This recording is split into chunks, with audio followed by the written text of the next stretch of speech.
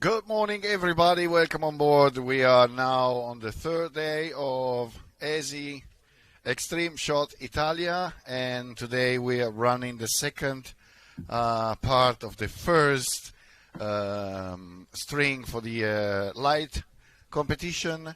Weather conditions today are quite different compared to the other days. The first and the second day is a little bit cloudy, is windy. Not the strong wind, but the wind direction is completely another one. So for most of the spotter and the shooter, they have to recalculate everything. They have to recheck everything. They have to apply the weather condition to the shooting table to be able to or try to hit the target on a very first shot. I remind you that. It's not only how many rounds you have on the target to acquire your points, but it's also with which round you acquire the target that is providing you more or less points. So the first round is always the one that is providing more points, which is of course the most difficult normally.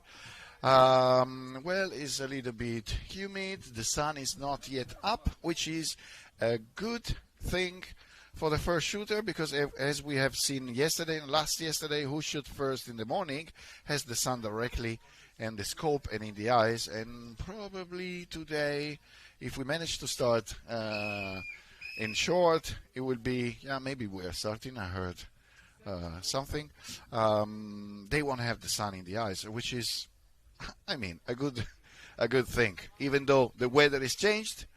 As you see, weather conditions are not always bad or good, are an average. So the first shot is gone, and it was a miss on the cold bore target. Cold bore target is quite in the near, considering the extreme long range that we are going to shoot with these guns. It's about 500 and some other meters. And it's quite small, so it's a tough target to hit. Why we do the cold bore? I don't know if we have been told in the previous days. The cold bore basically has a complete different grouping compared to all other shoot that we shot with our rifle. And this is due to the temperature of the barrel. This is due to maybe after we have cleaning the barrel, there is still a little bit of oil or other things in the barrel, and this is going to deviate a little bit the trajectory of our bullet. What is good anyway is that the cold bore is has his own permanent and always the same grouping, so you can also calculate this.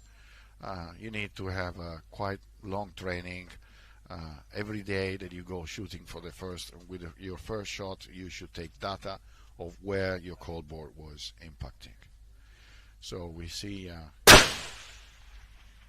now he's moving on target number one. Nothing seen, at least from the camera. They will have to recalculate their point of aim.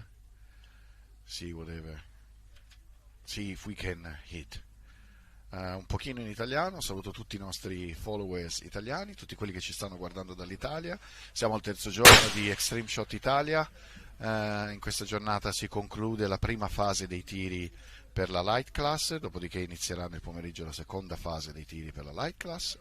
Nella light class ci sono nei tiri di eliminazione, se vogliamo, o di qualificazione alla finale, meglio detto, ci sono in tutto 7 bersagli, cui cold bore più altri 6 bersagli, 3 nella prima fase, 3 nella seconda fase. Ok, abbiamo un impatto leggermente sul bordo basso della sagoma, però bello centrale. Ora andiamo a cambiare, il nostro tiratore va a cambiare bersaglio. Ogni bersaglio è posizionato chiaramente in un posto differente dell'area di tiro, e abbiamo visto in questi giorni i tiratori si devono muovere, non troppo, ma si devono comunque muovere, il che significa cambiare la posizione di tiro, il che significa dover ritornare di nuovo in modo opportuno dietro la nostra arma per cercare di avere la miglior posizione possibile, il miglior controllo possibile della nostra arma e la gestione dell'arma. Nel cambiare da un bersaglio all'altro chiaramente variano le distanze, si va dalla distanza più vicina alla distanza più lontana. Qui siamo al bersaglio numero 2, vediamo un po' come si comportano, se riescono a capire il vento.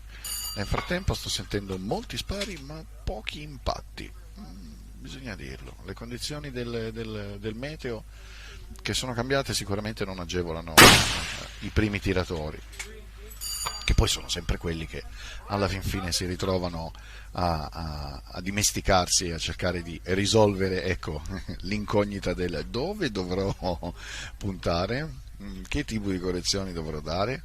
Extreme Shot Italia è una competizione incredibilmente bella e difficile, è veramente difficile, in paragone a molti altri poligoni, molte altre competizioni che ci sono, proprio per la morfologia.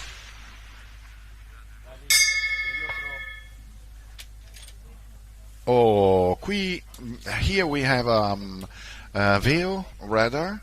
This is now one of the sponsors in this edition, and they are present.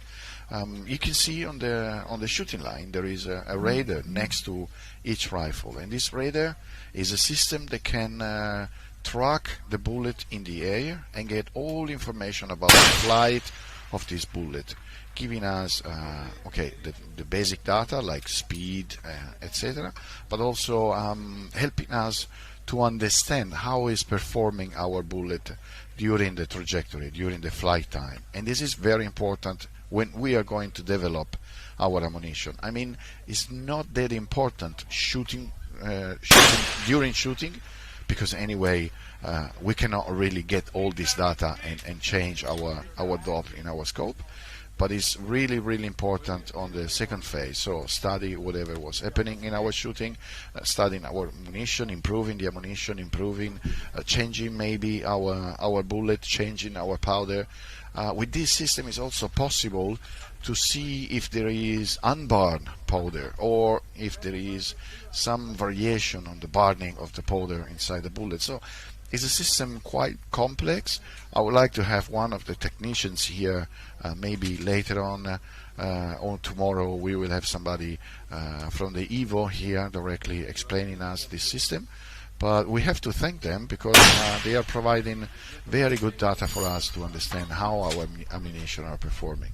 I personally, since with the company Före with Southern, we've been developing this 50. Wow, this is a very nice grouping. 2 shots almost in the same place. This is really precise. Third round, yeah, very nice. Okay, so we've been developing an ammunition in 50, and all data that we have been collecting here are really, really useful and important for us in order to improve this ammunition. So thanks to Evo to be here, thanks to their support. Thanks also to all other sponsors that are here. So Före, I am one of them.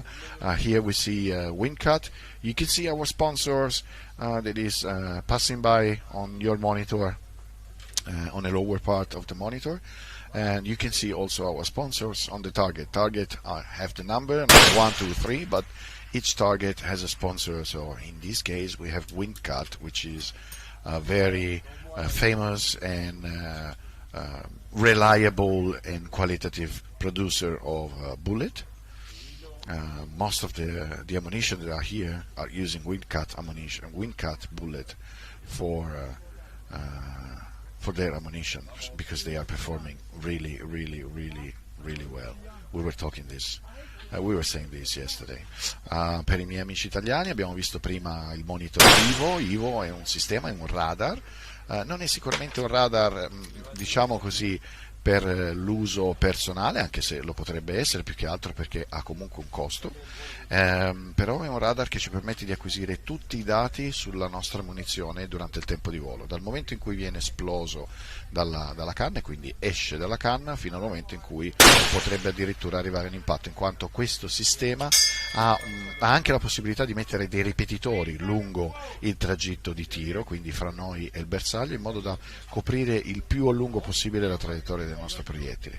Che tipo di data ci può dare? Tutto, praticamente tutto. Ci dà la velocità, l'elevazione, se c'è o non c'è, cioè se nell'esplosione del colpo c'è stata addirittura della polvere non bruciata, riesce a dircelo. Se ci sono delle variazioni, delle instabilità della palla, in quale punto della traiettoria ci sono, e quindi utilizzando questo sistema noi possiamo capire veramente bene come sta volando il nostro proiettile. Insomma, dovete pensare che un proiettile viaggia a 800-900 metri al secondo, e non è così facile riuscire a capire che cosa succede in aria, e c'è sempre bisogno di questi sistemi, ed Evo è riuscito a creare un sistema veramente rapido e performante, e siamo contentissimi di averlo qui, perché, come dicevo nella parte in inglese, noi con Voere e Salte, che Salte è una ditta di munizioni svizzera, stiamo sviluppando una munizione in calibro 50. I dati che abbiamo acquisito qua durante il mio pessimo tiro, da dire, però nonostante questo sono dei dati estremamente importanti per continuare lo sviluppo della munizione e arrivare a dei risultati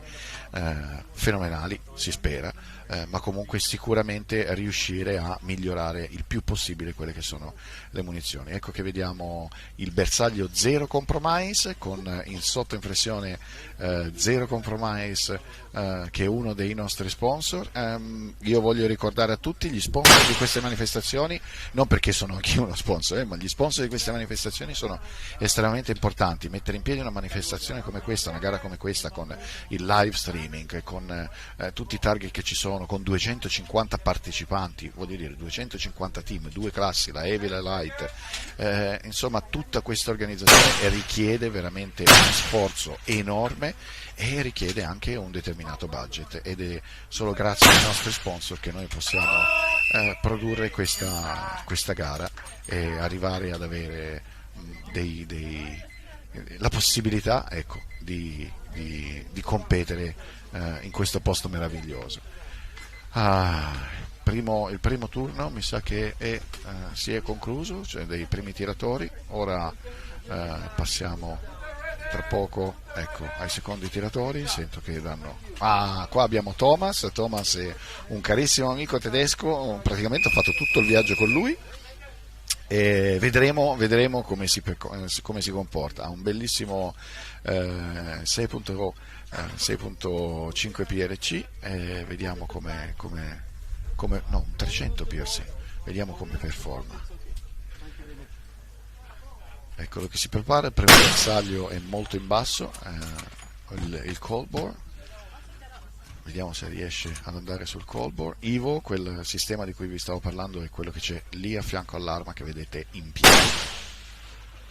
Cold bore, anche lui è andato basso. Ecco qui che vediamo Evo come si muove, come i dati che si possono andare a prendere. Ora vediamo i dati di un tiratore. So Thomas now is moving on the second target. Thomas, as I said in Italian, is a very good friend of mine. We have been traveling together here, together also with Jonas from Schmidt & Bender. We are the Trittico. Now this is his first day on the competition, first time. 300 PRC, a very beautiful gun he has, and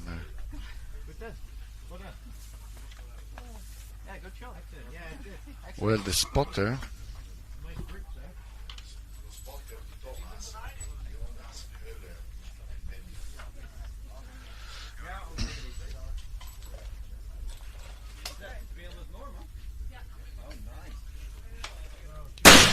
so let's see how it's going. He's taking time just to be sure. He's also using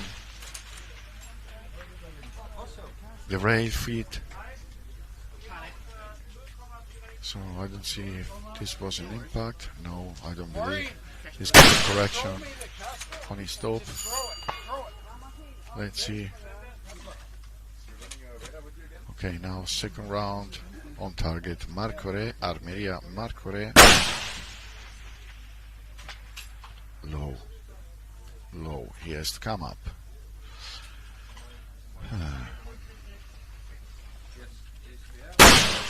And here we see on rail feet, which are the feet to put under the bipod. You can see on the Thomas rifle.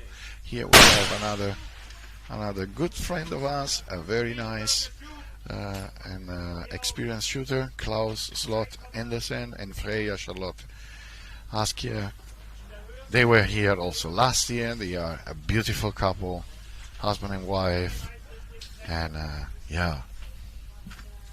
So this is what is also this competition. It's a community.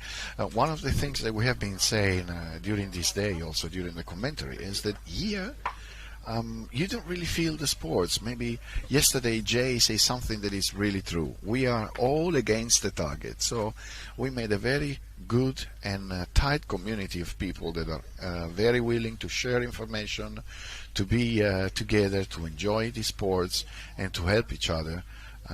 So you don't really see an external competition. People is coming out from the shooting line and then just talking to the other one and please come. So I was just talking about Jay and our talk of yesterday, and here is Jay. Yoo-hoo! Good morning, sir. Welcome. Good morning. I see you have a beautiful coffee. Yeah.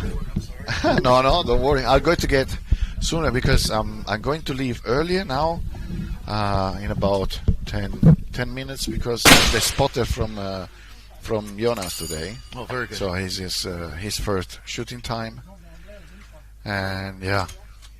So weather conditions are different today, huh? Quite a bit. It's a little bit cooler, but then the wind change directions on us. Yeah. So we've been having the wind come up through the valley all week. Yeah. Although the first practice session day, we saw this wind. So hopefully people are taking notes, paying attention. It's an interesting wind. If I remember right, the different targets see it differently, we'll say. Yeah. But what I just say is at the beginning, what is nice for the shooter now is that compared to the yesterday shooter, they have a different weather condition, but they also miss the sun in the eyes. That's true. That was yesterday bothering the first shooter. So well, and it's a different wind, but it's not necessarily worse. Yeah, of course. It's just simply different. And most likely the shooters will learn what it's doing. Yeah. And they'll zero in, dial in, and figure it out very quickly. This group of guys, there's just such a high level of performance here. They'll figure things out pretty quickly.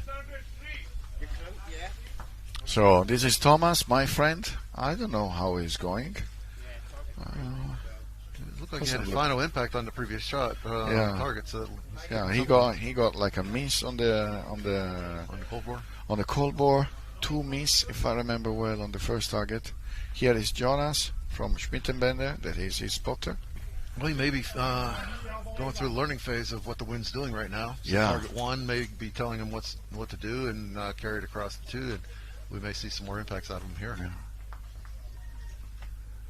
But again, it's a challenge as you come out of the hole. That So effectivity you of the see wind. this system. I don't know how is it called. The system that Jonas has on his spotting scope. That's a new creation. I think that Thomas has, or someone made it for him. I'm trying to get one for. Yeah, it's really beautiful. It's a platform where you can.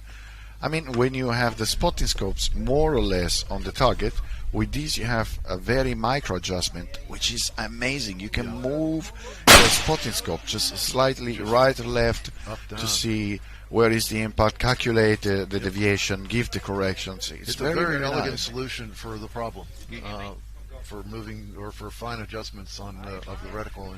And Thomas is using your rail feet. Yes, he is. He borrowed a set to run for this match. He had never run them before, but I think he used them during practice session. He found that. He found them. He was like, after the first shooting, he came to me and he was like, Danilo, das ist phenomenal. Es ist richtig super gut. He's not really happy. No, well, he's struggling. On the low end also of caliber wise. I think he's running a 300 Norma. Yeah. No, it's 300 PRC. Oh, sorry, 300 PRC. It's 300 PRC. That's even pusher down, further down. So any kind of wind conditions are going to affect him a little stronger than others. Nice impact. Now, but again, target 3, that's the tough one. Yeah, target 3 was the most difficult target for everybody. There is something that changed between the 2 and the 4. Well, target 3, size-wise, is smaller. It's a smaller MOA target than everything else. Not only that, it's, as you say, it's climbing out of the hill. So the wind effect changes from what you learned on 2 isn't directly transferable. Yeah, to 3. exactly. And also, I guess you may have already said something, but target 3, you can see it was Poise Wealth sponsored. Yeah. So there's Poise Wealth has a thing going where all first-round impacts earn you a spot for a draw. And I think he's going to draw 3 or 4 names and give a cash bonus to those shooters for their first-round impact. So that's nice of them to contribute to the match in that way. But again, that's Poise Wealth. And really, we thank all of our sponsors. Yeah. I was saying before they show up the Evo system. Yeah. So I've been there this morning. I was straight by them because I say, hey guys, I need the data of my ammunition. They were really happy and say, yes, Danilo, no problem. Just we're going to send you or your ballistic guy directly. Yeah. So very, very good, very nice. Yeah. I appreciate their support here. Yeah, the development system, the system they're developing is incredible. Yeah, the ballistic solution and the way they're incorporating it, if it's used properly, is probably the best solution on the market right now. Yeah, and they told me they have another things that are coming out. There so he goes. We are nice. They are coming out maybe next year or the end of this year. I cannot say what is this, so you have to follow Evo to know it. But for how they describe it, I was already in love. I was already okay. Please, first send me an email. Exactly. Then you can push it out. Yeah. Pretty much what they're doing is they start with your basic G curve, G7, G5. I think they like G5. They're finding to be a really good match. But once you have the standard curve, then they just incrementally go out down range, and then you correct your data, and you correct your drag curve to match your range data. So you just keep tweaking and improving your drag curve incrementally out down range until you've got a full range CD Mach curve specific to your gun. But you can see, for what they told me, you can see an incredible amount of data of your ammunition. You can see if the ammunition is moving not properly in the air. They have done like a test with a 9mm pistol, and they scratched this bullet and they shot, and you can see in the graphic there is really a big difference in the graphic.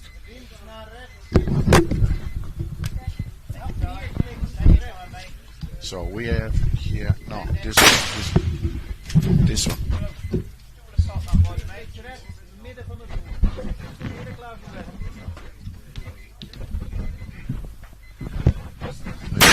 Good to see.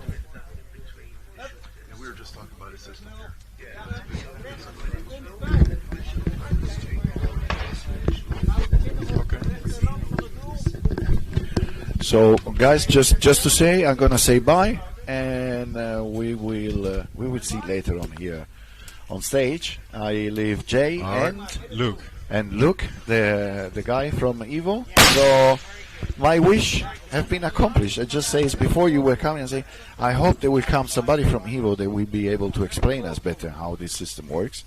So thanks to be here. Thanks to brought here this amazing and beautiful system. And ciao everybody. So we were just trying to describe your system to the audience as far as how you're tracking data out to, say, 1,000 yards or getting your initial ballistic curve.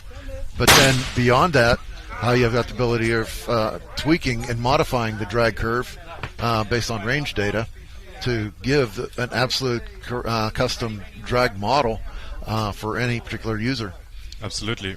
Yeah, Jay, thank you very much for this good introduction. I'm Luke. I'm here with Evo Ballistics, and we are one of the sponsors of this event. We are equipping 2 lanes with our EBMK1. This is a very precise Doppler radar where we can precisely measure every weapon and ammunition, and also the combination of both. But also we can measure all the environment data.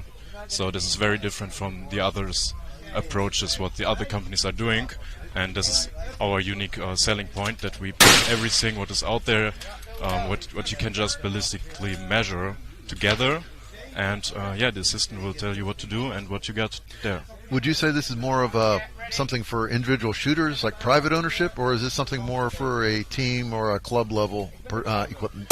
I would say it's both, because of course the shooter can use this device. If you want to do it on a very professional level, like you can see it here, we can see on the right the speed of the bullet, and on the left it was the last shot. And down there in the percentage you can see the distance from the average. So when we're looking at minus 0.419%, it's just how far is it away from the average, and it gives the shooter a good overview of how the bullet behaves. So even when the shooter would change his ammunition while he's shooting or in his series, we could exactly see how it changed. So this is why it's also very interesting for weapon and ammunition manufacturers to see the difference in the ammunition and also the quality, because we even can see unburned gunpowder and many more details. So it's just a perfect. So are you getting say a BC percent variations shot to shot? Or is that one of the products of your system? Yeah, we also get the BC. So on every range we are shooting, at least on what we are doing here, we can exactly and precisely get all the information for that as well. That was one of the biggest, we'll say, step improvements in ELR in recent years, was the understanding of different bullets, their reliability, the consistency, shot to shot, of how well the bullet performed. Frequently, the ultra high BC bullets that we chase have more variability in the effective BC downrange, which causes vertical stringing downrange. You'll see you're trying to group on target, but the bullets, if it has various effective BCs, it'll give you a vertical string. That understanding was one of the biggest things I'd say in the past 5 years, that understanding, and it has improved the understanding or the knowledge of entry-level ELR shooters, so they don't make those early mistakes and get caught in bad bullets and not improve themselves. So that's if your product provides that as well, that would be just fantastic for the shooting community. It's true.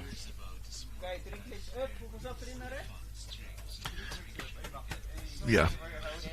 Now,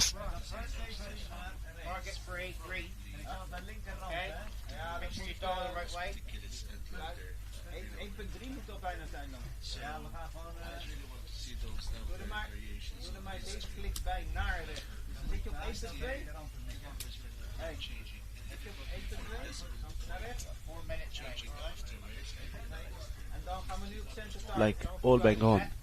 So I'm really curious to see what his string looks like on this. That'll be interesting to see. What is also very interesting, that you can even put all the data afterwards, after you have shot and put the EBMK1 next to it. You can even put the weight of each bullet into the system, so you get also more precise information. Nice. Do you put things? One of the variables I'm seeing for bullet performance is the bearing length. Yeah. Some different bullets have more variation than others, but we're seeing that as one of the sorting factors. Some people sort by weight, some people sort by various things. We're seeing that distance as one of the stronger drivers. Absolutely, yeah. Yeah, this is also what we do measure, and where we can also do the adjustment. Also, when we have a silencer on the weapon, or what kind of silencer, this is also what we're going to add on. So we just want to have the most precise data out there, and this is why it is trusted already by many well-known shooters, but also many gun and ammunition companies, just if they want the most precise information on the quality of their systems. And that's almost something you would need in order to fully report on a given bullet. You'd have to know what kind of sorting was done before that that test sequence was run. That's right.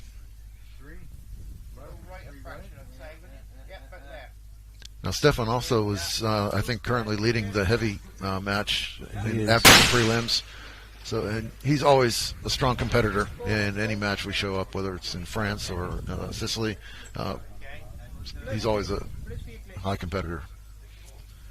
I'm a little surprised his second shot was pretty much impacted the same place as his first one.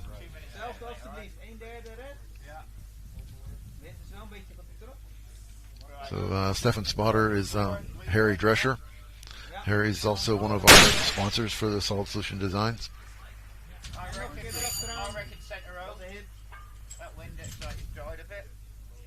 So that was a high hit. Harry, I think, picked that up. He got good response off the target. That's a little more centered. Very good.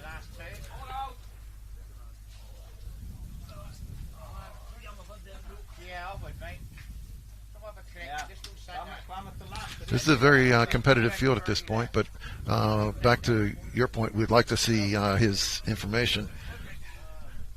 Can you pull up the ballistic data for the last shooter?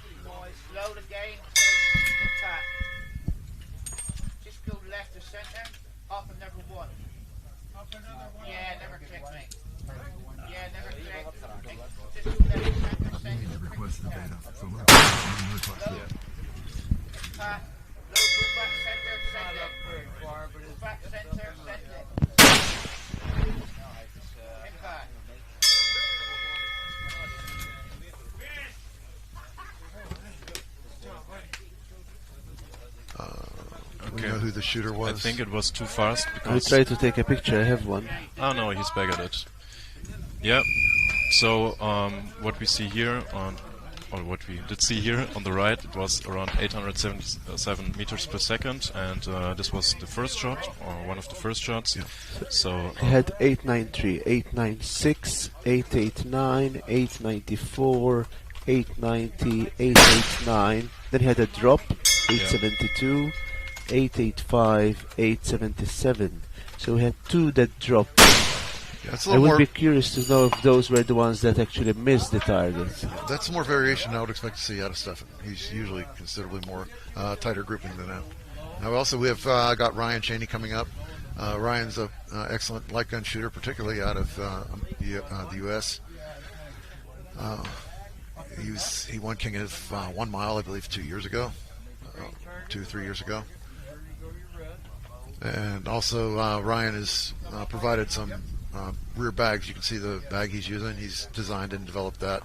I believe he sent some of those to the match also for sponsorship purposes.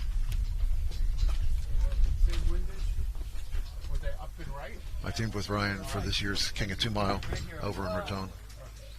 Very good shooter. Look, are you able to go back after the event to get the numbers of an individual shooter if you want it? absolutely, this is also what we would like to offer for each shooter, to send them over their details and their data.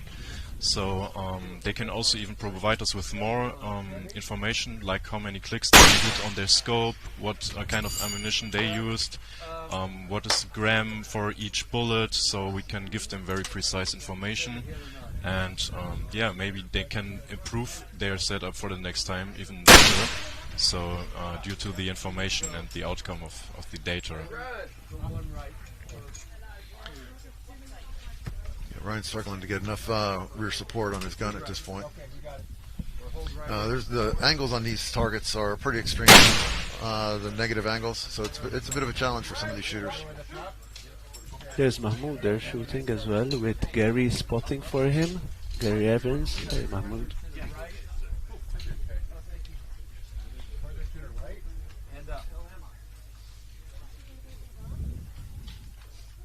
Would you say the weather conditions have changed today from the It's incredibly changed. The wind direction is about 180 different from what we had yesterday, so it's significantly different.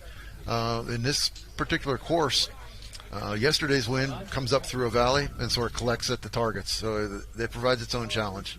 Today we're coming over half of a bowl, so it's an interesting wind. It's luckily we had both of these conditions during the practice days. So if the shooters were taking notes during and were able to shoot during those particular days, they may know how to handle these. Regia, mi puoi mostrare l'altro tiratore? Quello con la barba, quello che ha scritto Ryan, me lo puoi mostrare? Grazie. Tratteni qua per un po'. Would you say also the sun has a big impact on the shooting spots? Normally it would. Today the sun is, we're pretty much blocked out with clouds, so we aren't really having to deal with that. Now here's something with Ryan. I'm not sure if people may know, but a few years ago he was in a car accident to where his right elbow shattered. So he actually started shooting left-handed, and even his gun, you'll notice he runs a left-hand bolt now. That's because he had to convert over and do everything left-handed a few years ago for quite a period. And he's still having some issues with medical issues with his elbow, but it was a rather traumatic event.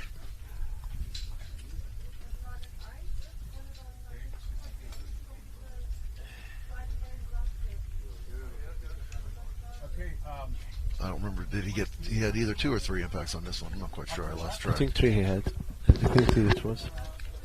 Yeah, this one you can see everyone's trending low on this target today. I'm not quite sure the reason for that, but it could be the way the wind is or is not affecting them. You can see for the wind we've got right now, it's a right to left wind. Normally a right to left is going to cause a little bit of elevation on your shot, aerodynamic jump. It could possibly be that there's not as much wind as people assume, so not getting as much jump as they assume, which will lead to low impacts. Okay. Ryan, it seems, has figured out the wind-wise and also his elevations. He's up near centered on the plate, so it looks like he's accounted for maybe a little less wind. And that last one was perfectly centered, so that was 3 nice impacts on that. Yeah. He's doing well. The challenge is going to be on the next target 3 again. It's the smallest moment-wise, or minute of angles-wise, relative to the distance, size relative to distance. So this will be a challenge for him.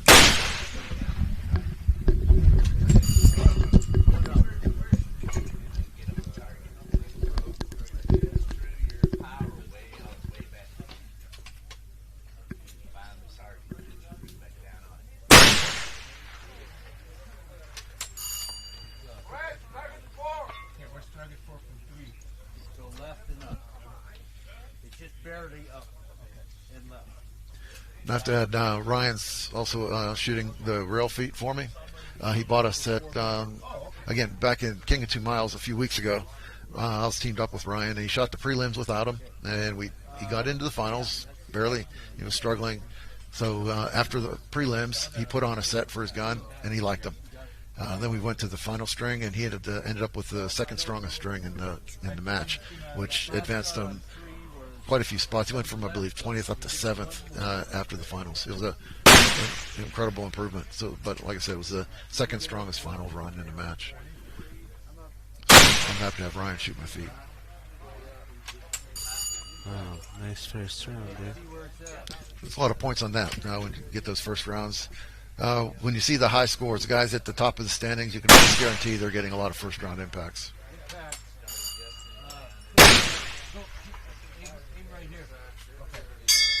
You can see spotter telling him to come down off the top edge of the plate. That's good spotter by Gary.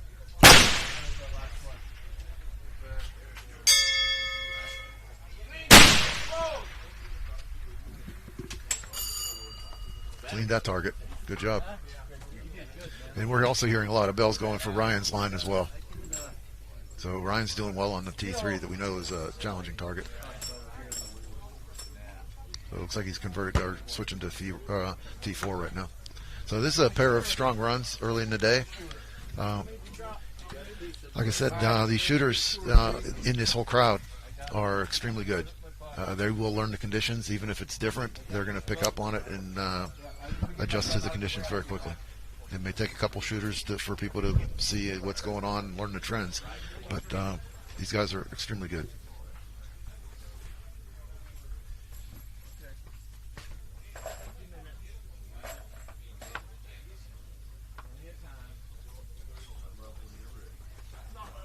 Likewise, in this sport, the spotter is incredibly important. Spotter has a dual rule of watching for the impacts, but also calling for wind. So he'll be calling any kind of wind changes to the shooter. They usually have the wind solution bracketed of a maximum minimum of what they expect it to happen during their string, and the spotter will be telling them where they are, most likely in that bracket, whether it's picking up, letting down, so then they'll know where to hold in that set of predictions. Nice impact. Now Ryan must be shooting solids because his impact points are relatively small. They don't look like lead cores blowing up. I think shooters also have to be very flexible because also from the training days, also the weather has changed. Absolutely. From what we have now. So they have to adjust themselves. And Ryan didn't make it in until Tuesday, the day before the match. So he never saw these conditions during the practice session. So he went 2 for 4 on 4. That's very good with the first and third round. I wouldn't say too much as far as whether he makes the finals or not, but that was a very solid run, though. Most likely he'll make the finals.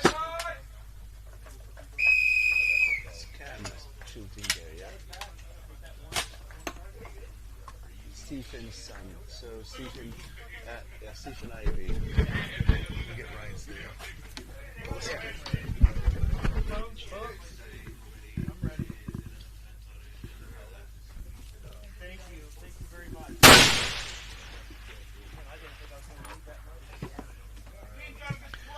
Some of these targets are a challenge to see for the shooters because they blend into the background, particularly the cold bore on the green line.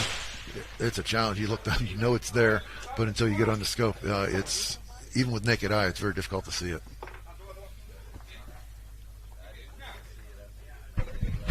I believe this is the new chassis from Stephen Ivy, right? He's running it on his 33XC here with the Ivy mounts. Okay. So thanks, Stephen, for coming on board also on the sponsorship together with the other 32 partners that we have. Stephen was very receptive when I spoke to him in Vegas, and yeah, we can see him making some adjustments there on that mount. We actually have 2 of these on the price table. I think tomorrow at this, yesterday at this time, we had a lot of sun, and it was blending the long-range shooters more than today. I think today when I shot, I had to put a towel over my head because I couldn't see. The glare was blinding. Because at this time the sun was rising up the hill.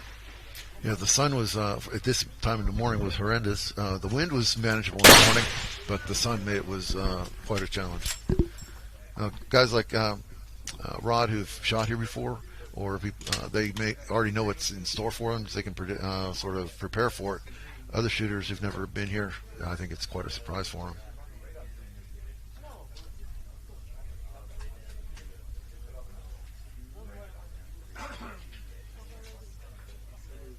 How many shooters in total do we have for this year in comparison to the last year? 3x. Yeah, we're about 3 times where we were, and the last year was 3 times the previous year. So that's amazing. When you consider year over year of 300% growth, that's just, you hardly ever see that. It's incredible. It's just a statement to really the product that's being offered at this match. I agree.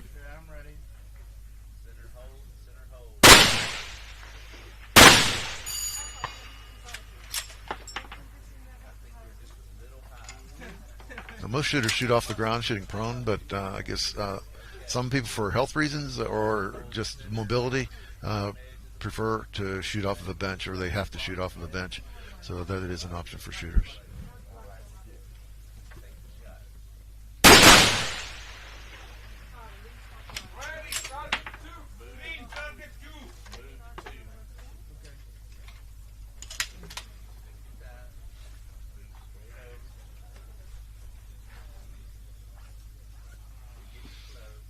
That's unusual. Normally a spotter, like once the string and you're on the clock, most matches the shooter's responsible for all manipulations. I actually like it when the spotter helps you out with the bipod. I noticed the Latvian team yesterday with Davis. they had a really good coordination going, and he left the shooter behind the gun. He went and he just gave the clicks that he had recorded during training days. Okay. So he just clicked it to the position that he needed the gun to, and they were running again.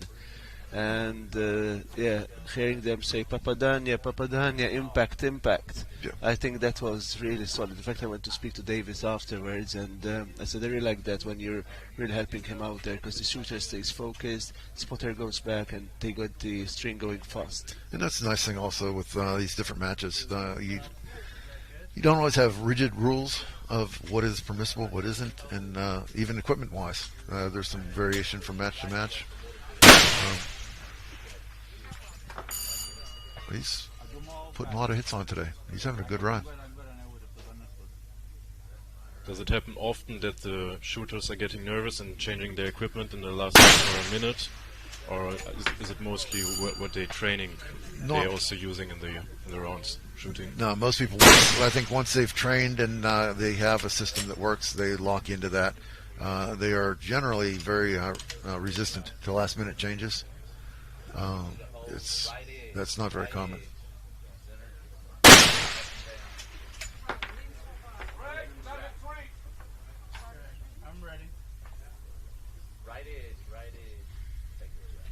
We're creatures of habit, but we're also we've watched what works for other shooters. So if someone else is doing something and getting a lot of success out of it, it's not out of the ordinary for other people to follow suit. And we see that with caliber and cartridge selections. A couple of years ago, 33XC was the cartridge of choice. So light gun matches were 80% 33XC, and then the remainder. Well, then some people found the 33 difficult to tune, or maybe it was more damaging on equipment, so they're burning up barrels. So the trend then got away from the XC, so now maybe 300 Norma is gaining more popularity. Yeah. So the trends move over the years for one reason or another. Sometimes cost, sometimes effectiveness, just different reasons. But especially, I know in the United States, there were a few guys shooting the 300 Normas. At one point, it was thought to be an underpowered round, but they were having tremendous success. So then that opened the floodgates for other people to follow suit. What would you recommend to someone just starting out with long-range shooting? What kind of equipment, or for myself, when I want to start with long-range shooting, what I intend to do, what would you prefer, how to start there? I'm a big fan of sticking with something that's readily available. So for light class, shooting something like a 338 Lapua. Yeah. It's a very versatile round. You can shoot heavy gun matches with it. You can definitely be highly competitive in the light gun matches. And ammo, if you're not into doing your hand loads yet, you can buy high quality production ammo for it as well. But one of the things is when you start getting into it, certain things you want to spend money on, certain other things not. Like for instance, your rifle. You may not want to dump all your money into a rifle right off the bat until you really learn what you're going to want in the long run.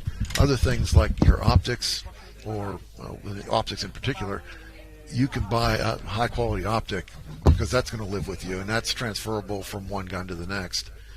Whereas different rifle systems, or you can upgrade, but now you've got to make a new investment.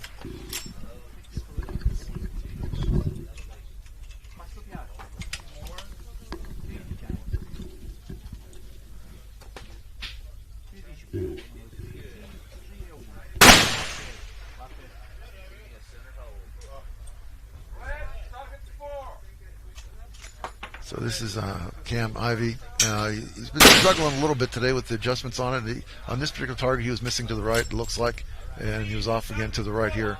So hopefully he'll be able to pull off of that. His spotter will give him the wind correction and bring him on target. I think that was number 3 on that target hover. So now he's going to move to target 4. And again, you do what you can. You say how far off from your wind prediction you were on that one, and then try to decide how much of that carries across to the next target. Sometimes it may be a constant, so you're off by 0.2 mils. So you're going to add 0.2 to your next correction. You may look at it as, well, I'm further away. So instead of 0.2 and it's further away, maybe I need 0.3 on the next correction. So you'll increase your corrections, your offsets. So you sort of learn it as you go out to see whether it's a constant or progressive.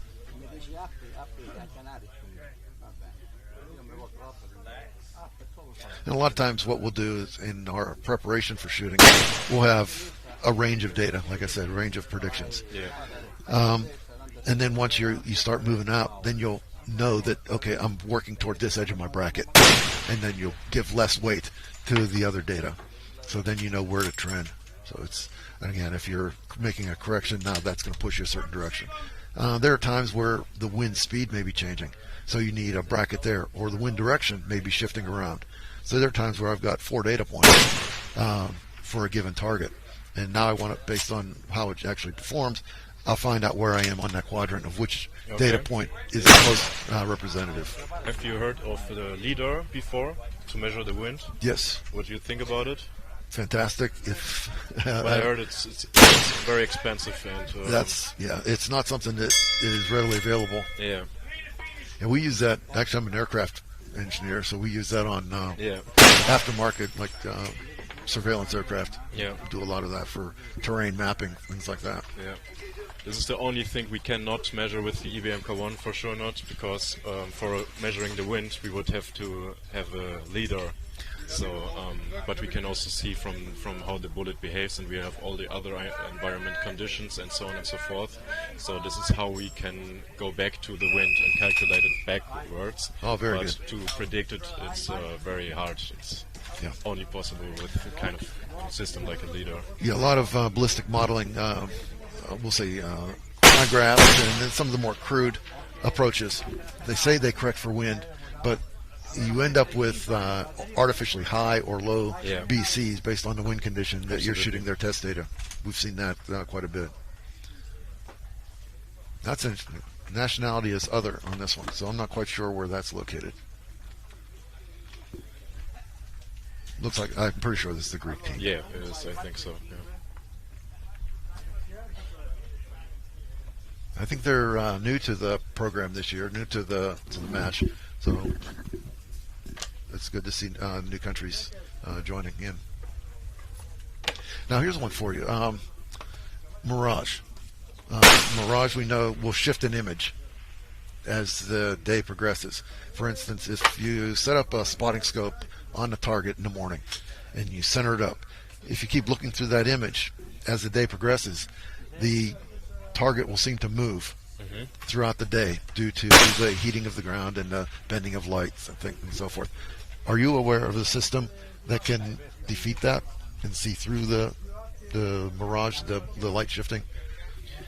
I personally do not know about this aspect.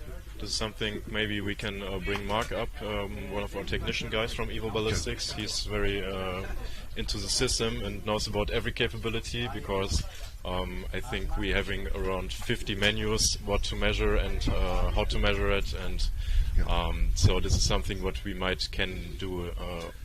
This could be one of our options, but this is not commonly used. So otherwise, I would. Yeah, know for anyone listening, in case you're curious, the mirage is pretty much when the light bends due to the heat between where you are and the object. If you commonly you'll see it if you're driving down the road and you see a long heated road, it looks like there's water up ahead. That's mirage. Effectively, what it is a reflection of the sky off the road. The light is bending, so you're really seeing a reflection of the sky. On target shooting, the impact it has on us is you think the target is located in one spot.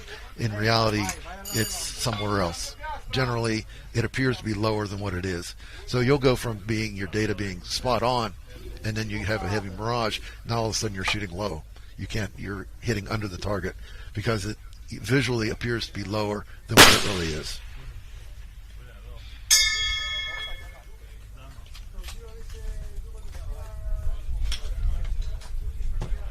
And those are some of the challenges, even when with your system, where you're going in and correcting data based on range data. Those kind of variables are going to kick in. Yeah, absolutely. So now, that would be something that when you're reviewing your data sets, you simply have to be aware of that. Yeah, that's true. And that's always a challenge for when we're trying to develop our own data or our drag curves. Yeah. We try to get a day, almost like an ideal day. So this day is perfect. No wind, no anything. So we get some really good data that day. Yeah, true. Yeah, this is everything. The more details we put into the system, the more accurate it is. Right now we're mostly showing the deviation and the differences between every shot regarding meters per second and how far is it away from the average. But of course we can show a lot more what we can do, because nowadays it is easy just to measure the velocity of the bullet, but we do it very precisely. Because we even put in all the data, like I mentioned, the weight of the ammunition and so on. So do you give the user, say in real time, say you shoot and that bullet is slow? Okay, fine. We know it's going to hit low. Do you have the ability to tell the shooter how low? Is it slow enough to miss the target? Yeah, or we can completely see it. Okay. Even when we cannot follow the bullet all the time, but we are doing 20 million frames per second of the bullet. That's a lot. So we can also simulate where the bullet will drop, and we can exactly see in our system where it will hit, where it will touch the ground. That's very useful. Yeah. And we can also see how many clicks we have to do on our scope if we want to put all the information in what we are doing, what the shooter is doing, what adjustment is he doing. So the system can tell you the exact clicks to hit the target. Of course, wind is also what we talked about, a big factor. There you have to put it just manually inside. The other teams are doing the system by themselves. Now, do you get much? Have you been working with the bullet manufacturers to investigate the quality and the reliability of the different bullets? Absolutely, because we can see unburned gunpowder also.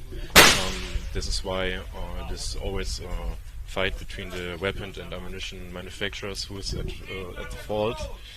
So with the EBMK1 you can pretty good see it, what's the case, and we can especially see the quality of the ammunition. Nice. Because if we're shooting one weapon and we change the ammunition, then we can see in the data like complete changes for the ammunition, but mostly at longer ranges. So this is where it gets very clear. That's an unfortunate or inconvenient truth, we'll say, for some bullet manufacturers. They don't want to hear necessarily what their bullet does downrange.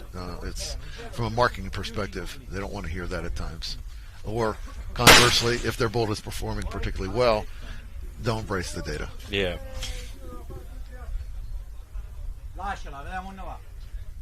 And we were talking, I think, yesterday about the different variables as a spotter. For instance, if you're watching and your shooter hits down off the plate by however much, maybe 0.2 off the plate or whatever it is. Now the question is, do you correct to the center of the plate, or do you give a partial correction?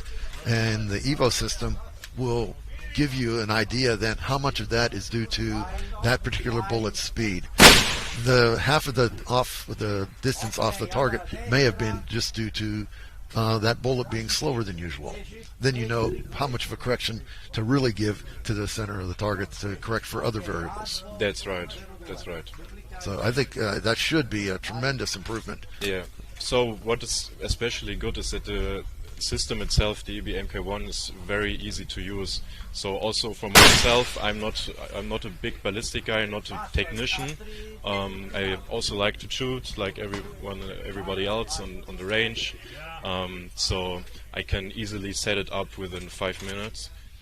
Just put in my weapon information, what kind of weapon I'm using, what kind of ammunition, and that's it. So it's easier to get, and it gives me all the information I want to get from my shooting. Okay, so you have the Evo, the radar system. Do you have also a standalone solver that runs off of that? That sort of that'll give you your ballistic corrections. Is that independent of your radar system? Is that a separate product, or is that part of the radar system? We have at the moment with Evo Ballistics only one product. It's the EVMK1, and this is where we get all the data from. So we don't use any added products. We also do all the programming in-house.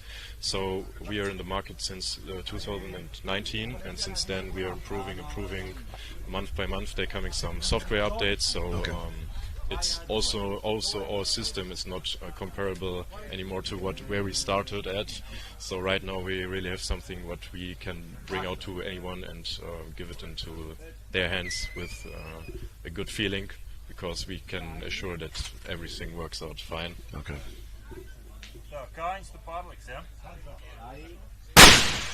Now, as we've been talking about, this ELR is a benefit, or it benefits from step changes in technology. Because there's always a state of the art, we'll call it, and then a new product comes along that makes everybody better. And I think that's what we're looking at with what you've got.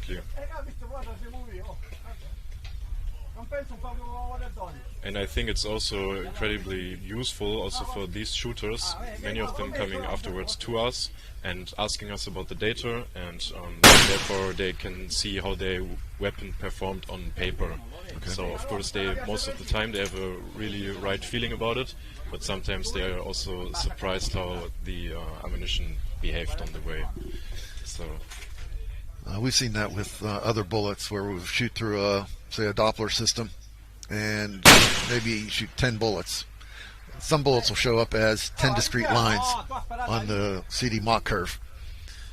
Other bullets, 10 shots will appear as a single line, just a fat line, meaning that the BC variation is very tight, very low variation.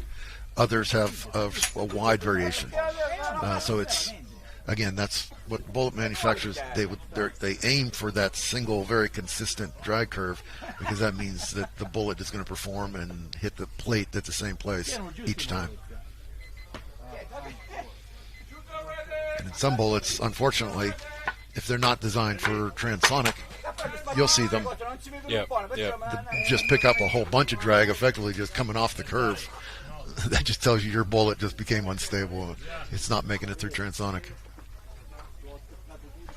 And one of the limitations or things we've noticed is shooters that are coming new to the sport, they don't realize that the distances we shoot and can shoot are much further than they may think at first. Yep. If they shoot a bullet, say, that will transition, and again, when I talk about transonic, that's as the bullet slows down, it's approaching the speed of sound. So supersonic performance and subsonic are quite different for drag. But getting from one to the other can be a traumatic event. So if a bullet's not designed for, say, subsonic or for transonic, it can become unstable, and you lose the flight at that point. But if you do have a transonic bullet, we can shoot much further than what some of these guys, some of the new shooters, think that they can be effective. These bullets are effective way further than we originally thought. To speak to that King of 2 Miles, I talked about this yesterday, but in the mornings, we wait for the sun to hit a certain point for the finals, so we pass time in the morning by shooting a target at 4,200 yards, 4,260. And it's just really an exhibition target more than anything else. At first we were doing it thinking we just want to see, can anyone even hit this thing? Well, it went from one guy hitting it or two guys hitting it to last year 5 guys hitting it. So the probabilities, it's not random anymore or a lucky shot, because it's happening too much. Yeah. But it speaks to having a system that you understand, a bullet you understand, the ballistics you understand. There's a lot of things that go into being able to hit a target at that distance. Exactly.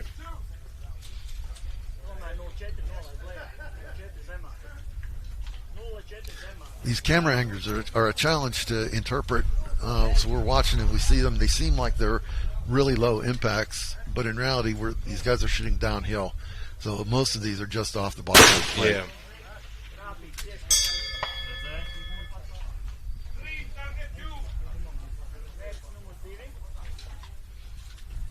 We do have the privilege at this point, though. Most of the cameras are lined up on the target, so the right-left corrections are fairly true. but the verticals can be a challenge. And this is a risk actually for the match director. Putting the target or the camera in line with the targets puts the camera at risk of getting hit, which can happen from time to time. Yeah. Maybe the sun is also coming through right now. I noticed that on that last. Yeah.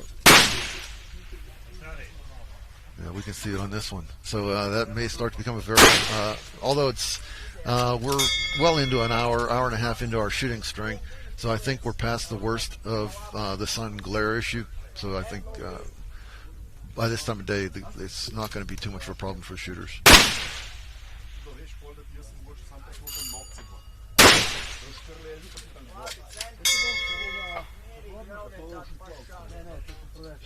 Again, we can see that was left edge impact. So your spotter's going to try to bring him to the center of the plate to center up bring his group to the center, give him some margin.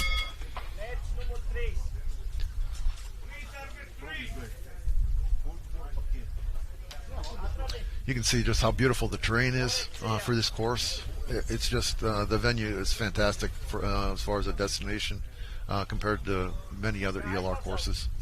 It's just a beautiful place out here.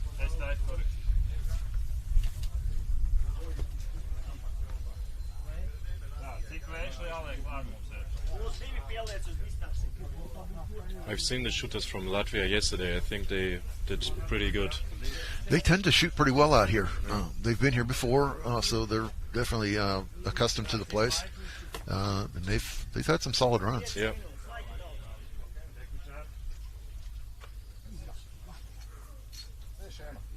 Looks like he's shooting Victrix based on the muzzle brake. That looks like a Victrix Crown, most likely, or whatever the light one, Scepter, I think is their light class one. And when we look, you were asking, or I guess Danilo was asking about what rifle to shoot if you're entering the sport. Yeah. Victrix is one of the manufacturers that produce a match-ready rifle. So out of the box, you can compete with the thing. Yeah. Other people will take more of a custom option where you buy the action, buy the barrel, buy the chassis. Each of those items has a wait time, and depending on where you live, what country you're in, you've got other authorization requirements for each of those components. Yeah. So it can be a long, drawn-out process to put together a custom rifle. But if you were to be able to buy one that's a competitive, high-quality rifle, that's what we're seeing coming out of Victrix right now. What kind of weapons do you prefer? Like, is it also customization or is it stock? Because I heard from many shooters here, some of them have their gun fully customized, but others just leave it in stock, like the same when they buy it out of the shop. Well, so, and they both performing well. So I think what's the difference then there? I think it's a preference thing. It's a preference thing, and sometimes it's depending on availability. For instance, I have both. Yeah. I have a Crown, a Victrix Crown, and actually I got that with Eduardo. Eduardo shoots their equipment. Eduardo de Foncuberta out of Spain. He runs the King 2 Mile franchise, and I have his rifle, and I load for him. So when he comes to the U.S., he'll shoot that rifle, and I compete with that one as well. And it's a very competitive rifle. But I also have the custom, where it's the stock, and that one came back to where I was shooting for the guy who designed a particular barrel. So that one was a component by component. And at the time, I was on a team that made the action, so I had to buy a certain action, and we had a certain barrel because that was also one of our sponsors. So that one was definitely put together in pieces because of the requirements at the time. So I've gone both routes. I've had successes in both routes. So I can say they both work, and you're not forced one way or the other. I'd say convenience becomes a factor of because you want to get out on the range and shoot. So sometimes what's the easiest path to get to have a completed rifle? I had a fellow ask me once. He was from, I think, New Caledonia. He was looking to build a rifle, and he wanted to help me, or me to help him source these components. And I'm thinking, geez, the delay time on some of these, you place an order and you may get your product a year later. I said, instead of doing that, see if you can find one of someone getting out of the sport, or maybe they're changing calibers. They may have a completed rifle where you could just buy ready-made. So he ended up buying Lindsay Paul's rifle that she won King of 2 Miles with. He bought her rifle. She was looking to make some changes and had that on the market. Perfect purchase for him. So it's now he bought it, then being a fully customized rifle, but he was able to pick it up.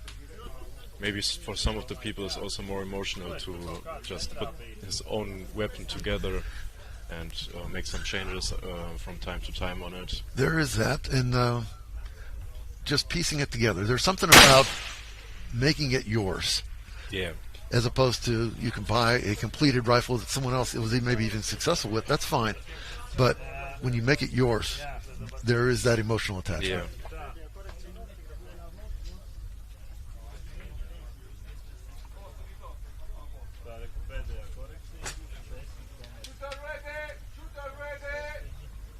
I apologize. We've been talking and just chatting amongst ourselves. We haven't been giving a whole lot of attention, or not enough, to what the shooters are doing. So I apologize for that lack of attention.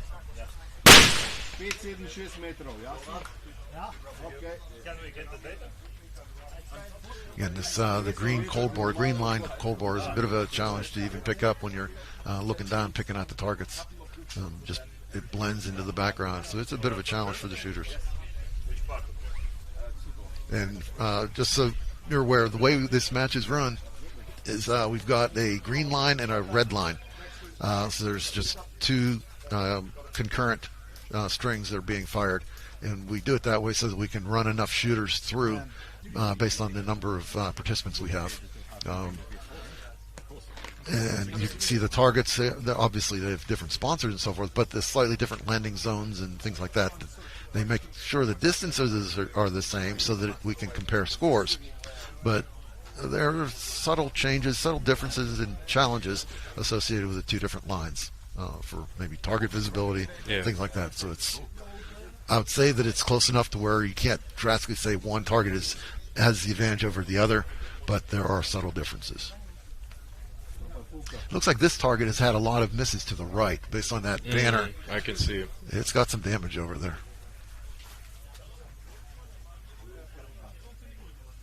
As well as up high, and the banner across the top looks like it's got a few hits off of it. That's why when Rod told us we were to bring banners, make sure to bring 3 of them. Yeah.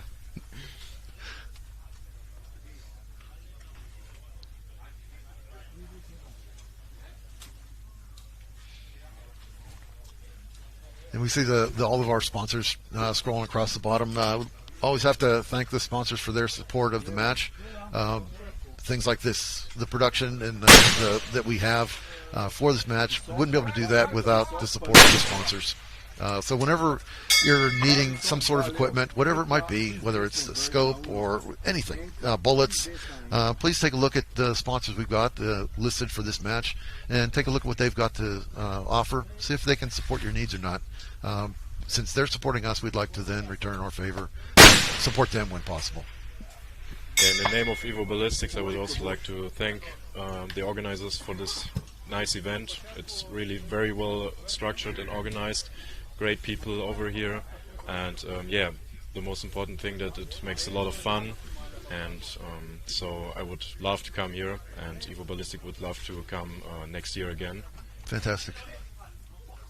Well, we appreciate your service of tracking the data for people, watching the bullets. The guys can learn about their own the performance of what they've got. Again, sometimes we think we've got one thing, we end up with something else. Absolutely, yeah.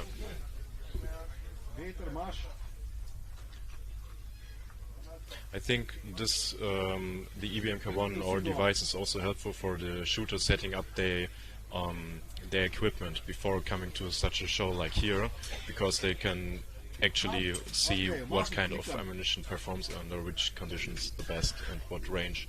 So this is not only this. Normally, you will use this device while you're shooting and looking on the screen all the time, but it works very well for the setting up the right equipment. Is the information you get, say the performance of the bullets, is that available to the public, or is that how would someone make use of that information or access that information? Is it available? So what the shooters are doing here, it's not available for the public because, of course, we would have to ask them, and everything what we're doing here is only for the shooters, Okay. because probably most of them also don't want anybody else can look into it. We are doing everything locally, so our device is not connected to the internet, so we're not in danger of any jamming attacks or something like Got this. And yeah, this is also important for weapon manufacturers or the military if they use the device, because of course they don't want to share their information to the public or to Right. anyone else or get into any risk. So that's what we were talking yesterday. When you start a rifle build project, one of the first things you want to do is select a bullet. What do you want this rifle to do? Yeah. What distances do you want to hit? And in doing that, having information about how the different bullets perform can be very useful for people. But that's another thing also for anyone interested in getting into ELR. We talk about all these different things as far as developing and enhancing and what it takes to get accurate and all that. You don't have to have that. You can start in with virtually any system you have, even for a hunting rig, and you can run that. You can start, and from there you learn where you can make improvements. But anyone can shoot an ELR match, so it's very inclusive. And what we also find is that for this discipline of shooting, people are very open. So across teams, across countries, they'll talk to you. They'll tell you, let you know what they have and how it works and how well it works. And people are very open to discussing and even helping each other throughout the match and in between. Or online between matches. The discussion is very open. People are very candid. That's one of the things I really like about the ELR discipline. Yeah, that's great. I like it. It's one of the things we talk about: loading, hand loading. Oh, what's your process? And you'll have guys, they'll put their step by step. What did they do to load? Someone else, well, I don't do that step. I do that one before, whatever. They'll resequence them. But it's interesting to have those discussions.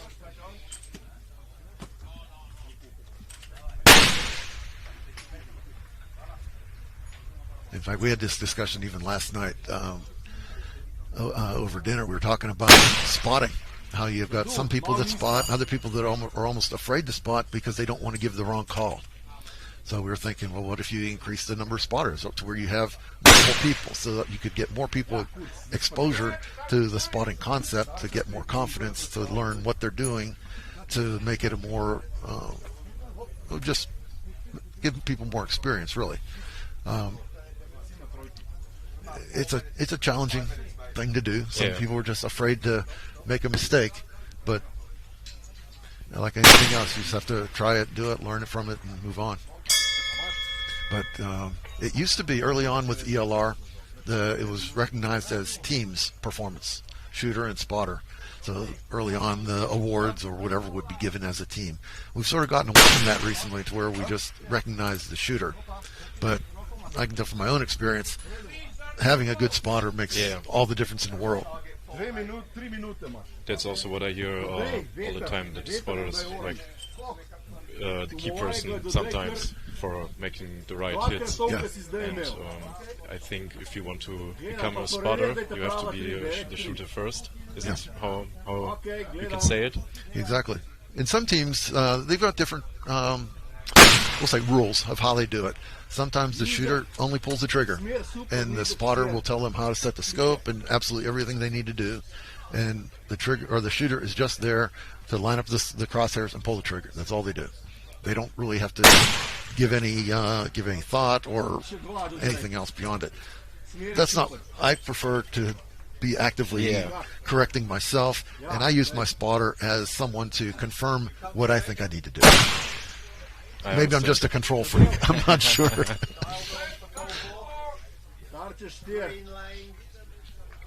I need to check the time.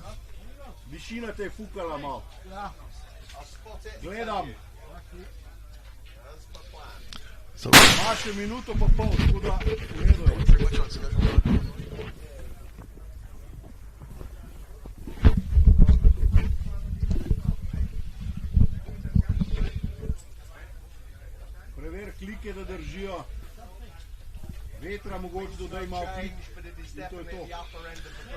It's a lot of impacts on the plates today, so it's been a pretty successful day. Like as we talked about earlier, the shooters I think have figured out how to deal with the conditions being so much different today than yesterday. But again, the quality of shooters we've got here, they will learn that very quickly.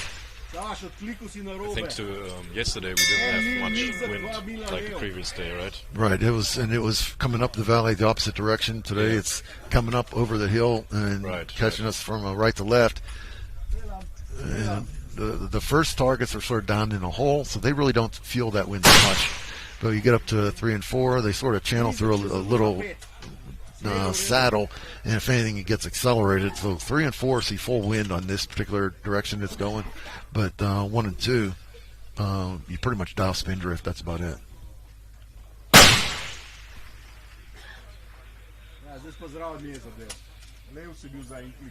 You can see from even the dust off of these misses, it's not a really strong directional wind.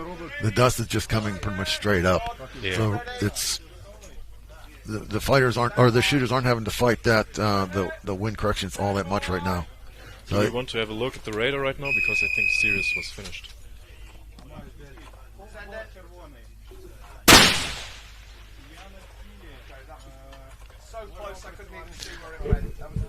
Again, we look at these things right now, and it looks like it's a bad miss on these targets, but it's really not. These guys are shooting downhill at the target, and they're probably just under the plate.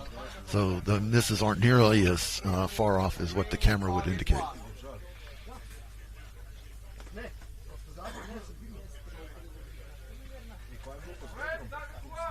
One of the most challenging things about the match here in Sicily is target size. Most of the matches, I'd say in the U.S., the plates are generally about 1.5 minutes, or maybe even 2 minute wide by 1.5 minute tall. That's pretty much a standard sizing. These are all 1 minute targets. And it really makes it a challenge when you think of the target area, 1 minute by 1 minute versus 2 by 1.5. That's 1/3 the size. Yeah. So that's what sometimes would be an edge hit on other targets, bigger targets. It goes for a miss here. But when you're hitting center of the target like we've got here, then it doesn't matter. You're good. He had 2 that were perfectly centered, and the last one dropped off. So yeah, I'm not sure what's going on there. That happens.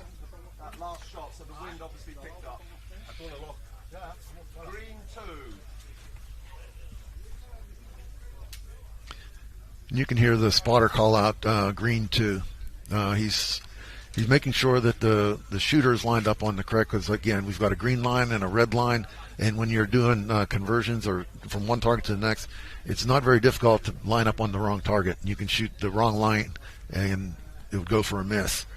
So the spotter is reconfirming with the shooter just where they're lined up and what it looks like. That's also a nice thing about having these sponsored targets that you can call. You can say, we're on target 2, it's the rifle talk target. Yeah, that's right. That way they can read the banners on the target they're lined up on and make sure that that is the same target. It brings also a lot of brand recognition. It does.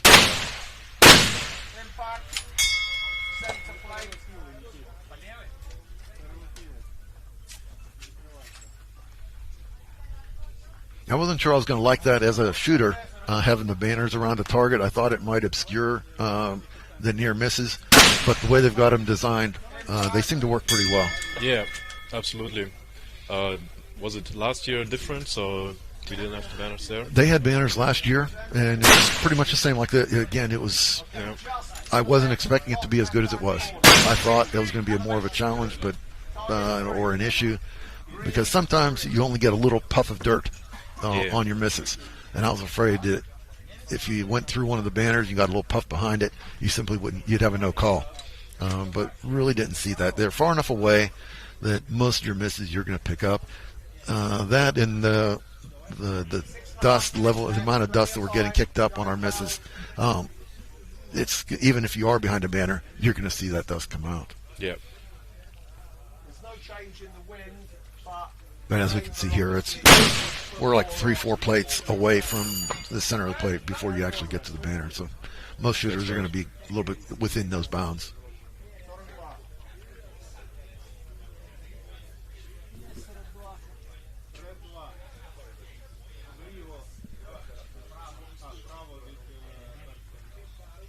And again, we're back onto the Poise Wealth target where we've got the challenge that's being sponsored.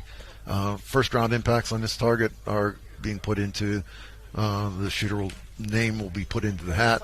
And they'll pull 3 names out to give cash awards. I think it's 3 or 4 names for cash awards, and that's again, Poise Wealth sponsor is doing that raffle for us. So appreciate that. There are a lot of different challenges that are being done by the different sponsors throughout this match, just to spice it up a little bit, and that's appreciated. It makes it a little different than a standard ELR match where you're just shooting plates and getting your score and then going home. This one's got a little more variety to it. It just makes it, and it's also not annoying to the eye, so very it's true. Just interesting add-on to see.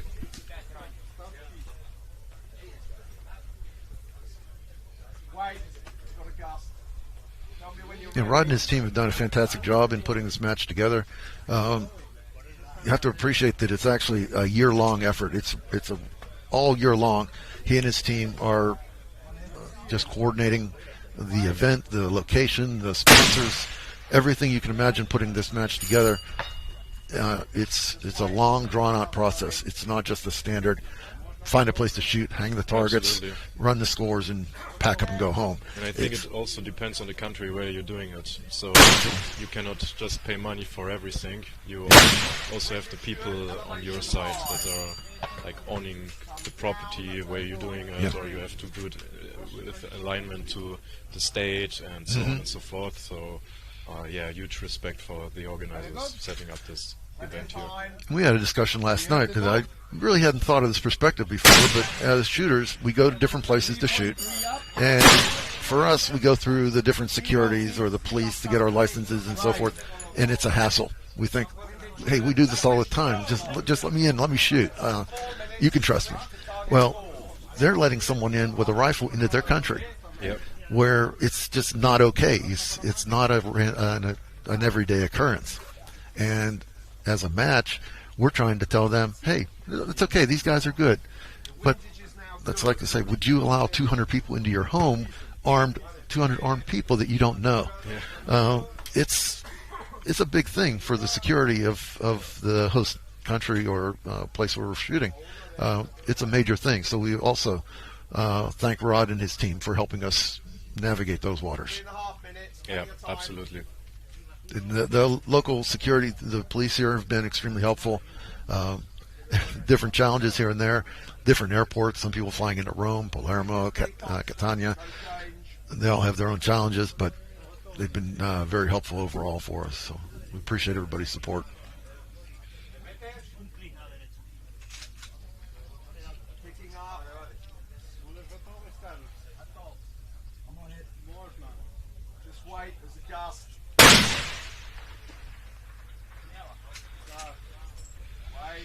He got good wind on that one. He just missed on elevation. So the wind is generally your bigger challenge.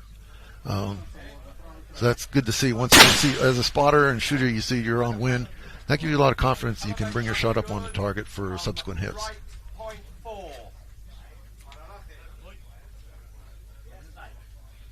You've got a nice banner on this shooter, so that's good for you guys. Yeah.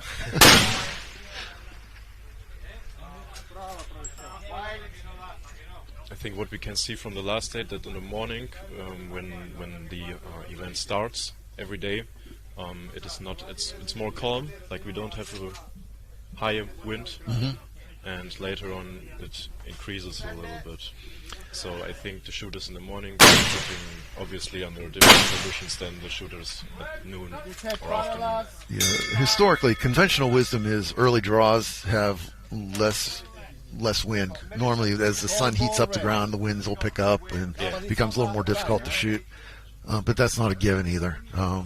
As an example, in Raton, say King at 2 miles, the dominant wind, or prevailing winds, are pretty much coming off your, let's say, 5 o'clock wind. Yeah.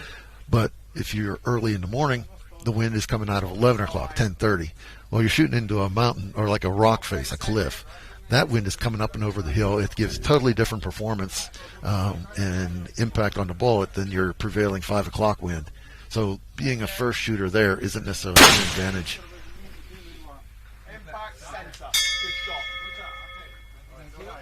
I mean, it also depends on the location. Absolutely.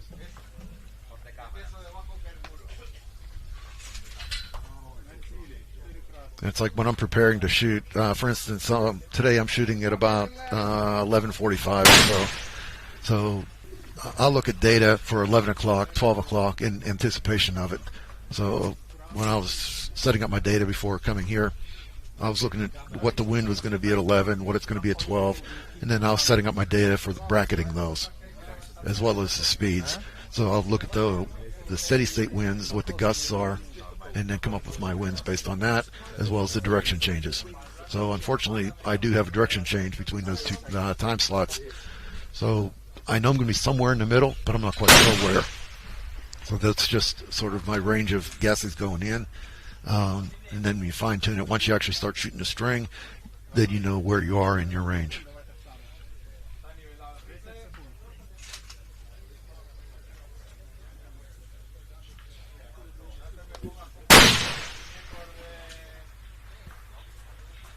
And that's one of the challenges of ELR also, is that we're at the firing line, and you can have a Kestrel or whatever weather meter to measure your wind speeds and directions, but it's not necessarily what's happening downrange.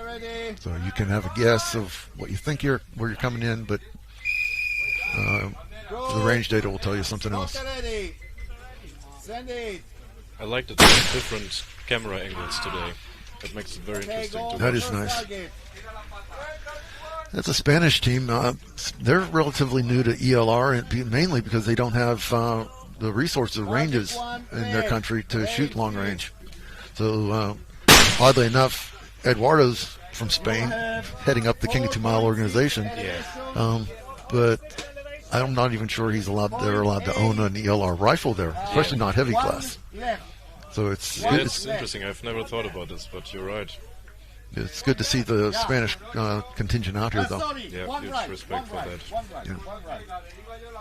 And some of these guys, they're coming, they perform, they want to compete with the crowd, but for them also it's a learning experience. And I'll tell this story, I've told it a number of times, but a couple years ago I was shooting, and if I'd come back from a match or not do particularly well, my wife would always ask me, "How'd you do?" Well, I didn't do well, so I'll just to put a spin on it, say, well, I learned some things. Next match, how'd you do? Well, I learned some things. About halfway through the year, actually I was heading out for King of 2 Miles, and she said, "Are you done learning yet?" So I was like, okay, enough mistakes. Get your act together. So it was, when you're done, or we shoot these matches, if you don't perform the way as well as you want, you've got to learn why. There was something to be taken away from that match. And sometimes it's my drive home when I'm rethinking or replaying the match. That's when I'll learn critical or important information. Okay. But by the time I get home, then I'm feeling actually better, because now I've got something actionable. Instead of just having a subpar result to look at or to point to, I'll have something that I need to change or I can improve upon. Yeah, I understand.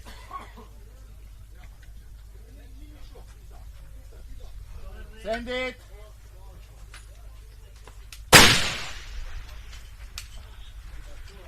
.4 left.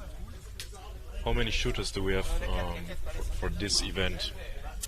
The total was, I think, about 230 teams, but that was a combination of light and heavy, representing upwards of 30 countries. I think light class is seeing about 150 of those. So yesterday was the first half of prelims. So the first half is the first 4 targets as we're seeing. And we're still going to be finishing up the first half of prelims until about midday today. So that's going to be your 150 shooters. We'll wrap up midday today, and then we'll transition to the second half of the light gun prelims, which will be this afternoon and then all day tomorrow. And based on that, we'll have our top 20 finishers, and that'll move on to the finals on Sunday. So I think 20 shooters out of 140, that's a rather select crowd. It's I like that this event connects so many people and nationalities, because we're having over 27 nationalities, and everybody's here for the same purpose and for the same passion. Yes. And this is what I find very great. Wait, I'm not in target. And we look at even at the end of the day yesterday where we had preliminary results, say the top 20 standings are the people that were currently top 20. There's not anything. You can't say that one country dominated or another. It was a nice mix of all the shooters here. So it was good to see that. Absolutely. So again, that points to the fact that anyone coming out has a chance to do well. So it's anytime you're going out, either you're learning or you're whatever it is. Every opportunity is a learning data or a learning experience. I was shooting with my partner a few days ago, and things didn't quite line up the way he was expecting. And I said, "Don't worry about it. It's just data. It's information. You can figure it out after you're off the line. You can figure out why did it do certain things, and then you can change your prediction model to account for that. But while you're doing your shooting, it is what it is. That's right. And you can make sense of it later." Impact. Wow. So that's a really good correction. His first shot was significantly low, and he was able to walk that up onto the target. And again, T3 is a very small target relative to for its distance. So for him to get up on that plate was impressive. Good job for that team. 14.5 up. 15 up. 15 up. 1-5 up. And one of the things with ELR is really keeping your head in the game, because if you miss a target or even blank a target, that's fine. Move on. Just keep your head in the game. Keep in the fight, because you never know what's coming next. Part of that was last year we had Tony Zamet, who won the match. Well, after the initial prelim run, he was very disappointed. He was about ready to heck with it. I don't even want to do it. Well, then second half of prelims, he had a strong run. He made the finals. And then in the finals, he had an extremely strong run and won the match. So you never quite know what tomorrow holds. So with ELR, it's just staying in it, keep fighting, and you never quite know. Another example of that was in Carrington Mile just a few weeks ago. My partner, Ryan, we had trouble on target 2 in the prelims. Took a couple extra rounds. That was a hit to advance match.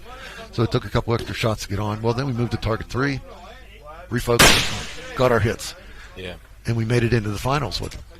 And then in the finals, he had an extremely strong run. He was the second strongest, and that really vaulted him in the standings. That's why you should never quit. Exactly. You can't quit. Keep your head in it. Keep going. And just stay focused on what you're doing.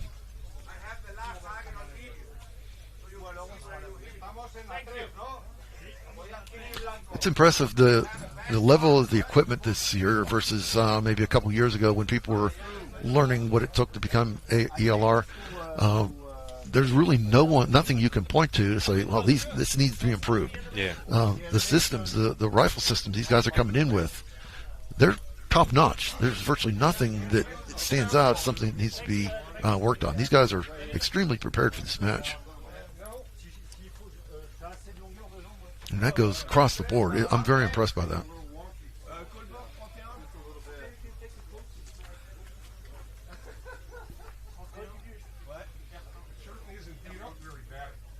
So we can take a look at green 2, maybe, what we got on data there with our radar system.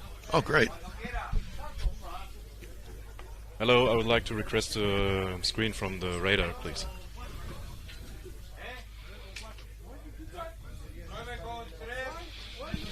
So yeah, what we do see here right now is the user interface. I'm gonna write my technical team a message that they're going to show the data of what we have seen from the previous round.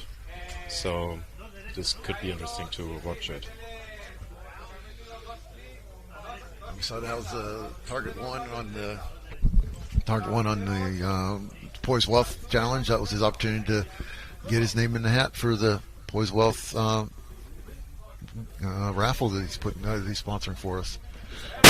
But again, a very difficult plate. So, good job, very good job.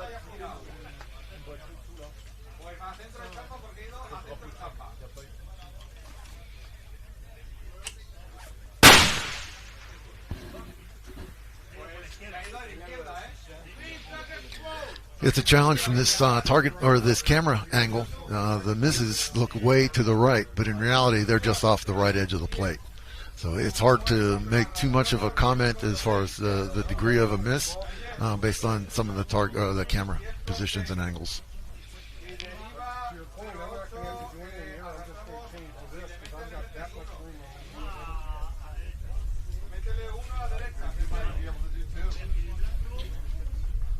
The message what I got from my team today is that we're making with the EVMK1 the black box you can see here on the screen.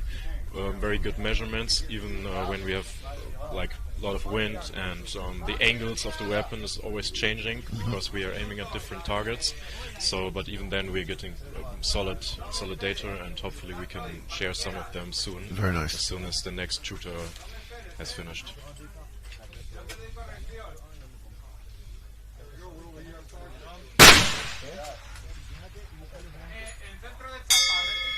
Beautiful. Perfect elevation. Even this target looks like a lot of people have had their elevation dialed in. You can see the string right, left across the target. Nice group there.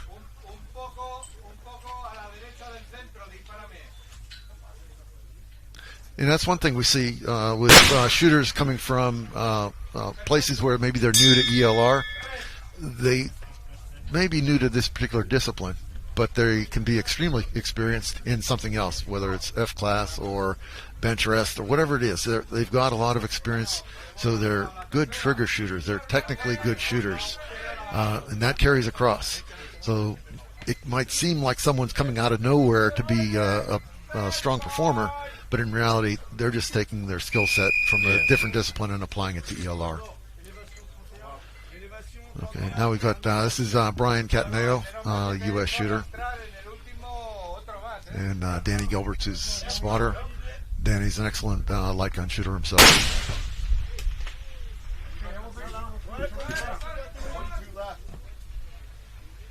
Can we share the screen from the radar shot here? So just to have a short look at it, what we can see here with our radar system, that on the right side, this is the first shot with 899 meters per second, and yeah, then we have a drop after what you can see here is the time for every shot. It's the time between the first shot and the next shot. So we have a little bit drop there in the middle, but in the end we are looking at like approximately the same time like where we started. So we have a pretty solid signal. We only have like 9 meters per second difference to the first shot. So that's an distance from the average for minus 1.5%. So we're looking at different shots progressing from right to left? Exactly, and on the right side we can see the first shot, then the second shot, the third shot. So number 4 was a bit lower than his others. Exactly. Okay. Yeah. And then we could look deeper into the details and see what's going on there, but this is just on the surface to see the meters per second. Those percentage, that's off of the average velocity for the data set? What's off from the average.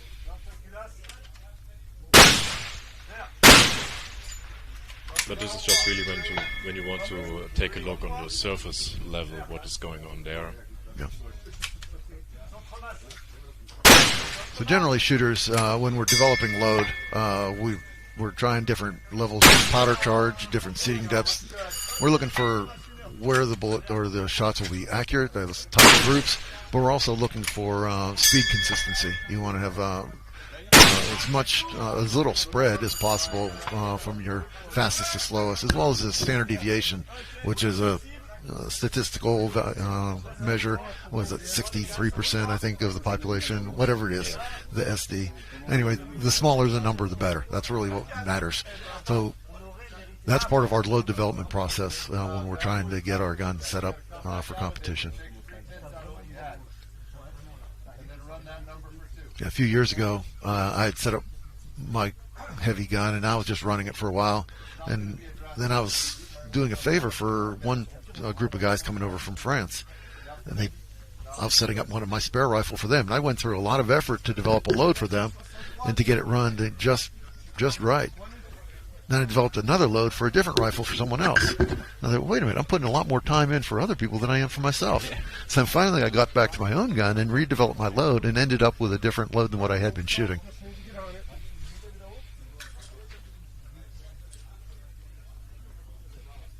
but it pays off. So whenever you, absolutely. it's sort of nice if you can provide. In that case, I was giving a platform for a friend to shoot, and they came over and ran it, and it made their day because they went out to King, and at the end of the first day, they were in first place. So that felt good to contribute to that. Good. Do you think the sun right now is a problem, a challenge for him? I don't think it's a challenge. I think it's up high enough. Yeah, it's high enough. Yeah, it's not coming straight in his scope. It's you can see the shadow line, so it's like whatever, 45 degrees or whatever number that is. It's definitely not coming straight in the scope, though. You can see that the targets, however, are backlighted more than anything else. The afternoon shooters, they'll get a direct light on the targets, makes them really pop. It's bright enough to where I can't say there's an advantage one way or the other at this point.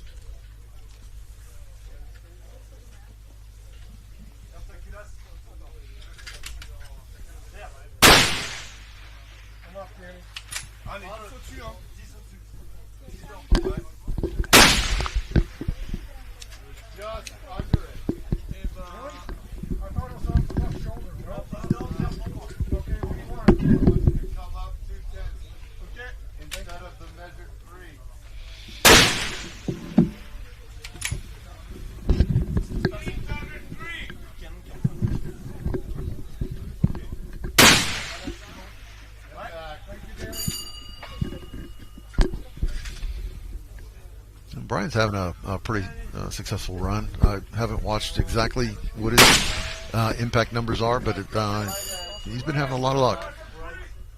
Vertical was good there, Brian. That was an interesting call from the spotter. He said vertical was good. It was definitely on the right edge, and I thought maybe a little bit low. Just with the kick of the plate, but that's good. He's shooting a lead core bullet, which gives him a really good signature on the plate. When the lead's flat, that's where the black comes from on these impacts. Some shooters are shooting maybe a solid copper, turns whatever you want to call it, monolithic projectiles. They tend to not mark up so much. You might get a little bit of a paint chip on the impact, but they don't give you nearly the signature of the lead cores. And again, which bullet is better or whatever, it's up to the shooter of what they want to do. That they both work. They have different requirements. If you're shooting, say, solid copper, you have to spin them faster to stabilize the bullet. The lead core don't require as much rotation or spin for them to fly well and be stabilized. And generally, the lead core bullets, the jacketed bullets, are a little easier to tune to get them to fly well. Maybe also the range they're shooting, they changed the ammunition, of course. Exactly. And the material of the bullet. I've got a range that near my house where I shoot where they say no metal or no jacketed bullets are permitted. Okay. Well, I'll go in with a solid, which really has more downrange capability, and it's okay. They're okay with solids. They say as long as it's not jacketed. I think it's an insurance issue more than anything else.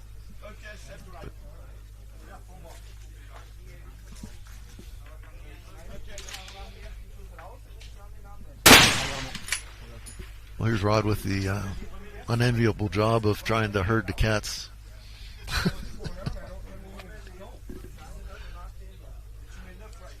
I think Rod works nonstop from 5 a.m. until midnight trying to keep this match on track.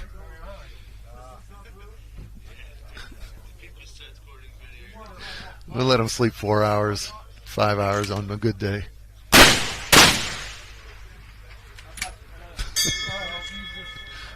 I'm starting to think that he sleeps during the day. He just seems like he's awake.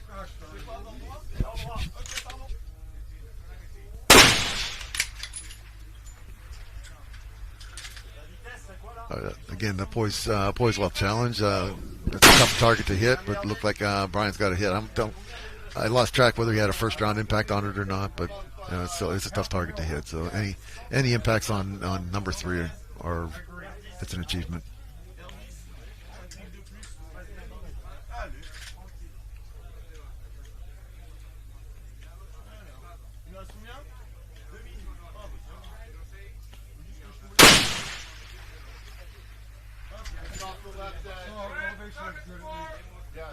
And it's always interesting to listen to spotters making their calls to the shooters.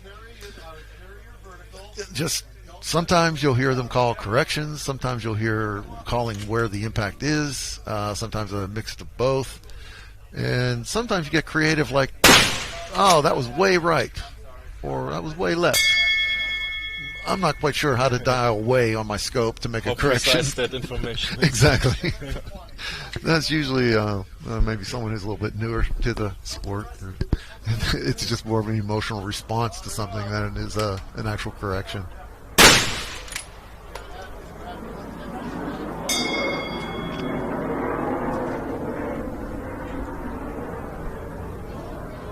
Now that one, even if you were reading the spall on the impact, you can see that it was a centered hit because the dust underneath the target was fairly well distributed right to left. That'll tell you that it's pretty much a centered hit. If you hit the right side, it'll come over to one side or the other. Or the spotter, you can watch the target swing.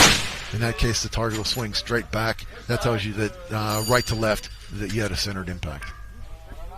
So as a shooter, you're watching to see the response to the plate after impact. See, Brian had a low impact on the first. He just caught the edge. When you do that, you're not sure whether it's the high end of your cone of shots or whether it's low end. So generally, you're going to want to do maybe a half of a correction to the center. And what we saw, this shot after that was off the bottom. So the first one that was an impact was really the top cone of his dispersion shots, and then the others were more average shots. So his group was just centered off the plate.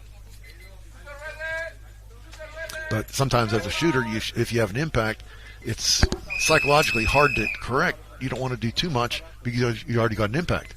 Ideally, you just want to keep sending that thing. You want to do that over again. But when you're near the edge of the plate, you're playing with fire.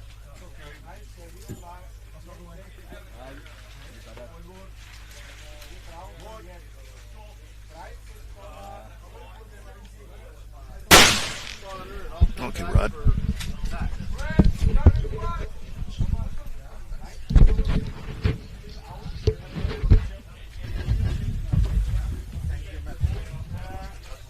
Wish you all the best, Jay.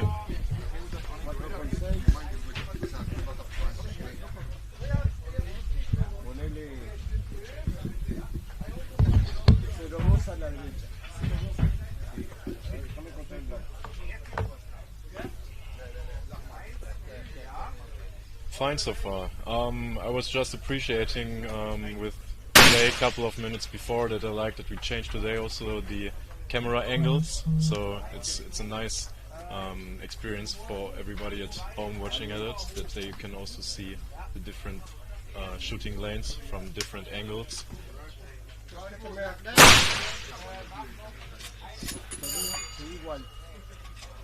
Right, you get a first hit on 4.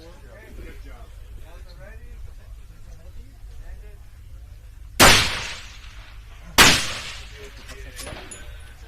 Igual. Tranquilo, está bien.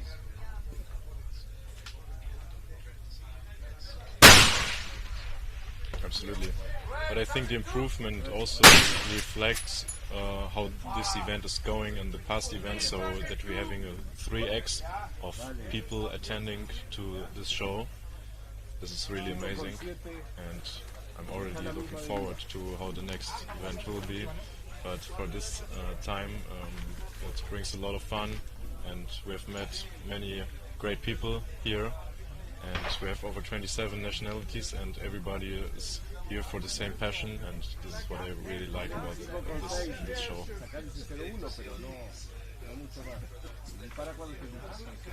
Yeah.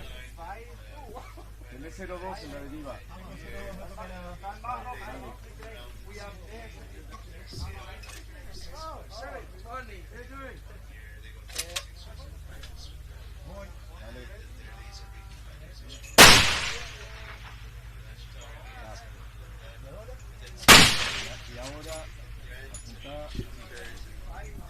al borde derecho.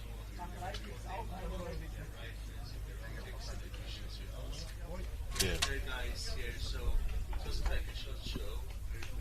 Just what you can see. Otro igualito, pero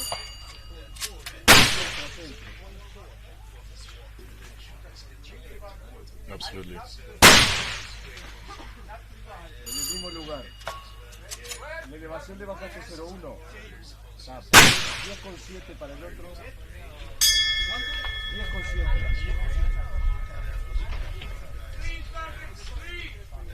Subile 2 clics a la derecha. Ah, no, pará. Vos apuntaste a la derecha, subile 3 clics a la derecha. 1,05 a la derecha. Muy bien. Largo 3, ahí voy. Déjame ubicarlo. Tenemos 6 minutos. Grazie. Sorry, I was I realized I was offline.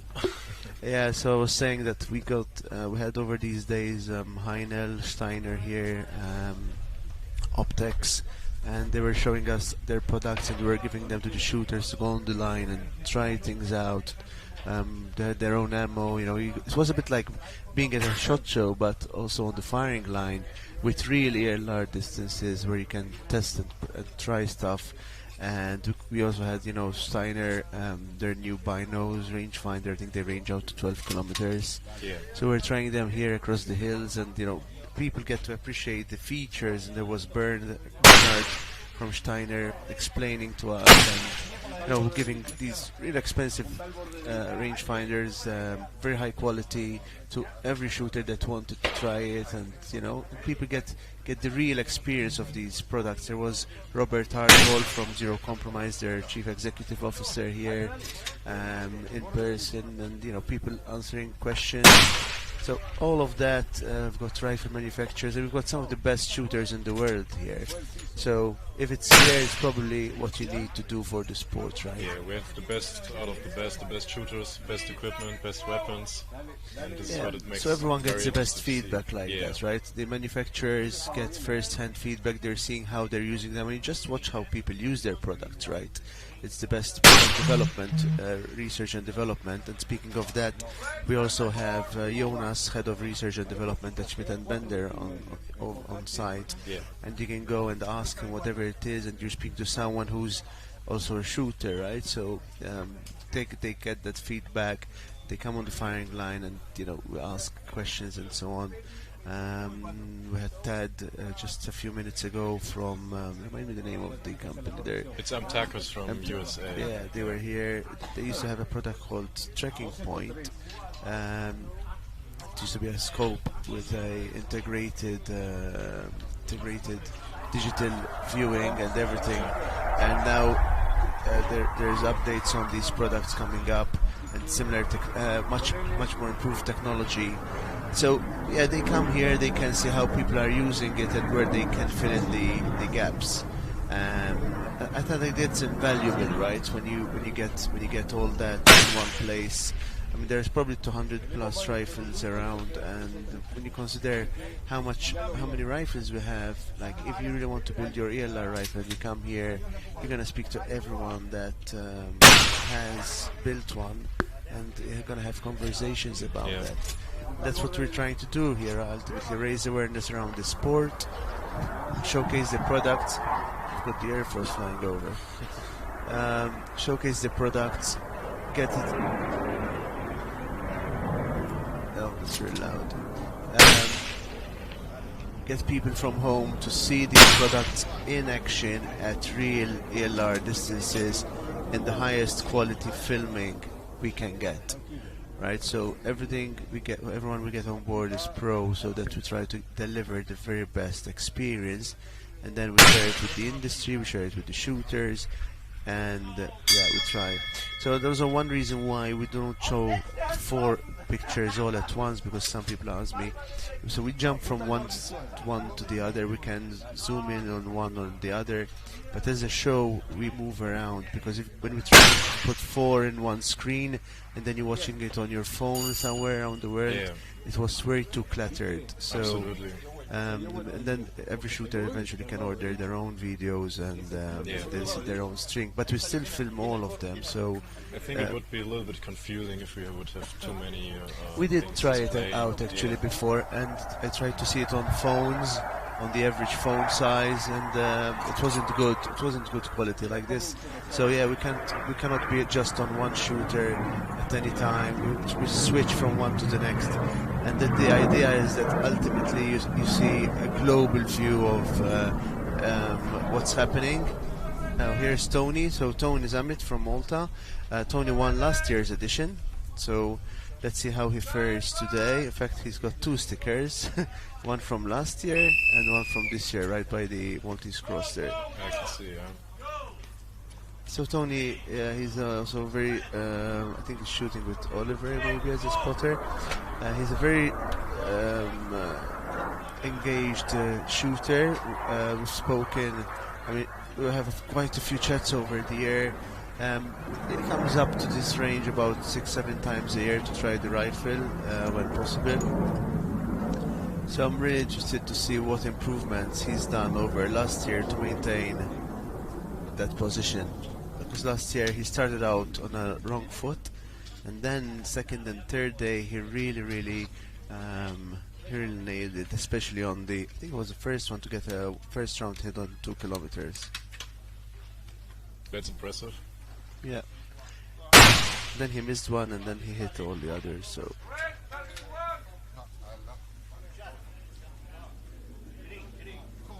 I was speaking with Jay about that. That's very impressive how the shooters have to adjust each day because of the conditions going on. Because first day we had a lot of wind. Second day, yesterday, it wasn't too much, so also very different. And for today, the wind comes from a different side, but the shooters are doing very well under these conditions, and we have seen a lot of great shots and hits. Yeah, I've seen the points there between 50 and 40,000 on the really top end there. The only change we did this year was that on day one, after we've seen the statistics of last year, we increased the points on the shots of day one. So first round is 5 times the points, second one is 4 times, and third one is 3 times the points. And then tomorrow we'll have the same order, so 5 times, 4 times, and 3 times for the first 3 rounds, and the last 2 also are 3 times the distance. So by the time, so on the third shot and fourth shot you don't lose points. If you keep hitting it, you keep racking up those points there.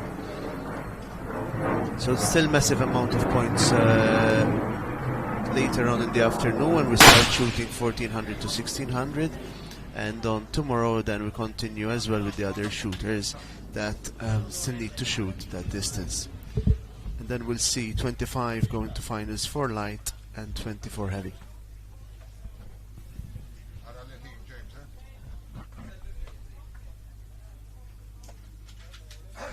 Noticing there the lower half of this plate has no, sorry, the top half has no impact whatsoever.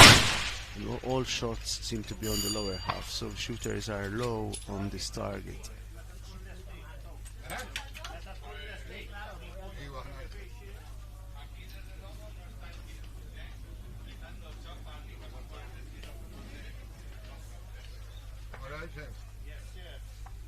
What's interesting to see that the right banner has more hits than the left one if you look at this perspective.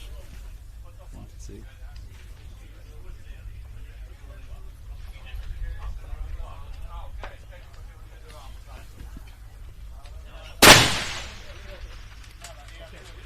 Cam. 8 down. I think Tony marked up his turret there for every distance. I think his turret is already marked up for the distances. And I think he put a tape around his elevation turret there.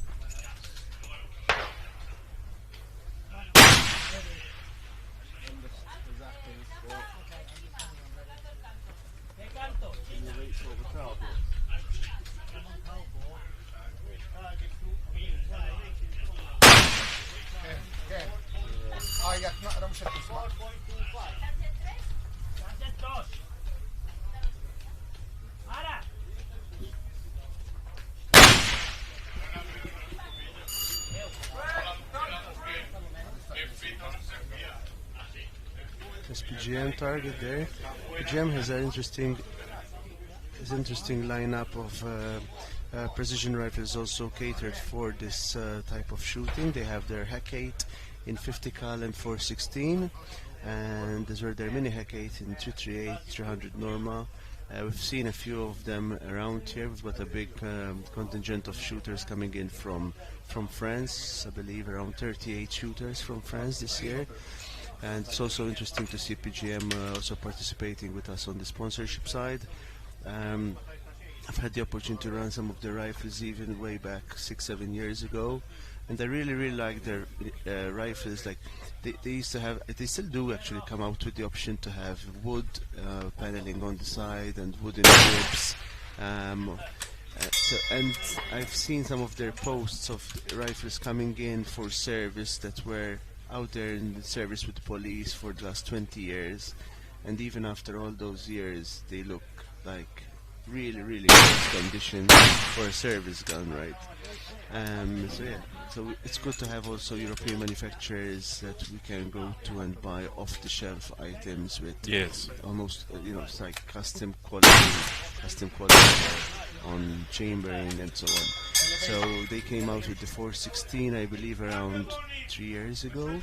I saw the first PGM 416 when I was in France with Francois Droy. He was running his 416 there. I saw the gun go off and I said, I want one of these.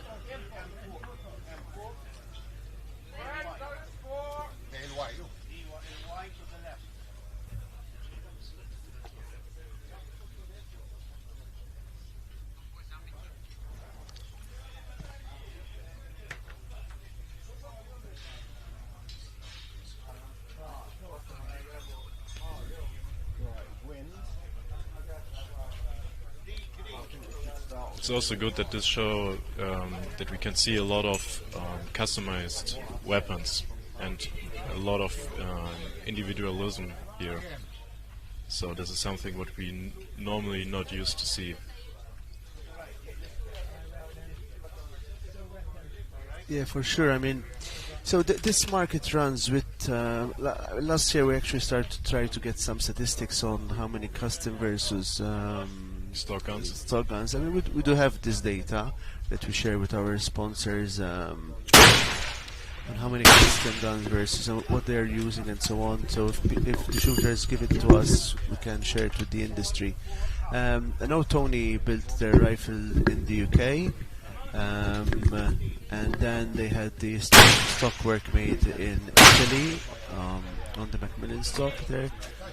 And they had it bedded here by Andrea Santacroce.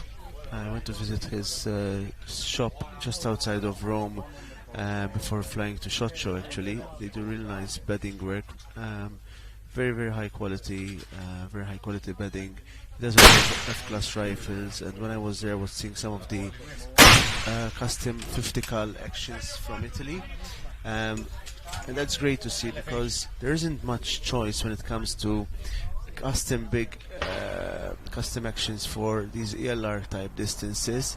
So it's always good when we see them. Oh, there's Gary there from March Scopes running on the Accuracy International cold bore target there. It's the first time we got Accuracy International on board. It's great to have such a brand as well on our lineup of sponsors. They're one of the best known. Their reputation precedes them on many fronts, and we've got also people running their 416 Barrett here. We've got Bill, and I know two others that have the big 50 cals and also 375s. Actually, Brian Catoneo has a 375, I believe, Accuracy International there.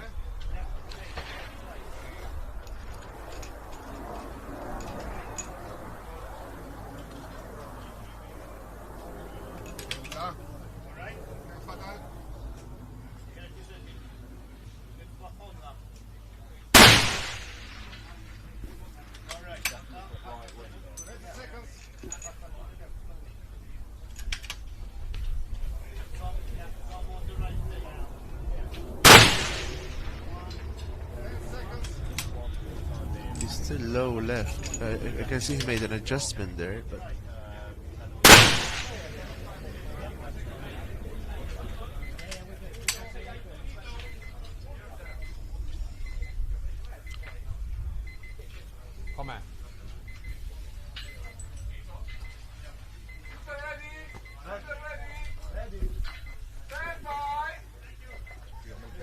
I'm gonna check back on my team from Evo Ballistics, but Rod, thank you very much for Yeah, bringing you're me welcome. here on the show. It was a pleasure. And it's great for us to have you on board and see what technology you're using and how you're also contributing to our sport here. Thank you very much, and I would love to come here next year.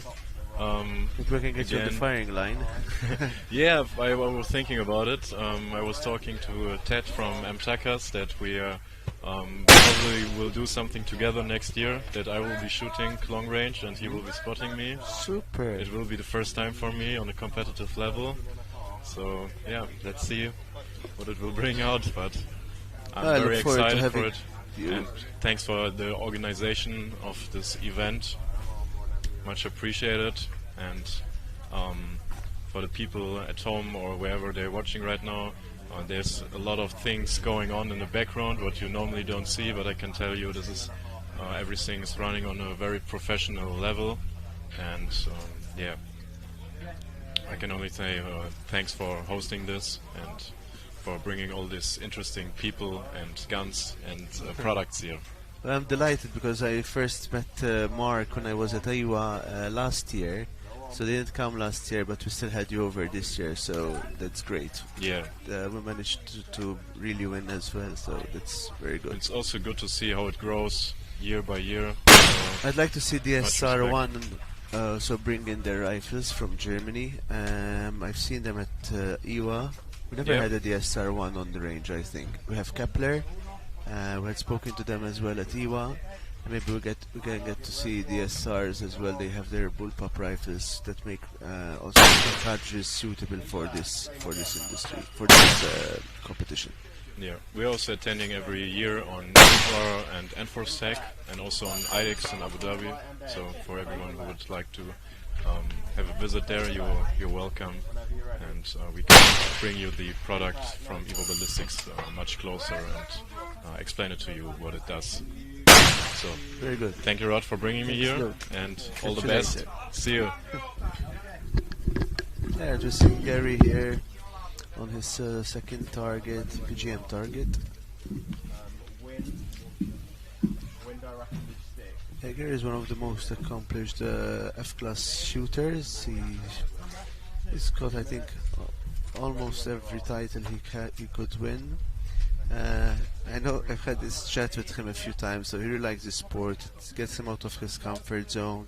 No flags. Gary was spotting for me yesterday, so that was really good. We had a good run together, and we look forward to shoot tomorrow morning on my turn in the 14 to 1600, where we will have 3 targets. I'll put 5 rounds on every target. Here's Alfio.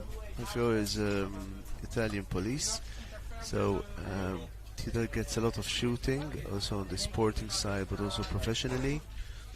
He's been coming from the very first year. He's still running the same Sacco TFT, doesn't change the gun. Just to the bottom left corner. If you aim at the right corner, send it whenever you're ready. Impact, same again. Favour slightly left, so a quarter of a plate right. Top edge.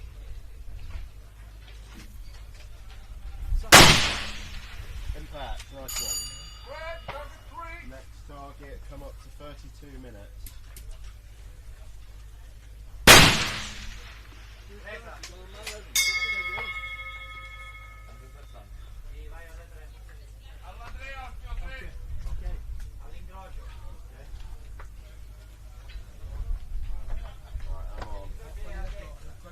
Come up to 32. Et après, le callback, tu vas aller prendre la cible 1 ou la 2, que je regarde l'angle que tu es.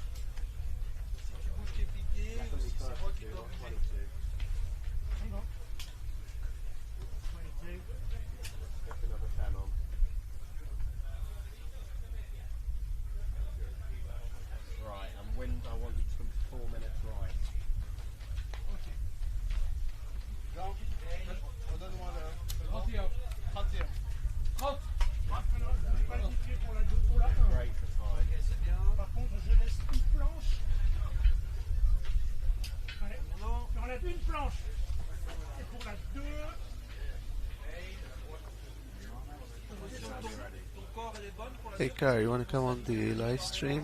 Tell us a little bit about your experience on the organization side. Come on, just tell us a few words around the organization bit rather than the shooting bit. Well, by now you've started to understand a bit more about the shooting for sure after speaking to all these shooters from around the world.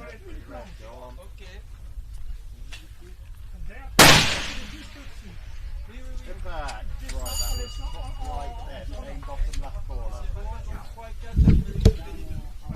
Ready. Red, go on.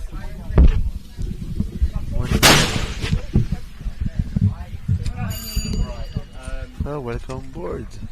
Well, on board the live stream because you've been behind the scenes for the last 10 months, so... Good to sit down for 2 minutes. So I just went down to the firing lines, and there's some good energy down there. Yeah, so what do you say is the most challenging bit? So here today we have the end product, right? But what is the most challenging bit about organizing this event in your view? I would say just the people flow, just to make sure everybody's at the right spot at the right time, and just making sure everybody knows where they need to go and set up and being on time. I noticed just now on the firing lines that if you're not prepared and you're not focused to be where you need to be, you can get a bit frazzled. We had one team just a moment ago that they were a few minutes late, and then you just kind of lose a bit of control, right? You don't know where you need to point at, And leading up to the event, before we even started, what do you think was the most challenging bit in organizing this event? I mean, we've been at it for 10 months, since even before I went to Vegas.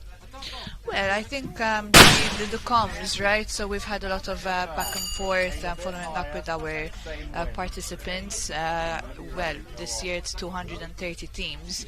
So we've had a lot of chasing, and in daily life when you're just trying to, chase people in your day job, it can be a struggle. So trying to get some feedback from our participants on what we need from them has been a bit of a struggle. We've also had to follow up with our sponsors and get feedback from them. But everybody's been really on board with this, and we haven't really had major issues. I think overall it's been quite good. But the chasing part has been a bit of a the comms bit. I think is really however you do it with how many people you do it.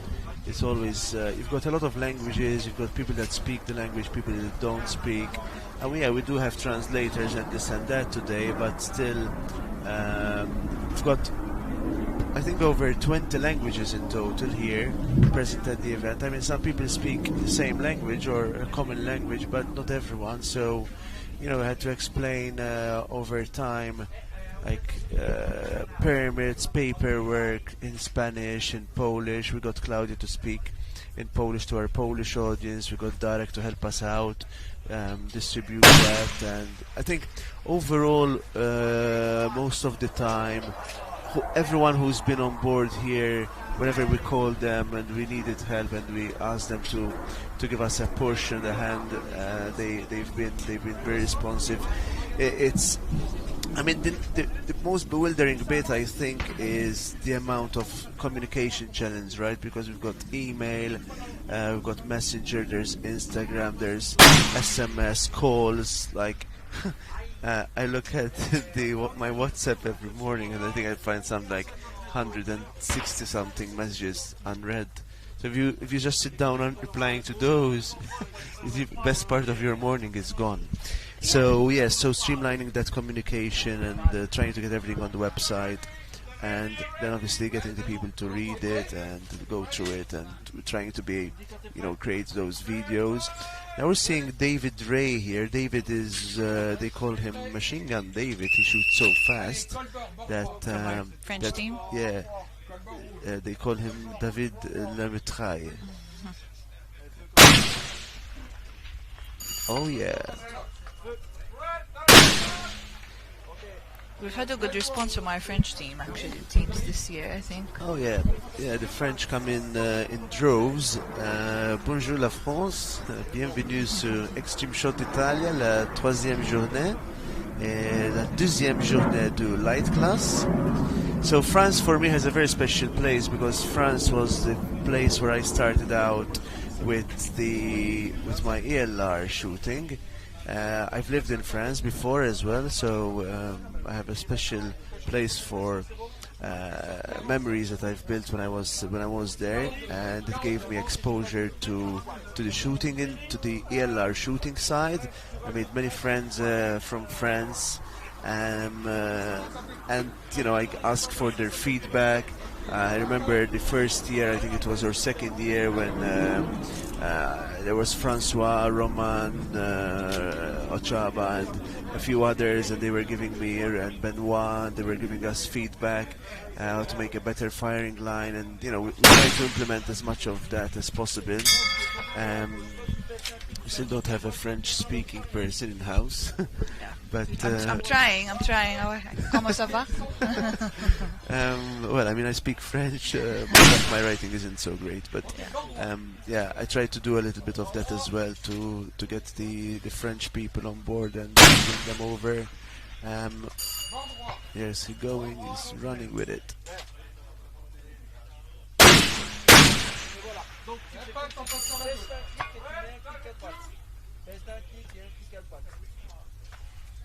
I mean, you don't come from the shooting background, Kyle, although we've done a bit of pistol shooting here and there. How do you see the sport as an outsider, right? Especially in this format. Coming from a non-shooting background at all, I've really loved the experience. It's actually driven me to get into the sport. I've asked the guys on site. I've been here since Sunday. The match started Saturday from our training days, but I've been in conversations with most of the guys throughout this week, learning about the sport and their backgrounds. And we've got participants from a range of 20 to 75. I think our oldest shooter is. Yeah, so that's for also sure. a different perspective. Yeah. I mean, it's great because it brings in so many different people to the sport, over and above the countries they come from. I think the most popular age range is born 1960. 1968, I think, was the most popular date of birth. But we also have young shooters coming on board. We're seeing more young female shooters on board. We've got Naomi Congdon here from the US, and Julia from Italy, and Maureen, Cam Ivy. Cam, and also I'm trying to remember, and Victoria Buncombe. So we've got we're seeing more and more female shooters coming into the sport, and I think the way we try to deliver the show will bring others. No, we haven't seen Ray Hoang yet from the US. I thought she would be coming this year, but we'd like to see more and more. I know there are, especially in the also Nordic countries, in Central Europe, there are more female shooters as well, both in Scandinavia, but also in Switzerland. And I lived there, and I used to see females, girls coming to shoot. So seeing this kind of show, I hope will intrigue others to come and give it a go and see the spectacle also behind shooting, because most of the time we're not on the ranges. There are some people here that live on the ranges, but there are also many that go here. I mean, I speak for myself. I hadn't shot since last October. So then I did some one training round when I was here, and the rest was basically putting a ESI together with you, Claudia, and the Italian team here on site. You've done well for yourself, Rod, on the training days and on the match. Where are you placing at the moment? Well, so heavy class started out well, but so I'm not in finals for heavy. But I'm still in the run for, well, I'll have to check the points, because I know there were some really high points this morning. Yeah. But yesterday we had a good shoot with Gary, and I'm trying just pull up the score sheet. We have the score sheets in live, and if you click on the bottom tab on the leaderboard, you can see where you stand. So Well, yeah, they did push me down a little bit. I have to work harder tomorrow. I was 32,980, and there are a lot of points also now in the higher 30,000s. We're changing distance today, aren't we? So the distance is going to be changed today. Yeah, for sure. So this afternoon we'll run 1400 to 1600, and that continues all the way day tomorrow. And then those shooters go into finals. We'll have a draw, and we get 25 in light and 20 in heavy. I would have loved to get into heavy class finals. Actually, I'm very happy for some that. I know there's been a lot of effort from many shooters to put their heavy guns together. A lot of people were trying to still get their guns delivered to them a few weeks before the match, even 2-3 weeks before the match. They were still waiting some of the equipment that they bought, especially in jurisdictions where getting firearms takes much more time than others. I mean, some people will wait at least a year just to get a new firearm, not because of the production time, but because of the licensing. In some countries it would take them at least 6 months of licensing wait. So if they change anything in their details, they're going to wait 6 months just to get that approved. So we've got extremely different realities here. We've got some people come from countries where it's extremely easy to get things going, and others that have it very, very restrictive. Some nations were telling me they cannot even reload their own ammunition.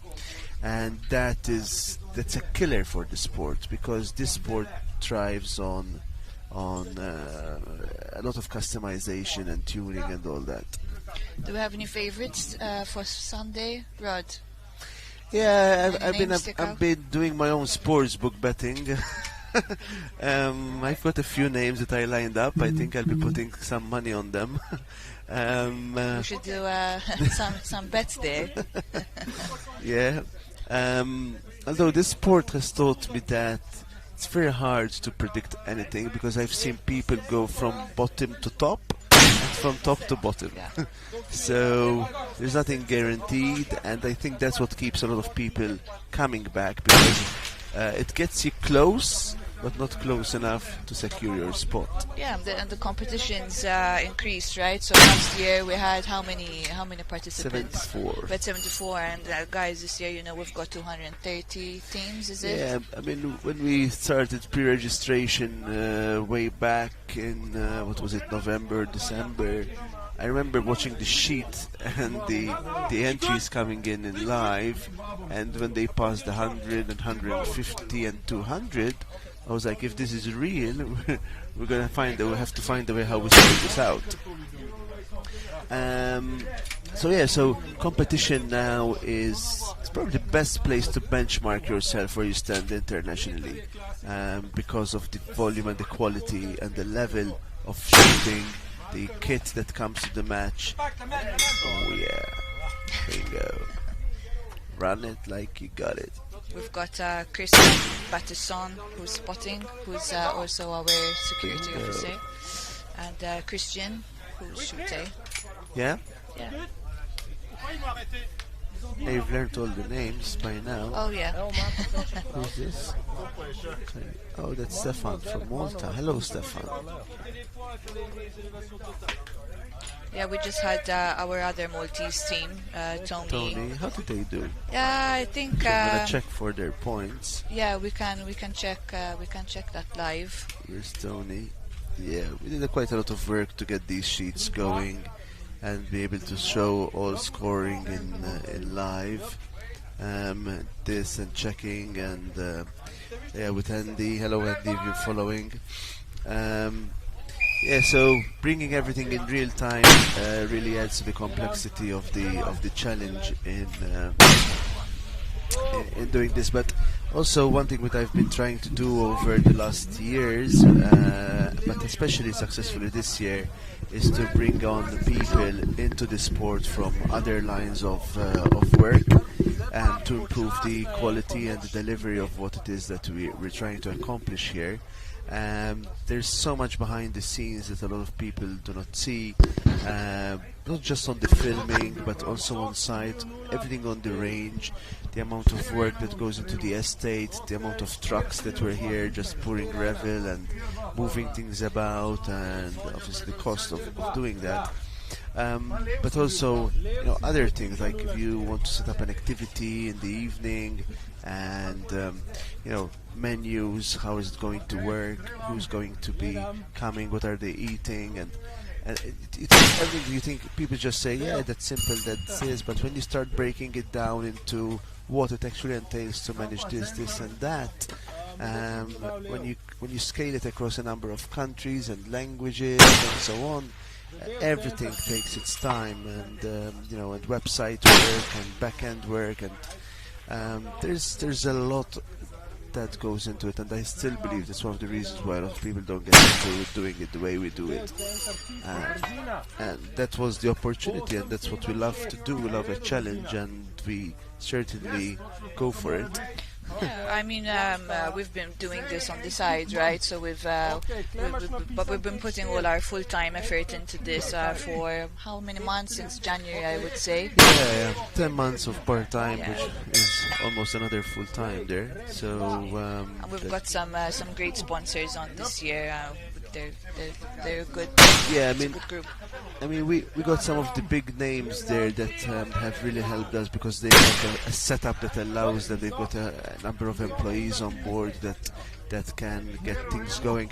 But also really appreciate smaller ones, like for example I've got next to me Nicola from Armeria Regina. They've got a couple of employees as well, but I know he's got his hands full on different days, and I'm messaging him before I go to sleep, like 11 p.m. Let's say, hey Nick, I need this from Italy, how do I go about it?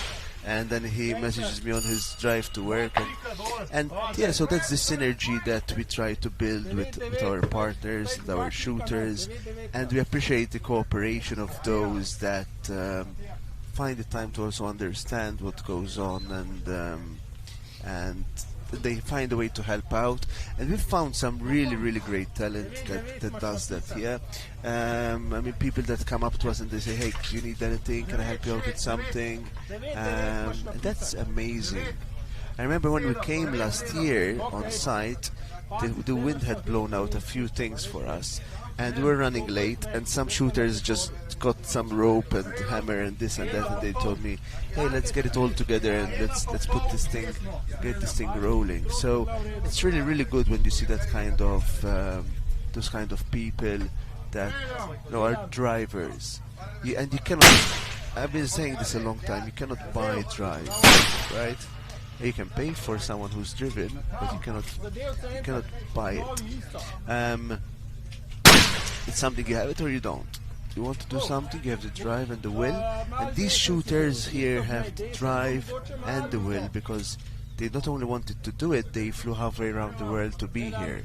So then it was our job to get the sponsors to see that effort and come on board and have a chat with them and see what it is that these guys really need to accomplish what they really want to do, right?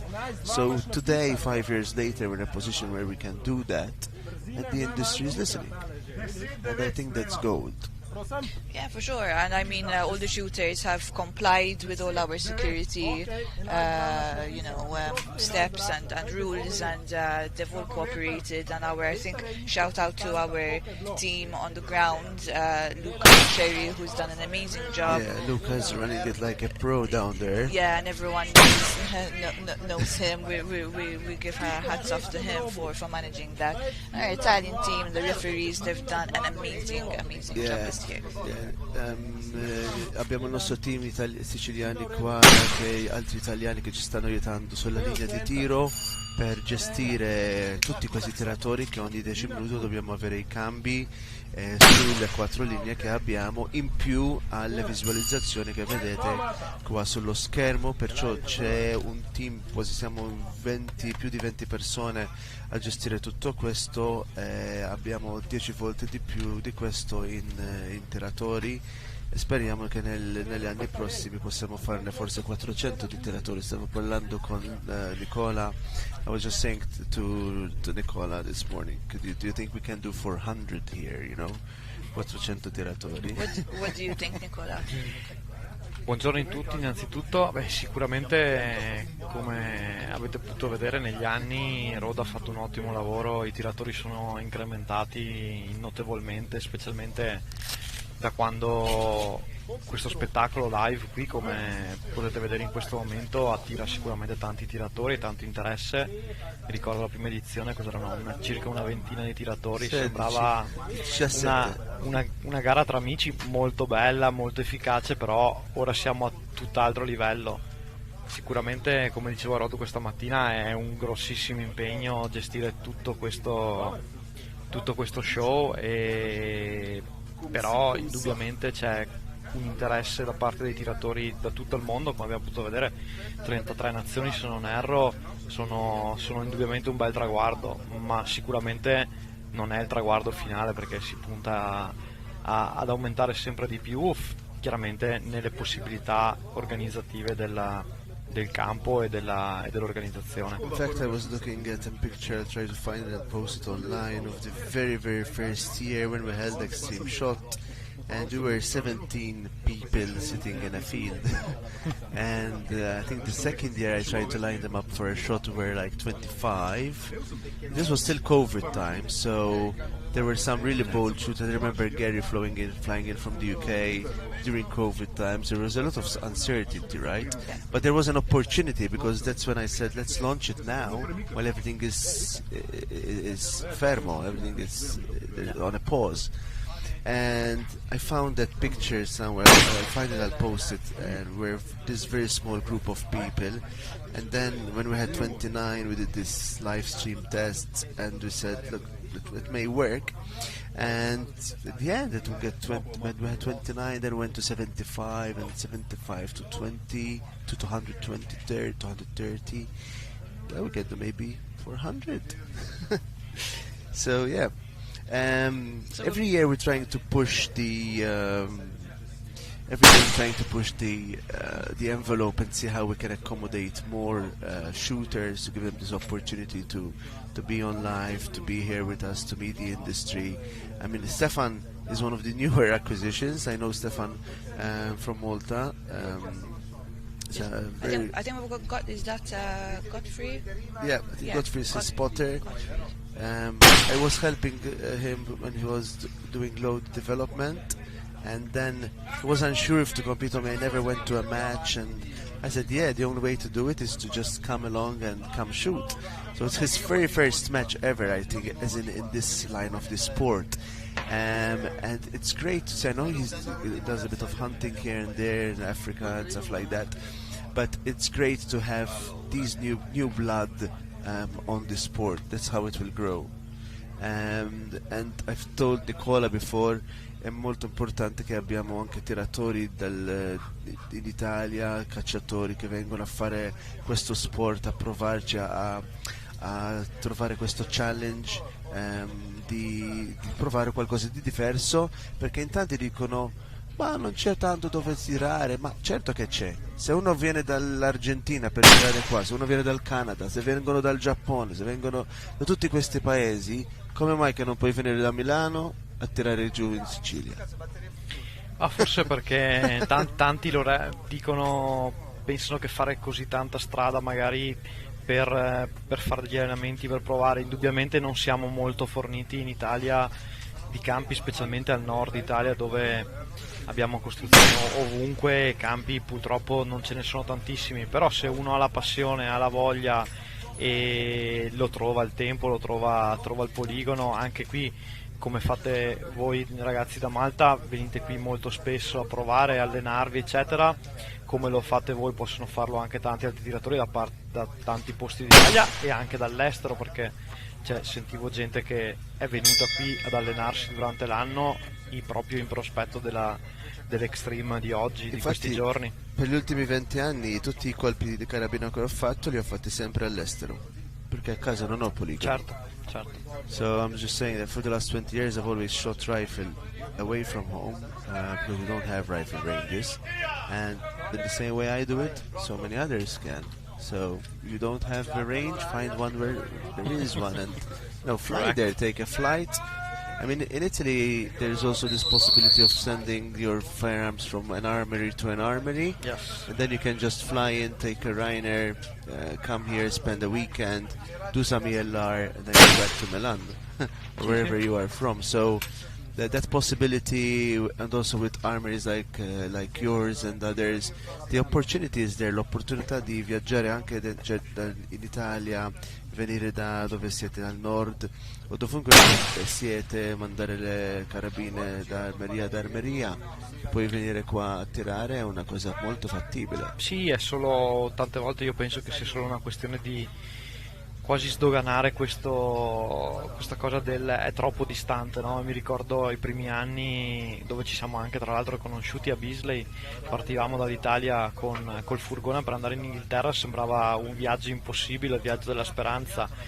Dopo un paio d'anni che lo fai ti diventa quasi una cosa, ovviamente porta via del tempo e dei costi, ma ormai diventa una cosa abituale. Sicuramente anche la possibilità di spedire l'arma da armeria a armeria qui in Italia e, come detto te, prendere un volo che low cost, non hanno neanche dei costi esorbitanti, venire qui e avere la possibilità di allenarti sul campo dove andrai poi a fare la gara e quindi conoscerlo, imparare il vento eccetera eccetera, è sicuramente un'opportunità da non sottovalutare.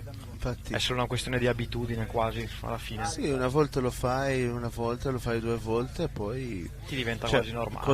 Il costo di questa munizione, specialmente 416, 50, insomma, i viaggi sono negligibili. Certo. Se ti sei comprato la carabina, vuol dire che hai la possibilità di farlo. Ci sei. So yeah, we're trying to get the message out, especially here in Italy. I mean, the growth on the Italian market has happened. We have around, I think, 28 shooters from Italy. We've got one of them now. We've got Armando Barra, who is... yes, that's from BCM, yeah? Yeah, I think they're from Torino, if I remember. Yes, it's Armando Barra. Yeah, so there is this opportunity also within Italy to send the firearms from armory to armory and just take a flight from the north, low-cost flight, 30 euros, and you're in Sicily in an hour. So you spend the weekend here, go to the pool, do some sailing, do some shooting, and fly back home. And that's what I do when I'm here. And I sometimes message Nicole and say, hey, are you over here? You want to go for a ride or something, and then shoot a little bit, and grab a glass of wine and have a chat about shooting and fly back. I mean, that's the best. It's the best experience you can do. I mean, I've been doing that for some 20 odd years now. I was probably 18, I think. Poi qui in Sicilia non è neanche da sottovalutare il fatto di poter venire, portare la famiglia, fare una mini vacanza, si mangia bene, si sta al mare, il clima è fantastico e unisci la famiglia al divertimento. Yeah, one thing, this destination shoot card that we've been saying, right? Like turning this into a real holiday package. And that's what we've been trying to do. We got the ESI Resort, we had the welcome drink on Monday. At the ESI Resort we had exclusive dinner on Tuesday. We have a finals dinner on Sunday. For that we have a great turnout. For it we've got some surprises there. We're always trying to come up with something, and sometimes we do we come up with too many things at once. Yeah, it's been a packed week. We start very early and we go very late. But it's also great to see a lot of shooters having drinks in the evening and having a chat, e vedere tutti questi tiratori che vengono in hotel. La sera abbiamo l'ESI Resort il venerdì Erice che ci accoglie questo anno per stare assieme e fare una vacanza tutti assieme. La ragione è perché quando viaggiavo negli anni prima e stavo solo, dicevo devo trovarmi qualcuno con cui condividere tutto. Era la mia esperienza il primo anno in Francia, ho detto questo lo devo cambiare perché non va. Certo. So that was my first experience in France, being alone in a room in the evening. I didn't know anyone there, or very few people, and I said, no, we have to change this around. Like if it's an international thing, shooters should stay together and meet and go for dinners, and their partners and wives speak and they make friends, and That's amazing, right? Yeah, and I've noticed that, especially at us staying at the Hotel Venere, in the bar, in the evenings. We've seen all the guys, hanging around. They wouldn't necessarily have ever met, so we've got teams from Poland and Czech and here this and that. The UK guys are always at the bar and having a drink in the evening. But yeah, it's really great to see everybody mixing up and. Even on site, I have a chat with everybody just to make sure that everybody's okay. And the team from Slovenia, and I think we've got a new team from Norway this year as the well. Viking team. Yeah, yeah. They come from the Arctic Circle. Yeah, it's so far away, like the last living spot where you can actually live on Earth. In Europe, yeah. So it's really great, and Italy. I mean, you can fault Italy on many things, but you will never fault it on the food and the hospitality. That's probably the very, very best selling point of Italy. And I mean, I've been lucky to come here many, many times. I think I've probably done over 100 trips to Italy, different parts, different regions, and I know many Italians now from more or less all over the country. And the hospitality is always top notch. The Italians always want to meet you and hug you, and there's this element that is very, very unique to Italy. I mean, I've lived elsewhere, but Italy has this very warm approach, and you've got great weather, some amazing facilities, resorts. I mean, you name it, they got it. And they have it within 20 minutes from where we are. And one thing which makes this event so special is that in 20 minutes you can be at the marina. Some people today went to the islands, they took a boat, they went sailing. They're going to send us some amazing pictures of the food they've been eating. They do some diving. I mean, all that in 1 week for amazing prices, because the prices in Italy are very, very competitive. Compared to other places I've been to shoot, and you cannot beat an Italian on that. Yeah, but I also give our hats off to the American guys who have flown over. I mean, these guys have traveled, we're saying, 20 hours plus, just to get to this event. And I've chatted with most of them here, and the feeling is very positive, and they didn't really bother about the time that they've spent traveling. They were happy to get here. Some guys told us they spent 40 hours in travel to get here.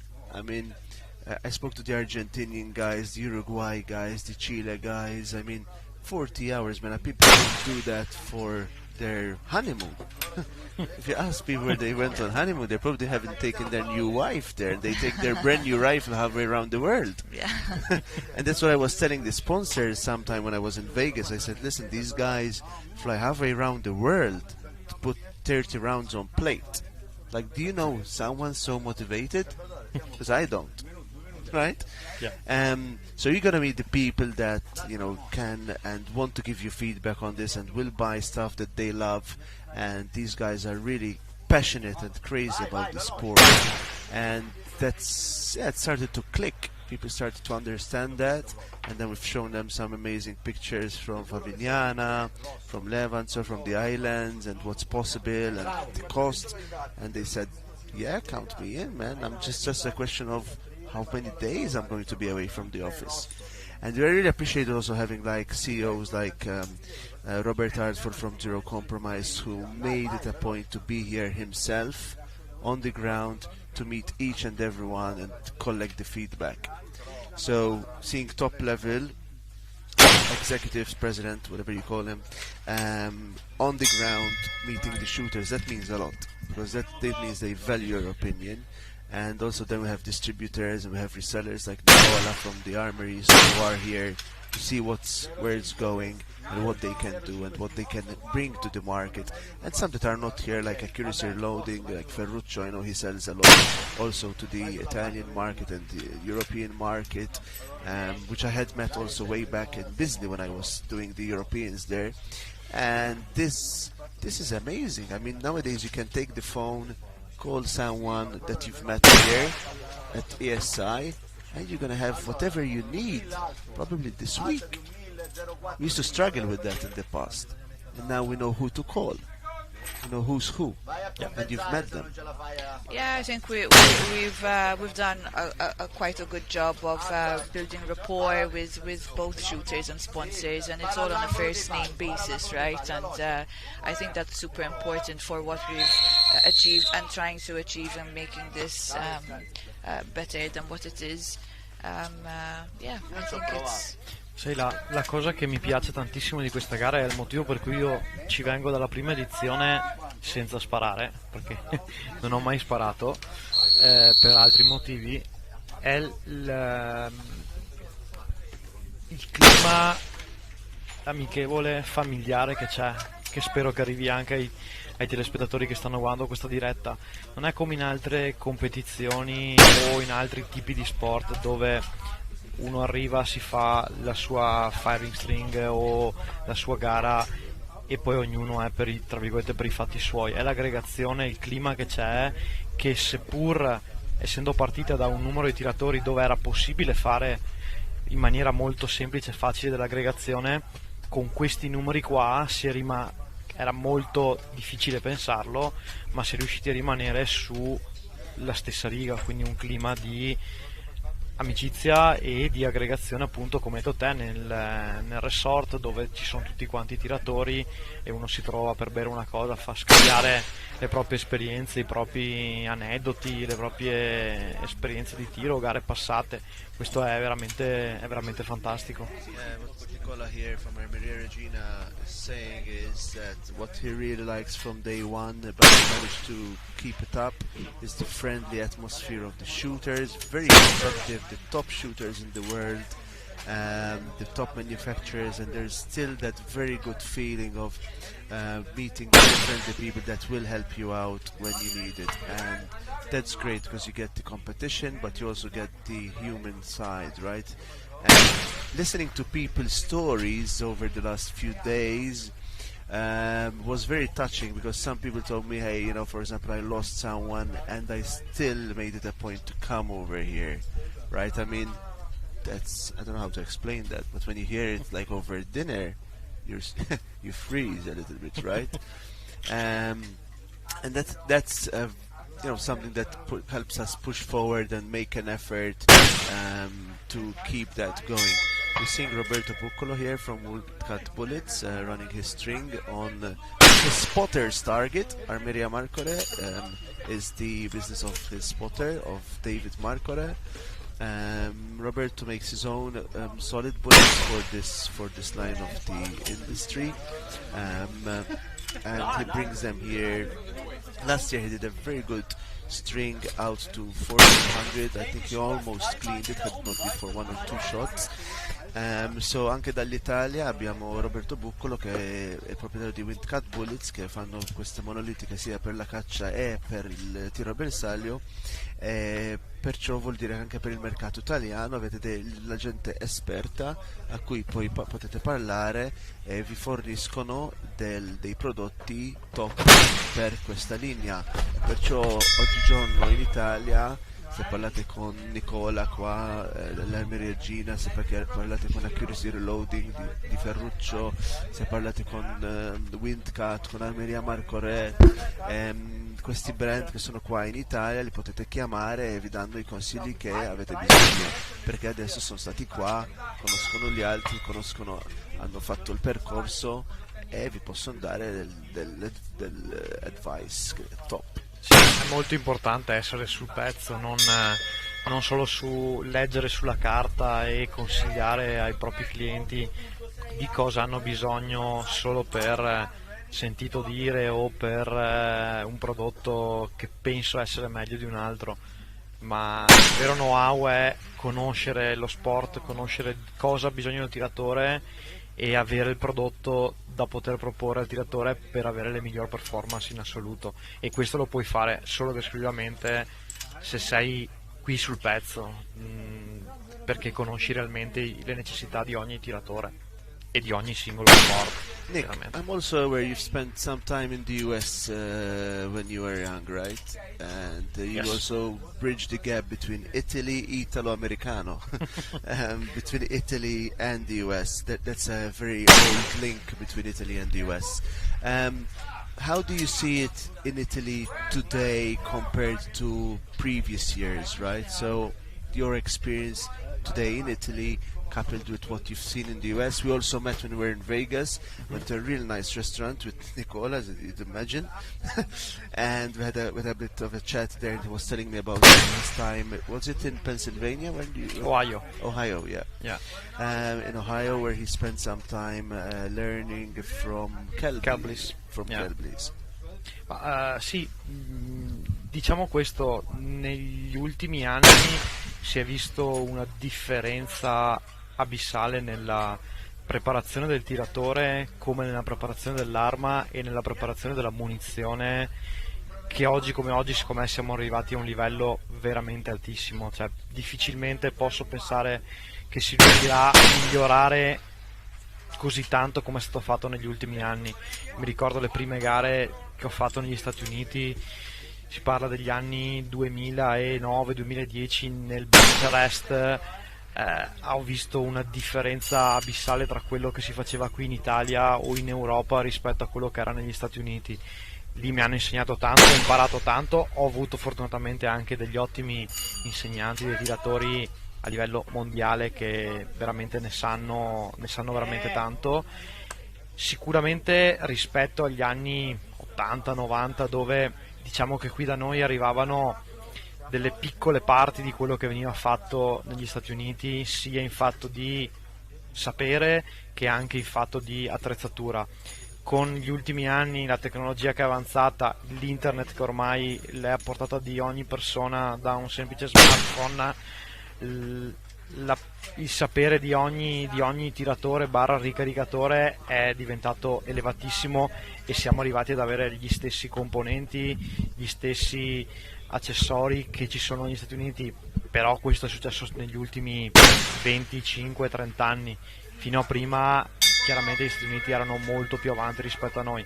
Ora penso che si possa vedere che ormai il livello è diventato quasi lo stesso. Yeah. So Nicola here is saying from Maria Regina that today we're trying to close the gap between what we had in Italy 20 years back, where you'd get random stuff here and there. Nowadays the Italian industry has geared up, also with a number of local manufacturers, but also others that are crossing the Atlantic, going there. As you said, I met Nicola when I was in Vegas, and we spent some time there together chatting, and he introduced me to a few people from Italy in the US. So that was great, because actually I had never met these people, and I met them whilst I was at SHOT Show, and they were telling me like what's missing in Italy, what can be improved, and why is it we don't have that. And it was like, yeah, why don't you speak to this guy, and we'll try to get this also to Italy so that the Italian market can grow. Italian market also was very keen on the hunting side and also on the target shooting side, so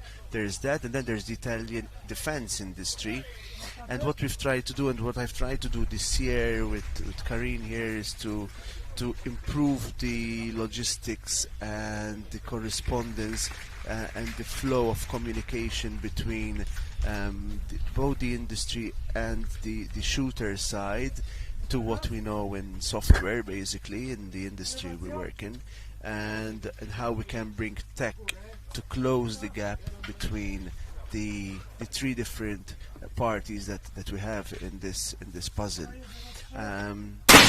and also find out how we can improve the experience for many in getting information, in getting the footage, and also preparing yourself for a trip. So I've spent quite a lot of time actually with Karine planning out emails and communication and what it is that you need to know when you're flying out to a different country. And you have to remember that Italy, like many other European countries, is a controlled, regulated sport. Everything has paperwork, the police have their own requirements, and one police officer told me, remember, imagine having you're inviting people to a party at your house, and 230 people turned up armed. How do you feel? Do you trust them? Right? So you have to remember that when you're traveling with guns, you're a guest in the country which is hosting the event, and that country doesn't know you, knows nothing about you. And with time, we've improved our relations with the Italian authorities through the network that we have built over the last 5 years. So if you're coming today, it's smoother than it was last year because people before you have smoothened that road. And that's what we've been trying to do on the communication side, and that's why I got Karin on board to help me out, to improve that process, improve the estate. The Sicilians did a great job of improving the estate here. There was nothing here on the first year. There was really nothing, and everything that we have on site has been created thanks to the funding coming in from sponsorships and everyone on board. And then I got a few other people like Luca that loved. I had seen him once at a match back home, and how the guy was running it, and I said this guy could be a great addition to the Italian team on the ground, and also to the Sicilians that have followed the vision that I was projecting there, and how we can make it better for everyone. Sì, sicuramente viaggiare con, come dicevi te Rod, con le armi non è sicuramente così semplice, ma solo fino a quando non si conosce la procedura. Una volta capite tutte le pratiche, l'invito, una volta che una persona ha l'invito, le problematiche non ci sono di viaggiare, è solo una questione di farci un attimo la mano su come procedere per poter viaggiare, venire qui e poter passare una settimana di tiro e di vacanza spettacolare. Infatti dicevo a tanti che dopo che uno l'ha fatto una volta si prepara e chiede, chiama, e quello che abbiamo provato a fare anche questo anno con la comunicazione, l'aspetto della comunicazione è a migliorare questa comunicazione da parte dell'organizzazione, che può sempre essere meglio, quello di sicuro, però abbiamo già provato a chiudere il gap che c'era, portare anche dell'expertise che abbiamo noi dell'industria di software, quello che abbiamo già conosciuto professionalmente, e portare quello anche a questo sport, così tutti possono godere un'esperienza migliore. E ovviamente sempre io ascolto tante persone ovviamente che mi vengono a dire in confidenza questo o l'altro, per migliorare, e veramente come si dice,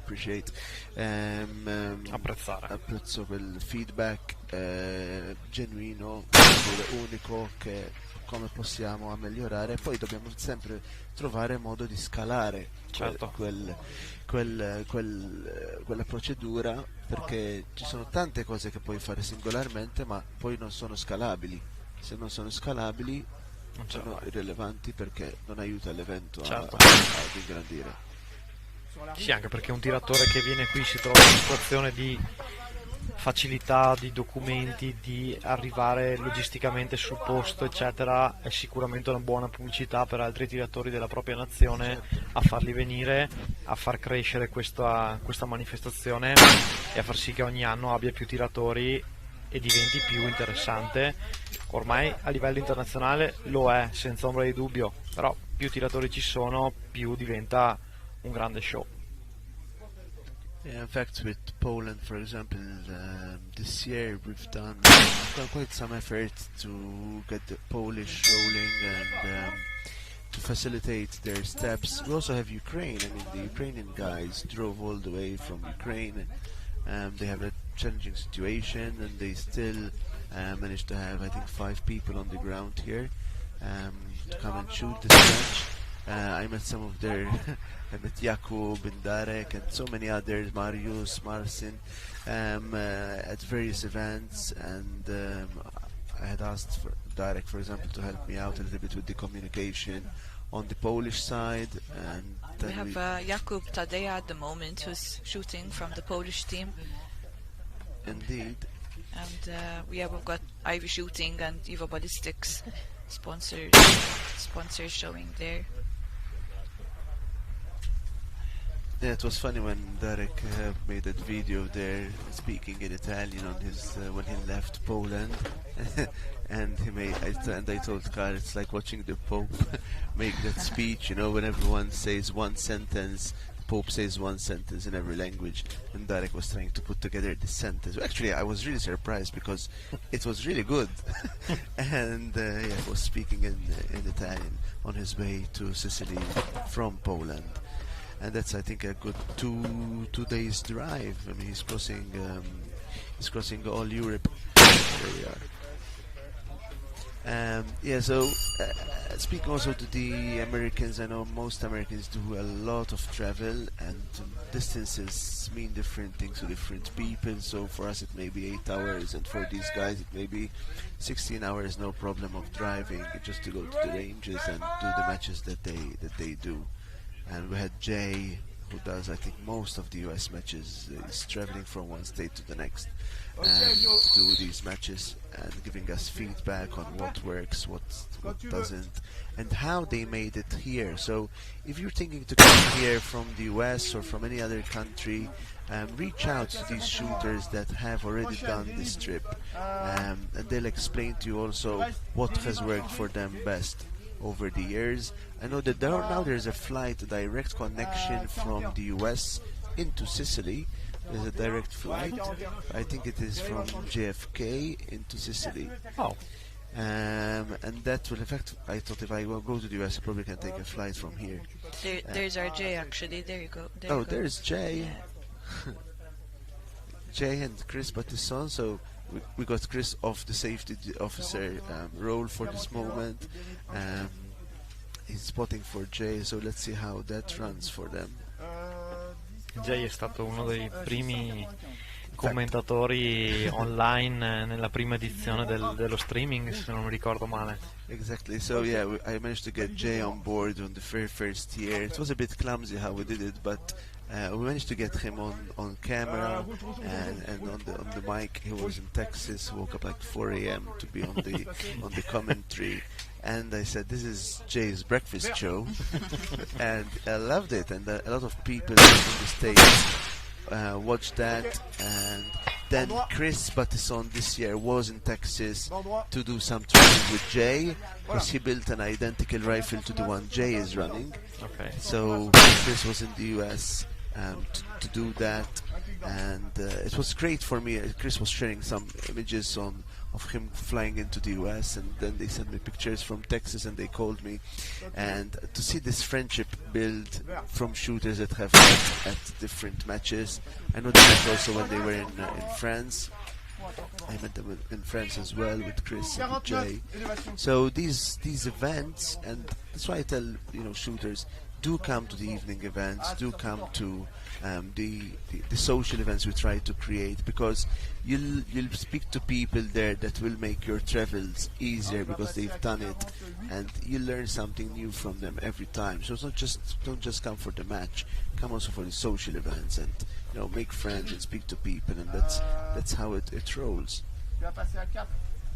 Sì, sicuramente ogni tiratore viene qua per la sua gara, per cercare di fare il miglior risultato possibile e avere il miglior punteggio possibile, ma senza ombra di dubbio quando è qui poi quello passa quasi in secondo piano, no? Magari in secondo no, però comunque la socialità di questo evento, di conoscere altri tiratori, aiuta anche a migliorarsi al di fuori dello sparo, cioè sentire le esperienze, il know-how di certi tiratori che ti possono insegnare qualcosa ti può far sempre migliorare, anche se non stai sparando. Sì, infatti, ma io tramite questo sport sugli ultimi 20 anni ho fatto tantissime amicizie. Infatti ho fatto gli europei a Bisley, sono andato all'Imperial lì, e lì avevo visto insomma come la fanno gli inglesi, perché si spara per sparare, ma si spara anche per pochi minuti. Certo. Abbiamo aggiunto training days, giornate di prova, abbiamo avuto penso 420 slot di prova, wow. Che erano pieni fino al martedì, però oltre al tiro c'è anche l'aspetto sociale, dove la gente si incontra, mangia insieme, insomma fa le cose sociali, e tramite quello si nascono delle amicizie che sono anche uniche. Ma sono sicuro che in queste esperienze sociali dove hai parlato con tanti tiratori hai sicuramente imparato anche tante cose senza essere sulla linea di tiro sparando, perché tante nozioni, tante piccole cose ti sono state, diciamo, insegnate dai tiratori in questi momenti sociali, quindi non è solo lo sparo in sé a far migliorare il tiratore. Infatti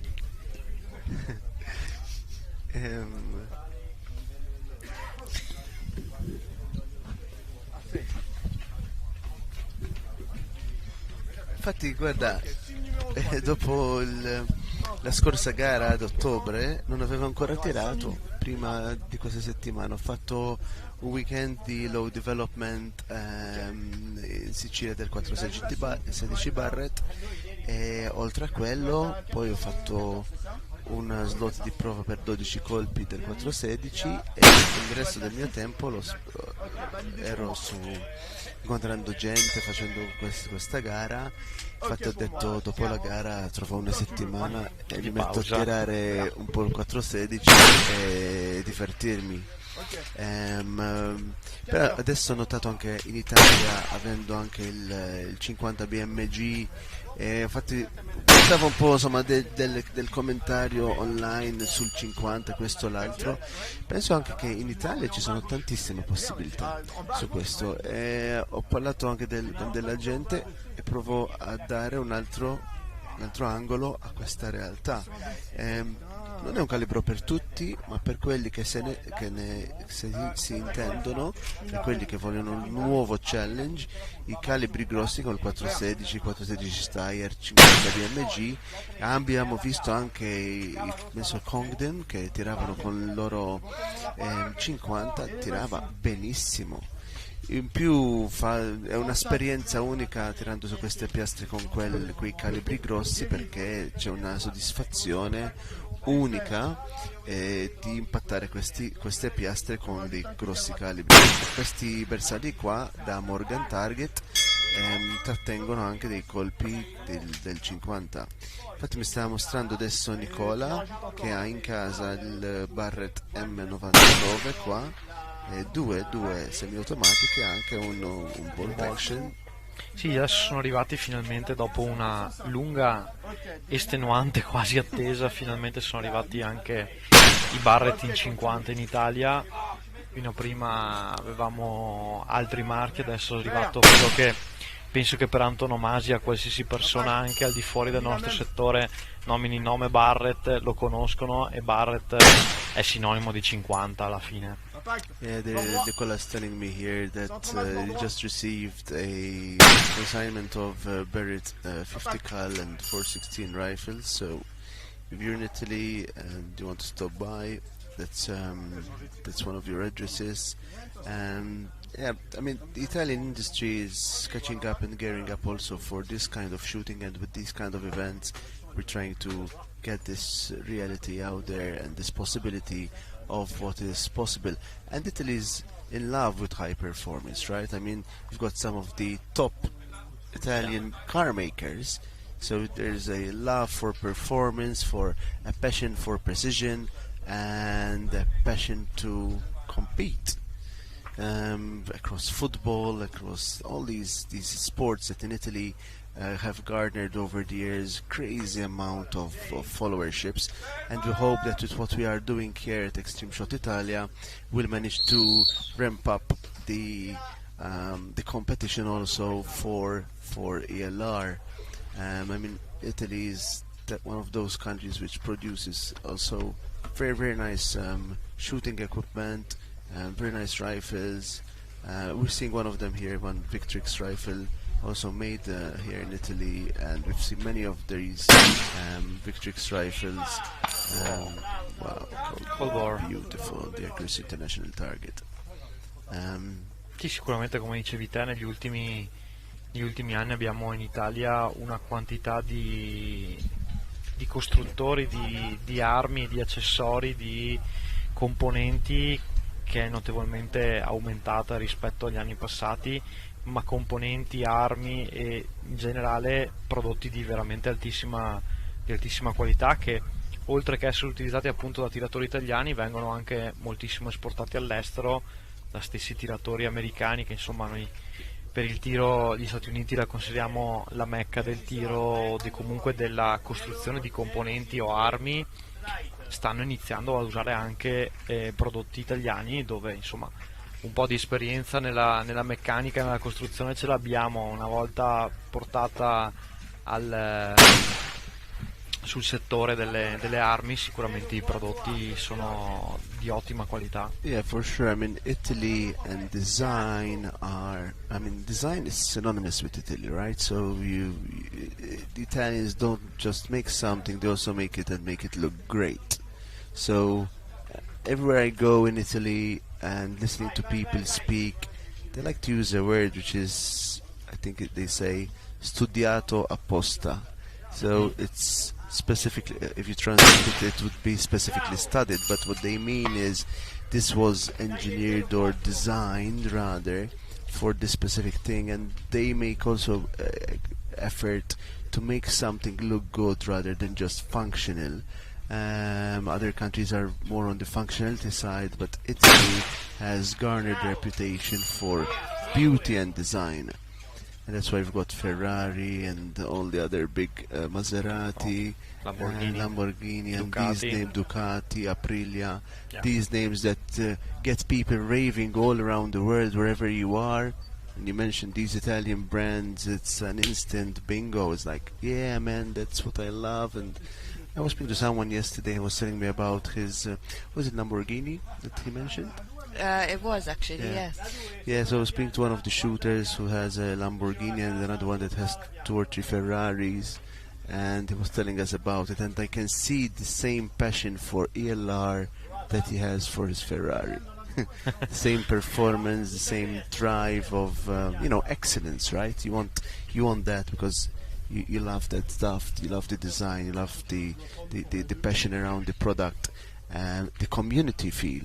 And ELR, what's common between? I think when you go to Maranello, and you see in Italy the passion around the racing, the car racing up there, is what you find here for ELR.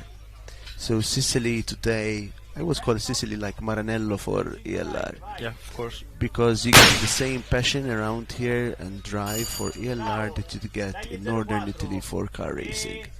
And there's big expertise there, big money spent on understanding the design and what works and performance. And I was speaking to Gianfranco Giannoni earlier, but even way back about 4 or 5 years ago, before I built my own 416, and Gianfranco comes also from the maritime side of the, engineering, and there's a very good understanding there in Italy, and a passion and pride in creating excellent products. So we're lucky that today, even in Italy, we have the places where we can shoot these guns. We have the leading match in the world on the international front. We've got the manufacturers that produce these. They produce rifles, they produce bullets. We've got Windcut here, one of them, also made in Italy. I mean, the made in Italy is probably one of those things that Italy has exported for many years. I mean, a lot of people who say made in Italy, it is a sign of excellence. You pick up a handbag made in Italy, you pick up anything it is, whether it's on the car side or on the fashion side, and this is the country which has today the leading match in ELR. So I think there's a beautiful synergy in bringing all that together, and I'm very happy to be in Italy organizing this with Italians and the international community here. I just want to give a shout out. I think this is Sauro Correct. shooting, and he's actually here with his family. So he's brought his 2 lovely daughters and his wife with him on this trip, and I think he's doing if I'm not mistaken, he's just done a good few shots. So hopefully. I love your T-shirt, Sauro. Yeah, good, nice T-shirt. Yes, he's doing very well. I remind you, if you're wearing one of our t-shirts, take a screenshot, take a picture, post it on your socials, take a screenshot and send it to our inbox, info@extremeshotitalia.com, and you enter the chance of winning one of our new binos that Delta has sent us. So yeah, if you bought one of our t-shirts, wear it, take a picture, post on your socials, on Facebook or socials, and take a screenshot, send it to info@extremeshotitalia.com, and you enter the chance of winning one of the new binos. We also have the Acutac challenge that is still running. Thanks, Felipe from Acutac, for the binos you sent us. The bipods you sent us. Also for this match, for the prize table. So we've got the Acutac challenge, and share the live. If you want to enter the draw to win an Acutac bipod, share our live stream, take a screenshot and send it to our inbox, info@extremeshotitalia.com. We'll put those names in a draw, and the one that comes up wins one of the new Acutac bipods. We posted these images also on Facebook, so stay tuned. We also have a Poise Wealth challenge on the 1200 meter target. So if you impacted the 1200 meter target on the first round, we'll be placing your name in a draw, and then we'll have 4 names drawn, and if your name is one of those, you get 250 euros in cash from Drew at Poise Wealth. So thank you, Drew, also for sponsoring the match. Poise Wealth, when they heard about the match and so on, they came on as sponsor, and he was telling me a little bit more about his experience also in the horse racing and the horse shows, and giving us valuable feedback over the last 2 years about the match. They were in finals last year, so good people that can provide valuable feedback about what it is that we're doing, and they also love it because it's a great destination shoot, as Paul Phillips likes to call this match. And Sauro is living proof, because he came over here, brought all the family, even the dog was with us for the exclusive dinner. So yeah, that was great, and yeah, I mean, this is how it's rolling for us. We've got some cool prizes, right? This year for the finals. And, yeah, we've got some nice surprises there from the industry. Some Acutac lab radars, an amazing press to get you started in heavy, probably the very best press to get you started out in heavy class. I know that there are many people that want to go from light to heavy. I noticed that new rifle from Sauro in 300 Norma Mag. That's a new rifle that he got to run. This last year he was running a Fort Meyer, if I remember well, and this year he's bought a new Victrix. I like him. Oh, here's Fabrizio Giuggia. Cold bore. Massive points there. I don't want to look at the score sheet now. I'm dreading it. And we've got some prizes for the spotters as for well. Sure, this yeah, year. we have prizes for spotters and shooters. We love the role of the spotter in this match. We believe it's at least 50-50 what we managed to accomplish. It's spotter and shooter, maybe even 60-40 there. So yeah, we got one for you, and we also have a trophy for you. We modeled our trophies on one of the shooters that we thought would be a cool trophy, so we had them done. We scanned some pictures and turned them around into ELR trophies to come up with something different, basically. So there's Fabrizio is running one of the Transalp precision rifles, also one of the sponsors here. There's Jill Gardan, also from Hunting Monaco, that is also part of the same firm that came on to produce precision rifles for this match. I know they've got some interesting plans on the heavy class as well. They were telling me yesterday. Nicola was telling us about the options that they have currently available straight off the shelf from Barrett. So there's a lot of good things happening also here in Italy in order to get you shooting. Stiamo parlando di Transalp Precision Rifles e Hunting Monaco, che sono due brand italiane che sono anche sponsor di questa gara, che manufatturano delle carabine per questa linea di tiro, per ELR, specificamente anche in calibri grossi. Infatti mi stava dicendo Gilles e Maurizio dei piani che hanno per fornire anche carabine di altissima qualità in anche 416, 50, 300 PRC, 300 Norma, 338 Lapua, per far sì che anche il mercato italiano abbia la possibilità di avere delle linee, delle carabine di tiro di precisione idonei a questo sport fantastico.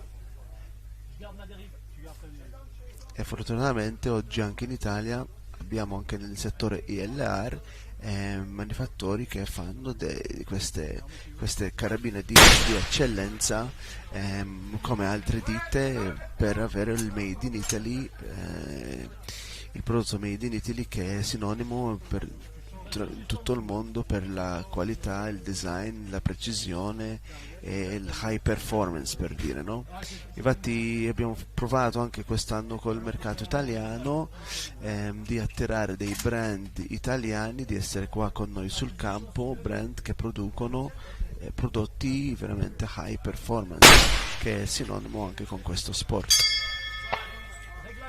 E vorremmo negli anni prossimi vedere più brand italiani che fanno prodotti di eccellenza, che esportano il concetto del Made in Italy, e anche mostrarlo ai tiratori internazionali che provengono da 30 paesi, che fanno questo effort di viaggiare in mezza intorno al mondo per essere qua con noi in Sicilia a fare questa gara.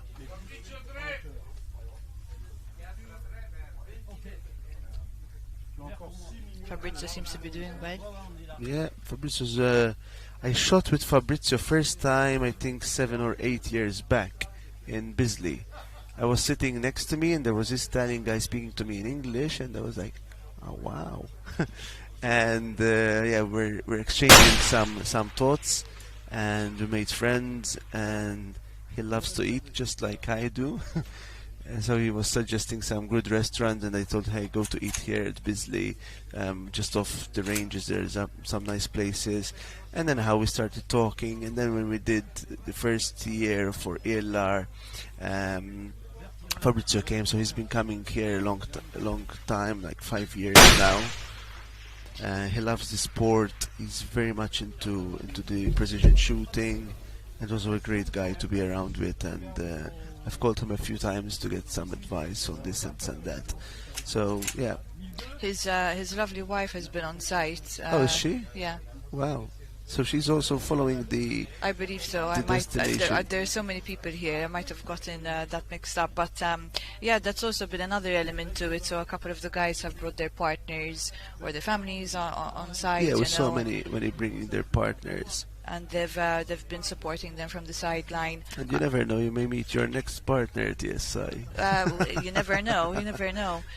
So some of them have been staying in our ESI lounge this year. So that was new also to the event. So. Got many Americans on the ESI lounge as well, which we set up just off the firing lines. Shout out to Gary and Alex over there. Yeah, Gary and Alex. Yeah, I saw them this morning lining up there. Yeah. They flew in from Casper, Wyoming. Yeah. They also joined us for the dinner on Monday, on Tuesday for the exclusive dinner, and we met also quite a number of people. I believe they were also there on Monday for the welcome drinks at Venere di Erice, the ESI resort. I'm looking at the leaderboard. If I'm not mistaken, is that you over there? Yeah. So, let's see where am I. 22nd.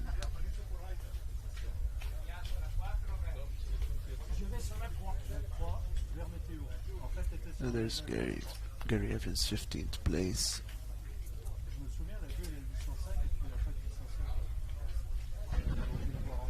I'm sure the guys are looking at this religiously. Well, we have for sure. Yeah, what I like about the score sheet is it shows you instantly where it is that you stand on the global edition of Extreme Shot Italia 5.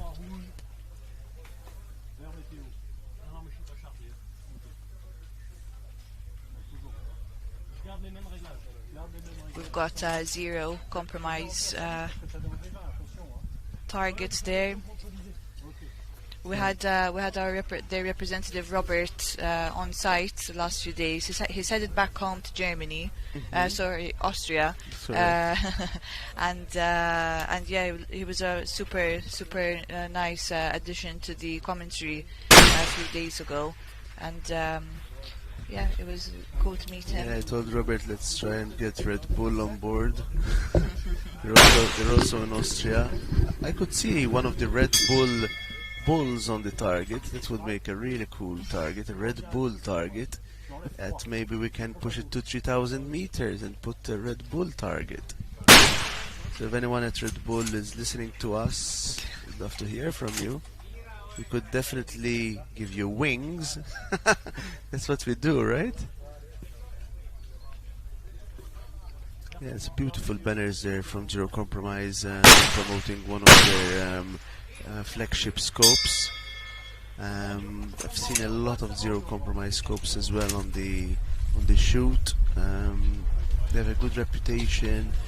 Their people are on the ground. They come to these events. Look at the winds now. Yeah, it's picked up today. Yeah, the fact that their president, Zero Compromise president, was here on the ground, that says a lot about them. We also have, speaking about that, also Mari Morita from March. She flew in from Japan. If Mari is listening to it, I'd love to have her here with us on the commentary panel to get the Japanese perspective. I may speak to Mari for quite some time. I also have March on both my rifles actually, and yeah, Mari has been great at communication and listening to feedback. They also have a March stand here on site. There we have this year started also exhibiting on site for brands, so we can also show the industry on the fringes of the match.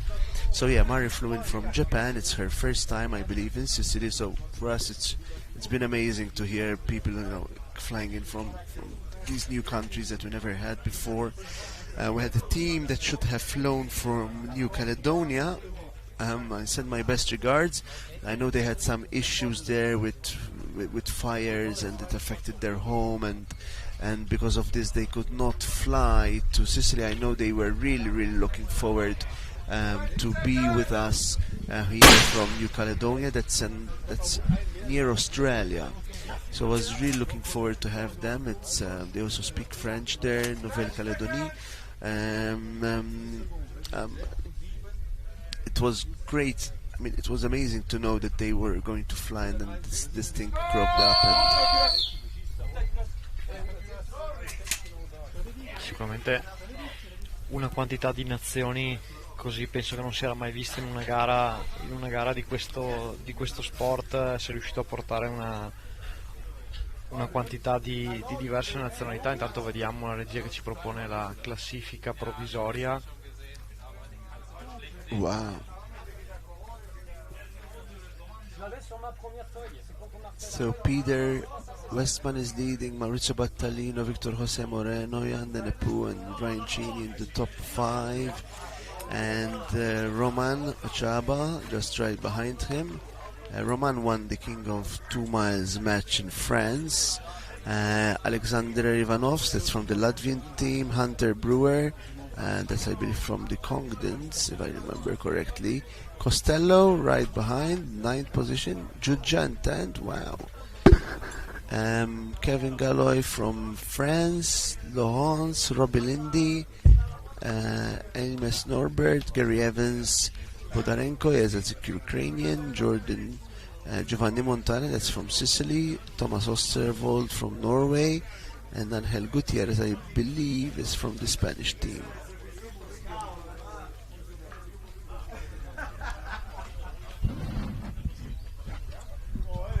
You didn't make it, Rod. Well, I still have to shoot tomorrow, so I need to do a really good run tomorrow morning. Yeah, we're shooting in the morning. So if we do a really good run tomorrow, maybe we can stay in for the finals. I mean, what I like with this sport and what has kept me in it also for a long time, because besides the fact that also I really like the shooting sports, is that there's no one day like the next. You can start out really good and then you end up out of it, and you can start on a wrong foot and then pick up later on. So we saw that with Tony last year, like first 2 days, and then it picked up for him, and he nailed it. He absolutely nailed it. I mean, I saw the finals probably 15 times over the year, and yeah, Tony had a really great run. His 33 was spot on, and he made it. And this year will be even more interesting. So on the finals, what's going to happen on Sunday, we're going to move 1,000 meters from where we are today. We will publish the waypoint, the Google Maps waypoint on how to get to the second firing point. We'll have also the range with signs so that you can help yourself get to the second firing point, which we're using only for the Sunday. And there we will be shooting from for light and heavy. So we'll do 1800 something on the light and 2000 meters. And then for heavy we start at 2000, we go to 2300 and 2600 meters. So it will be interesting to see the light guns that have done well on the first day of heavy on Wednesday, and how they will fare on Sunday when they'll shoot, when those light guns shoot the heavy class distances of 2300 and 2600 especially. So on those you'll get, on heavy, you get 3 rounds on the first targets on 2000 meters, 5 on 2300 and 5 on 2600, right? And on the light class you got 3 rounds on the first target and 5 on the second. So 3 rounds at 1800 and 5 rounds on 2000 meters. Yeah, so we really look forward to that and to see how light guns will fare. I'm pretty sure one of them, two of them, stand a very good chance of actually going and having a run with it. We try to clean up as best possible the area around the target to make the impacts, or rather the misses, more visible, and which also change the location of the targets from where they were last year to make the challenge more interesting, but also maybe more attainable. So we'll see how that will go on Sunday, and then we will do the winning ceremony over there on the second firing point, and then in the evening we will meet at what's the name of the place? Parco Hotel. Yeah, at Parco degli Aromi, which is where the finals dinner will take place. If you haven't got a ticket for finals dinner and you want to come, please make sure you get it today, because after that we will not be able to for sure change or update or accommodate you at the restaurant if you haven't purchased and booked it way in advance because of the allocations of the tables. And that is what it is. The place has already been secured, so if you haven't done it, either book it on the ESI store or come speak to us so that we can accommodate, if possible, your group also for the finals dinner. And that will be awesome because we get to meet in the evening at Parco degli Aromi, which is the sister hotel to Venera di Erice. They've got an amazing view over the over Erice, over the valley, with the mountain, the hillside in the distance, and I think it will prove to be probably one of the highlights of the whole event on Sunday evening, to meet over there. They also make their own wines, they make their own olive oil, so you can get, maybe 2 or 3 bottles to take with you back home for your families, and have a great evening with us after a kick-ass week of training and shooting with so many nationalities. and obviously then you can brag about your performance online. For those that wanted their full string of shooting, you can go to the ESI store and purchase your full video, and then the agency will put it together so you can see all your days of shooting in one string. There's a light class product that you can buy, there's a heavy class product, or you can get the combo, and for both light and heavy, and the agency then will then put the video that they're filming individually. We've got 4 cameras filming everything to get that in your video, in your personalized video. So during the show we jump from one firing lane to the next to keep it, first of all, to keep it interesting, but also not to have the screen very, very cluttered. We had tried it with 4, and the delivery, especially on phone, delivery of the experience over on phone wasn't great when you try to squeeze 4 screens in a mobile device. So that's that. For the rest, we'll soon get going with the shooting. Once they're all done, actually, let me just check if who's left. Because then we'll start shooting the longer distances today, from 1400 to 1600 meters to the mile, basically. Yeah, so I think it's just important for everyone to keep their eyes open for our emails or posts on Facebook, so that they get to the right firing points right on Sunday.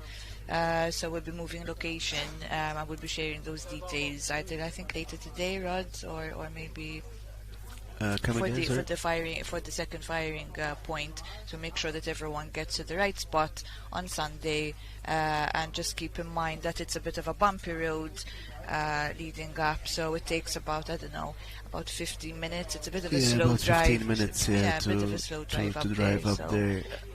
We've done our best to go over it with the rollers and everything to smoothen it out and make it more accessible. But they should be all right. And we'll post some pictures on the Facebook page to show you better how to get there, and also the location of the spot which we have chosen to make you shoot across 4 different valleys for the finals.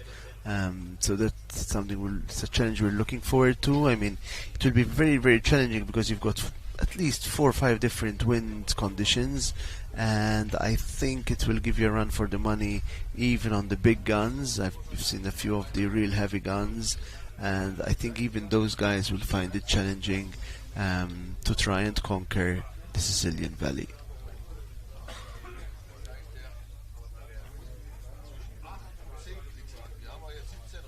I think everyone should. Dovrebbero mancare più tanti tiratori per le distanze più brevi, per poi muoverci a quelle più distanti.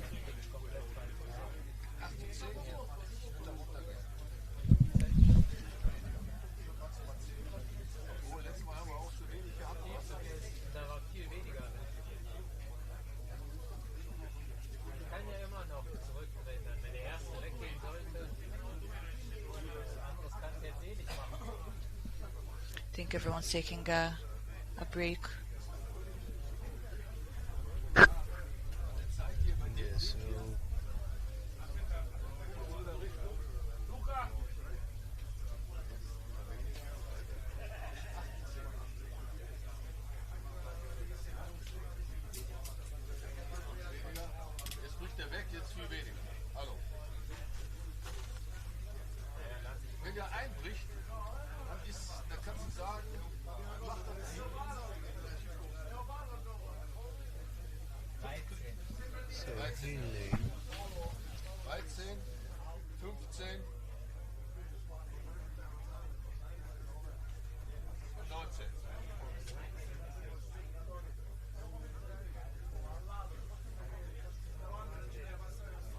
Kannst du nicht neben jeder Seite stehen.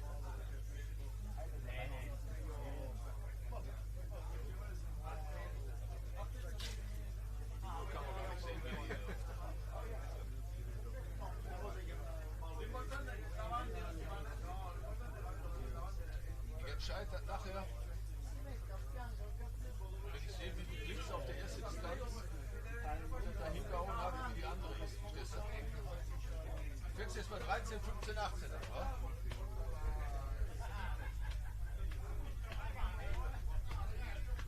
Dass die Höhen auch stimmen. Ich hab da oben diesmal mehr gegeben. Ein Klick mehr.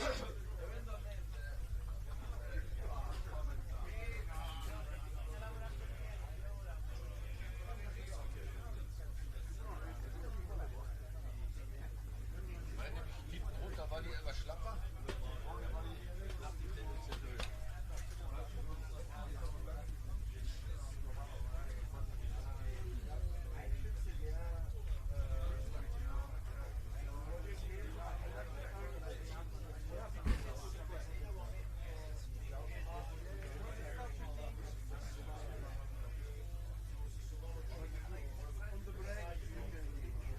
Wenn du Mitte anhältst, du liegst draußen am Rahmen, sind das 7 Klicks auf die Entfernung, die du entgegendrehen musst. Yeah, check the safety. Left guy. Mit den Strichen kann man das Are you ready? Ja, du musst dann so gegenhalten. Ich sag dir dann genau, wo der Punkt ist. Das ist der Plan. Stange ist rechts, die Stange links, die Stange ist die Stange oben. Höhe sag ich dann, wie das passt. Das muss ich auch sehen. Ich will nicht hoffen, dass ihr zu weit drüber liegst. I don't know that rechts like start over there. I don't know. You can just say nothing.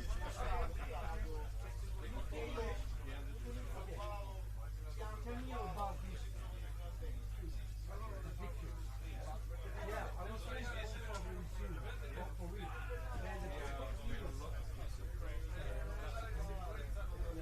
Inspector.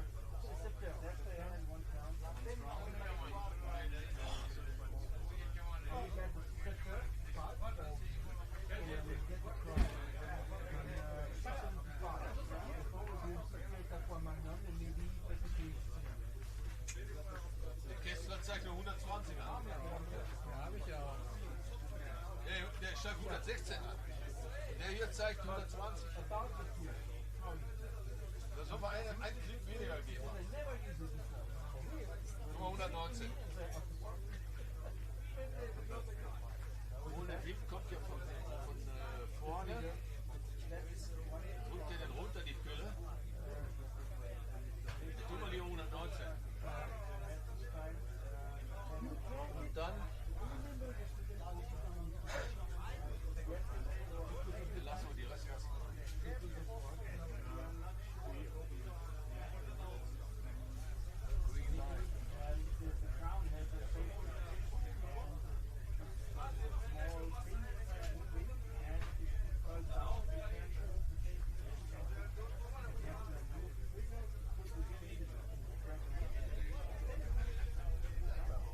Dass sie schön in Grün liegen, grün ausgerichtet.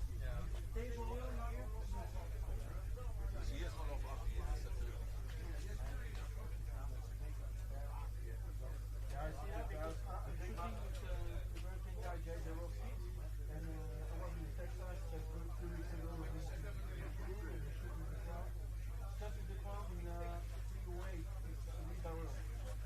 It's not the original one. Just the chassis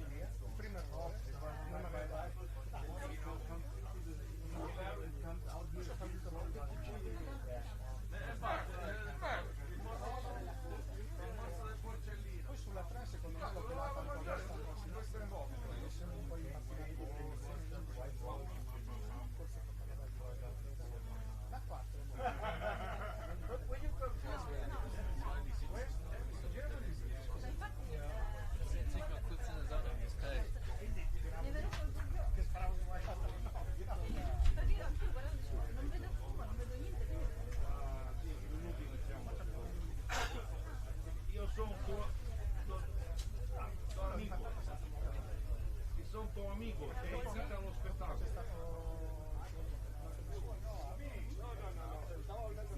No, stavo là.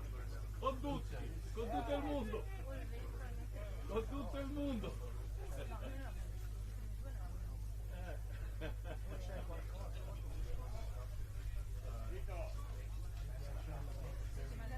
Dai, film, no video, no foto. Se passi sopra,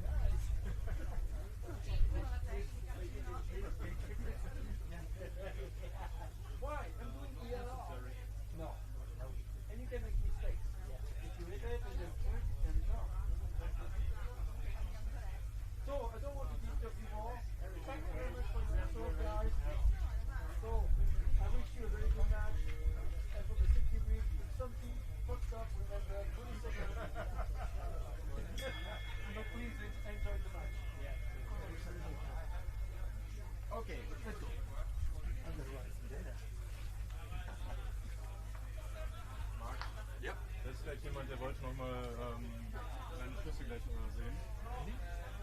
Rosario, irgendwas. Yep, can do.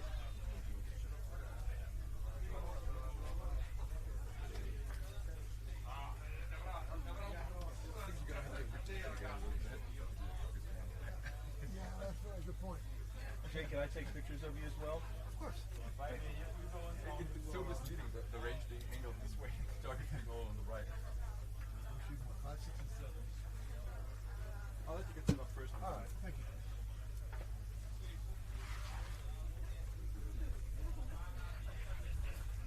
Or maybe we stand to the right. So these are the same ones we shot in prelim, or the heavy prelim, right? Sorry? These are the same ones we shot for the heavy prelim, so I've already got my data here. Yeah, that's the same. No, that's a red line. We shoot green. Yeah, I checked the distance here, 8 inches up. Okay. No, I'm talking the heavy prelim, not the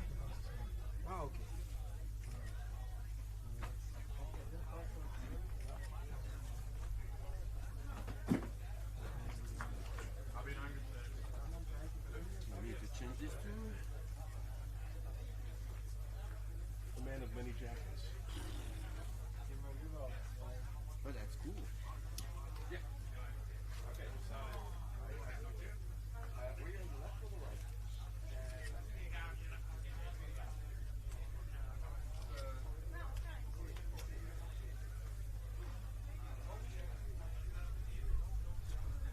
Wir müssen manchmal gucken, je nachdem, was für eine Kondition wir schießen. Und dann kurz eben warten, bis die wiederkommen. Und wenn ihr das Laute schießt, die weg. Das vergessen.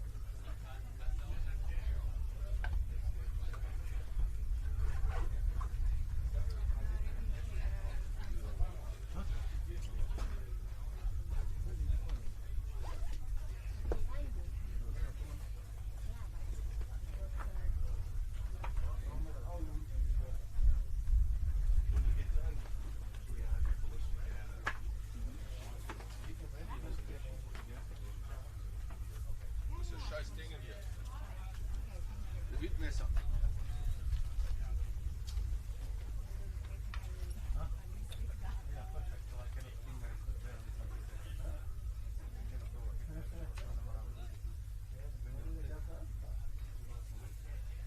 Ist jetzt kackt er wieder ab?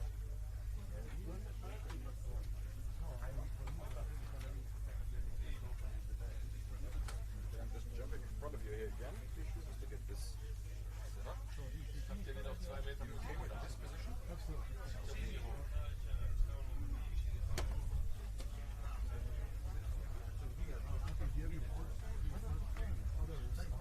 You want to lead for the back? No. Don't worry, I'll take care of it. Are we changing targets? Not the short range No, anymore? we're going to 5, 6, 7. Okay. Just so I know which targets we are looking at. So we are not that far to the right anymore? No, that's right out that. In the snake. Yeah. Pretty much the last one. The last was this way. Okay. That's target 5. Yeah. And target 6 to the left. 7 is up on the top. Gotcha. Okay. That makes it So it's almost, so much easier for us. almost in line. Yeah, for your stuff. It's, Yeah. Because before I had the angle in a way that we usually didn't get the first shot on the zero. Actually, we don't put the laser directly to the target. We're looking inwards a little bit. That means exactly to catch earlier, see more of the muzzle blast itself, because everything in the middle is really damaged. that's true. Good idea. Spending a lot of time. Fun to talk to. Yeah. It makes sense. Sort of I mean, we really should have a conversation about this for people to just listen to. Almost like a podcast. Then we go 7.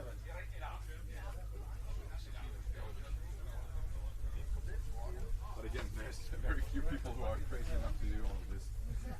Well, worst case, there'll be some good nighttime stuff if they need to help get them to sleep. True. I can't see it. That is very true. Oh, that's funny.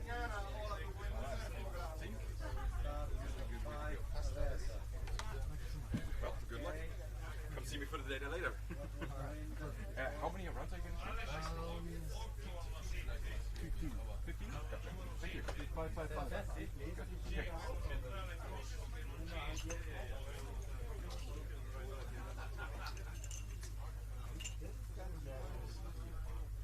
Media. No, destra, rosso, sempre rosso. Sempre rosso per noi. Sì, ok. Whenever they can beat the target which we don't shoot, you know. Links muss das sein. Sicher. Rechts muss das sein. Du warst in rechts. Tu dich ja nicht, der ist die Pille ganz weg.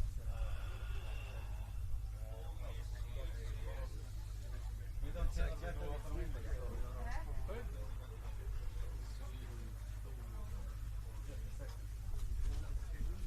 Der zeigt dir nur. Das ist ein 6.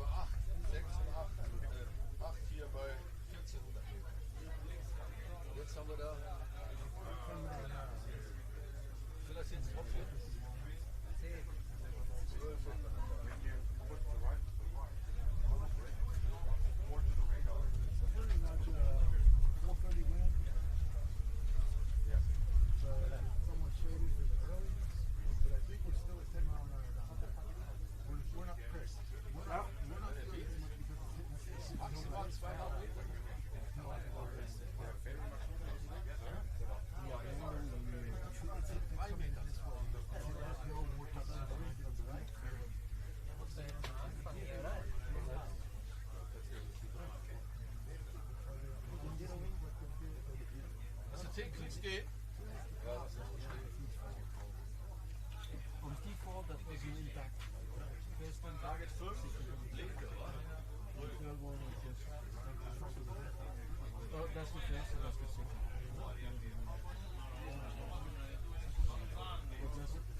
Maybe one spot, two spots, and that's a three spot. And that's one. I come out and it's space like 1, 2, 3, 4. I spot just 3. No, I have 1, 2, 3, 4 hits.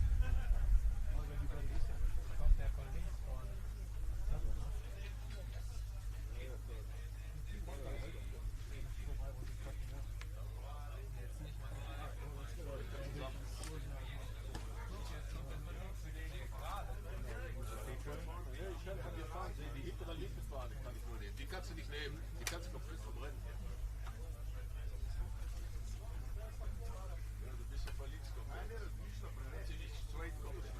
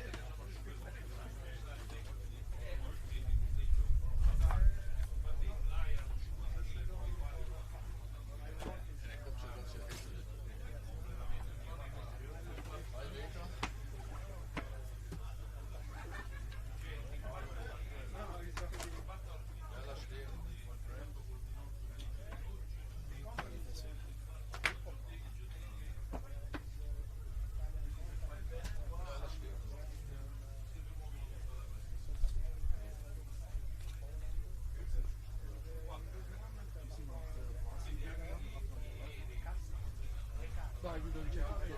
No, I mean from the juice guys. No, because you have to do a bit of work. I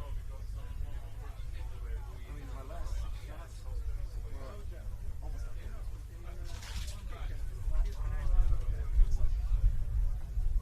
most points 0, 0, 1 variation. That's perfect. Yeah, target 2 had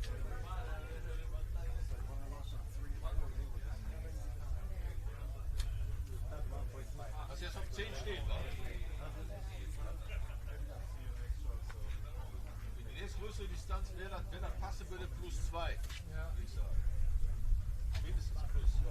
Ja. Dann plus 2 oder 3. Hast du die Höhe?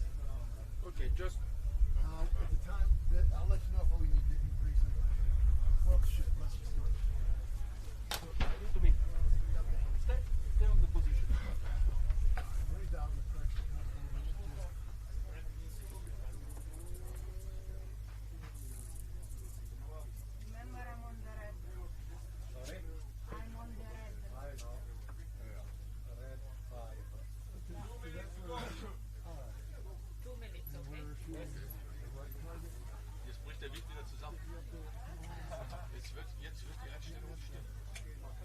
Und du weißt ja nicht, der kommt von da bis hier, der braucht da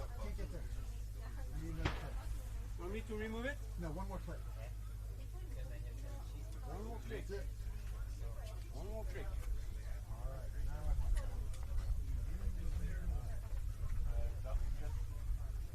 I can get to 7 now.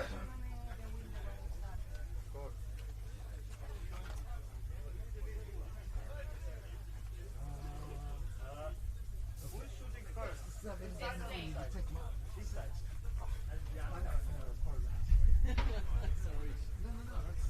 I just realized I'm just after. So I'll start to. Leute, 6 Treffer setzt, dann kannst du durch. You're right after me.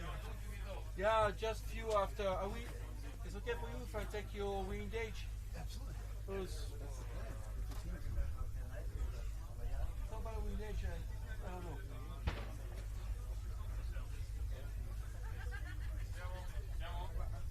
Super ready. Super ready. We've got time. Yeah. We've got 10 minutes. Oh, It's the first one.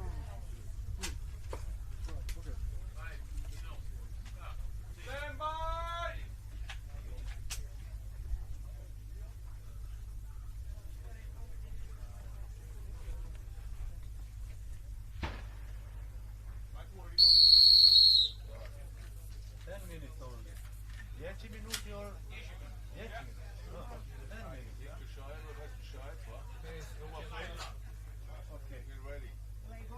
Yes, I'm ready.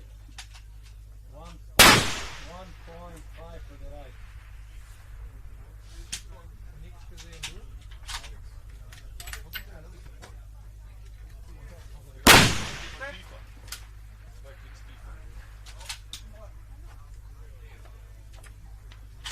Take 2.5.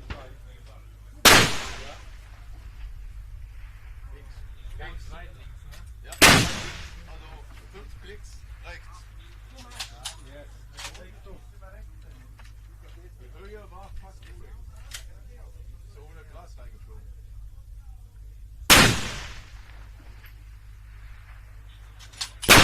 Close. The width elevation is okay. Links so. 1.8. Links so. Again. Noch einen.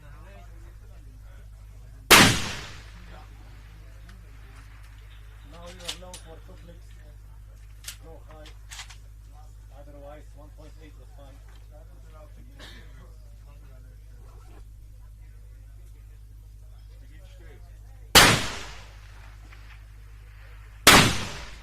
Runter, ne? You are low. Next target. You are low. 0.2 clicks.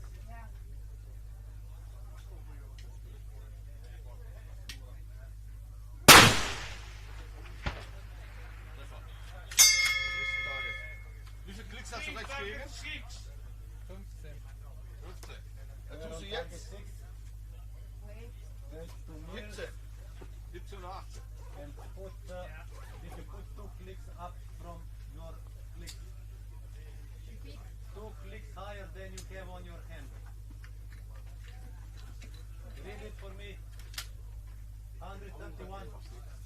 Ja. Okay. 134, ne? Ja. Du hast jetzt tiefer gedreht hier, wa? Ja. Du hast jetzt 2 tiefer gedreht. Ja. Du warst tiefer. 2 hatte ich tiefer. You are Mach trotzdem. too much to the right. Ja, du auch 2 tiefer. Ja, habe ich. 1.3 to the right. 1.3. Ja. Kann ich? Ja. Ready. Links hoch. Ja, habe ich gesehen. Ich halte gegen. Halt voll gegen. Rechts tief. So you have to go down 0.2 and take 1.8 right. 1.8. 8. Treffer unten rechts. Treffer unten rechts. Nicht so extrem gegenhalten. Now you are low for 4 clicks. You a star. Pretty cool, huh? Yeah, it is. Treffer Mitte. Leg was okay. In US? Where's the guy? Same Uh, thing. Well, there's one in Florida, one in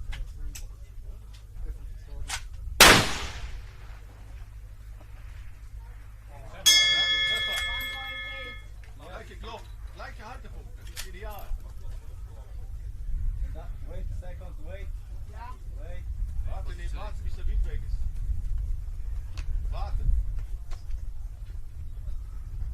Warte.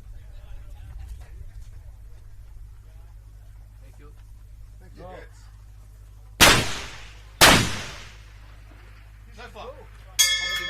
Genau drin. Auf 7er. Wie viele Klicks hast du rechts gegen den Wind gedreht? 15? 19 jetzt. Last one. Bist du da oben hin? Make a 0.2 more to the right.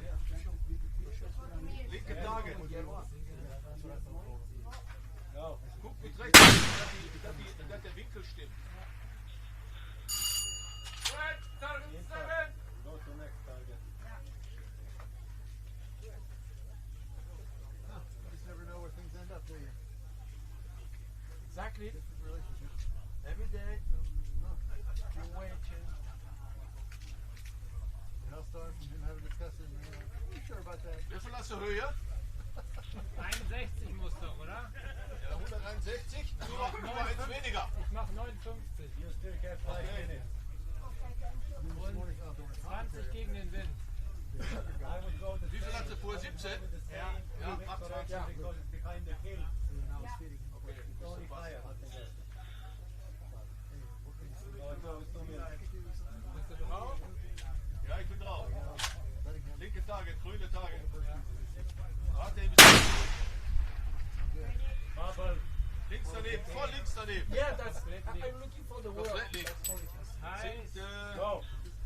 4 Klicks nochmal dazu. mindestens. Schon 5. You are low for 0.8. Very simple to use. Höhe hat einfach And you gepasst. get to go on the right. Additional 0.8. That means 0.8 up. Warte, bis der Wind geht. Warte. 2.8 Jetzt right. kann Sinn.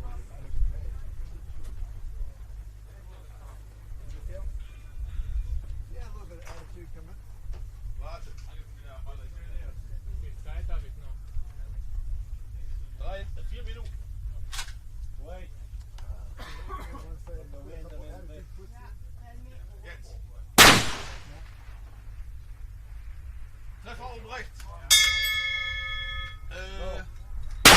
Weiß, wo ich hin Halte marginal tiefer und links gegen an. Send another one here, just close. Marginal. Maybe just a little bit of the direction on the plate. Not nothing else.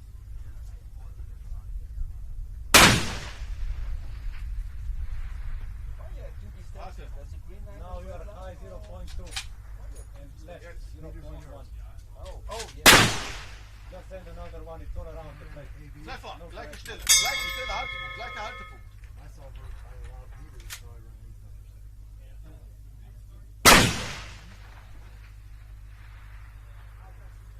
Feel high and left. Hinten. Slow Ist gerade down, eingeflacht. corner, yes, down, Die right corner. Die haut der links raus. Remember the other day, if I took the ich kann roughing, auch weiter it nicht goes to zeigen. pretty close on elevation. Der Wind geht trotzdem von oben, von rechts nach links. Warte, ein bisschen aufmachen. 2 Schüsse. 32 and 3/4. Haben wir noch 2? Ja. What the fuck? Oder 2 Minuten 40.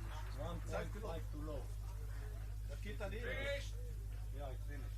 These numbers are low. I know it's all done. I'm just gonna throw off. Ich will mal raus, dass die nicht so heiß wird. Willst du die mit der anderen? Leg die so davor, wenn ich sage. Ja, jetzt kommt der Wind wieder. Ja.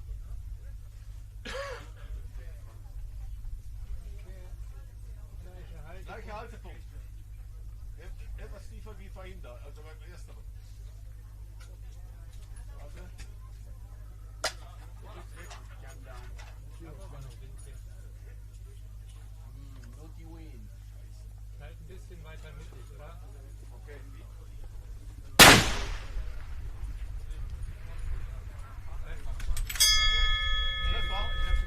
Treffer unten rechts war der. Ja. Du musst ein bisschen jetzt weiter nach links Okay, gehen. jetzt muss ich weiter nach links. Hast du gesehen?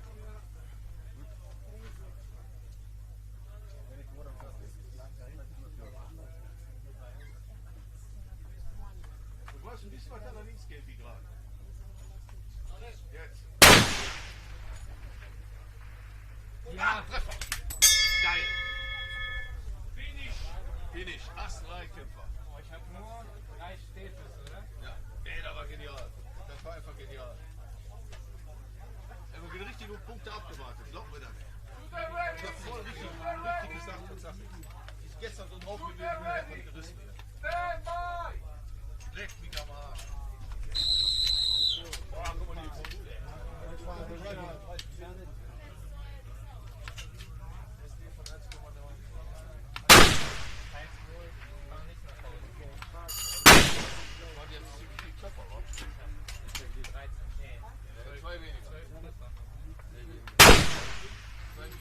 Bei den ersten habe ich verkackt. Aber da 2 Miese. Bei 2 oder 3 Miese. 3 Miese. Impact, watch out, no,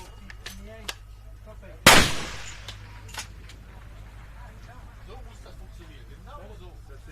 Ja. Wenn der die Tage Der war 100% wegen der Tag, down 8.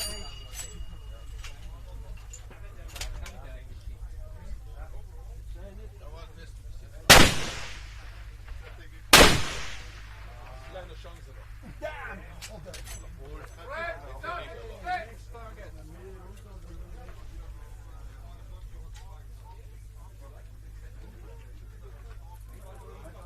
aber perfekt gemanagt. Ja, ich habe auch zugesetzt, was du gesagt hast. Genau so. Perfekt gemanagt. Okay, we go. We put it here, okay?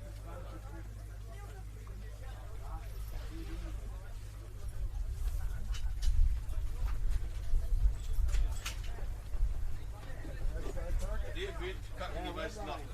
Target C. Look like SSD target. Go onto that dirt knob. Go to 7 first. Alright. Arschkalt, ja. Hä? Ist arschkalt. Conditions good. Bring schon mal die Tell it Waffe. when you're ready.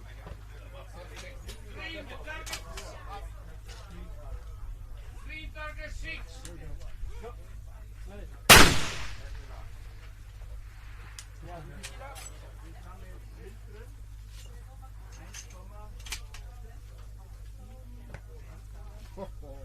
Gradbena dela. Gradbena dela. Da pokličem Gregija, da pride s kamionom. Supposed to see the impact.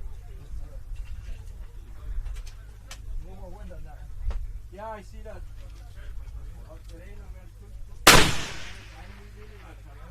Good. Good impact. Mislim, zdaj sam preprav, ker mislim, da smo mogli tukaj videti. No, that's fine.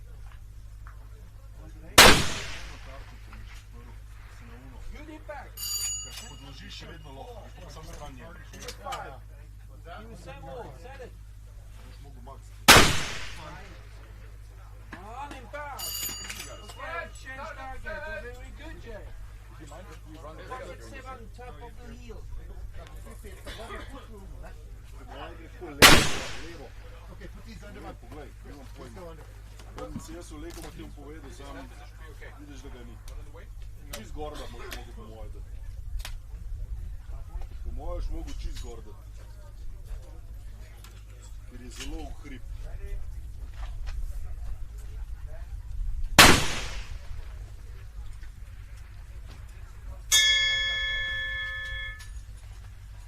Evo kill.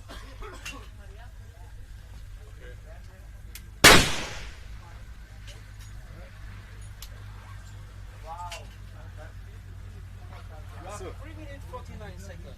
3 minutes 49 seconds. Yeah, Steiner. Red.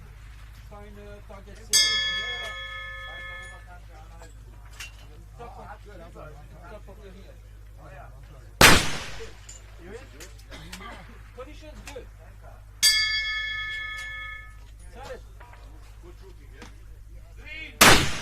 Target 7. You see that? Got it. Easy over there. Send it.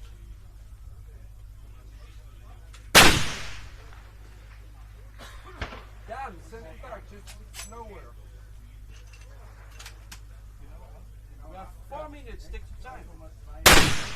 A vidiš kje je petka? Impact! Just across, it's an impact, watch out. Petka je v liniji z plavih.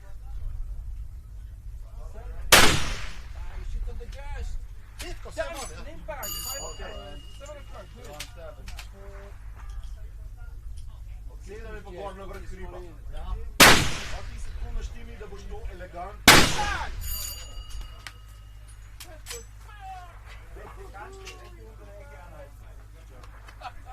No, just you did a good job. You just shoot.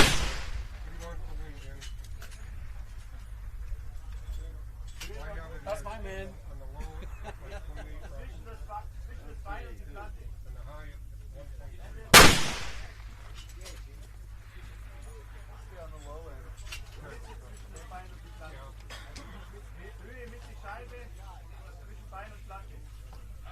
Right now I'm split. I've only earned 0.3 for elevation. I think I should come up and do 0.1 and use point. I'm not afraid to. I'm doing it. I'm not pulling Pet far. strelov, ne? Pet.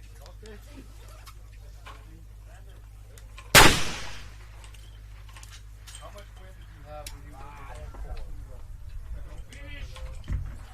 It's more? It feels like more to me. It's less. This is less? Yeah, there would be more to high number. Veter je kar močen, ražni. Ja, koliko starta? Jaz bi dal 5 metrov. Ready? No. No, tukaj. Good job. Is this us, Danny? Red 5. Thank you. We're done? Yes. Just grab the right Enaj štir. Shooter. Enaj štir, imaš? Mam. Ok. 5, tarča green. Tam left 0.4. Močno piha. Tako da jaz bi kar 5-6 metrov računal. We would have been in between anyway. Okay.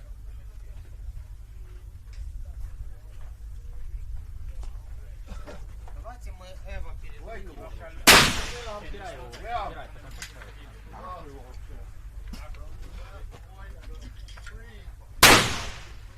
It's a hair more than what you do to the edge, so.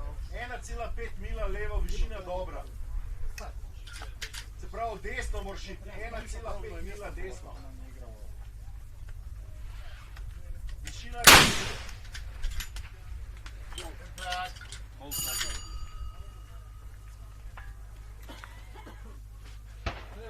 Gledam.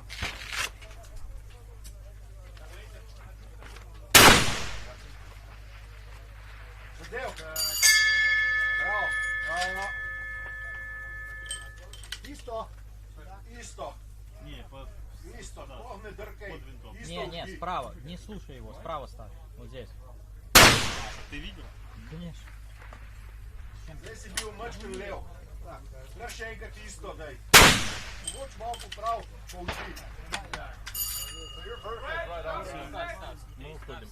Carrying 5, right? Yeah. Zadu. In between the two All wings right, going good night. forward, I'm going to carry the in between when we go to 6. Ja vidim pa zadetkov kam. I'm going to split it exactly. Седьмая, Дима. Снимай кепку. Malenkost visoka, pa pust. You do? Kar daj, gledam. No, I mean, yes. Yeah, I'm adding 0.3. That's my goal. And going to... Yeah, pod dno, pod dno.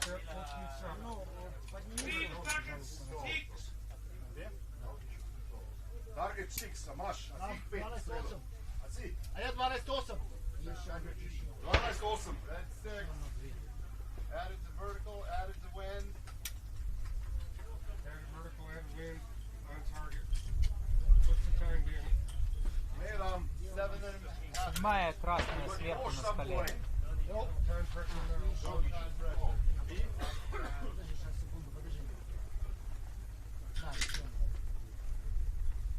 Запомни, сколько там.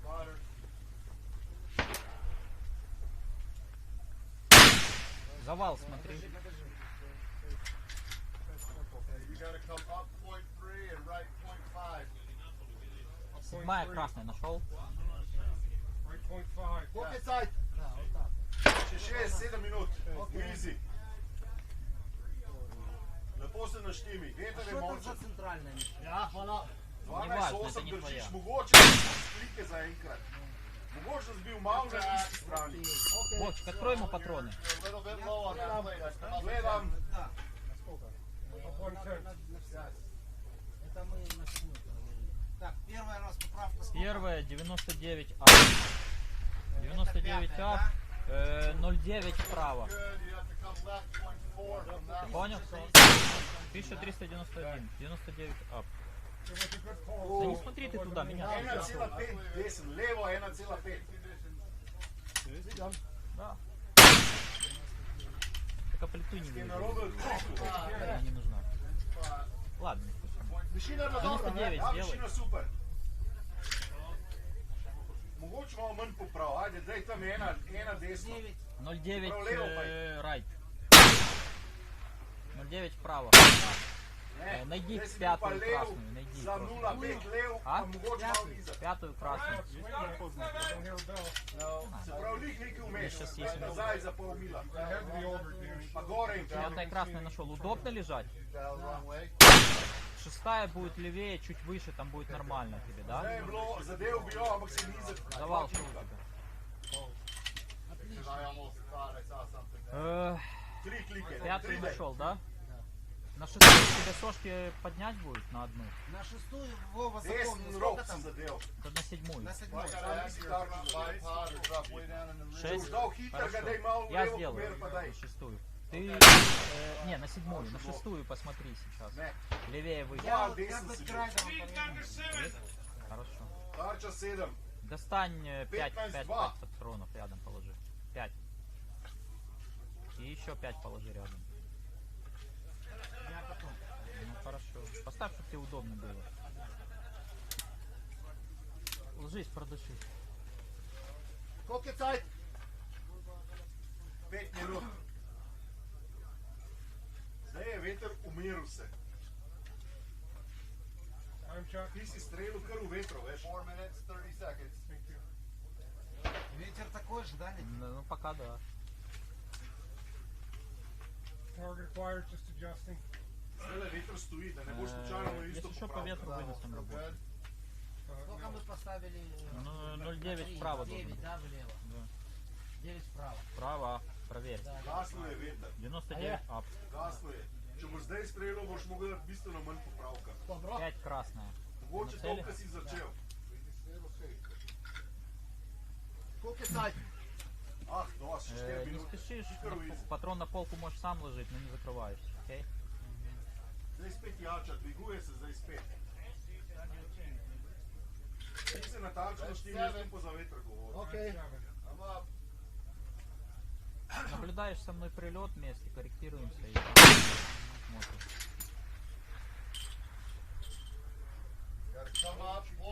Mam. Zdaj bi dal jaz začetni veter, koliko je bilo prej 5 metrov na sekundo. Okay. Gledam. Sure was nice feedback. Ja.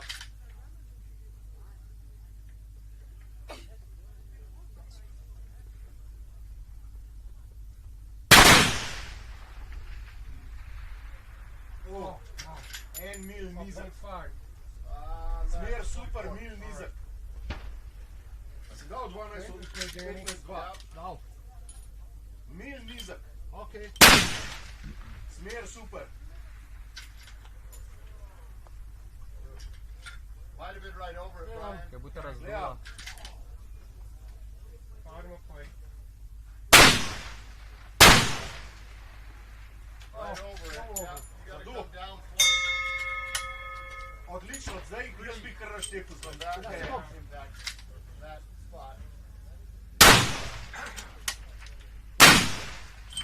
Desno, visoka desna.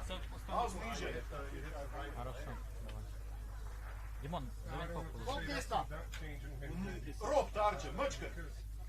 Malenkost. Klik. Не забывай уже туда. Ja. Zadev. Še vedno si malenkost desen.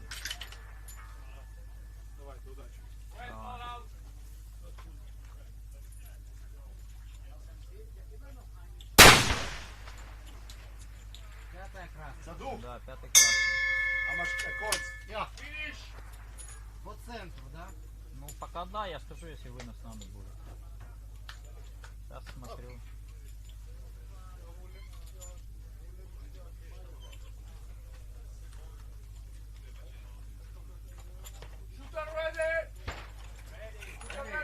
Yes. Сейчас будет. Заряжай. Жди.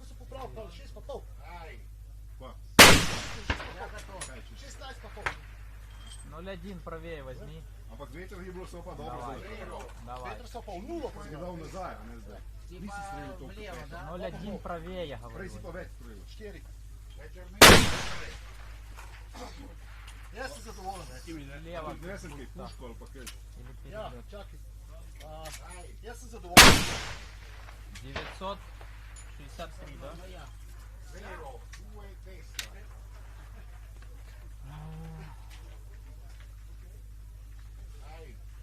На барабан 0,02 вправо, да? 0,2 вправо дополнительно. Клик или 2? 0,2. Арабы что курят? 12 должно быть. Да. Заряжай. По центру гонга плавненько давай.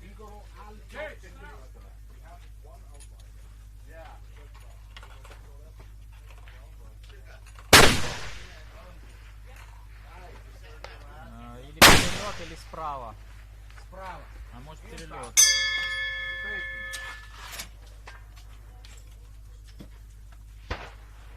Спустись. Да это не перелет, Никита. Сейчас думаю, подожди.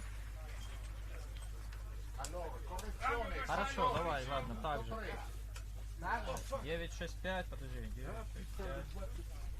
Давай вот этих два клика убери, пусть 10 будет, понял? Да. Давай по центру гонга по готовности. Быстро.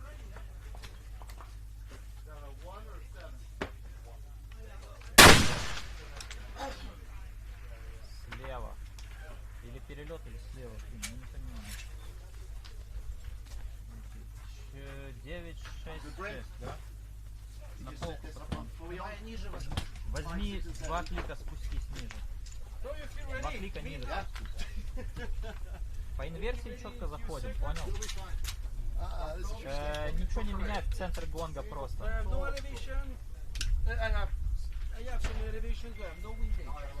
Давай.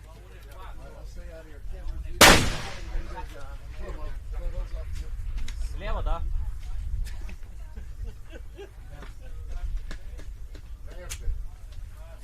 Давай я по правому срезу. Давай, 963. Заряжай. По правому краю. Это у нас... That was the maximum we've seen.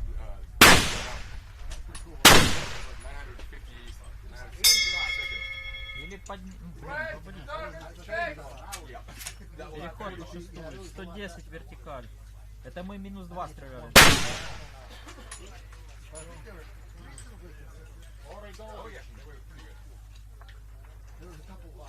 Шестая, красная, 110, ап. Право. Оставь пока 10. Там 10 стоит? Оставляй.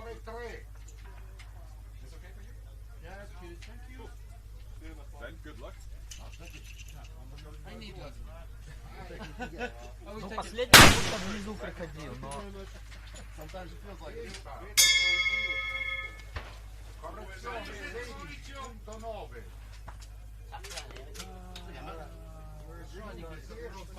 Право давай 0,2 добавь. Шестая красная. Ну да, где-то туда давай. Давай. 5 rounds per target. Попадание. Я, правда, не вижу куда, но... Делаем так же давай.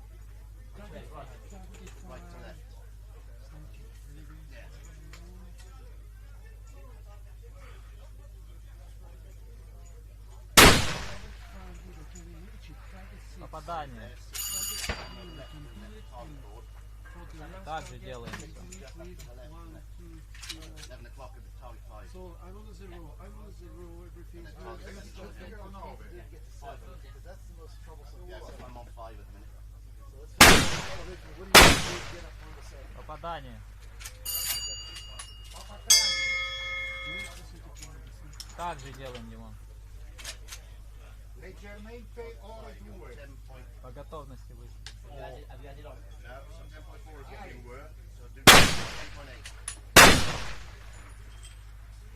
Ай-яй-яй, справа.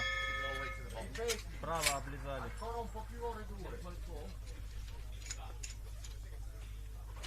Возьми 0,1 левее. 0,1 левее, понял? Давай, так же, вертикаль та же.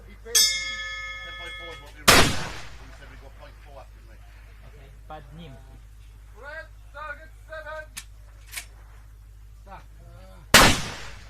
Давай мне это сам, Никит. 130, да. 130.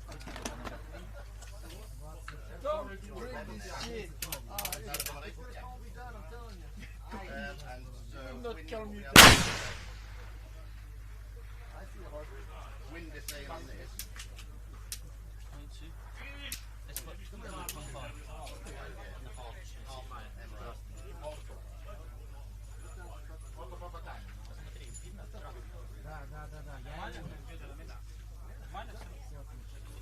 Готовься, сейчас будем работать. У нас 4 минуты, время предостаточно. Положи 5 патронов. Давай по поправке работаем. Последний ниже пришел. По ветру. Сколько стоит у тебя? 10. Хорошо. Дай туда. Плюс 2 дай. То есть 12 должно быть. 12, да. Подожди, я переведусь. Скажу, когда. 7 красных, жди.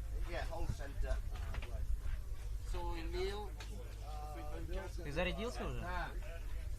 Ну, разрядись пока. Подожди. 130 на барабане. 130 на барабане, 7 красных, по центру, по готовности выстрел.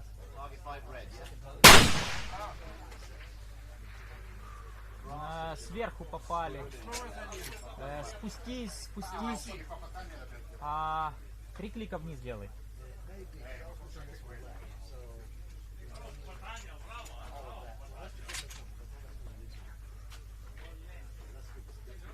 По готовности выстрел, ветер хорошо. Можешь чуть правее взять, чуть-чуть. Давай.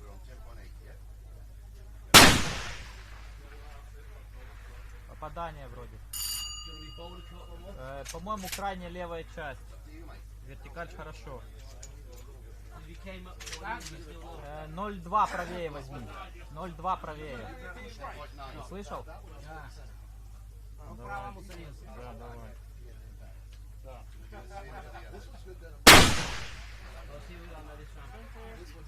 Слева сильно. Не знаю, задуло видно. Ну не сильно, ну так. А сколько? Да не, нормально. У нас задуло, значит. Вертикаль вроде нормально. Так, не заряжай пока. Время есть, у меня 2 выстрела. Да, еще 1,5 минуты. Сейчас, подожди, ждем, что-то задуло, значит. Жди.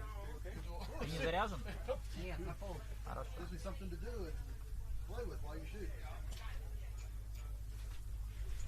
Ты по правому срезу брал? Да. А на барабане сколько? 10? 12. 12.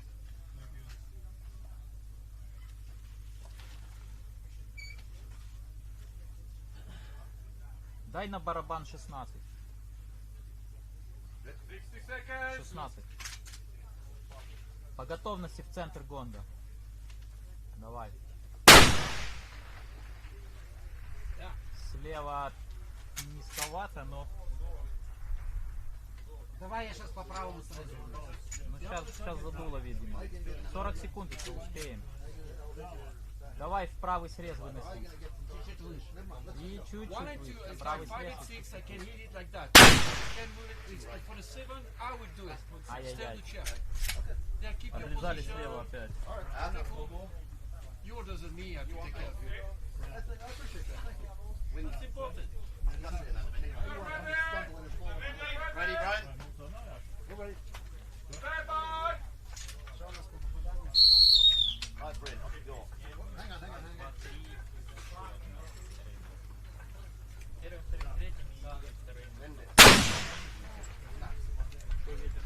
High left. We're on the green. Down. Come down. Point 5. Все время добавляли. Come right to 3. Право. Point 4. I'm ready. Нет, вопрос, какое направление? Право? All right, is anyone ready? Четверка дует. Okay. Good. You need to come left. No, roll One out. bill. 10 kick left. Right, Bryn. And Come left. Still left, mate. Come point 3. Left one. hold on, half track. Yeah. Target. And it. Too far right.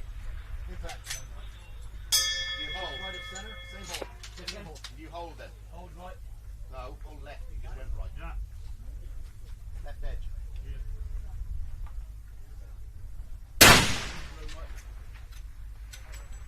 Impact. That was on the very bottom edge. Whoa.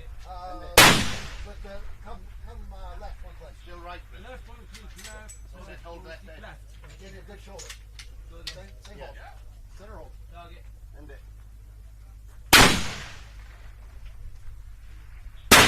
On left. Back one.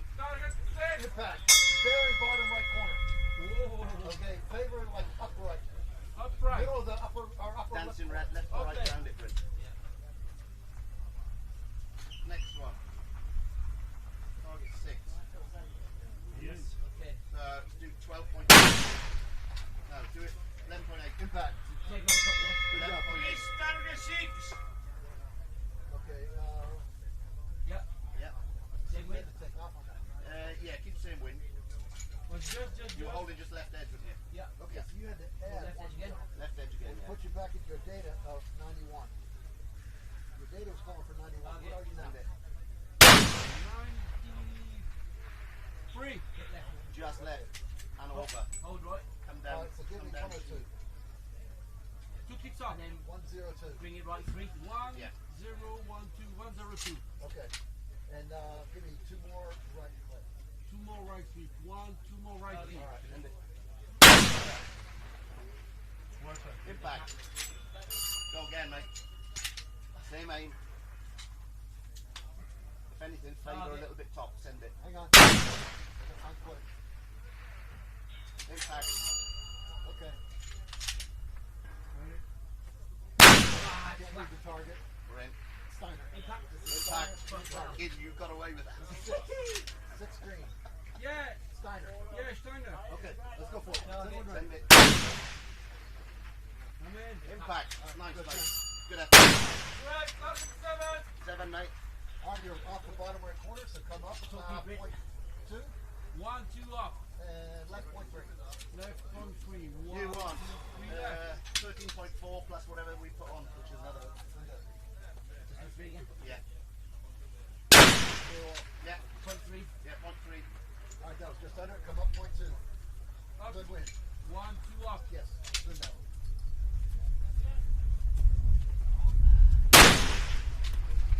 Right, we go. Dusty win, mate. Impact. Same hole. Send it in.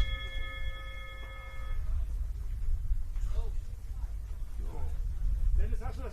0, 0? Win. Let's go with it. Got 5 minutes, Bryn. Up. Off the top. End it. Is that a good shot? Yeah. Okay, just favor low. Just Halfway left. to the edge of the Aim it off point. Yeah. Halfway from center to one. Yeah, right hand edge. Get it. Right high. Yeah. Come up to the plate. Target. End it. It's off the left edge. Impact. Nice shot, mate. Yeah, same again. Same point of aim. End up adding point 4 to that.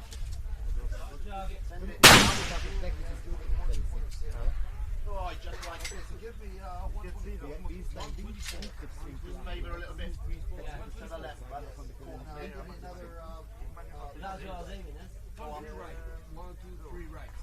Das ist die Schütze, oder? Nein. Still right. Okay, hold it left.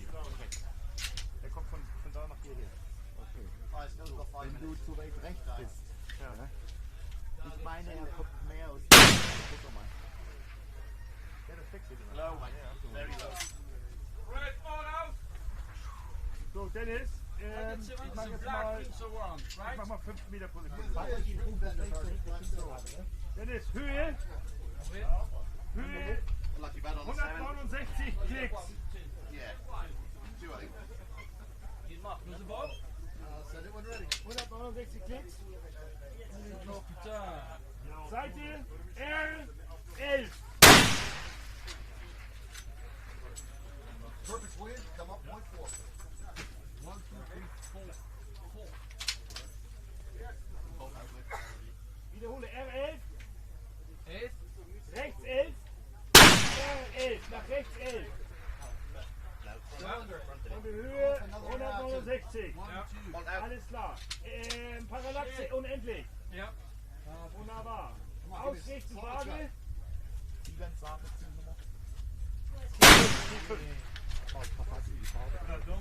Rot. Red Line. Rotes Ziel. Rot 5. Fangen wir an, ne? Ja. Auf Übel. Hast du? Ja. Gleich auf. Just off the butt. Come on, give me a nice solid hold on this one. One more to go. Solid hold. Give me a good shot on this. Follow that other end.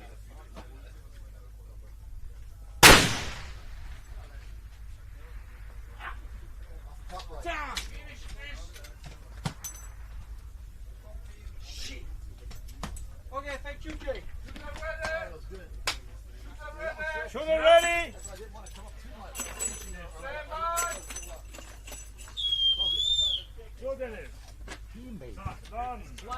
Hello, Jay. Nobody. You guys were ringing the bell a lot. Dennis. Damn. Yeah, we got some. Spanner ready. We got some. Der war zu hoch. Viel zu hoch. So, gehst du runter auf 155. Ja. 157. 158. 158. Ja. Okay.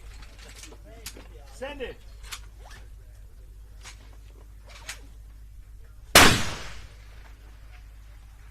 Immer noch zu hoch. Runter auf 150. Der Wind drückt das hoch. Hold on.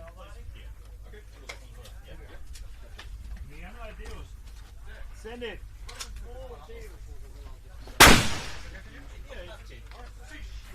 Immer noch. So, jetzt sind wir dran. Runter auf 145. Und rechts auf 10. Send it. Also 10 plus, also auf 10, ne? Ja.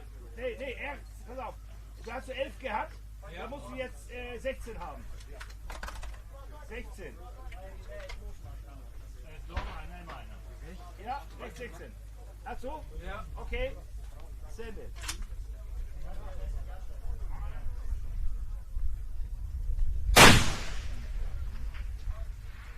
Immer noch. So.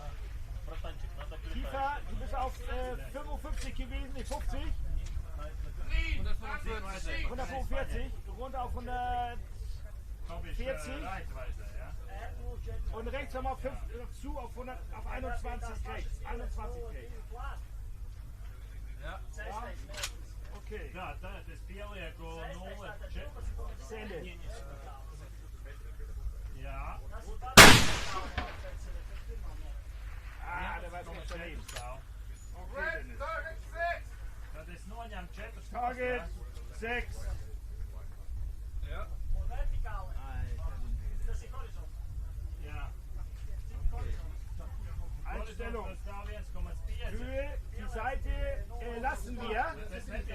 Die Höhe machst du mal bitte auf, das ist ja von 140, ne? 140, das sind 29, auf 160. Okay. Элевация 0,4, но если по 3-метровой 0,9 вправо, я думаю, что там больше. Давай, я мил вправо Ich habe ihn nicht gesehen. Gut. Nochmal. Он там точно правый. Sende. Ja, der war rechts unten. 2 hoch, 1 links. 2 links. 2 hoch, 2 links. Du warst rechts unten von der Platte. Hast du? 2 hoch, 2 links. Ja, Шавец Белав, точно правый. Правый. Его подворачивает. Und los, Sende. Darüber. Wieder ein runter. Ein runter. Ruhig zielen, Dennis. Und weg damit. Ja.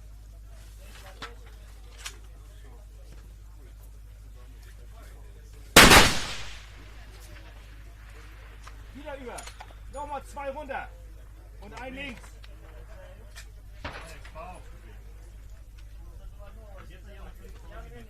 Dennis.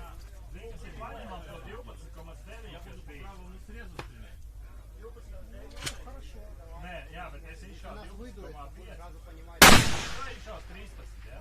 Это еще 0,4. Ah, der war zu tief. Hast du noch einen bis durch? Okay. Если он усилили свой 0,4, ему должно зайти. То есть если больше 4,5, да, давай. Ну мы уже поймем. Давай попробуем так. So. Target 7, Dennis. 2 Meter. А вот сейчас как будто быстрее. Und R. Was haben wir jetzt R dazu? Wir wollen 23, ne? Ja. Как будто R 17? Okay, dann machst du вот раздувать начинает. R 19. Вот сейчас опять Und die Höhe 2 Meter. он нестабильный. Ja, 200. Alles klar, Dennis. Ja. Gucken, dass wir nochmal auf die Platte kriegen. Так, пятая мишень красного. Да, пятая красная. Oh, zu hoch. 10 runter. Geradeaus. Send it.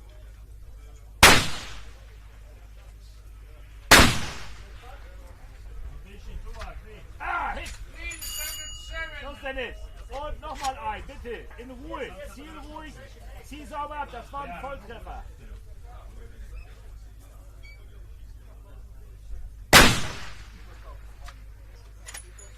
Ah, nochmal rechts daneben. 2, nochmal 2 links. Ruhig halten, Dennis. Sauber abziehen. Ja.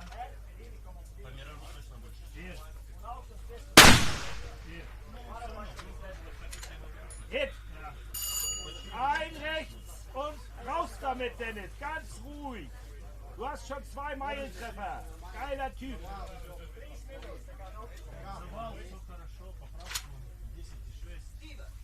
Ganz ruhig, Dennis. Hau ihn auf die Platte.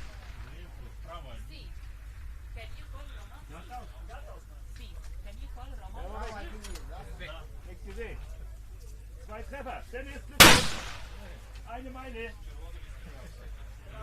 Hast du gut gemacht. Das ist ja gut.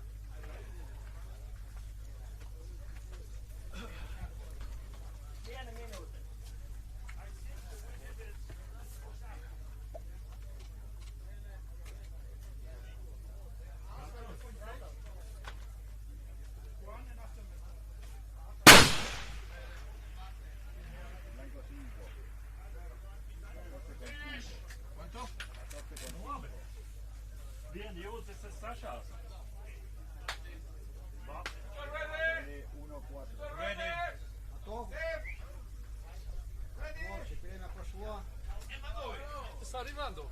Ma sta arrivando, non lo sa che deve sparare. Poco заряжайся. We can go? Sfidava, dai. Diglielo. Dove? Anda pañando, anda probando. Y la regulación para el último. Ya, ya lo personalmente.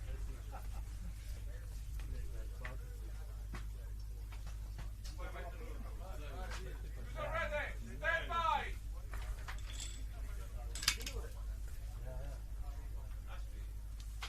Заряжен вот? Не заряжен, не заряжен. Когда скажет. Her divu mastīti, tas čalis lika bija pareizais. Вова, наблюдаю по правому срезу.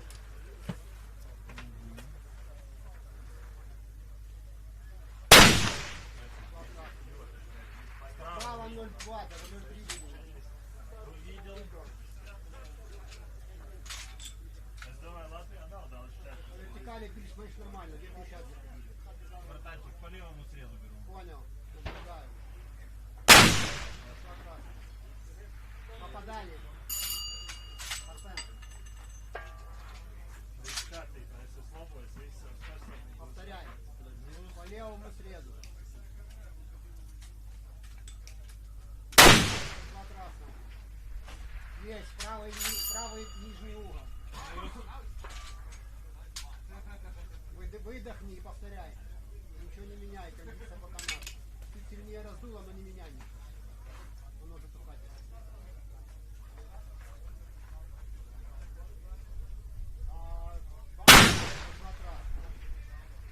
Справа. Справа отрезали даже 0,1. Увидел. По вертикали хорошо.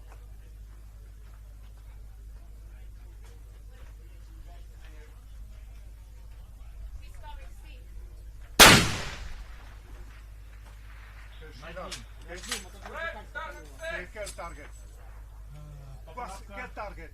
Поправка. 11,8 вверх. 11,8. Lasci pa pre, ja? Ok, vas-y. По ветру. Бля, ну по ветру там сейчас. Ok, tu montes Сколько 3 было на 3 поправка? et 3 à gauche. Мил, я так и буду Да, стрелять. давай мил, да. вставляй. Тебе поднимать, Сош? Не, не надо.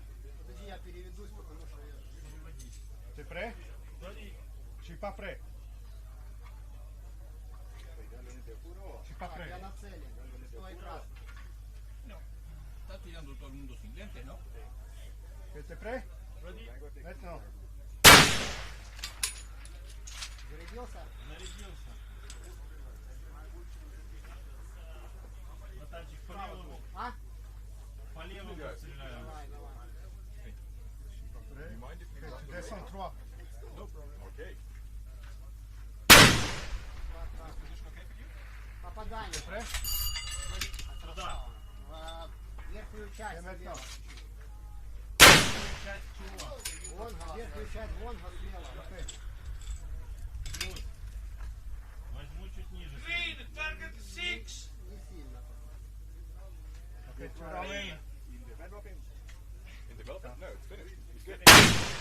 Good to go. Справа. Bouge pas, hein. Видел? Et direct. That's why we Tu have restes combien de cartes pour ça? for Steve, target 6! military can use it as well, of course, but Green, target 6! Non, pas, non, not yet. 6, no! 5! Ok, 5. yeah, On a tiré 4 ou 5? Прилетел, Вова. Attends. По левому краю пришло, но выше. 0,1. On a tiré combien? No, no, one single! One single! Tiré combien? Hai tirato uno quando eri da solo! Hai tirato uno quando eri da solo, prima eri da solo hai tirato un colpo!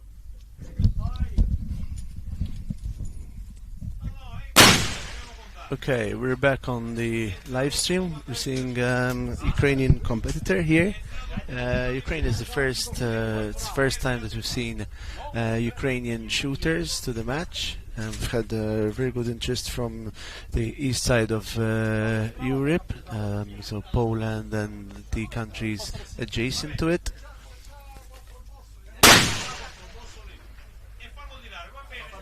Impact.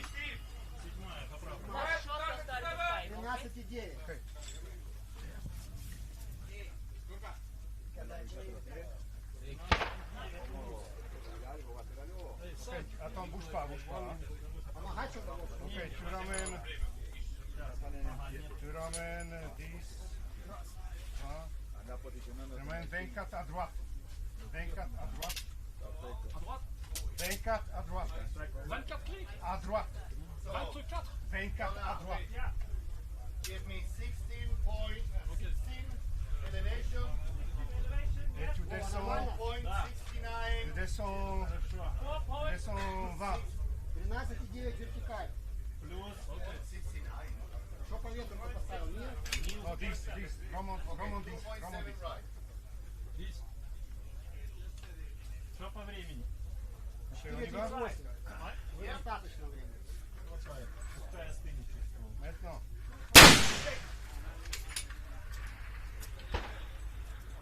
Ok, on passe à 6, ok?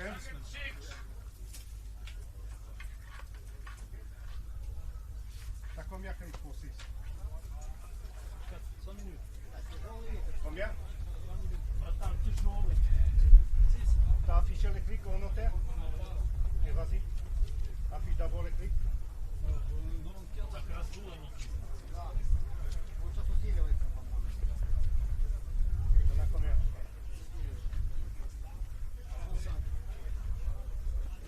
5. Et ramène 10 à gauche. 10 à gauche. Остались 12,8. Tu me dis que t'es prêt. Maintenant. Братан, зарядился. Давай. По правому краю. Ok. Tu descends 10. Попадание в центр. T'es prêt? Start with 5-3. Отлично. Повторяет. Ничего не меняем. Check if you can hit the 7. Ok, adesso abbiamo anche Saro Iacono sulla diretta. Saro è un tiratore siciliano che sta con noi già dalla prima edizione 5 anni fa, che ci dirà un po' anche le sue idee di questa gara e come va. Saro, hai tirato questa mattina? No, io tirerò, intanto buongiorno a tutti, io tirerò domani alle 15. Ho tirato ieri. Io tiro domani mattina. Domani mattina io alle 15.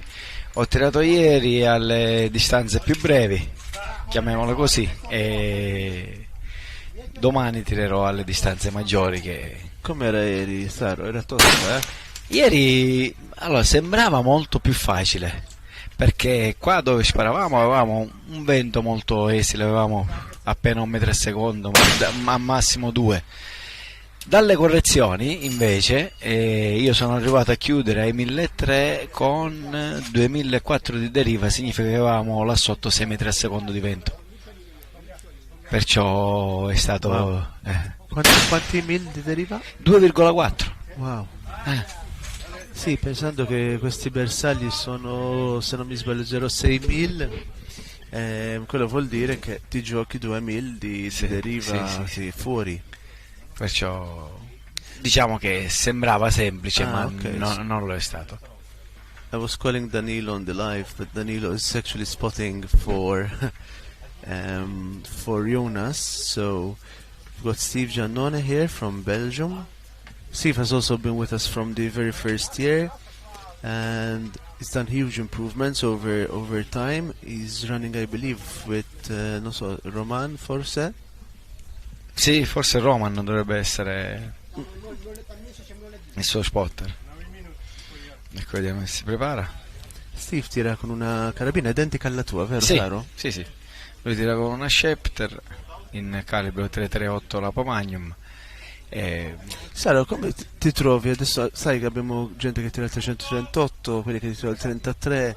Già che tu lo tiri già da un paio di anni. Sì.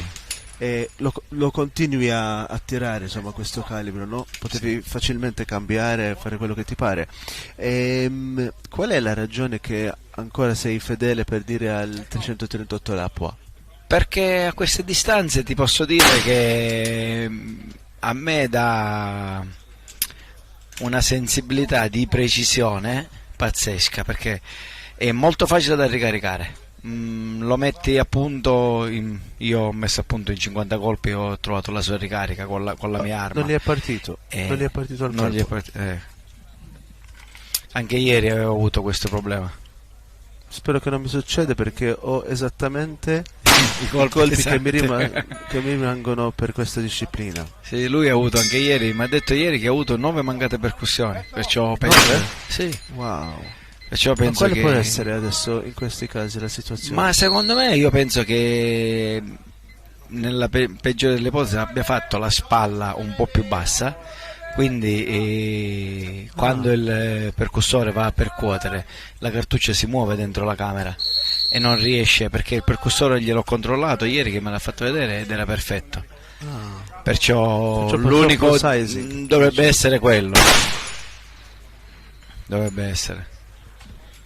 Comunque abbiamo visto che sono aumentate le distanze, sono aumentate le difficoltà. Oggi il vento è di nuovo cambiato e domani, poco fa vedevo il meteo per domani, e domani ricambia di nuovo tutto. Adesso abbiamo il bersaglio 5 del BHI. BHI è il nostro distributore del cutting edge in Francia. Vediamo qua Jonas che tira col Voer, anche Voer è un altro sponsor della gara, con Danilo che li fa da spotter. Voer, allora, Jonas tira con questa carabina e Danilo tira col 50 in classe heavy. Niente, dalla nostra angolazione non riusciamo a vedere dove va il colpo. E penso che Danilo tira delle cartucce anche commerciali. Sì, poco fa mi diceva proprio questo qua. Mi ribadiva che loro stanno tirando tutte con cartucce commerciali, anche lui col 50. Wow.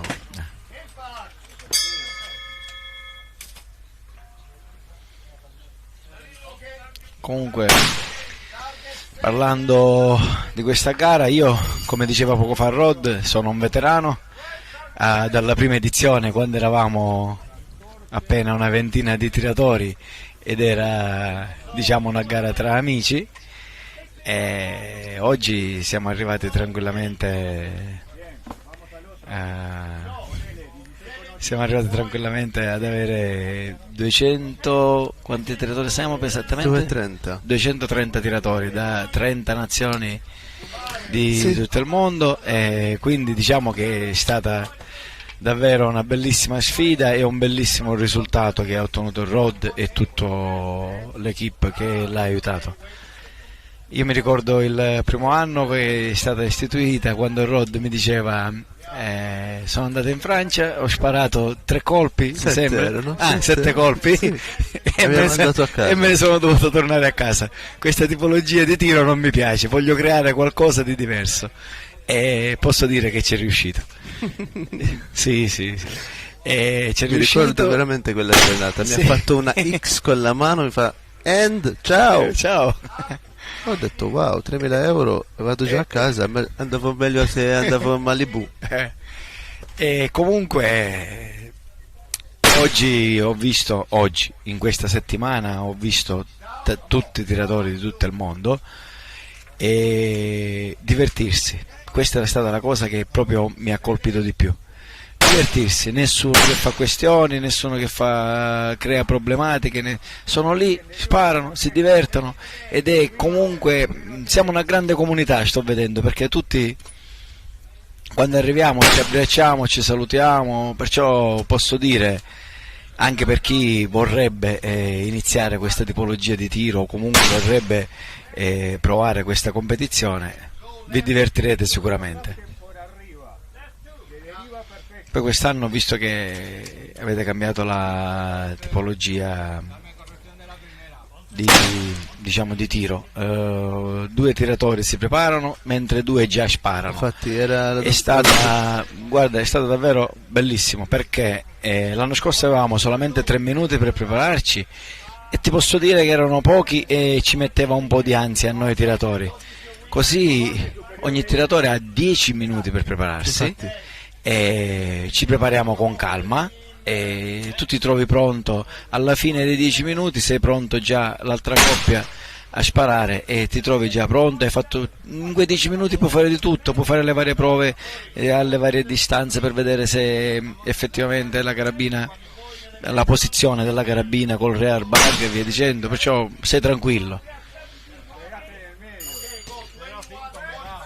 E abbiamo visto anche che ha funzionato bene. Sì, infatti l'abbiamo simulato molte volte. Sì. Anche perché veramente non hai, cioè, se non porti 300-400 persone qua per simulare una cosa, in realtà non la fai mai, la fai solamente al computer, per dire. Però dopo tanto pensiero, infatti ho fatto anche le giornate di prova così per vedere come sarebbe andata. Ho visto, insomma, ho detto sì, è fattibile farlo così, certo. E di là insomma siamo partiti. È stato anche davvero un'ottima soluzione farlo, perché altrimenti non potevamo. Mi sembra che ieri eravamo anche addirittura in anticipo. Sì, infatti. Perciò no, i ragazzi non ho visto mai una gara che si arriva in anticipo, addirittura noi eravamo anche in anticipo. Ieri i ragazzi hanno fatto un gran bel lavoro lì sulla linea di tiro. Abbiamo i nostri amici siciliani, i proprietari del campo, che gestiscono lì il fireline, e abbiamo anche Luca che gestisce i tiratori, mettendo a punto che tutti siano sulla linea al loro tempo, così possiamo fare questa tipologia di gara con tutti questi tiratori. Andiamo qua, mi piace vedere ancora sempre delle carabine di serie, per dire, queste come il Sacco, il DRG. So anche che in Italia di DRG sono venduti tantissimi. Sì, ce ne sono tantissimi. E questo mi fa piacere ancora, perché vuol dire ancora che tanti possono fare queste gare senza dover ricambiare tutto. Almeno possono cominciare, anche se la comprano di seconda mano, quello che sia, vengono a farsi le gare e poi piano piano, mi ricordo David Marcorea una identica a cui aveva cambiato solamente la canna e poi di là è andata. Sì, ce ne sono diversi, ho visto diversi TRG, sia di serie che con qualche piccola modifica, magari col calcio cambiato o la canna cambiata, però possiamo dire che con un'arma di serie in T38 questa gara è fattibile senza problemi, perché poi il vero trucco è la ricarica, come tu ben sai. Infatti, con una buona ricarica di precisione anche un'arma comune di serie riesce tranquillamente a dare degli ottimi risultati. Ecco, vediamo TRG tirare al miglio. No, non lo vediamo noi dall'angolazione nostra. Dove è andato?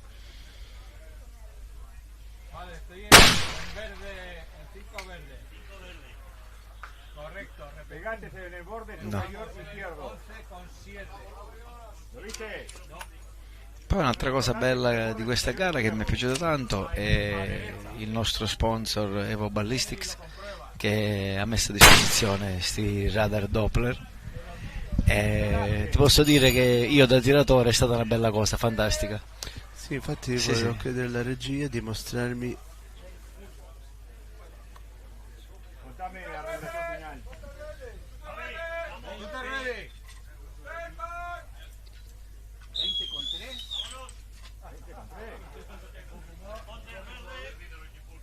Niente. Ok, un po' del back office. Lavoro di dietro le quinte.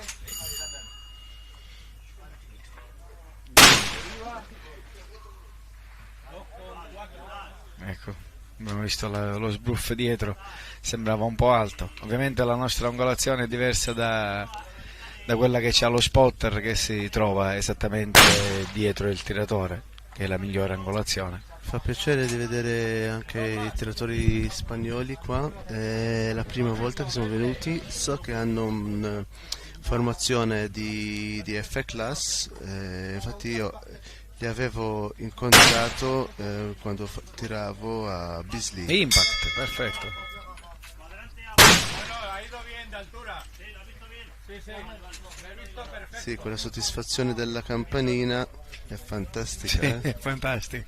Quando sei sdraiato e tu non attendi altro, non appena tiri il grilletto non aspetti altro che quella campana suoni.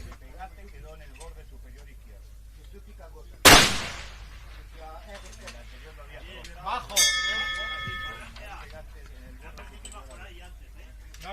Altro impact. Vediamo gli spagnoli che stanno andando abbastanza bene.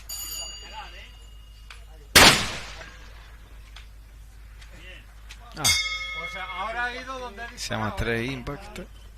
Forse è l'ultimo colpo. È la loro prima esperienza che tu sai, Rod, ai tiri extreme? Sì, di sicuro, anche perché in Spagna la possibilità di tirare queste distanze è remota, da quello che mi dicono. E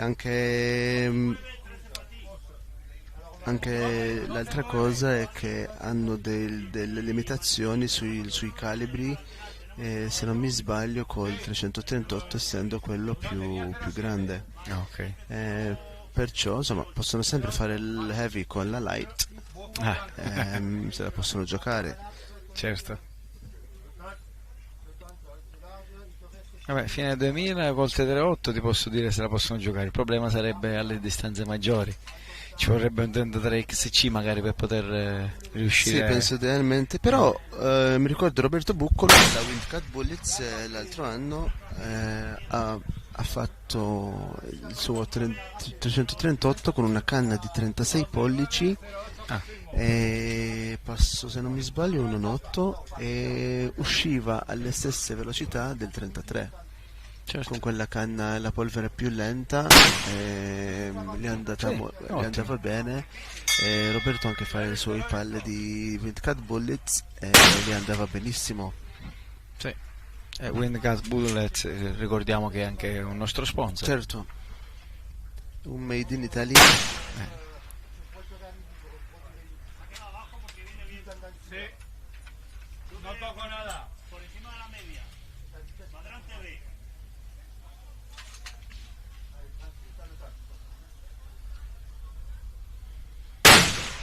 Poi vediamo impegnati al bersaglio 6. Passo. Bersaglio 6, ricordiamo, è intitolato al Solid Solution Design, un altro degli sponsor della manifestazione, di cui abbiamo anche qua Harry Dasher della Solid Solution. Infatti lui è in finale, per Heavy è in finale. Sì, sulla Heavy è in finale, sì, poco fa l'ho visto.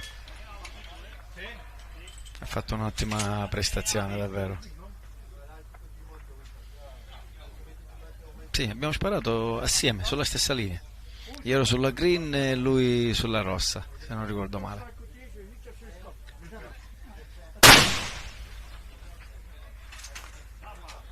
Vale, stava tirando quasi al borde del chapa, Bella è stata anche, vedi, cosa devo dire, Rod? Te lo dico così in diretta, così magari ci ascoltano tutta Italia, o anzi tutto il mondo. E bella la soluzione di riuscire a mettere tutti i tiratori, o comunque quasi, in un unico hotel.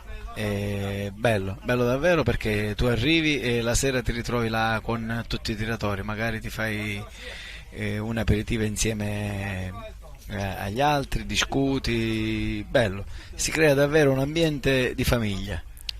È stata davvero un'ottima soluzione. Sì, infatti, ma era una delle cose che avevo esperienzato tirando in altre gare all'estero. Arrivavo lì, ero solo. Certo.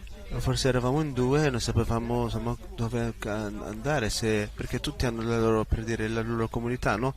E infatti ho detto è molto più interessante se stiamo tutti, siamo almeno una trentina, forse ventina, quarantina, infatti l'hotel è pieno, in un hotel nella zona dove abbiamo tutti, infatti il Venere anche l'hotel è in spa, anche lo spa, i ristoranti, abbiamo avuto il welcome drink il lunedì lì, il il finals dinner, la cena domenica sera dopo la finale, e facendo così insomma la comunità spende tempo assieme. Certo. Che fino in fondo tiriamo per 10 minuti per la gara, 10 minuti, 30 minuti, ma tutto il resto del tempo lo siamo in buona compagnia.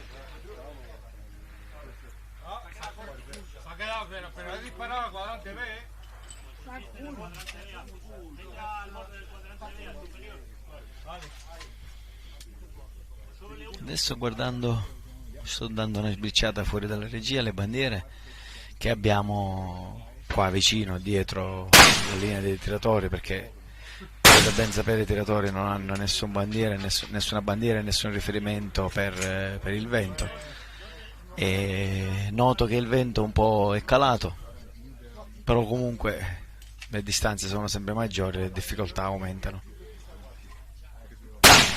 Anche se all'inizio che abbiamo iniziato a sparare a queste distanze, alle distanze maggiori, ho visto diversi tiratori fare degli ottimissimi risultati anche col vento.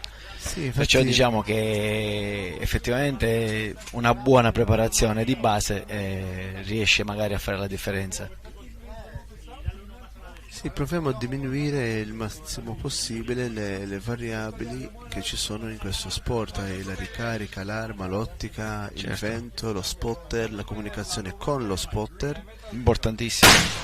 Infatti parlavo ieri con Stefan van der Heide, che ha tirato nella heavy class, che al momento regna la heavy class. Ho detto: Stefan, so che lo tiri da tanti anni, insomma, già questo sport. Ho detto: qual era il segreto dietro questo successo, almeno finora? E mi ha detto: guarda, io e Harry tiriamo assieme da tanti anni e ci capiamo molto bene. E quando più o meno abbiamo lo stesso pensiero su quello che succede, e quello fa, come in tutte le squadre, fa una differenza. Sì, la fiducia spotter-tiratore e viceversa, tiratore-spotter, perché sappiamo benissimo che il tiratore è messo lì, magari l'arma col rinculo perde la visuale, non riesce a vedere dove va il colpo, perciò tu devi avere obbligatoriamente piena fiducia del tuo spotter. Infatti.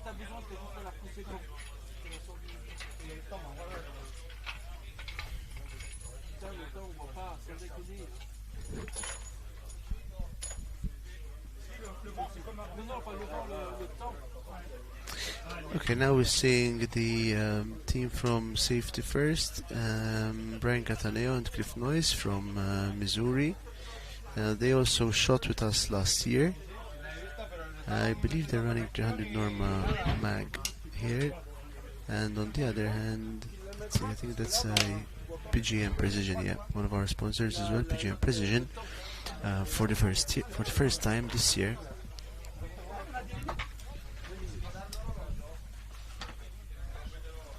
Direttamente parco c'è.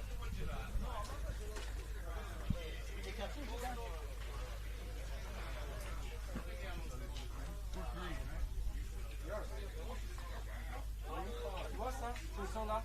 Ça sera passé. Tu tires là-dedans pour moi rajouter 2, 3, 4, 5. Moi, mes calculs, c'est pas pour ça. Ah ouais, mais c'est pour pas que tu tires avec ça. Ecco, vediamo discutere sul da farsi della gara.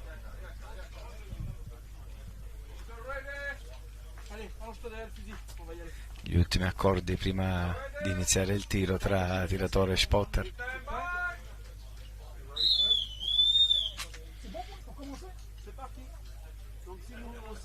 Qui vediamo lo spotter al lato del tiratore, hai visto il rod? Che diciamo che forse è inusuale, solitamente siamo abituati a vedere lo spotter dietro il tiratore, mentre questo team ha deciso di essere fianco a fianco. Anche gli americani sono fianco a fianco. Noi siamo abituati a sparare con lo spotter esattamente dietro il tiratore. Ma l'ho visto anche quando ero in Francia con i tiratori militari, infatti avevano il loro vector, il rangefinder, e lo spotter era esattamente accanto al tiratore. Ma con i calibri grossi mi piace di meno questo, perché la botta ti arriva come spotter e ti muove un po' di sicuro, specialmente con i calibri come il 416 e il 50 Impact.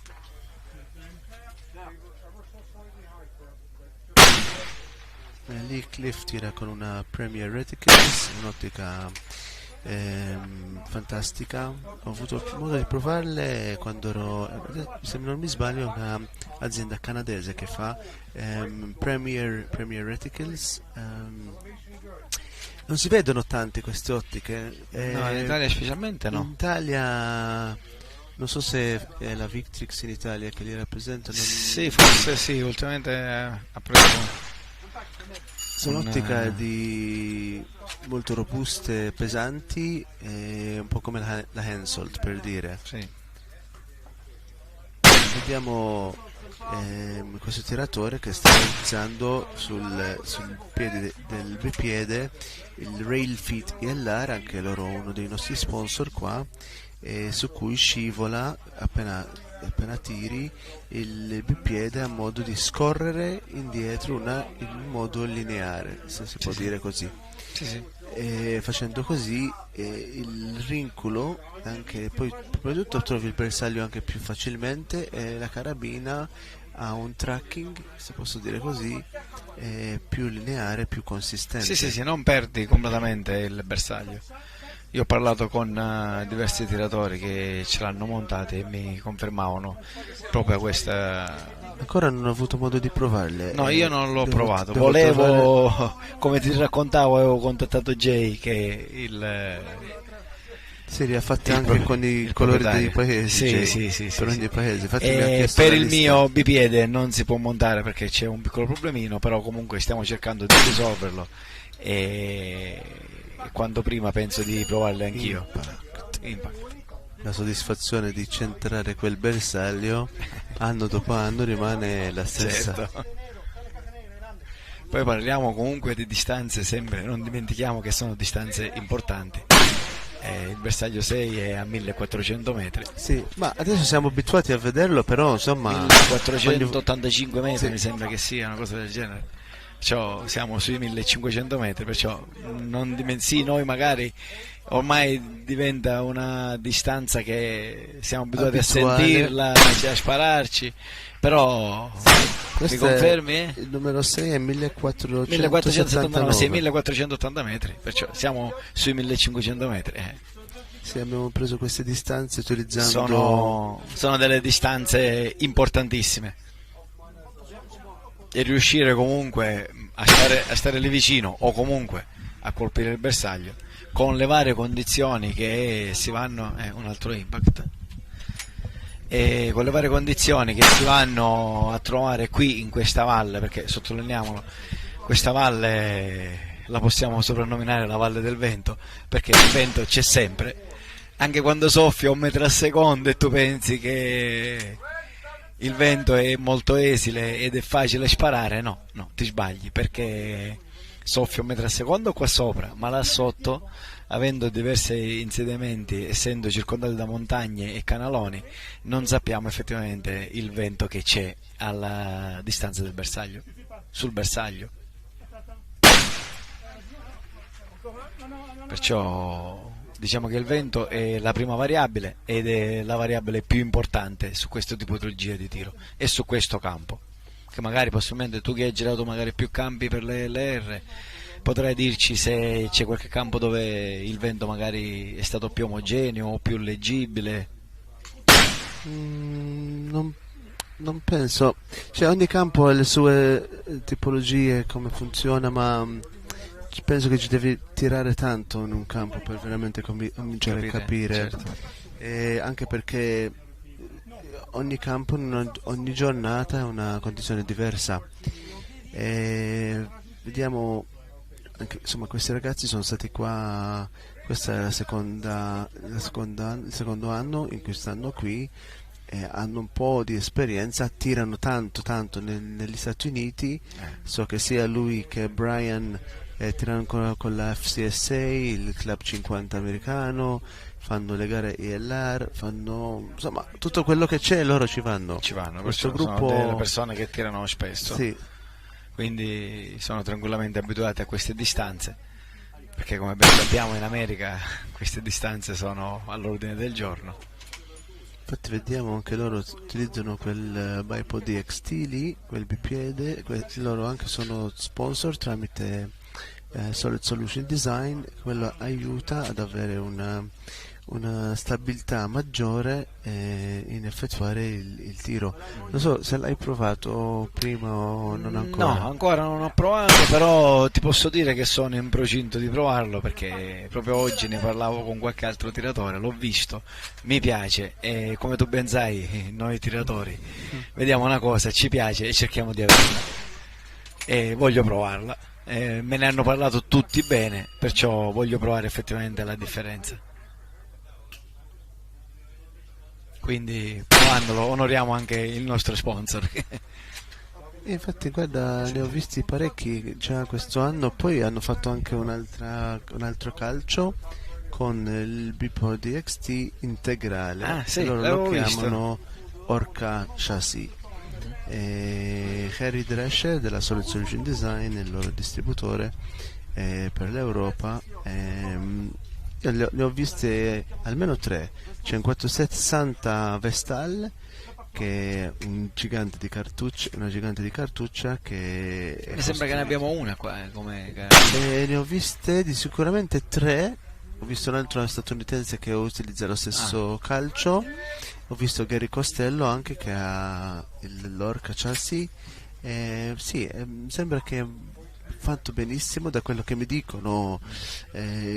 Utilizza materiali diversi da quelli che utilizzavamo prima, anche per avere una rigidità superiore. Sì, magari assorbe le vibrazioni in maniera diversa.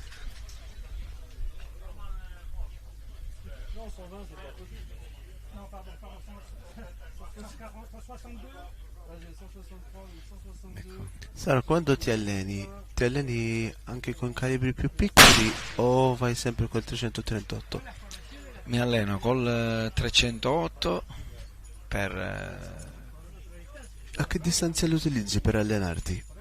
Allora, col 308 arrivo fino a 1000, perché il 308 già e 1000 diciamo che sono una distanza abbastanza notevole, per quel calibro diciamo che possiamo dire che il suo limite per avere abbastanza precisione, e tiene di meno il vento, e con quello mi alleno per capire di più il vento, e poi col T38 e col 375, con tutti e tre i calibri comunque, quando diciamo siamo in procinto alla gara.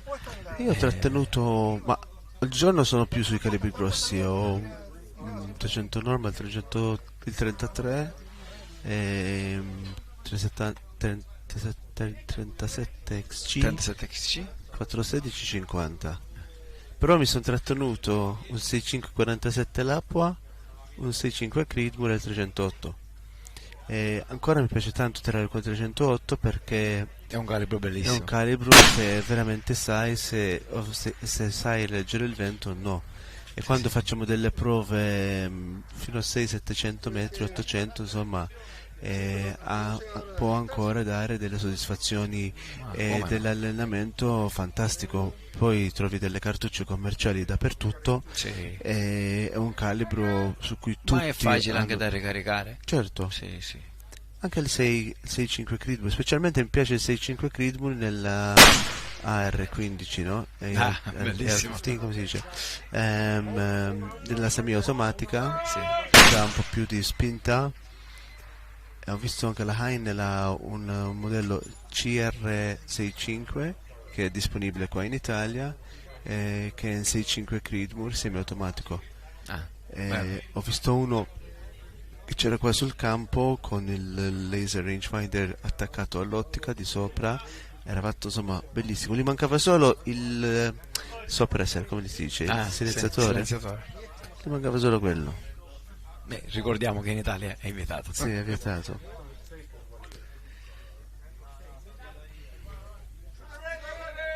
Guarda, Questa è Argentina, questo team mi sembra. Sì, Argentina. Sì. Mi fa piacere che il primo anno sono venuti, hanno una connessione con l'Italia. Infatti parlavo con Marcello Armitrano che mi diceva che infatti ha origini italiane, sì, e ha ci ho anche il parlato ieri passaporto anch'io. italiano, infatti. E appena atterrato mi fa: Rod, amo l'Italia, e stavano cenando e mi manda quelle foto. Bello vedere gente riunirsi con le loro proprie origini, per dire. Sì, infatti lui mi diceva che in Argentina c'è la più grande comunità italiana al mondo. Fuori l'Italia. Sì, sì. Sì, ieri ci siamo messi a parlare, mi ha detto che comunque è di origini italiane, ama l'Italia, come ha detto a te, e si sta divertendo in una maniera pazzesca. Sì, mi ha detto. infatti. Gli piace il fatto che può venire a sparare, fare il suo hobby tranquillamente e andare in giro con la moglie in vacanza, perché va al mare, mi ha detto è andato al mare, è andato su nella parte un po' più interna, è andato sulle montagne, ha visto anche tantissimi cinghiali, infatti era entusiasta.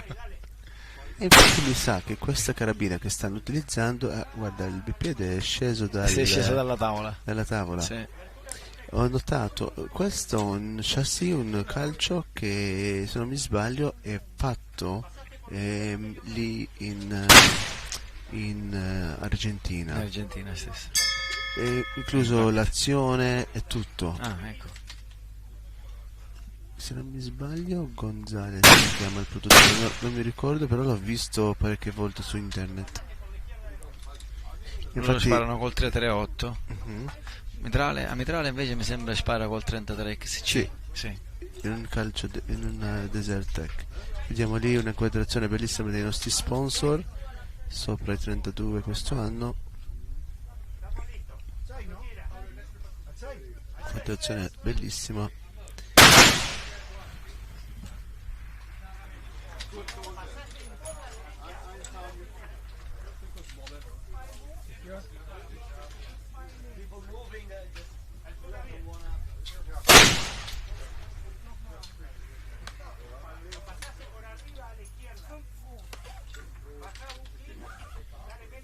Vediamo scorrere in sovraimpressione degli sponsor di questa manifestazione. Come diceva Rod poco fa, sono 32 sponsor, perciò un numero abbastanza importante, significato che la manifestazione ha raccolto davvero, ecco, un bellissimo impact. Basso. Mi sa che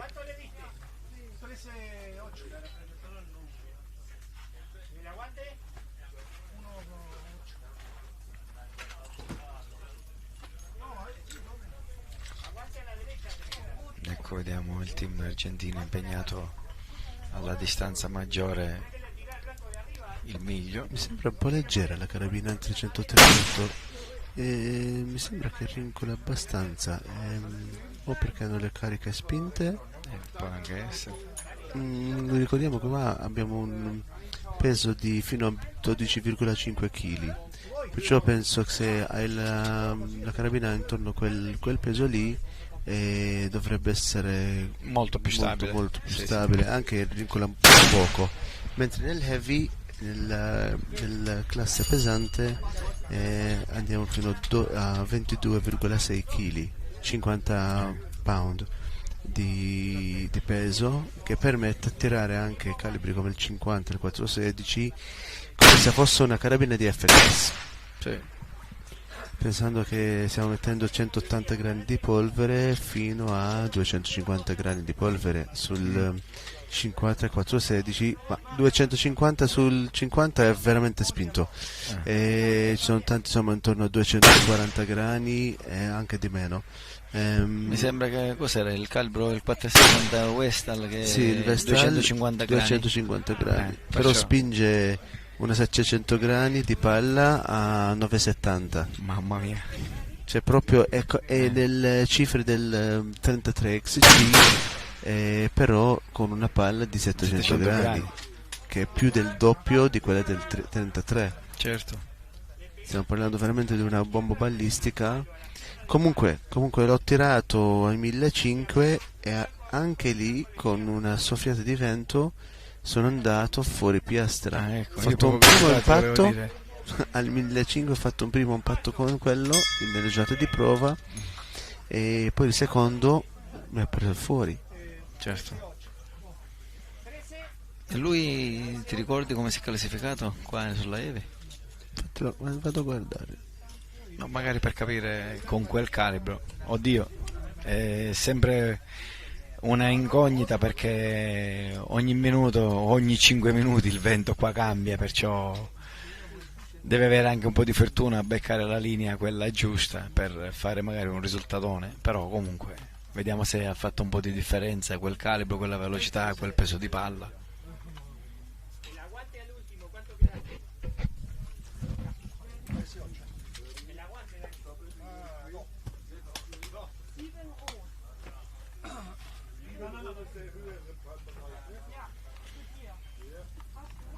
Ecco che vediamo quest'altro tiratore sulla linea red impegnato al miglio. Abbiamo visto lo sbuff, sembra alto.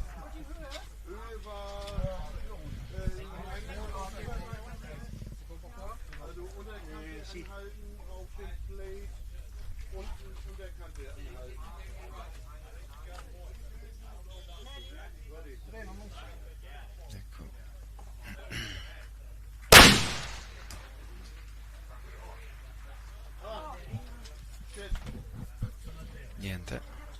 No, infatti non è in finale Lorenzo. Ha fatto 29 e 120, no, e per essere in finale hai dovuto fare più di 41.000 punti. Ecco, un bellissimo impact. Sì, diciamo che ci voleva anche la linea fortunata, perché su questa tipologia di tiro possiamo dire che anche un po' di fortuna ci sta. Però comunque ci sta anche la giornata, no, ci sta tutto. Io in questi giorni ho avuto modo di parlare con diversi tiratori da varie parti del mondo che mi dicevano, tiratori importantissimi, tiratori bravissimi, che mi dicevano sì, vero, però anche noi abbiamo la nostra giornata, no, capita quella giornata, no, che capita a tutti, perciò è inutile. Il bello di questo sport anche è questo, infatti. Sì. Perciò nessuno può mettere mai in dubbio la bravura di tutti i tiratori che sono qua, perché può sempre capitare la giornata no, o magari un errore, e tu sai benissimo che essendo il vento la prima incognita, un errore di lettura del vento e sei fuori. Ecco, qui vediamo un altro bipod Ext, come diceva poco fa Rod, lo usano in tanti.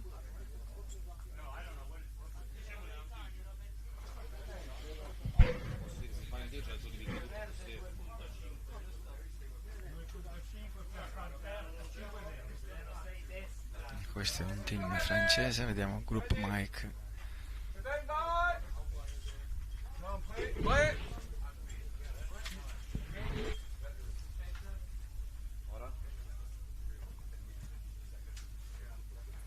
Stavo guardando un po' di statistica.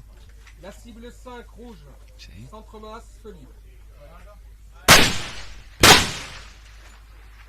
Bord gauche. Encadré. Abbiamo visto che hanno temporeggiato, sicuramente lo spotter non gli ha dato il via perché a causa del vento. Ecco. On a tapé à gauche, tu me mets L2. Centre masse. L2 total. Ouais. Enfin non, L2 tu étais à plus 14. Je me fais L2, ça doit faire 17 ou 12.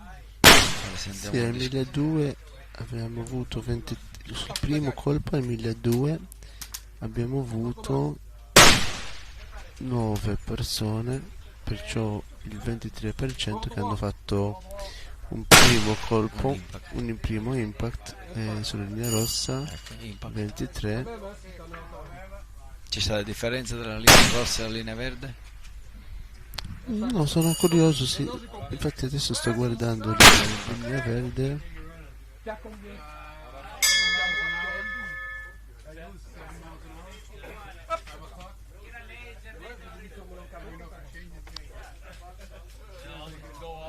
Linea rossa 21%, linea verde 23%. Siamo là comunque. Sì, ricordiamo che il bersaglio numero 3 è visto, giusto?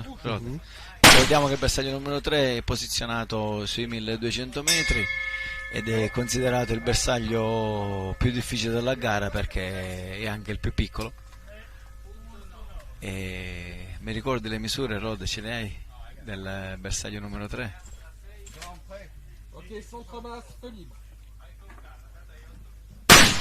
È il bersaglio rapportato agli altri il più piccolo, quindi diventa anche più difficoltoso. E nella valle qua possiamo dire che è posizionato su un incrocio di venti che rende ancora più difficile, più bello il tiro a quel bersaglio.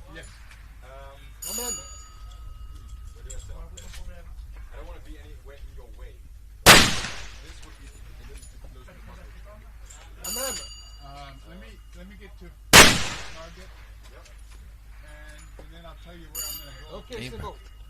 Vediamo, fantastico. Sembra che Ray David al team francese che è riuscito a fare diversi impact sul target numero 6.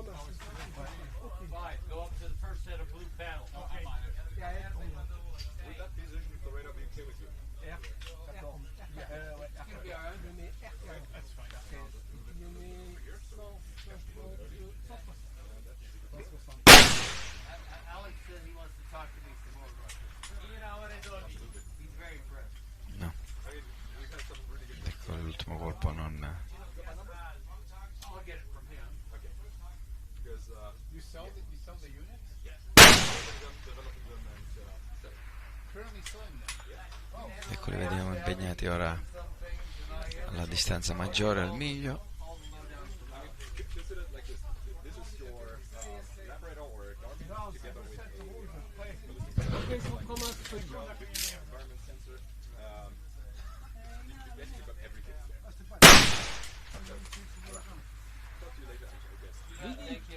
Non, tambour plus 1, plus 2. Plus 2, centre masse. La même.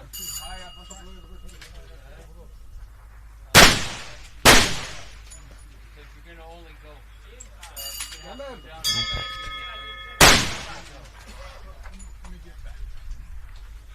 La même.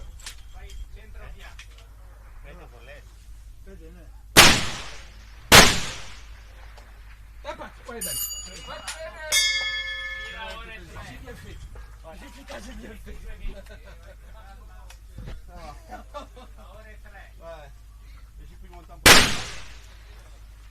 Ok, vediamo. Sto cercando di reperire.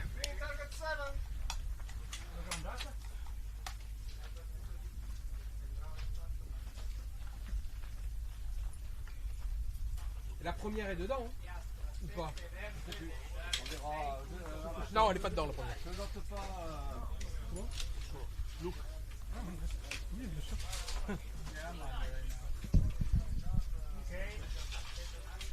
Ed ecco qua. Allora, vi ripeto le varie distanze con le dimensioni dei target, così magari chi ci ascolta si può rendere conto effettivamente. Nelle prime giornate, allora alle prime distanze abbiamo tirato il cold bore a 580 metri con una dimensione di 15x20 e il target number one a una distanza di 680 metri, dimensione della piastra 30 x 40 cm, 815 metri il target numero 2, dimensione della piastra 40 x 40, ed ecco che siamo al fatidico target numero 3, 1200 metri, e abbiamo sempre una piastra 40 x 40 identica a quella che abbiamo notato sugli 815 metri, e quindi da lì la difficoltà di quel bersaglio. Il target numero 4, 1307 metri, e una piastra di 60 x 70.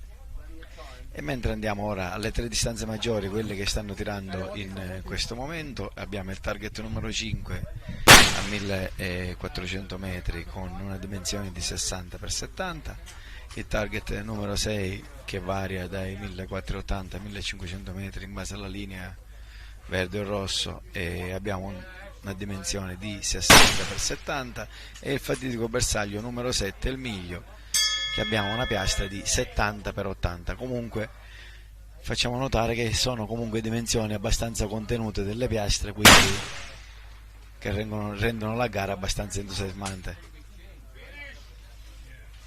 Ecco qui che vediamo un team italiano, Maurizio Battaglino con Fabrizio Giugia, bravissimi tiratori italiani. Infatti sono anche sponsor della gara con Hunting Monaco, una ditta per belle magliette, bellissime ragazzi. Una ditta che organizzano delle battute di caccia, e l'altro è l'azienda che produce le carabine di precisione. Adesso vediamo il team dell'Argentina. Ah no, aspetta.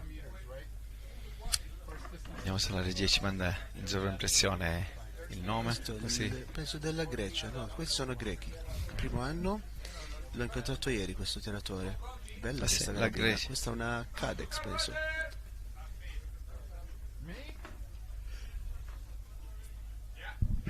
Is it me or who? Ready. Stand by. Go. Ready, Gary? Go. Ecco. Sì, Grecia? Confermi Rod? Sì. Il calibro 6,5? Sì, loro hanno un problema di munizione, mi ha detto.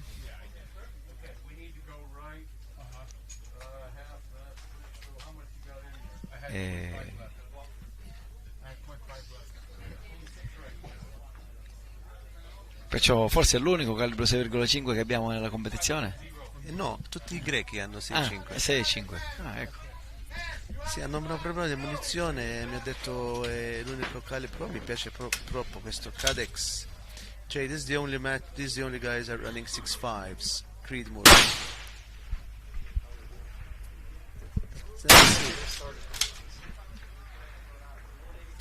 È l'unica squadra di 3 persone che tirano col 6.5 Creedmoor per via di disponibilità di munizione. Ecco.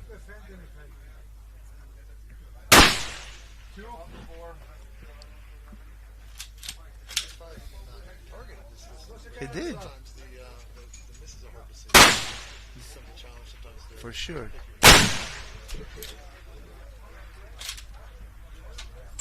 Especially on rocky terrain. Yeah, I know. So they give you a lot of dust. 3 more up. Yeah, these ones, the 6.5, it can be difficult to spot sometimes, particularly on a rocky terrain, which doesn't kick up a big cloud of dust. They can be, there's not much energy left on the 6.5. But the bullet itself will get to the target. If you're on, it'll easily, you can hit. I think the biggest challenge in match conditions at these distances is obviously you cannot wait for the wind sometimes to wind down. Right. And you may have a window of, let's say, a minute and a half, 2.5. Yeah. There's one road. Well, these conditions are changing. I was down there just chatting a little bit, and in the process of probably about 2 minutes, it changed almost 180 degrees. It was whipping up all different directions, and then it laid down to nothing. So it's a challenge for these teams now to stay on top of the wind. How did it go for you this morning? This morning was reasonably good. I think I only had one got away from target one. Had hit on 2, couple on 3, and then a couple on 4. I think 1 and 2 on 4. So there were some points, but it wasn't going to light anyone on fire. The second string was a little stronger. I had 4, 3, and 3. So That's 4 impacts. got 4 impacts on 5. I got 1, 2, 3, 4. Massive points. And then I had 3, 4, 5, and then 3, 4, 5. You must be a happy man, Jay. Slight redemption after what I've done here so far. I haven't really shown much at my experience or with my performance at this place so far, but that was finally a decent performance. Yeah, Mahmoud just touched it on the target solid solution design target. Another one. Left right edge. On the left edge. Nice one. You have to walk a bit further right, otherwise he'll be off plate. Oh, right same next to spot. it. Move right, Mahmoud.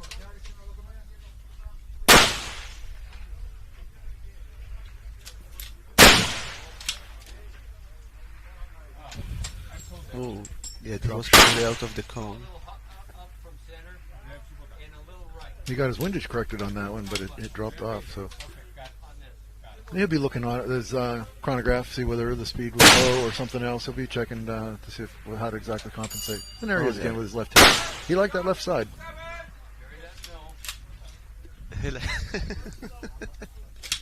Indeed.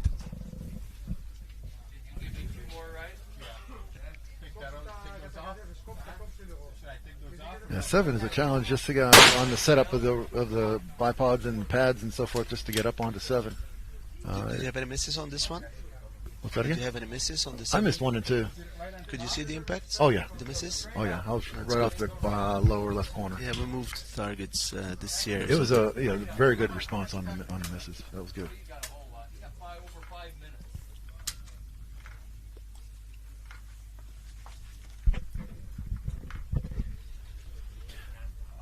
I definitely like the sponsored targets. It's great for when you're shooting up as a shooter spotter team. You can call out the sponsor make sure you're on the right one, the red green. You could read it from your scope? Yeah. Could you read it? Yeah. Otherwise, it's a challenge, or it's very easy to line up on the wrong target. So it's just the last confirmation that you're on the correct target.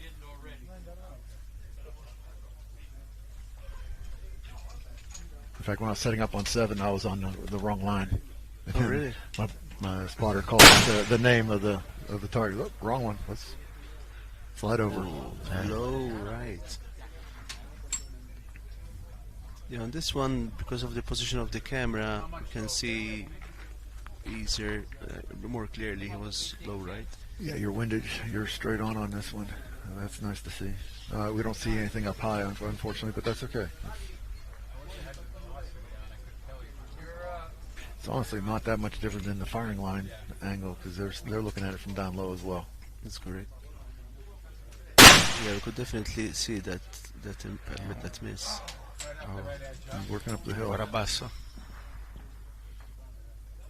Yeah, the challenge on that one as a shooter and spotter is you're questioning how much. Do you give a full correction to the target? Do you give a partial because you don't think you should need that much? And then you're always questioning yourself with just how much of a correction to get up to the plate. Oh, he's loading fast. I believe, yeah, he's running 33 actually. Back, 6 o'clock, nice one. Still a bit low. You notice his rhythm is, and most of these shooters who've been doing this for a bit, very consistent as far as the time from when you lock the round in the chamber until you send it off. Nice one, wow. That was a good way to finish it off. That was nice.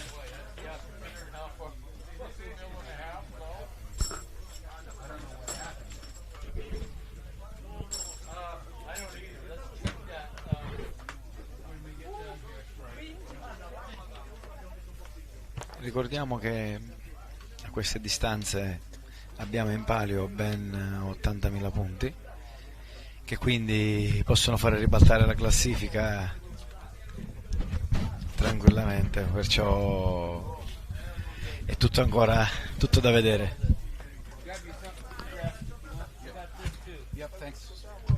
Quello è mio. All right, well, good luck.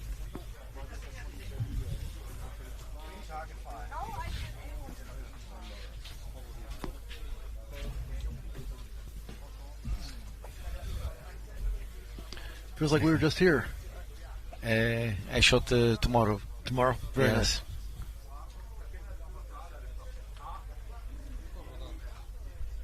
You shot today? I shot late this morning and then early this afternoon, so I did both my strings today. Okay. I think I had one of the more fortunate draws, and that I shot, like I said, late morning and then early afternoon. So I was able to carry my wind from this morning over to this afternoon. Oh, here we go. One of the more fortunate draws. So I shot late this morning and early this afternoon.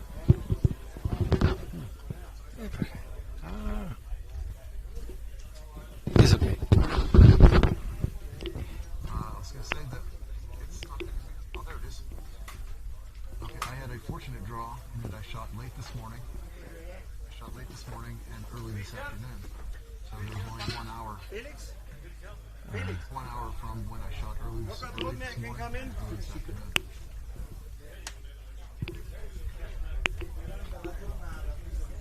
I could take my wind from target 4. I could take my wind from target 4 and apply it to target 5.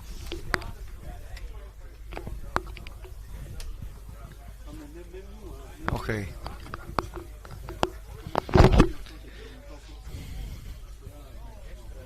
Il nostro amico qua, Jay, ci diceva che We are the show. stamattina ha tirato, ha fatto una bellissima prestazione e adesso vediamo, forse c'è una pausa? I'm not sure, I guess we're... Yes, forse siamo in pausa.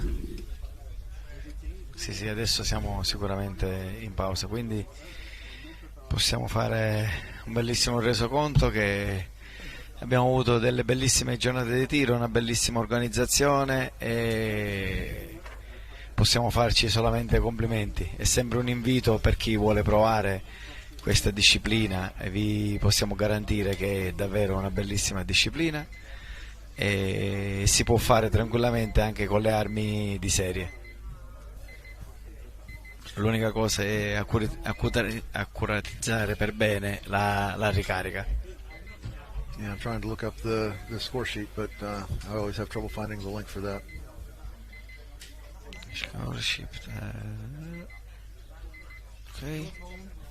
This is score sheet. This green line or red line? You shot in? Red line. There was a red. Ok. Ecco, vediamo che Jay ha fatto 1, 2, 3, 4, 5, 6, 7, 8, 9, 9 impact. This afternoon, I think it was 10. 10? 4, 4, 3, 3. Ok.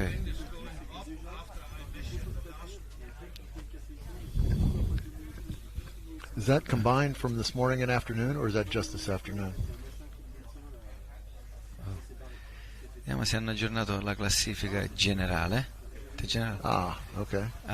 Non è aggiornata. No. Is yesterday. Oh, yesterday. Okay. Not combined. No. Ok, ancora non è aggiornata. Ok. Abbiamo solo green line e red line. Gotcha. Ok. Okay. Ok. Looks like they're skipping quite a few shooters, so people aren't showing up for whatever reason. They're missing their shooting slots. Wow. 149 tiratori. Way at the end. Do you shoot today or tomorrow?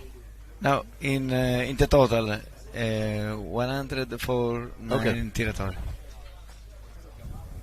149. Okay. That's this afternoon. Okay. Ok. Abbiamo visto che già hanno tirato diversi tiratori. Oggi concluderemo i tiri circa alle 18 e poi domani alle 8 ci saranno linee di tiro pronte fino a domani alle 16:30.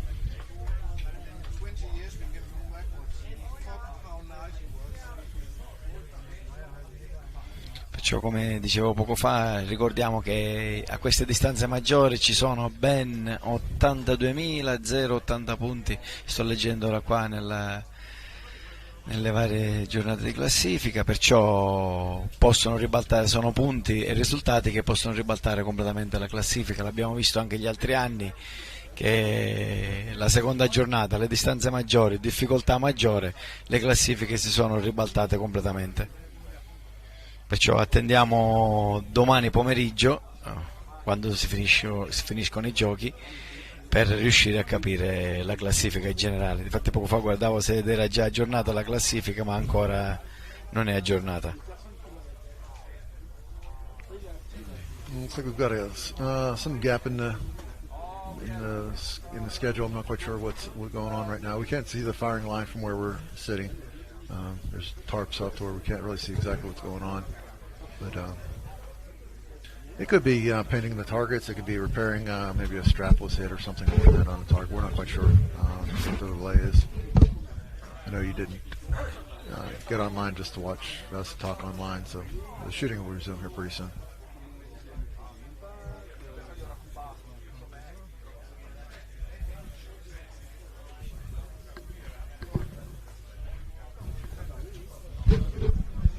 It was interesting condition shooting today. The wind was moving around a little bit. It was coming primarily, it was a right to left wind as we were shooting, but for this course, the effectiveness of the wind based on the shadow, or the terrain, some of the targets don't feel it at all. Other ones get full wind. So it's a challenge to try to figure out just how much wind to correct on this course.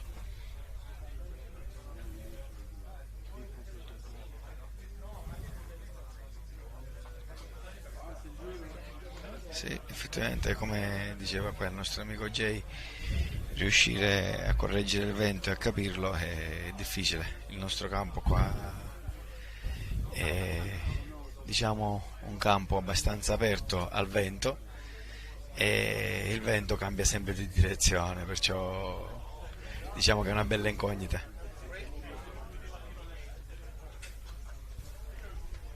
I guess this would be a good time to once again thank our sponsors for the match, all the different companies that are making this possible for us, and recommend that whenever you're in the market for anything shooting related, please visit the websites and take a look at what they have to offer, see if they can help you out with your needs. Without their support, we wouldn't be able to have the match as it is, so we'd like to return the favor and give them the business that if we can, whenever the time comes. This sport, we really can't continue it or have events like this without the sponsorship. So we really appreciate their contribution. Certo, sì, è giustissimo. Ringraziamo tutti i nostri sponsor che hanno reso possibile anche questa manifestazione, perché sì, vero, i tiratori, ma senza i nostri sponsor non sarebbe stato possibile avere tutto. Rod poco fa mi diceva che siamo riusciti ad avere 32 sponsor, che sono un bellissimo numero, un numero importante, sponsor da tutte le parti del mondo, ed è giusto anche onorare i nostri sponsor, quindi per qualsiasi cosa io diciamo che vi invito a contattare i nostri sponsor per la qualsiasi.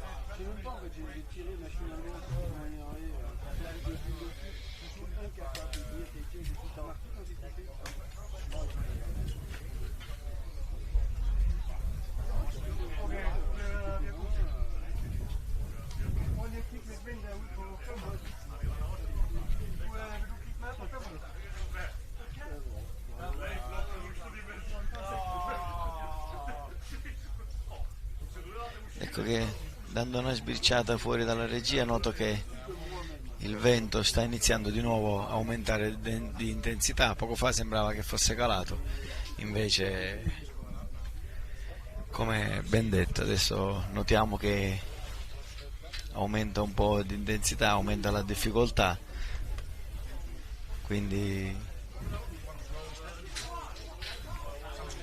i prossimi tiratori che si accingeranno al tiro troveranno magari una difficoltà maggiore. La bravura sta anche in questo, riuscire effettivamente a capire e a leggere il vento. Penso che sia, io da tiratore vi posso garantire che la lettura del vento è il 50% del gioco, perché senza il vento, senza riuscire a capire il vento non si fa niente. Quindi magari chi vorrebbe provare questa tipologia di gioco vi dico che è bene allenarsi per capire il vento, qualsiasi sia il calibro, perché poi tanto il gioco è uguale.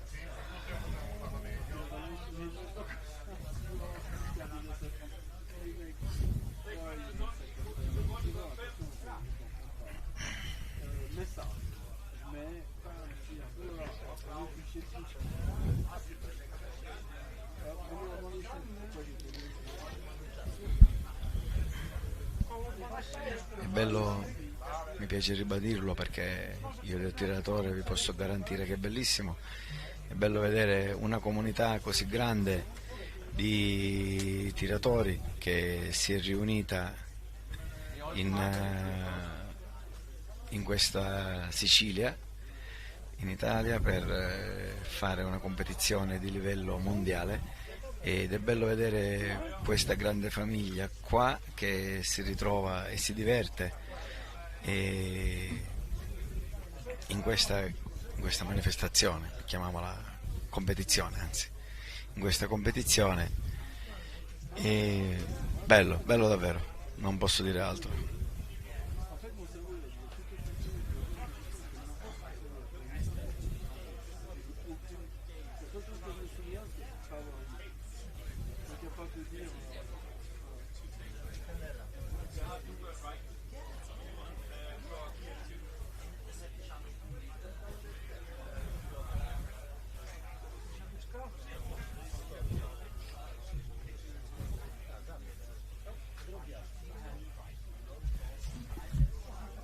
Sorry for spending time on my phone, but just sort of trying to catch up, make sure we're not missing anything, any notifications that we should be taking care of.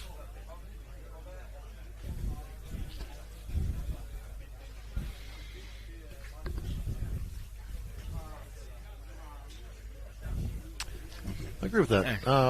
Rosario was just sharing with me just a comment, and I fully agree with it. The fact that it's great to see all these shooters from around the world coming here in this environment, and you almost have to experience it yourself to appreciate the camaraderie across all the different countries, languages, everybody, what they bring to this match.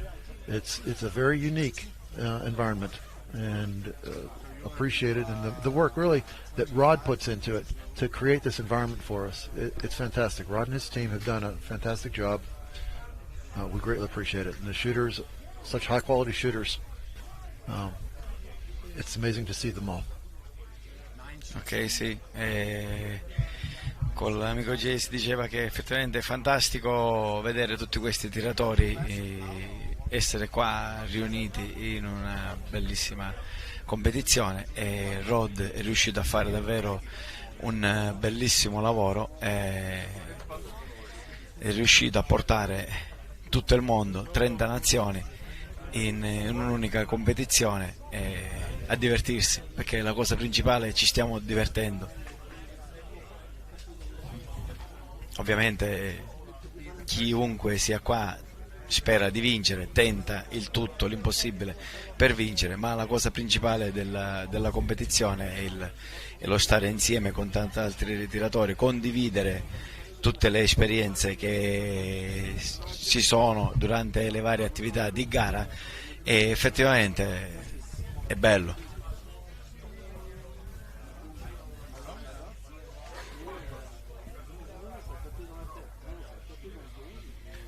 One thing we find, we have people coming from all these different backgrounds, and we find that there's very few barriers.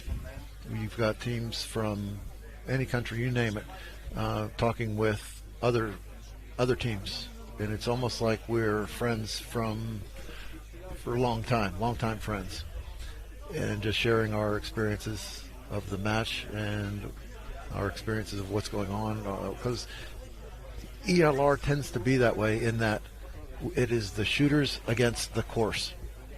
We're trying to tame the course. Sì, giusto. Effettivamente tutti questi tiratori che siamo qua, lingue diverse, parliamo tutte lingue diverse, ma diciamo che alla fine il nostro fine è sempre uno: tirare e divertirci, e siamo riusciti davvero ad avere qua questa bellissima esperienza.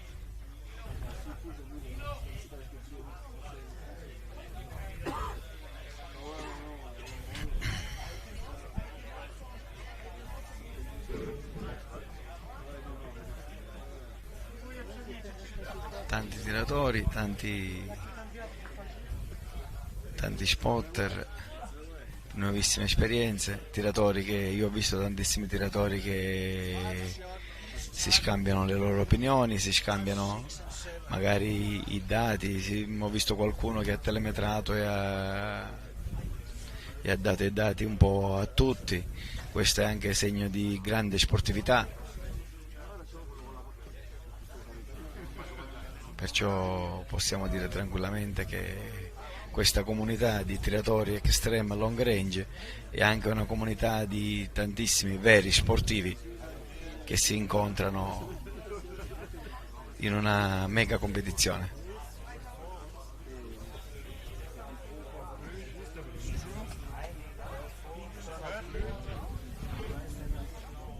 Mi dicono che ancora sono in pausa, non so se ci sia magari una piccola pausa. Sicuramente saremo con qualche minuto di anticipo e ci sarà qualche piccola pausa, che dobbiamo dire che tutto il team, che sono più di 20 messi lì tutto il giorno, e effettivamente con questa tipologia di tiro che ogni 10 minuti si tira e gli altri intanto si preparano, e il team non ha neanche il tempo di nulla. Magari un po' di pausa ogni tanto ci sta per riuscire a dare loro anche i loro spazi.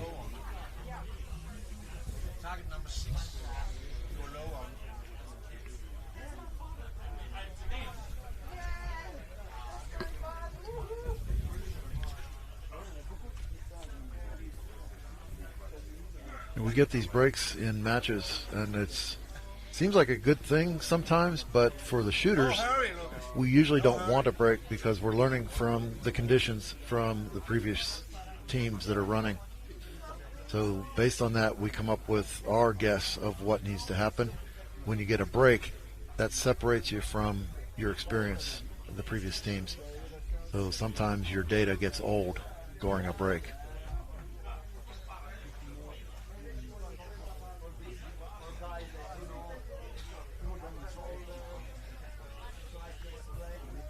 Sì, possiamo dire tranquillamente che le varie esperienze sono sempre diverse l'una dall'altra, e condividere tutte le esperienze con i vari team è anche bello.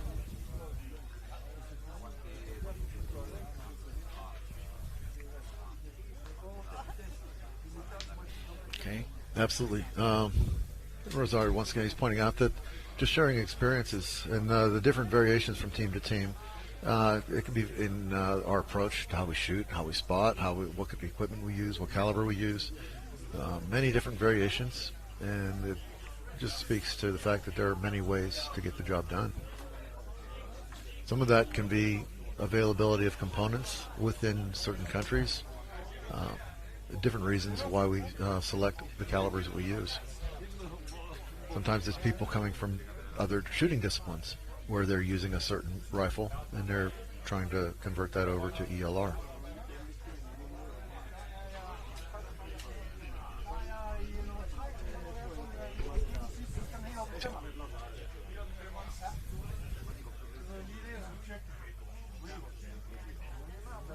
abbiamo visto qui diversi team che usano diversi calibri, team da F-classe che provano per la prima volta, e anche poco fa parlavamo con Rod, abbiamo visto i greci che il calibro più grande che possono avere è il 6,5 Creedmoor, ed erano qui a provare con il 6,5, si sono messi in gioco anche con un calibro più piccolo, e diciamo che è bello.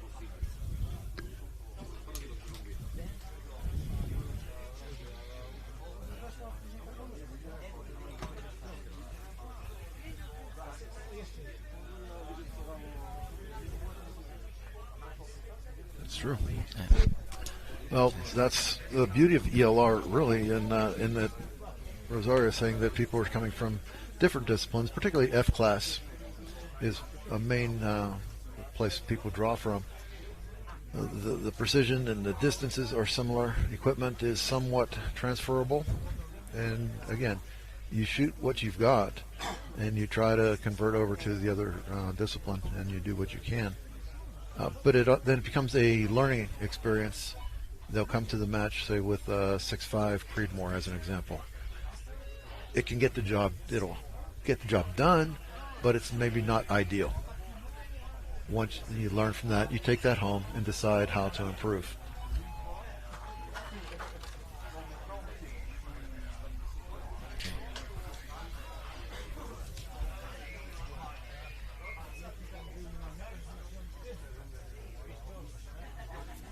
That's something we saw when I first started doing this 2 years ago. There were people with different levels of equipment that weren't necessarily ideal for ELR. Those the level of improvement is remarkable.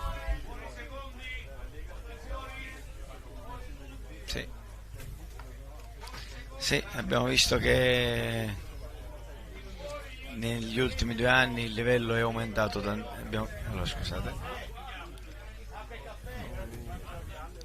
Abbiamo visto, come diceva qua Jay, che negli ultimi 2 anni il livello è diventato altissimo, è cambiato di tanto, e posso confermarlo tranquillamente. Ed ecco che si inizia.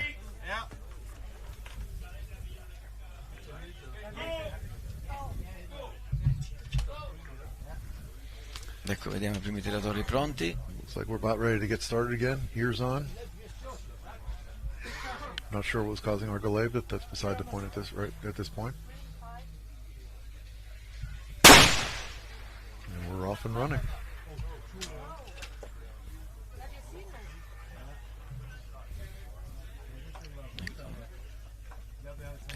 Polonia.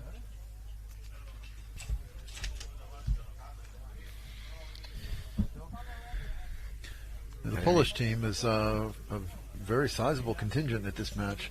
I think they're the second or third largest group, very well attended, and they're a good team. They have really come on with ELR, extremely impressive in their advancement. They are a very strong team.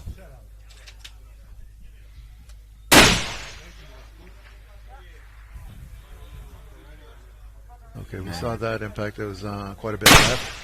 Again, that could be the fact that we were paused for quite a while. The winds have changed. If he was going in with his old wind assumption, it's quite possible that they have changed over the last 15 minutes as we were on break.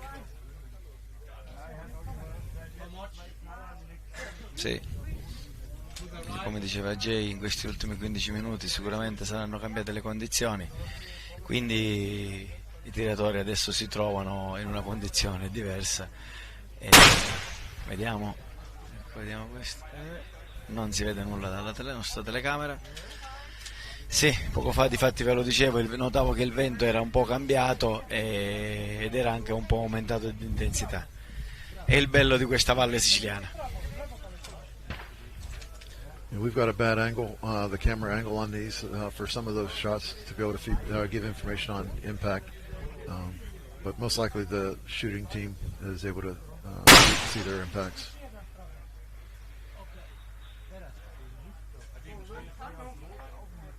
I think that was down close to the camera. I thought some things were flying across in front of the camera on that one.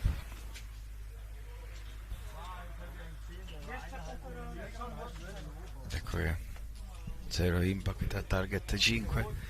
Si passa al target 6.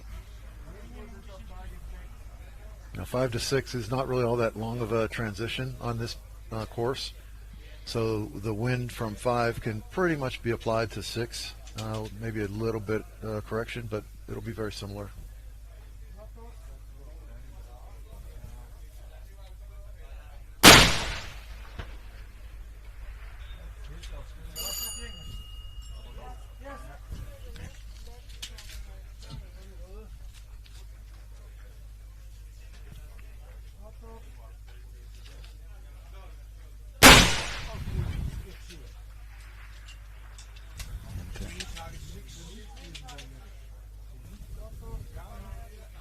Ecco, vediamo se si prepara al target numero 6.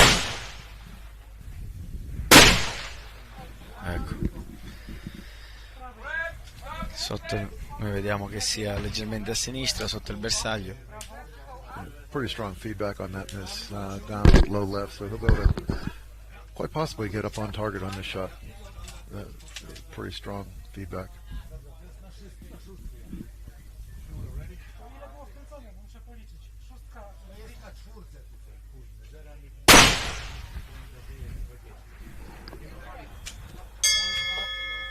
Impact. Oh, look, he got on.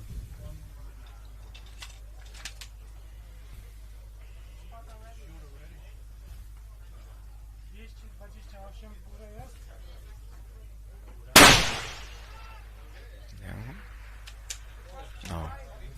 Off to the right. Este secondo But tiro ha fatto un I think I got impact. second round impact on that one.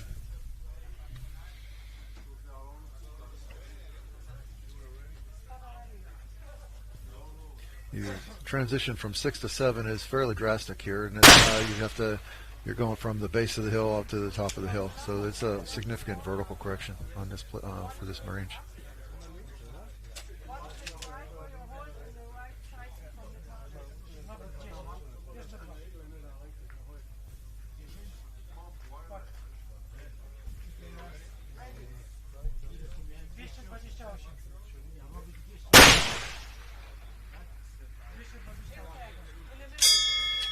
There it is.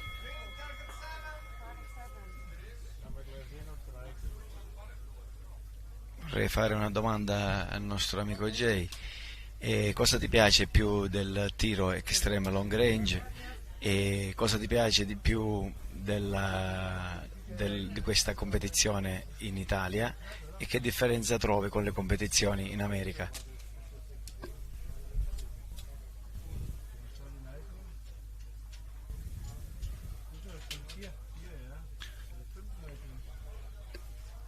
Competition in Italy versus America is, I think that in America we almost have too many matches, so that it becomes routine.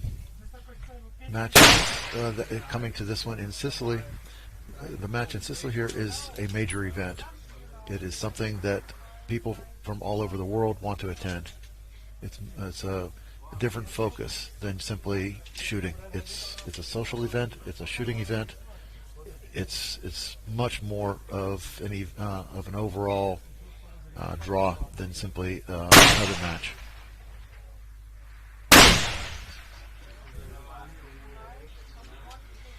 Perfetto. Jay ci dice che l'evento in Sicilia, in Italia comunque, è un evento molto sociale con differenti persone che provengono da tutto il mondo e quindi un'esperienza diversa da quella che magari si potrebbe avere in America. Very good. As you can tell, there are quite a few U.S. shooters here. So obviously there's something bringing us across the ocean to shoot your match. Something you're offering that we don't get from our own matches.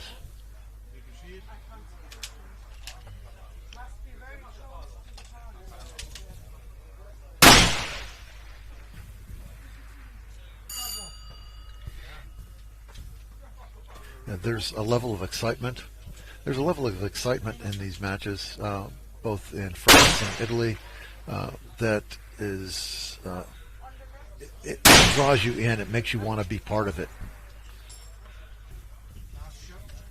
Ok, allora ci dice che Yeah, we're trying to communicate here with Rosario, just with our language barrier. We're doing our best that we can to communicate just through the app, translator apps.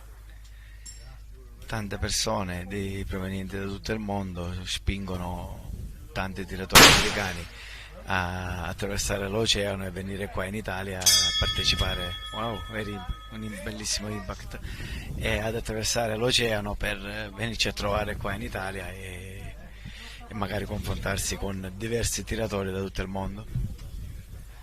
Bello sentire queste cose, che tutti questi tiratori a cui piace venire qua in Italia, per noi italiani comunque, e per me che sono siciliano, è una bellissima emozione sapere che tanti ci seguono, che tanti ci guardano e tanti fanno viaggi di diverse ore e attraversano il mondo intero per riuscire a partecipare a questa competizione. È davvero bellissimo.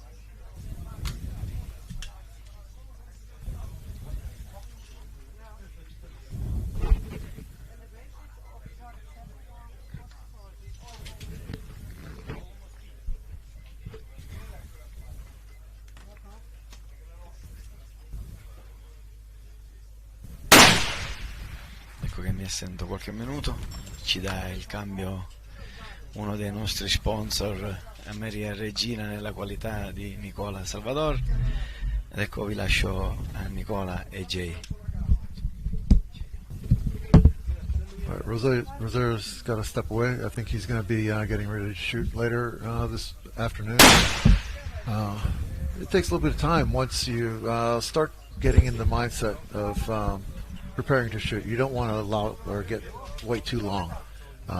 Then you get distracted and you almost penalize yourself by not preparing adequately for a string. And I'm glad he's stepping away with giving himself time to learn the winds, get a feel for what's going on, and give his team, he and his teammate, really the chance they need. But I appreciate him coming in here to talk with us. Ok, eccoci qui, sono ritornato. Vediamo ora nel pomeriggio la seconda fase della gara per la categoria light, quindi quella che si accinge a sparare sulle piastre più distanti.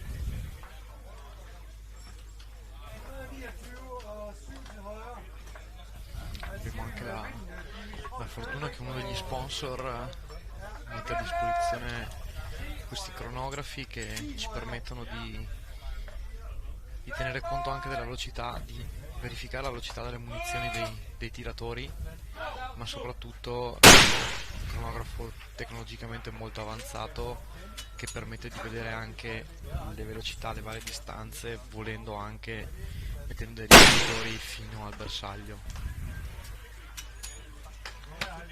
È un prodotto che magari non è alla portata di ogni singolo tiratore, ha un costo molto elevato, ma per questo tipo di competizione che viene messo a disposizione dal produttore potrebbe essere interessante per vedere i dati delle munizioni dei vari tiratori. We're starting to get some impacts on the plates, so that's good for these guys. Again, we had our break and the conditions changed, and it seemed the first shooters up took them a bit of time to figure it out, but now that this second round is coming in, they're taking advantage of it. They've learned from what the first set of guys was doing.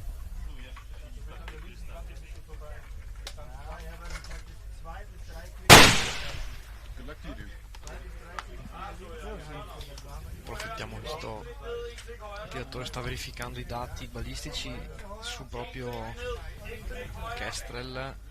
Per chi fosse meno esperto, il Kestrel è uno strumento che permette di inserire al suo interno tutti quanti i dati della munizione e di tenere conto di tutte le condizioni atmosferiche, quindi temperatura, altitudine, pressione e umidità, e eventualmente anche di calcolare il vento.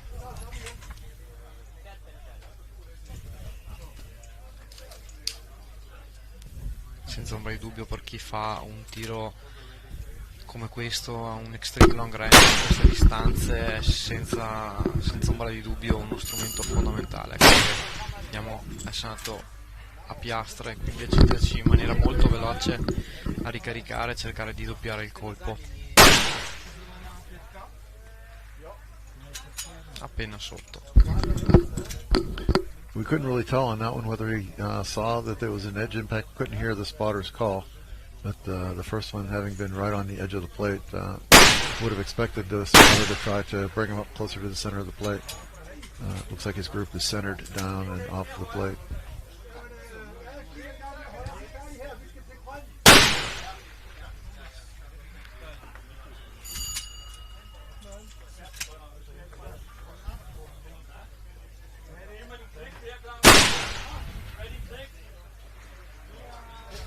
Ricordiamo a tutti i telespettatori che looks like he's trying to find the target on 6 just to get proper alignment. It could be a challenge. Some of these targets from the firing line, they blend into the background rather well, so picking them up can be a challenge sometimes. You usually want to come up with some other type of visual cues to find out where they are to give yourself a chance to get lined up. Luckily, though, we do also have the target sponsorships, which makes it nice for shooter spot teams to confirm which target they're on, in addition to the coloring, of course. Stavo dicendo che molte volte vediamo arrivare il colpo nella telecamera che sembra quasi molto vicino alla piastra o ad una determinata posizione, però la prospettiva della telecamera in questo caso può ingannare, non essendo posizionata perfettamente frontale al bersaglio, di conseguenza diventa un po' più complicato capire dove effettivamente è andato il colpo rispetto alla prospettiva della telecamera. Chiaramente i tiratori non hanno a disposizione, i loro spotter non hanno a disposizione la telecamera, ma devono arrangiarsi tramite gli spotting scope, che ovviamente all'interno hanno un reticolo in milo in mo in base a che tipo di ottica utilizza il tiratore, per poi poter andare a dare le correzioni al tiratore che in base a quanto è fuori o al tipo di utilizzo che decidono di fare possono farle in torretta, quindi sull'ottica, oppure eventualmente anche andare a compensarla tramite il reticolo, che tendenzialmente è un primo piano focale.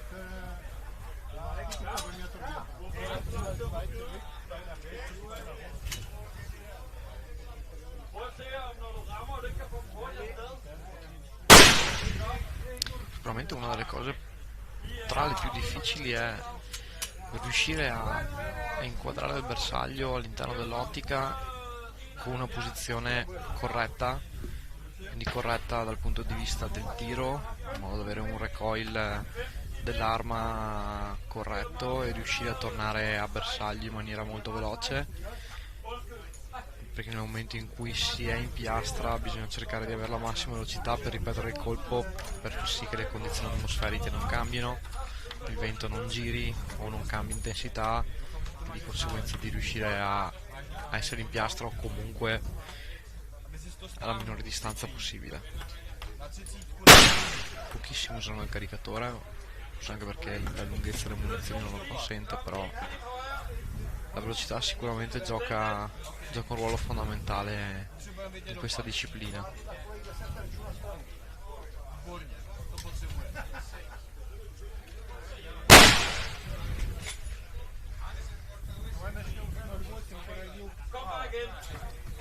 Colpo passato al di sotto della piastra, non di molto. Ancora sembrerebbe nella stessa posizione.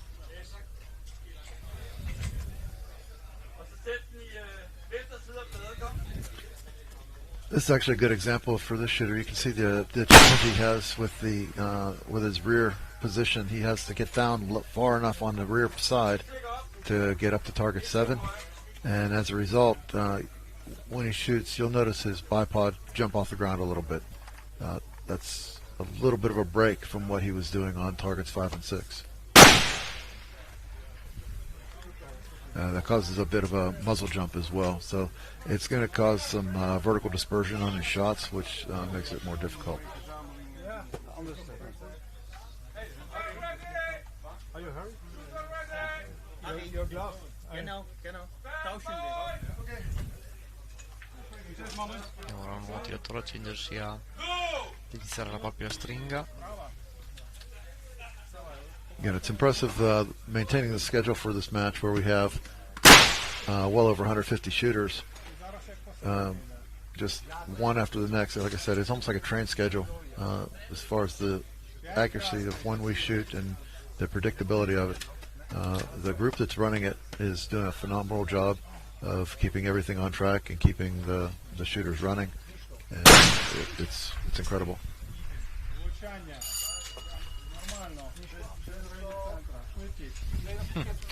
Abbiamo questo tiratore CZ nella Cecoslovacchia che sta sparando con un 6,5 Creedmoor. Sicuramente una difficoltà maggiore con questo vento che è presente oggi o comunque quasi sempre in questo campo. Yeah, once again we see a 6.5 Creedmoor running, and again the bullet can make these distances. The groupings will open up a little bit due to the weight of the projectile it'll be more influenced by the wind than some of the heavier bullets.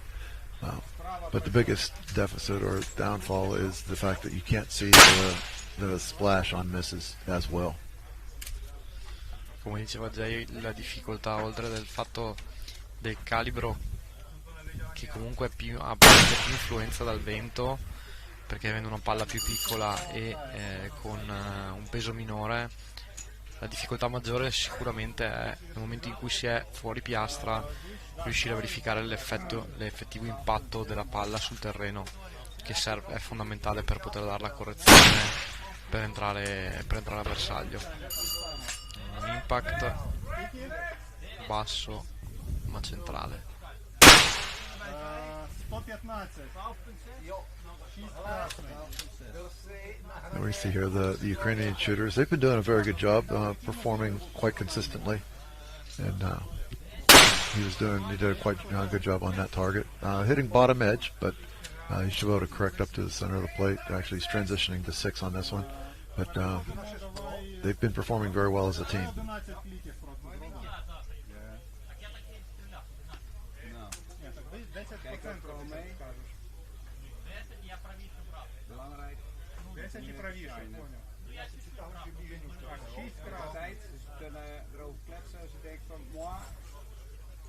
Also, you can see now the conditions have changed where the sun is coming behind us. Now those shooters are in shade, but the hillside with targets is very brightly lighted.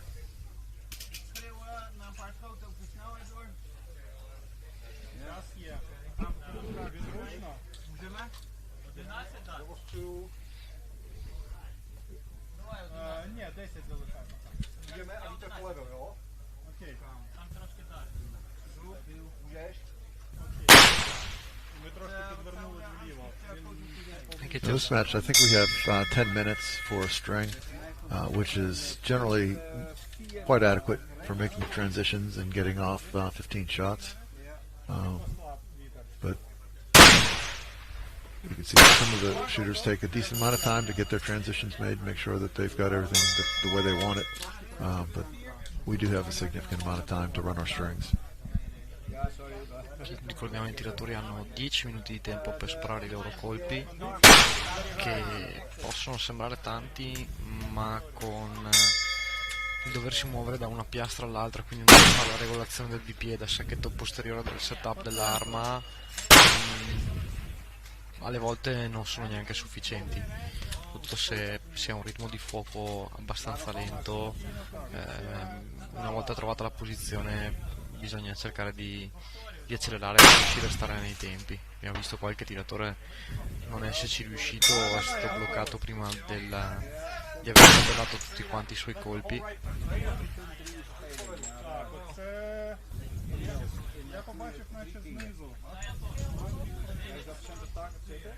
Понятно, давай нічого не міняємо. Ми були в габариті трошки ближче до лівого. Yeah, we see alignment here as well, just as we saw in the previous shooter. His buttstock, you can see it's falling down lower and lower on his shoulder. That kind of alignment can tend to cause a little bit of muzzle jump, and we'll see what happens on his, but it becomes a little less than ideal, and that's just simply due to the angle that we're shooting up on target 7.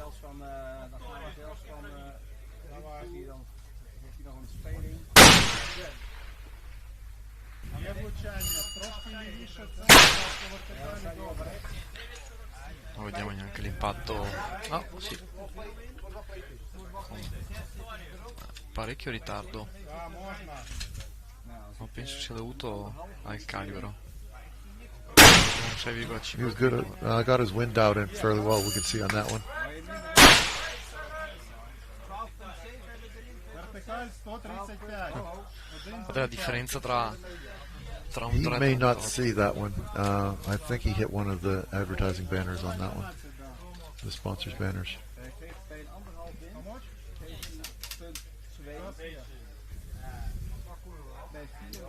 Come dicevo prima, questa è una delle parti che fa perdere forse più tempo, la regolazione del bipiede o del setup dell'arma, ma che comunque è fondamentale per riuscire ad avere una performance ottimale. Vediamo il tiratore ha una carabina abbastanza alta, posizionata bene sulla spalla, di conseguenza difficilmente avrà un recoil che tende a spostare l'arma molto verticale.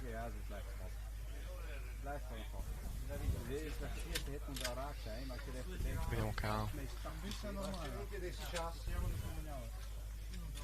Ja, kijk, eigenlijk wat mooi is als we de randentheorie gebruiken.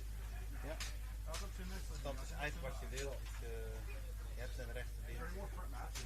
Now he's got a pretty solid run going so far. For him ring the bell quite a few times on 5 and 6.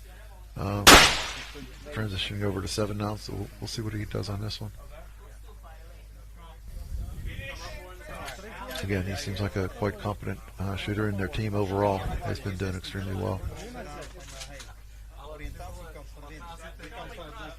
come regola il backrider posteriore con rotella riesce ad alzare e abbassare la posizione del calcio senza quindi dover far scorrere avanti o indietro l'arma per modificare la posizione. So the tough part is generally getting the wind on a new target. You can see he was perfectly centered up on wind. Now he just needs to make a vertical correction. He's going to like that.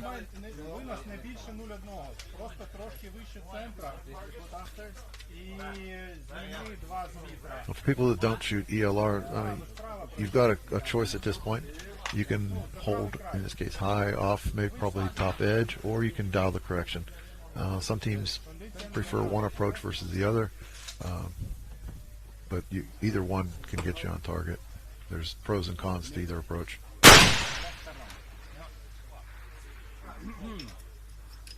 Okay, we're still under, it appears, but it's hard to tell from this camera positioning exactly where the bullet was as it passed the target.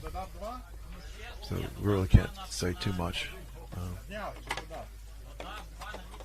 Bisognerebbe avere una prospettiva esattamente frontale per poter valutare la posizione del colpo rispetto alla piastra, ma dalla telecamera chiaramente si fa molta fatica e tutto ciò viene falsato.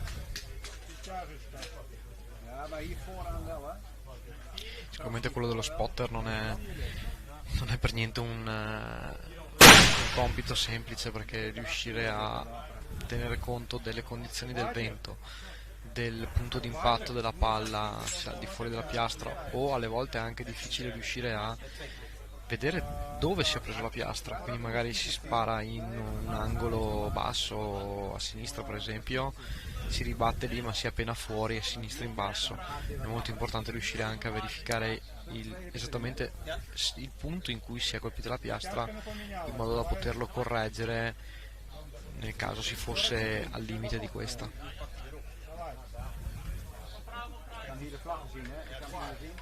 I think from the positioning of the banner on the right-hand side, we must have had some strike up near the upper support for that banner. Not from this shooter, but from one of the previous shooters.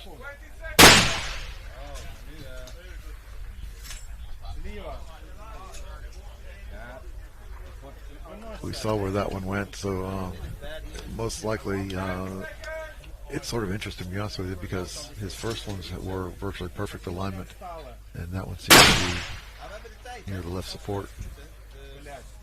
Now he's back on center again, but dropped low. He had a really strong run going, but target 7 got away from him.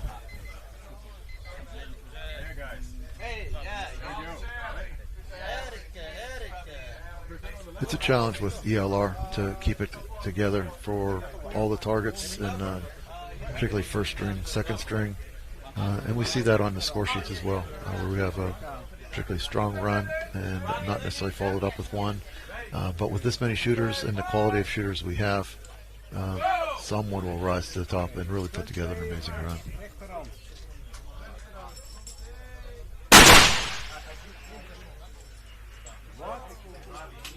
Okay, we saw that miss off. Really can't say too much where it was, based on the fact that the firing line can sometimes hear what we're talking about on misses. We don't want to give them any kind of unfair advantage. This is Robbie Lindy. His dad Scott's his spotter. They shoot for the Black Bear Shooting Club out of their eastern United States, but Black Bear's in Virginia, but I believe the Lindys are from Georgia. Which caliber they are shoot? 338 or 33? I think he's shooting most likely a 33 XC, if I had to guess. But it might be just a Lapua Magnum.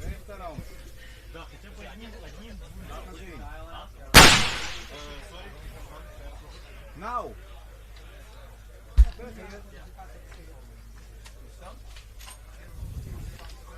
Andiamo alla tendenza a tirare il secondo colpo. 1 mil naar rechts. 1,7 No, niente.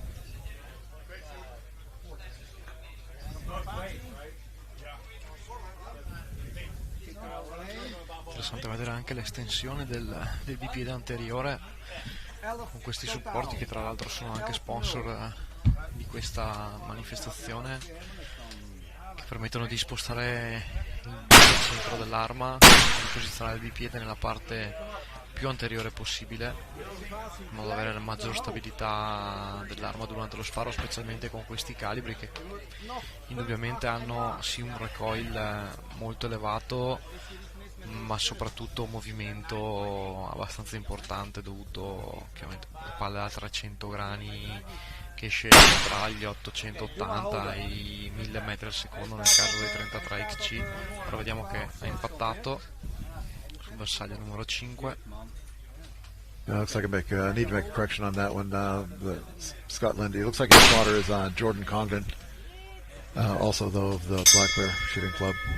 Black Bear, they're very active in the ELR community in the United States. They host matches. They're very active in shooting matches throughout the country, and they travel well as a team. Frequently, they'll be driving their RV around the country just to shoot matches. They're always welcome to. Like I said, they come down all the way over to Texas and New Mexico. They're a very active group.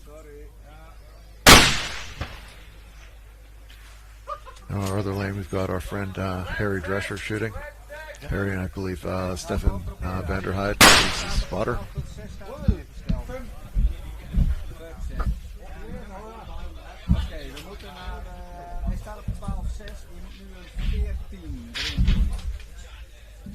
Harry's also one of our sponsors with the Solid Mission Design.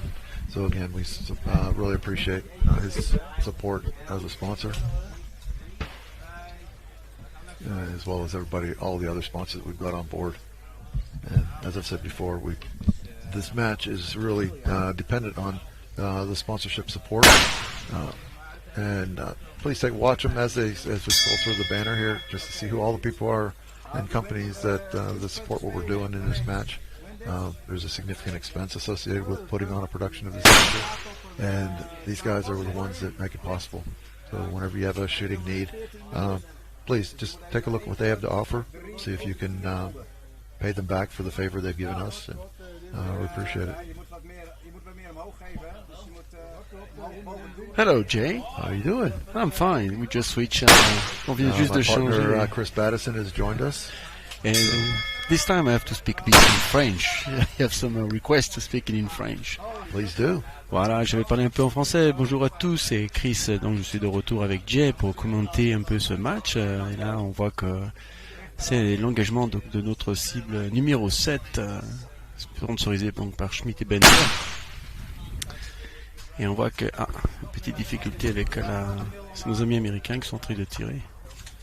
It's the American team on the green line. Scott Lindy's been shooting well all week. He's struggling on this one for some reason. I'm not quite sure what's going on with him. He doesn't seem very comfortable right now with the rifle. There's something going on that has him a little bit off center right now. Ouais, comme Jay a tenté d'expliquer, là, il est un peu coincé sur la cible 7, il est un peu en galère avec son fusil, on voit, et on ne sait pas trop pourquoi. Et je pense que même son spotter avec lui, ils sont en train de refaire le point, là, tous les deux. Sorry, Robbie Lindy, I'm sorry. Là, ils sont vraiment en train de faire le point, on voit le tireur, le spotter, là, et ils vont partir sur une autre base pour repartir sur cette cible 7. Ils sont fait un peu plombés. On voit qu'on appuie joue, il est un peu en galère avec. Again, this course is challenging in that when we're shooting this string of targets 5, 6, 7, the alignment and the positioning behind the gun on 5 and 6 is quite different than what it takes to get up onto 7. So it can lead to the gun responding differently on target 7, and just the overall feel and recoil management can be thrown off because of the rifle alignment to get up on 7. Oui, comme il dit Jess, c'est tout à fait ça. En fait, les cibles 5 et 6 sont relativement faciles à tirer au niveau de l'alignement, hein, que la cible 7, elle est très très haute. Et donc là, le recul de l'arme va vraiment faire la différence. En fait, si avec l'angle qu'il y a, qu'on voyait là sur l'image d'avant, là, l'américain, on voyait l'angle de son fusil, il est juste phénoménal. Je crois qu'on est à plus 6, plus 4, 5 degrés, quelque chose comme ça, ce qui est énorme à cette distance-là. Et si on manage mal le recul de l'arme, à ce moment-là, on va changer notre point d'impact et ça va vraiment être catastrophique.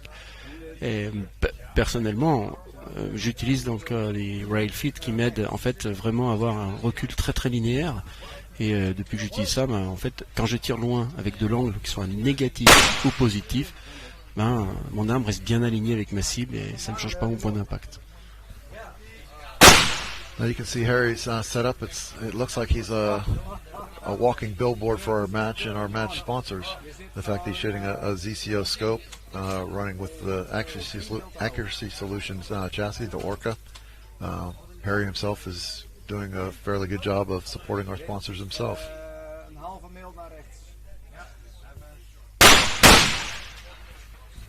Harry is a good shooter. Harry and Stefan are both extremely good shooters. They performed well in the heavy match. I think they're currently sitting in number 1 and number 6 spots after the preliminary round. So they're both ready to go pretty much for the finals in the heavy class. It's hard for him. The target 7 win. Retour sur nos amis américains. Si vous voyez l'angle de l'arme, en fait, pour tirer très loin, c'est vraiment très très compliqué. Là, il a quand même réussi à l'avoir. C'était son dernier tir. Ils viennent de finir. Et on peut voir derrière, en arrière-plan, Harry qui est toujours en galère. Looks like Harry got a hit on that one, so that's good. And likewise, Robbie finished off his string with an impact.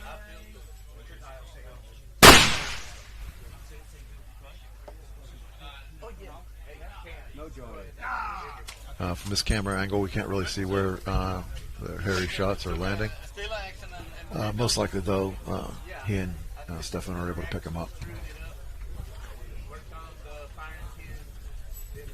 Yeah, it looks like we have the IV team getting ready to go.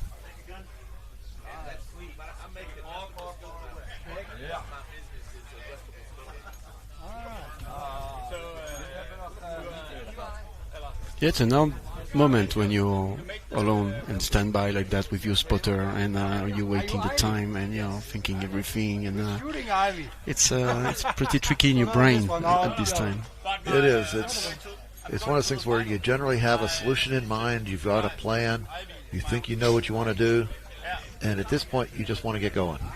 But any kind of a delay, okay, you're just effectively just re-go over and over in your head what you want to do, what are your transitions through the targets, and you've got this plan in your along with your spotter, and now you're just ready to run. Oui, pour traduire rapidement, en fait, voilà, c'est ce qu'on disait avec Jay, en fait, ce petit moment d'attente et de préparation, c'est un peu une torture où on se repasse en mémoire donc nos élévations, les corrections qu'on va devoir faire, l'alignement des différentes cibles, et c'est vraiment un moment qui est très compliqué, où il faut vraiment se concentrer et que donc voilà. Mais c'est le moment que nous que moi j'ai pas eu beaucoup. Hein. Tout à l'heure quand j'ai dû tirer, je suis derrière un fusil pour tirer directement. Mais bon, on s'est plutôt pas trop mal débrouillé et c'était très bien. Allez, c'est parti. J'ai remarqué que beaucoup de tireurs, après leur tir, prennent beaucoup de temps avant d'ouvrir leur culasse, ce qui fait qu'on garde une énorme chaleur en fait dans le canon. Et il a été assez rapide, hein. Il a tiré, il a ouvert sa culasse. Quand je travaille avec Jay par exemple, que je tire, j'ouvre immédiatement ma culasse. C'est lui qui va regarder l'impact. C'est très rare qu'on regarde nos impacts parce que on n'a pas beaucoup de temps. Et deux, ça garde la culasse fermée, ce qui garde la chaleur en fait au niveau du canon, ce qui peut compliquer les choses pour les derniers tirs. Là on en tire quand même beaucoup. Hein. We shoot 15 rounds. That's a lot. Hein. You can notice also in the IV team here, on his corrections on elevations, he's actually adjusting the base angle as opposed to the turrets on the scope. And his family makes a mount, the IV mount, where that's possible.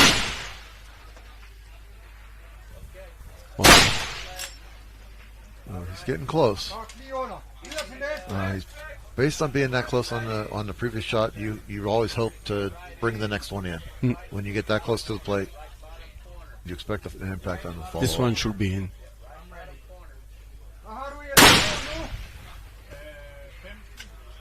Oh. That's always frustrating when you see an impact on it at any point, regardless where it is, off the edge of a plate, and then you make a correction to bring it on. Many times, frustratingly, you get an impact on the same spot, and you think, "Holy smokes, what do I need to do?" So obviously, the inclination is to move further in the opposite direction. You've got to resist that urge at times, so that you don't overcorrect. It's very easy then to send a shot off the other edge of the plate. So that's something that shooters and spotters have to understand, just how much natural dispersion do they have in their group, and how much of a correction to come to the center. Oui, pour traduire, enfin c'est pas une traduction super, mais c'est exactement ça en fait. Quand on tire et qu'on est tout près de la cible et on se dit bon bah la suivante c'est bon, votre tireur ou votre spotter il vous annonce la correction. Dites bon bah c'est bon, la suivante, elle est dedans, il y a pas de doute. Puis finalement, ça loupe encore. Oh, punaise, mais qu'est-ce qui s'est passé? Et c'est là où le spotter et le tireur justement ils doivent commencer à comprendre ce qui est en train de se passer. Est-ce que ça rentre dans la dispersion? Est-ce qu'on rentre justement dans une erreur de tir, une erreur de calcul, ou on s'est encore fait balader par le vent? Ah, you can see, use the rod. Il a eu une étui de coincé. Ça doit pousser fort hein, pour que ça coince comme ça. Some of the pressures we run on these shots can sometimes get the cases stuck, as we just saw. Frequently, that's when the cases start to get maybe a little bit older, and the friction inside the chamber. You don't get as much relaxation on the case. It'll expand without relaxing away from the edges again, and sometimes you'll end up with a stuck case. Yeah. Aussi, on voit, il utilise un 300 rhume, un Remington Ultra Magnum, c'est quelque chose, on va pas se le cacher, hein, ça pulse fort. Et peut-être qu'avec la température, ça lui joue un peu des tours. Mais c'est vrai que des fois, ça expanse mal et on a des frictions au niveau de la chambre. Et c'est ce qui fait que on peut pas éjecter. Moi, sur les miens, je mets des petits peu d'huile, spécialement sur le 33, parce qu'il était un peu capricieux ces derniers temps.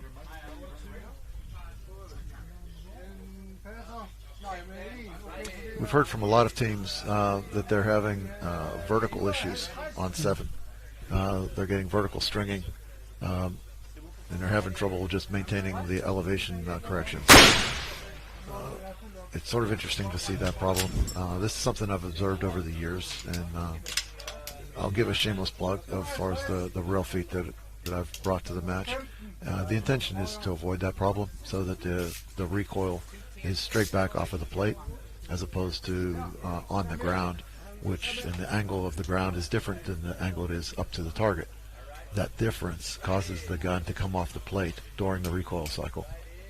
So what both Chris and I have been running now, the gun stays on target during recoil. As a result, we get much less vertical dispersion in our shot pattern. Oui, c'est ce qu'on voit souvent, hein, cette dispersion verticale qui est due souvent avec l'angle de tir. Quand on a l'angle de cible, l'angle de tir et l'angle du sol, c'est souvent là où le recul en fait il va nous porter préjudice et on va avoir une dispersion verticale justement, un coin en haut, un coin en bas, un coin en haut. Souvent on voit les tireurs sont bons avec les dérives, avec le vent, mais souvent ce qui pêche, c'est le recul de l'arme qui risque de faire un tir soit en dessus, soit en dessous. Et c'est vrai que Jay a développé, on en profite, hein, on est ensemble, les rail feet et c'est vraiment quelque chose qui permet de garder un alignement vraiment nickel. Voilà. Ah, un bel impact à la 6 là. It looks like he's found his directions. He was struggling a bit on 5, but he's locked in on target 6. That's very nice. Et je pense que ça doit être son dernier tir, I think it's last.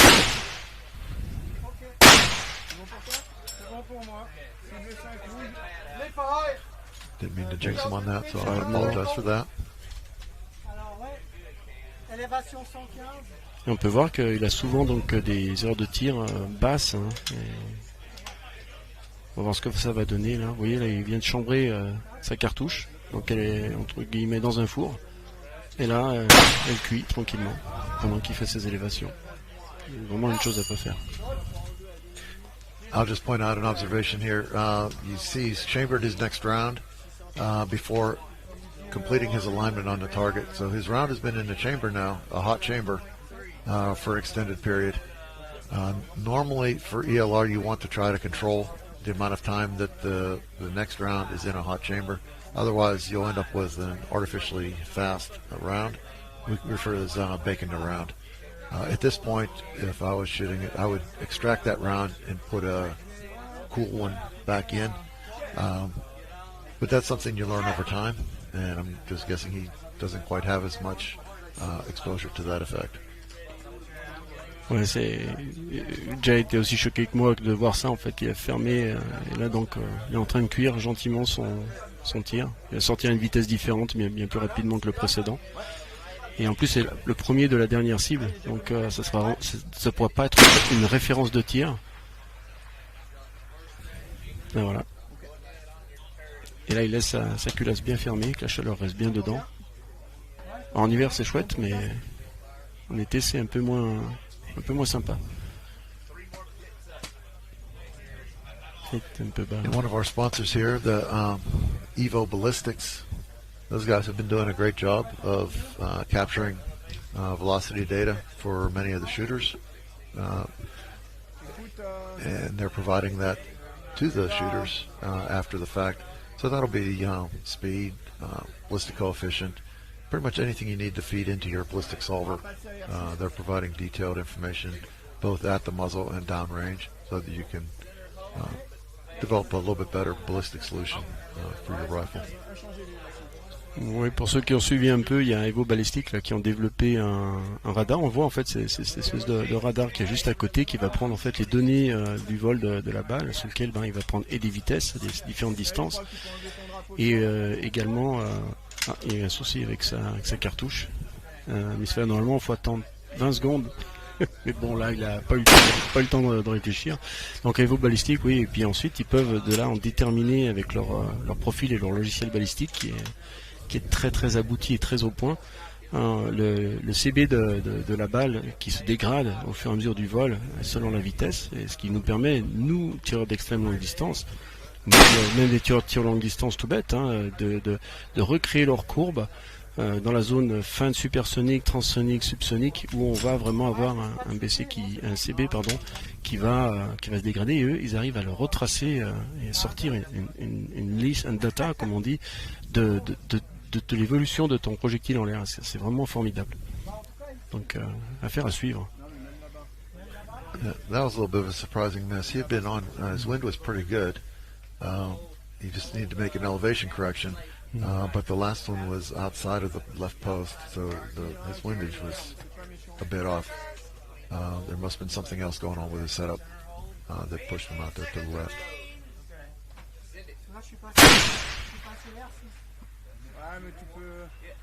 There he is. He's back on there. That's good. That's what he was expecting on the previous shot, because his windage was good. He was just a matter of correcting the elevation. Unfortunately. Ouais. Dommage, il a dépassé le temps.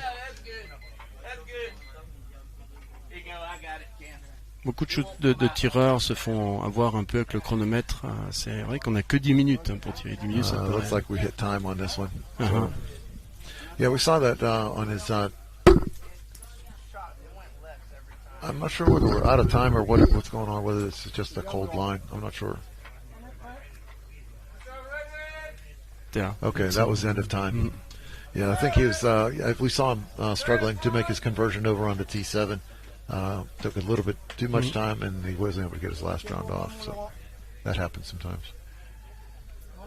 Ouais, c'est ce qu'on a aussi vu avec G. Ouais. Effectivement, quand il est passé en transition d'une cible 6 à 7, il a un peu galéré. Et c'est ce qui a fait perdre pas mal de temps.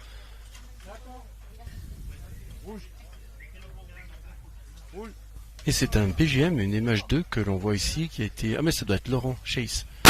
Un très bon ami, un très très bon tireur. Et je pense qu'il doit être avec Sylvain Monet comme spotter. Et la PGM MH2 donc est en 3.38 la poids magnum. J'ai la chance de tirer avec, alors, pas aujourd'hui, pas pour cette compétition là, mais elle m'a déjà énormément aidé. C'est une arme franchement fantastique pour faire du TLD et les débuts de l'ELR. Ensuite, quand il faut pousser un peu plus loin, ça devient un peu plus compliqué.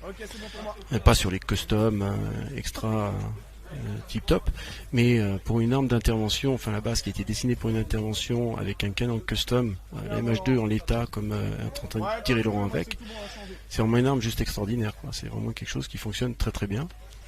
En France, chez Wolf Constructing, j'ai eu l'occasion de tirer jusqu'à 2600 mètres avec, sans trop d'embêtement, quoi. Voilà. Donc, en plus sur un custom, on a des Français, là, Flo Sardoni, avec Laurent comme spotter. Il débrouille bien, c'est un super bon team français que j'ai eu l'occasion de rencontrer sur différentes manifestations, un TLD 40 par exemple. Quand je vais chez Michel là, pour tirer avec Arnaud son fils, c'est vraiment un spot de tir où ils ont un 1600 mètres qui est vraiment très agréable, qui est dans une ligne de pin, c'est dans les Landes, c'est juste en dessous entre Bordeaux et Biarritz en gros. J'ai eu l'occasion d'y aller là, avec Jérémy il n'y a pas longtemps et c'était vraiment... j'ai passé un temps fabuleux, les cibles sont super entretenues, il y a les caméras... C'est vraiment le coin, s'il y en a qui veulent s'entraîner, j'en profite pour faire un peu de pub. TLD 40, c'est là où vous rencontrerez justement Michel, son fils, Lolo, Angelo et toute l'équipe. C'est un très très joli coin pour tirer.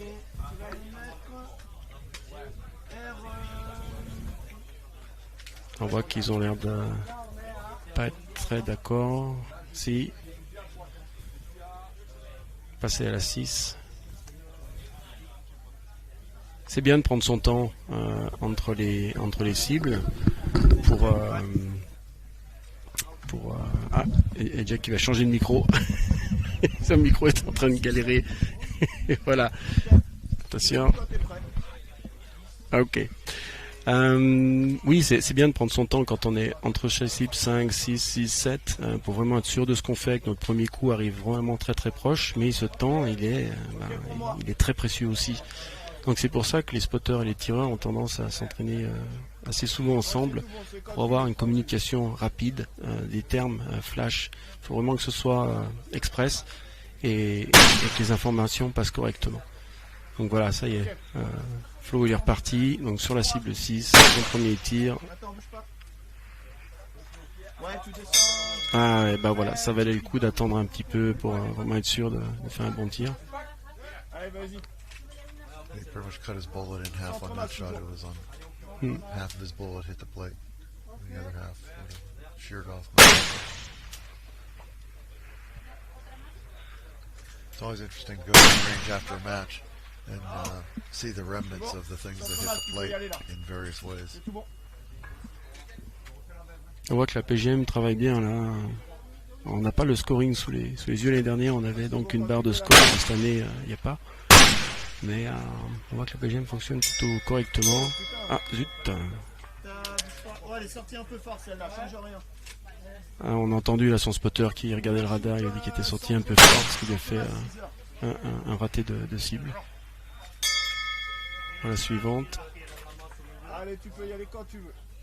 Il a le go du spotter, il tire. Et là... Oh, attends, t'es monté en vitesse. Something happened with the speed. Did you hear the spotter? Spotter checked the radar and the radar increased. Oh, increased. Yeah, that's what he said. Yeah, Interesting miss for that. Yeah. Bottom edge. Ouais, on est sorti à Slow shot for that. 6 heures, fais-moi 6 heures. Alors il travaille en contre-visée de ce qu'on peut entendre, donc c'est pas mal aussi. Hein. Quand on veut profiter de la même condition météo, on recharge, on tire la suivante, on contre-vise et on manque. Zut, c'est dommage. C'est pas payé parce que ça contre-visé que Sylvain a annoncé. Sylvain est un très très très bon spotter. J'ai eu l'occasion de travailler avec Sylvain pendant quelques années. C'était vraiment un technicien hors pair. En spotting, lecture du vent et rechargement, c'est vraiment une bête hors pair. Pour ceux qui ont besoin d'infos là-dessus, Sylvain, c'est vraiment une valeur sûre. Et il connaît le PGM depuis très longtemps. Le premier PGM avec lequel j'ai tiré, c'est lui qui me l'avait trouvé, qui m'avait même acheté. Donc, et là on voit le spotter, il vient à côté de son tireur pour vraiment faire le point. Où est-ce qu'on en est? Pourquoi est-ce que ça a merdé? On passe à la cible suivante. Nous, ce qu'on veut, c'est que le tir suivant arrive en cible. Donc là, on voit Laurent. Il a mis ses lunettes. On lui explique ce qui se passe. Les deux cerveaux fonctionnent. Alors, ça bouffe du temps, certes.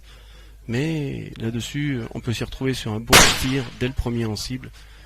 Parce que on a compilé les informations ensemble. That's a lot of discussion between targets. I'm surprised they're doing that much. When we shoot, I'll usually do the corrections or modifications and add and subtract whatever I learned from one target, and then simply give you the next number to dial. That was a rather extensive conversation they were having. That's a different way to work. They work a bit differently, but c'est vrai. Jay, comme il le dit, en fait, il tire sa première cible, les autres elles sont dans le même terrain, peu importe l'angle du vent, et lui il la prend de la première cible. La première balle a foiré, ok, pourquoi ça fait ça, comment ça a fait, et il la prend de la première pour les autres. Alors que là, ils font vraiment un stop à chaque fois d'une cible à l'autre, ce qui bouffe quand même pas mal de temps. Mais ça réconforte souvent le tireur. On va voir si ça va payer. Cible 7 rouge. And also, I don't see the shooter with any kind of notepad or anything as far as his data. So he is fully reliant on his spotter to call out his corrections and even his data itself. That's something that's individual teams. They have their own preferences of how that's done. Even between you and you and me when we shoot. I do it one way, you do it a different way. So there's flexibility in how we just prefer to approach it. Et c'est vrai ce qu'il dit Jay, on a différentes manières d'approcher cette manière de spotter où on fait une conférence absolue à notre spotter, ce que moi je fais quand je travaille avec lui, et lui il a son carnet de notes, il fait confiance à ce qu'il note lui. Et je suis en cours de transition pour travailler comme mon ami là, qui est un coach extraordinaire aussi, hein, en tir, faut dire ce qu'il est, pour justement continuer à grandir un peu dans ce domaine de l'ELR et faire une transition sur une utilisation, et mon spotter valide en fait juste ce que je viens de voir, c'est pour ça qu'il faut un recul parfait, et à ce moment-là c'est à moi de faire mes corrections et d'être responsable moi de mon tir. So I'm in a transition now to your way. Step by step. It's whatever is comfortable for the shooter spotter team. There is no right way other than what works. But it's good to know all the way. Like that you can manage every situation. Ouais, that's why. C'est pour ça que je suis en train de prendre avec mon ami un fonctionnement différent. It's a matter of sharing workload as well. Mm. When you're shooting as a team, you want to make sure that all of the boxes are checked, that all of the details are covered. You're sharing that load as a team. And that's, again, it's a dynamic that works. Every team's going to have their own Là, je sais pas si les nuls, way elles of doing sont... things. He's a little bit frustrated, I think, on this one with the low misses. I'm not quite sure if he was done or not. Looked like he was rather getting into a lengthy discussion with his spotter. Not exactly a happy manner either. Bon, celle-ci, entre guillemets, ça c'est...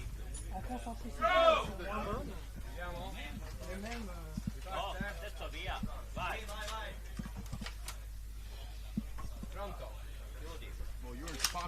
Try to talk. Volume. Yeah. We'll run into that from time to time here. Okay. Yeah, was just. J'entendais plus Jackie parler, le microphone était descendu.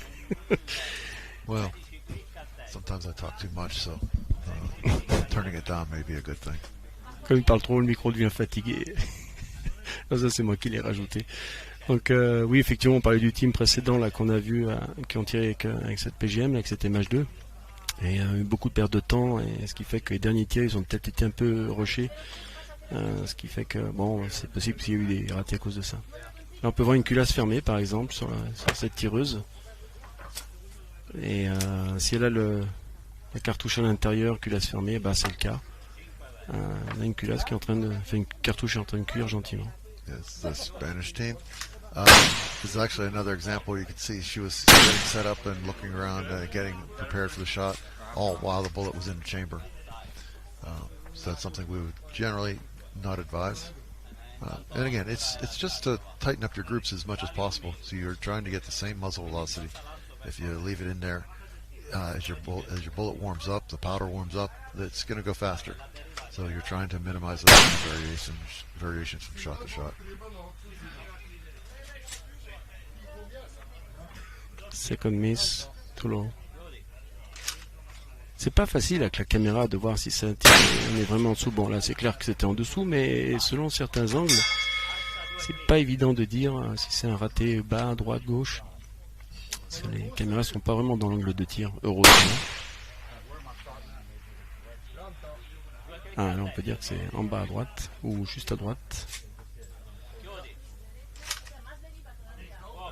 And now we can also see here, whenever she had her shot that was low right, and she's doing a correction by, she's dialing a correction, which is fine. This is my point earlier that sometimes you can dial a correction to be centered up, or sometimes you can just hold the correction. That's something that's the preference of the team. You can do it either way. One reason that I sometimes prefer to hold is that it's possible to dial the wrong direction. Whenever you're not, or you're in the heat of the moment, it's possible to dial the wrong way, in which case you almost throw away a shot. Whereas holding is something that visually it's very easy to mirror a shot. So if you miss off of one edge, your brain is very adept at mirroring off that same distance the other direction. The downside to that, however, is on your follow-up shot, sometimes we forget that we're mirroring the shot and we'll go back to a center hold. So there is a certain risk involved there as well. Et c'est vrai, ce que dit Jay, il y a différentes manières de travailler et on les utilise un peu tous. Alors, certains préfèrent cliquer, d'autres contre-viser. Moi j'aime les deux. Quand j'ai une météo qui est assez changeante, à ce moment-là je recharge tout de suite et je tire vite fait avec une contre-visée. L'œil a pris en fait l'image de l'impact, il l'a encore, on prend en recharge et ça va faut être très réactif et éviter de trop sortir la tête de la lunette. On garde les élévations est-ce qu'on a, si on est près de la plaque bien évidemment. Tout de suite on fait une contre-visée du côté opposé et on envoie. Si on prend trop de temps et on commence à bidouiller, on va ramener le réticule centre-cible et on va à nouveau louper parce que ça va partir du côté où il ne faudra pas.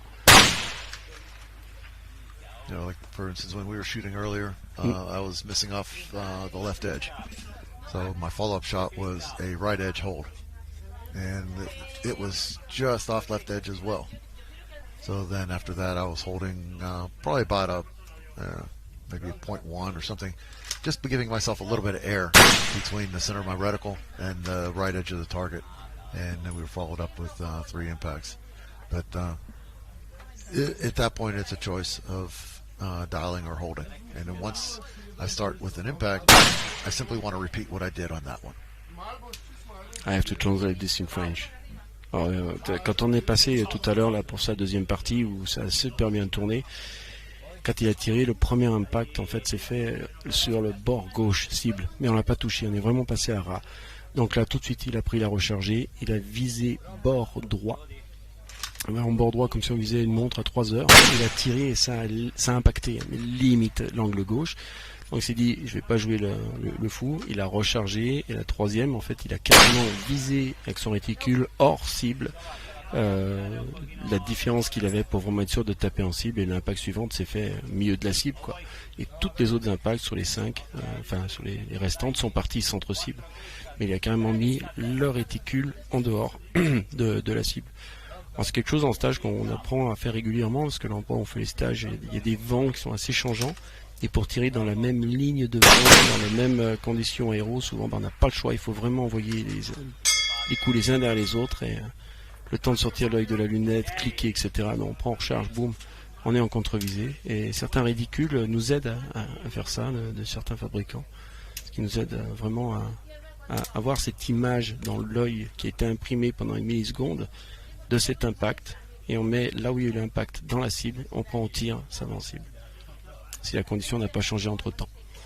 Voilà, ça c'est vraiment, c'est plusieurs écoles, ça dépend de notre mission, qu'est-ce qu'on a à faire, comment on doit le faire, et combien on a de temps pour le faire. À la fin, on a le temps, on clique, on n'a pas le temps, on envoie du steak comme on dit, et puis voilà. Là, on peut voir, regardez l'angle de l'arme par rapport au tireur. La dernière cible est vraiment au sommet d'une falaise, là, c'est vraiment super beau. Le site est magnifique. Je vais venir faire des stages ici l'année prochaine, c'est sûr. Il y a un stage que je vais faire là. Pour ceux qui nous écoutent, si ça vous intéresse, n'hésitez pas. Mais c'est vraiment un endroit qui est, pour les tireurs ELR qui sont déjà un peu advanced, un endroit qui est fantastique pour apprendre, justement. Bien pire que là où on est en stage actuellement. C'est un très très beau site, tenu par Impact Ballistics, je crois que c'est ça, Impact, Contre-visé, pardon. Tenu par Contre-visé, avec Benoît et Nathalie, là. Qui nous accueillent à chaque fois avec le sourire, ou les membres de leurs équipes. Et là, par contre, là, maintenant, je vais venir ici parce que, enfin aussi, pour les tireurs avancés, parce que pour apprendre, il n'y a pas mieux que, pour l'instant en Europe, tant que c'est facile, à ce site. On voit qu'il prend beaucoup de temps pour arriver sur cette cible numéro 7, un peu en galère. Mais il lui reste les 5 tirs, on peut voir Agnier sur sa droite. Les Espagnols aussi qui arrivent, on peut voir à sa boîte qu'il lui reste les 5 cibles, qu'elle cherche la cible 7. Les sacs de Ryan Cheney sont vraiment pratiques pour ça, juste en dégonflant le fusil, pardon. Il prend tout de suite de l'angle et c'est tout beaucoup plus facile. Mais il a dû quand même rajouter des clics sur son bipied devant. We see some of these teams sort of struggling on their transitions, particularly going up to target 7. And that's something that generally just takes a little bit of practice when you're learning to shoot ELR, of how to process a string, how you set up your at the beginning of it. What do you do during that 10 minutes you've got for setting up? One of the things that I like to do is set up for my final target. In the case, that was a nice first round impact, very nice. Set up for T7, and then, particularly in this case where it's up on a hill, and then find out what I need to do to get back down onto my other targets. Particularly if I can keep it as rear of gun adjustments. That way I know just how I can make local corrections without breaking position as I go through the string. This one was a little different, and we had to make a forward correction with extra plate. So it was a little bit different, as well as the fact that this match allows for spotters to make corrections to the guns. So we took advantage of that. Et oui, c'est vrai qu'on a beaucoup de chance là cette année, sur cette compétition-là, le spotter il peut vraiment aider le tireur. Le tireur il garde sa ligne et il peut effectuer les corrections sur le bipied devant, lui monter, lui descendre. Ça permet au tireur de garder sa position de tir. Mais et comme disait Jay, c'est vrai qu'au tout début, en fait, dans 10 minutes où on se torture le cerveau pour vraiment être sûr que nos élévations sont bonnes, etc., et c'est là où il faut justement avoir en ligne et à l'œil l'image de l'engagement des dernières cibles. Enfin, des cibles qu'on doit faire. La 5, la 6 sont dans la même ligne et la 7, il faut vraiment aller la chercher. C'est là en fait où on s'entraîne pendant ce temps de préparation, pendant ces 10 minutes de torture là, donc les autres passent, où justement on essaie d'avoir cette image pour vraiment être sûr que quand on doit changer de cible lors des 10 minutes suivantes, donc de votre temps de compétition, eh bien on soit en cible directe et qu'on perde pas de temps, justement pour faire nos tirs et trouver tout de suite la cible. J'ai été témoin sur plusieurs compétitions de tireurs qui se sont fait éliminer juste parce qu'ils trouvaient pas la cible, Ils ont tourné, arrivé à la cible X ou Y en galère comme pas possible, et le chrono qui tourne, le tireur qui s'affole, le spotter qui lui dit où c'est, mais le tireur qui voit pas, et au final c'est le bins, et puis les tireurs sont bouffés par le temps, quoi. Ça c'est vraiment c'est le pire des scénarios. Moi je suis resté bloqué comme ça sur une petite compétition que je t'avais fait à Totavel. Un petit clin d'œil à nos amis de Totavel, ils sont extraordinaires, sans deck. On les a croisés tout à l'heure, c'est des sacrés tireurs en tout cas. Les mecs de Totavel, eux ils sont nés dans du vent, en fait, ils sont nés en dessous d'une éolienne, quoi. Et les gars ils maîtrisent le vent mais vraiment bien, ils sont vraiment forts. Deux amis, bref, Simon et Phil. Donc juste pour dire que moi à Totavel je me suis planté, j'arrivais pas à trouver la cible, c'était compliqué. Bon, j'ai réussi à finir tirer, mais c'était chaud, quoi. Voilà à quoi servent ces 10 minutes de préparation. En plus de la torture mentale, de savoir si vos abacs sont bonnes, si vos élévations et dérives sont bonnes. Chercher les cibles et avoir les bonnes images des cibles.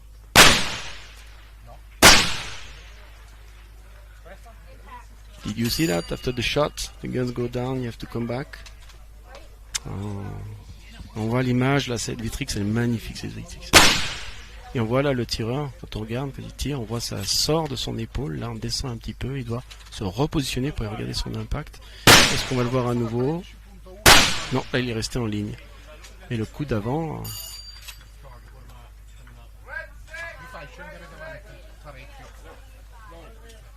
La stabilité d'un fusil quand vous tirez, c'est inimaginable. The green target has been hitting down off the bottom. I was expecting him to get it up on because he had a pretty good run this morning in the first half of the preliminaries. So I was expecting him to get this one up, but he's still struggling to get onto the plate.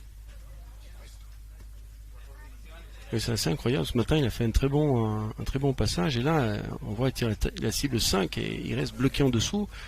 Alors, est-ce qu'il part? On l'a pas vu toucher sa tourelle, mais est-ce qu'il part sur la contre-visée pour gagner du temps et tirer dans la même ligne devant, par exemple? Voilà, voilà, exemple total du truc. Il a bidouillé sa lunette, il a fermé une cartouche à l'intérieur de la chambre, puis il a sa QI Pepon. Donc là, on en a plus de 25 secondes. Voilà. 30. Ah, quand même. Peut-être avec un peu de chance avec la vitesse qu'il va gagner. Non. Donc là, ça se trouve, il est même passé en dessus. Et cible 6. Regardez, vous avez vu, il a fermé sa chambre, donc des fois c'est un peu, et voilà. Donc là il passe à la cible 6. Ah, une autre équipe américaine, là c'est le papa qui tire avec la fille, si je dis pas de bêtises. La famille, ouais c'est ça. I apologize, I'm just peeking at the scores while we're going here, just out of curiosity. Oh, you have the live score? No, yes, exactly. Oh, you're a VIP. Well, I've got the score, but it's not ranked. It's just active score. Oh, okay. So yeah, this was earlier. I mentioned the Black Bear Shooting Club. So this current shooter, Scott Lindy, he's a member of that team, and you can see the spotter, Naomi. She's had a very good run herself in the light class. Il confirme que j'ai bien dit une connerie, donc c'est pas le père et la fille. Voilà. Sorry.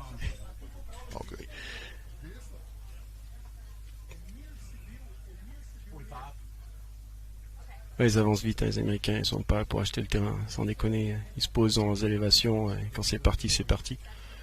Dans une fluidité d'exécution, j'en ai vu 2-3 travailler qui est assez chouette. Il y a beaucoup de choses à apprendre là-dessus, que ce soit au niveau de transition des cibles. Bon là on voit que ça traîne un petit peu, il chipote un peu sur le vent, mais n'empêche que ça risque de marcher. Comme beaucoup d'équipes, quand on change de cible, on change d'axe de vent, on change tout un tas de paramètres. Mais bon, après, aux États-Unis, il n'y a pas longtemps, c'est vrai qu'ils s'entraînent relativement régulièrement. Bon, comme un match chez nous, un match de boule, un match de ping-pong, c'est tous les week-ends, quoi. Donc, si vous voulez être bon, vous achetez un flingue, vous achetez plein de canons, et puis vous éclatez toute l'année. En fait, c'est juste ça. C'est extraordinaire. Et là, le fait qu'on soit Extreme Shot Italia, c'est vraiment un événement. Donc, c'est ce qui fait qu'ils se déplacent maintenant pour arriver sur des événements qui sont moins... un peu, pas relou, mais comment on dirait, ennuyeux, quoi, comme ils font tous les week-ends. Et voir si ça paye. Et oulala, c'est une impact, hein, il est en bas à gauche, mais ça reste une impact. Oui, ça valait le coup de discuter tireur-spotter, spotter-tireur pour avoir un impact dès le premier tir. Ça coûte beaucoup de points, surtout sur une cible à cette distance-là.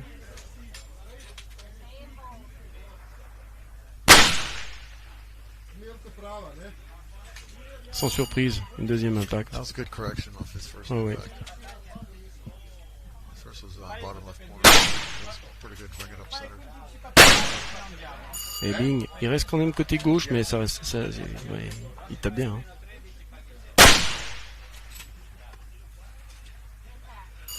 Ouf. It's in. Ah, faut pas l'embêter là, le gars. Ah. Impact, un sacré groupe, punaise.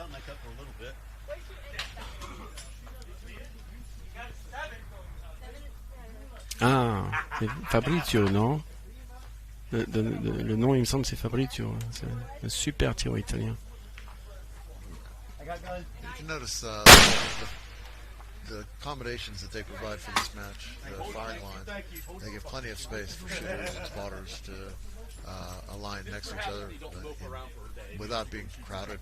It's actually very nice accommodations that they provide for the shooters. It's very nice. Oui, c'est vrai que cette année, on a la chance d'avoir des lignes de tir où il y a vraiment beaucoup de place pour les tireurs et spotters. Et il y a très peu de monde derrière. Il y a un safety officer apparemment qui a sévi. Le jour numéro 2, il a fermé, il a mis une porte. Personne ne rentre, personne qui a rien à faire ici ne rentre. Et donc c'était juste formidable, quoi. À partir du J2, il n'y avait plus personne, derrière il n'y a pas de bruit, les tireurs et les spotters peuvent travailler en totale liberté. On peut voir la place, il y a vraiment de la place. On peut se mettre soit à droite, soit à gauche. C'est vraiment un très très chouette site de tir, une très très belle compétition. Franchement, pour tous ceux qui nous écoutent et qui l'ont déjà fait, je pense qu'ils se remémorent ces moments fantastiques avec tous les pays de la planète qu'il y a ici. Et j'allais dire demain, et l'année prochaine, ça sera encore mieux. Ah, zut. Ouais, c'est bien ça, Fabrizio. Ouais. Ben, Fabrizio nous a sauvé la vie avec Jake quand on était à Cangeverse. J'ai une munition qui est restée coincée et je suis parti en courant lors de la finale. Il est arrivé avec une tige et c'est lui qui a un coup de tige dans le canon. L'entraide entre tireurs ELR était vraiment formidable. Les juges nous ont rien dit, on a pu faire comme ça. Hugues était là bien évidemment sous supervision de la sécurité. Mais Fabrizio c'est le premier qui a réagi avec la tige. C'est une impact très basse, mais une impact. On voit il y a beaucoup de tireurs. The tendance is very low.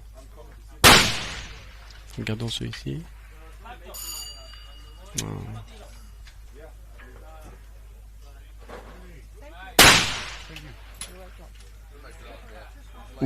Ça c'est une très très belle impact. Une petite contre-visée sur un bord haut là, c'est parfait.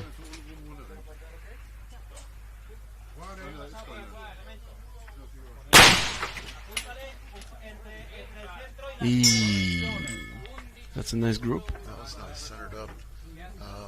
No, you notice that just the way their team functions is once he gets a shot off, he's off the gun. He's cycling around, getting ready for the next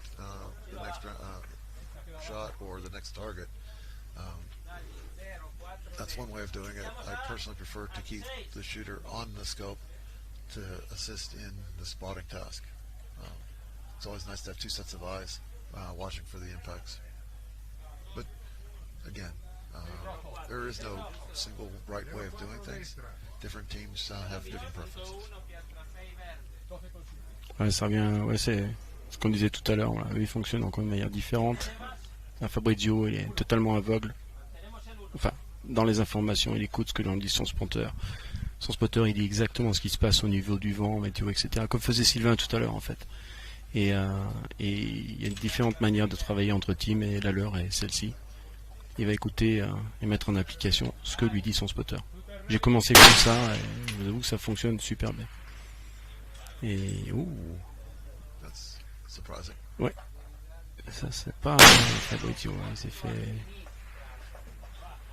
François, il n'y a plus de vent, il est parti contre. Voilà, il va devoir faire une grosse correction parce qu'il était complètement à droite, alors qu'on a une tendance gauche. On peut voir la cible, hein, elle a beaucoup plus d'impact à gauche qu'à droite. On va voir la correction si elle a fonctionné. That was a very surprising location on that shot. Oh. Alors c'est pas évident de voir avec la caméra le windage s'il est bon, mais ça paraissait pas trop mal, il manque un peu d'élévation. Et on va voir sur ce tir, normalement il devrait être dedans, hein. Connaissant le tireur, il n'y a pas de doute, celle-ci elle doit être dedans. Et oui, elle est dedans. Ouais. On a un bord droit quand même, mais elle est pas mal. Ah, nos amis espagnols. PGM, une image 2 encore alignée sur le pas de tir. Yeah, again, from our location, we really can't see necessarily what the wind is doing.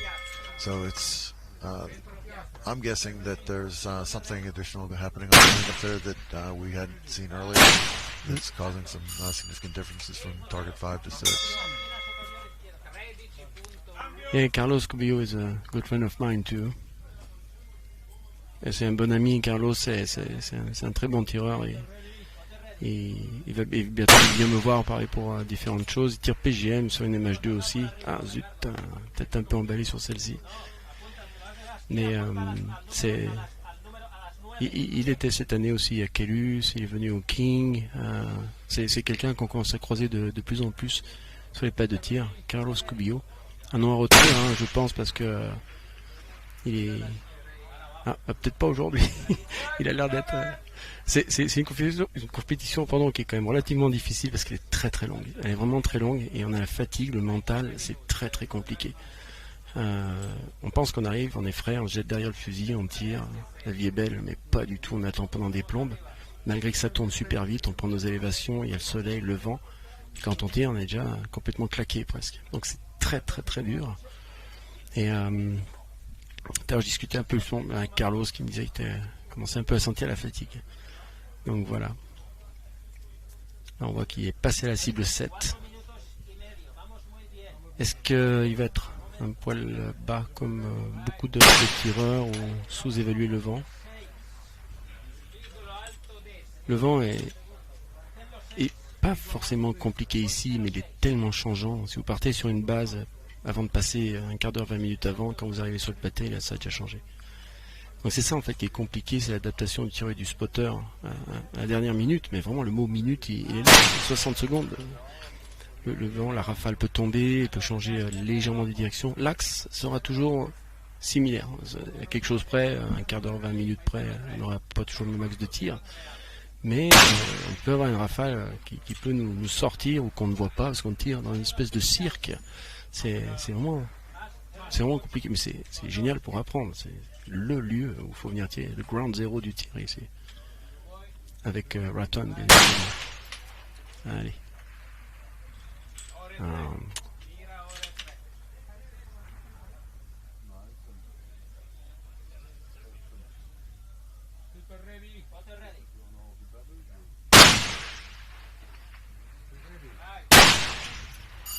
On entend le tireur shooter ready.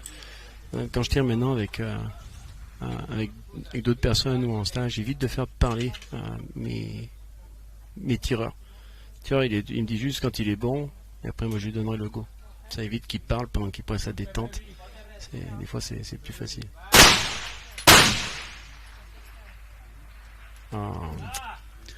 He sent 3 of them down there. I'm just a little surprised.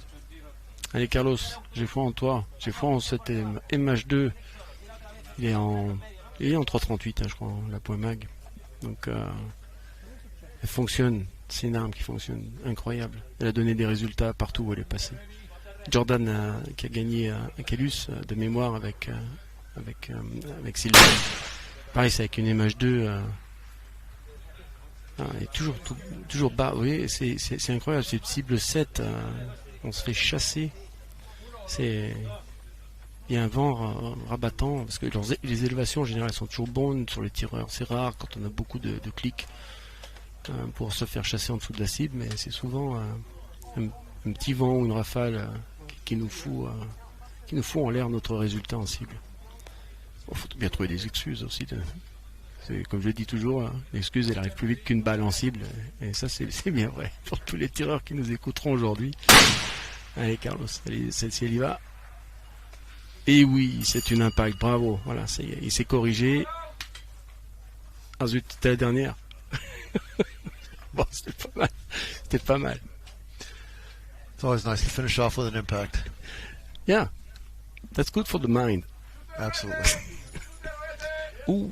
So now we've got Ryan Cheney coming up with Rusty Newton as his spotter. Rusty hasn't been shooting recently, but he's a very good shooter from the U.S. Ryan, of course, is a very well-established shooter in his own right. On a Ryan Cheney qui vient de se poser avec Rusty, là, son spotter. Ryan, c'est un sacré tireur. Et ben non. Ouf. Bon, ça nous laisse une chance. Mais à mon avis, c'est la première, voilà, il se chauffe. Et puis là, maintenant, il va s'énerver et il va nous faire un super truc. Ryan, c'est un sacré tireur. Personnellement, je le suis, c'est un ami avec qui on discute pas mal, comme avec Jay et d'autres tireurs. Et récemment, je l'ai vu faire un bidouillage sur son fusil assez incroyable, une belle impact. Ça, c'est un très bel impact. Ça, il est dedans. Maintenant, c'est foutu. Il va aligner. Regardez son fusil comme il reste droit. Ça ne bouge pas. Regardez ça. Vous avez vu? Allez, c'est parti. Ryan used the rail feed too. Yes, he does. Regardez le fusil. Pour ceux qui ont la chance d'avoir le visuel, c'est juste incroyable. Regardez la machine. Il tire, ça revient droit. Voilà, merci, au revoir. Allez, c'est bon, c'est dedans, cible suivante. Voilà, rideau. Non mais... Ryan switched to the rail feet halfway through King of 2 Mile. He'd run the preliminaries with the standard P skis and had a little bit of vertical dispersion issues on target 2. So after preliminaries, he made his way into the finals, but was barely in. And at that point, he switched over to the rail feet. And I was teamed up with Ryan in King of 2 Mile. And then he ended up with an extremely strong run in the finals. It brought him up quite a few spots. And after that, he was a believer in the concept, the technology of it. So yeah, he's been a very good ambassador for the rail feet brand. Pour ceux qui parlent pas trop, je vais faire une traduction rapide. En fait, Ryan, King of 2 Miles, la finale, là, il a en fait, entre les qualifiés et la finale, il a changé. Il a dit, je vais essayer le rail feed, voir ce que ça donne. Il a fait quelque chose de plutôt pas trop mal au qualif et à la finale. Il a tourné comme un avion avec ces trucs-là. Le gars, il avait jamais tiré avec. Il dit, je vais tirer la finale avec ça. On verra bien. Et comme a dit Jay, c'est un super ambassadeur. Regardez les impacts. Regardez ça. Incroyable. Le fusil, il bouge pas. C'est la machine. Il tire. Voilà. Merci, au revoir. Il ouvre. Allez, ciao. Bing. Oh non. Ah, si. Yeah, Ryan's shooting some pretty tight groups out there. And that's definitely enhanced by the fact without the vertical that some other shooters are going to deal with.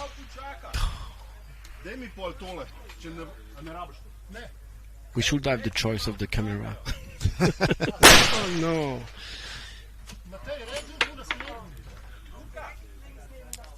Là, on a un tireur de mémoire, je crois qu'il est...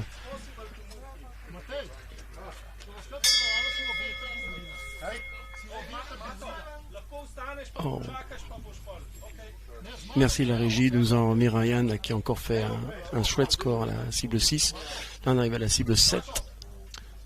So Ryan's had a very strong run so far, going on 5 and 6. I think he's 4 out of 5, 4 out of 5. With plenty of time, he's a very methodical shooter, very efficient shooter. So now he's moving on to 7. Again, with the feet that he's running, these elevations really don't play in as far as causing vertical dispersion. Et quand vous mariez le tireur excellent, une arme super, les rail feet, il n'y a pas photo. On voit il y a très peu de dispersion verticale. C'est tout de suite on rentre dans une constance, une fidélité de tir qui est juste incroyable, quoi. Peut-être qu'un jour je deviendrai bon tireur. So that's the nice thing about being a very efficient, quick shooter is that now you've got time to make whatever additional adjustments you need for the 7th. Now that's an interesting approach. Most shooters don't want to change position of a bipod because that'll influence the dynamic response of the gun overall, the flex of the gun. He may have some experience shooting in this position to know how his gun performs, but that will change. Potentially, it should change the dynamic response of the gun. C'est vrai, ce que notice Jay là à l'instant, c'est très très rare de voir un tireur changer son settings et changer son bipied de place comme l'a fait Ryan. Ça change la dynamique d'utilisation de l'arme, ainsi que ça peut impacter sur sa balistique. C'est quelque chose qui est à moins qu'il le connaisse, qu'il ait déjà dealé avec et qu'il sache, il connaît déjà ce qui va se passer. À ce moment-là, ok, pas de souci, mais c'est vrai que là, il n'avait pas assez d'angle, comme elle est très longue, et son bipied, la cutac, il l'a ouvert à fond, et il s'est retrouvé un peu pas assez d'élévation, donc c'est bon. Il a changé de position, on va voir ce que ça donne, mais à mon avis, j'ai pas trop de doutes.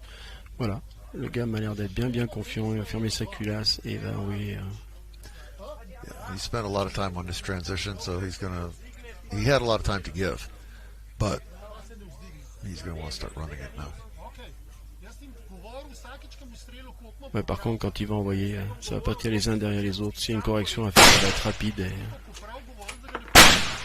Allez, c'est parti. Et voilà. Ça valait le coup d'attendre. Ça valait le coup. Avec déjà moyen de se regarder, ouais, aucun doute là-dessus. Je préfère perdre du temps sur la mise en place.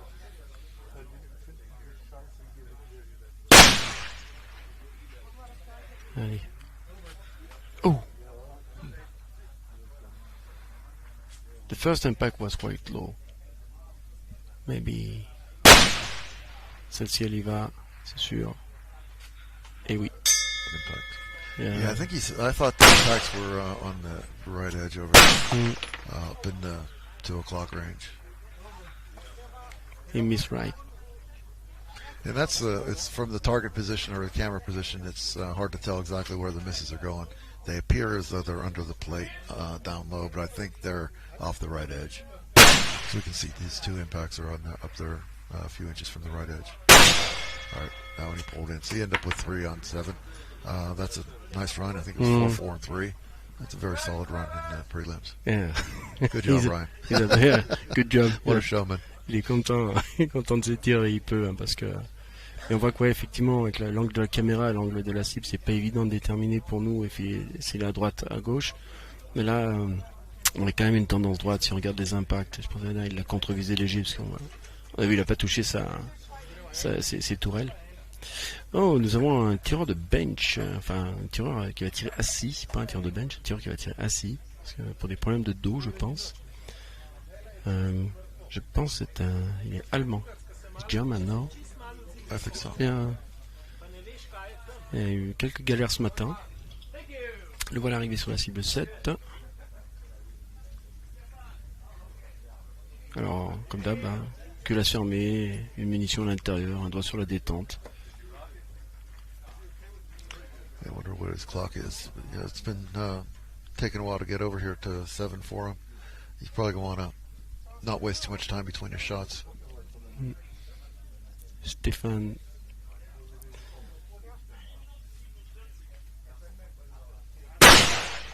Wow. Ouh là là là là. Okay, in case you're wondering, our response is the muzzle position on the recoil. It's remarkable. The amount of the jump and so forth is a little more than you'd want to see.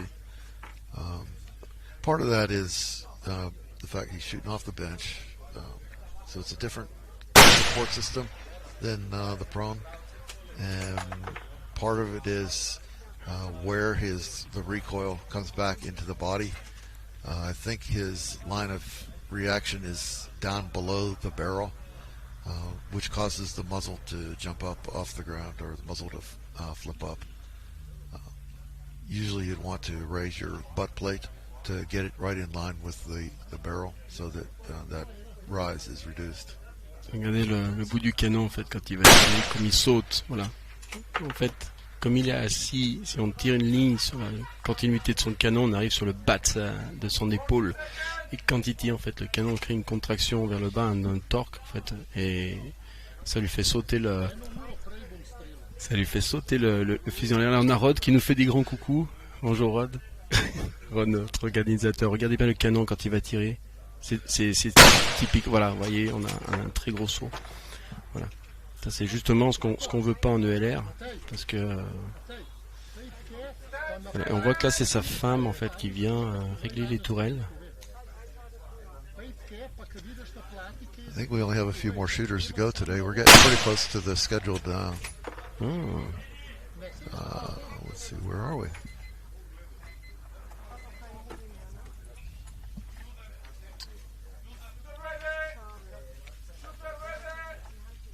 Alors, c'est super chouette parce que pendant que je suis en train de commenter, je reçois des WhatsApp. Parce que c'est très rare que je crois que c'était Roman qui l'ait tiré, non. Il a le même crâne, mais c'est pas lui. je vais me faire pourrir. Mais c'est marrant de recevoir des petits messages de gens comme ça. Donc, je dois pas te raconter trop de bêtises. Là on voit, ce qui est intéressant maintenant sur le pas de tir, c'est la luminosité. On voit que le soleil, ça y est, il a passé son zénith et il est en train de tourner derrière. Le pas de tir se retrouve maintenant à l'ombre et on a nos cibles qui sont super illuminées.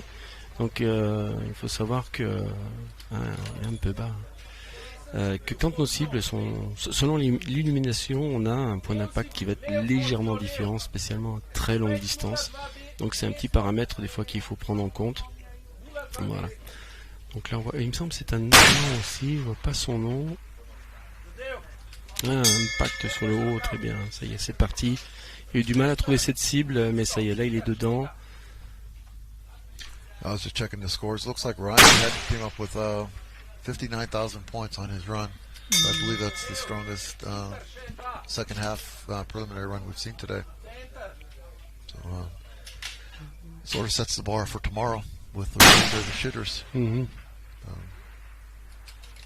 That most likely will put him through the finals.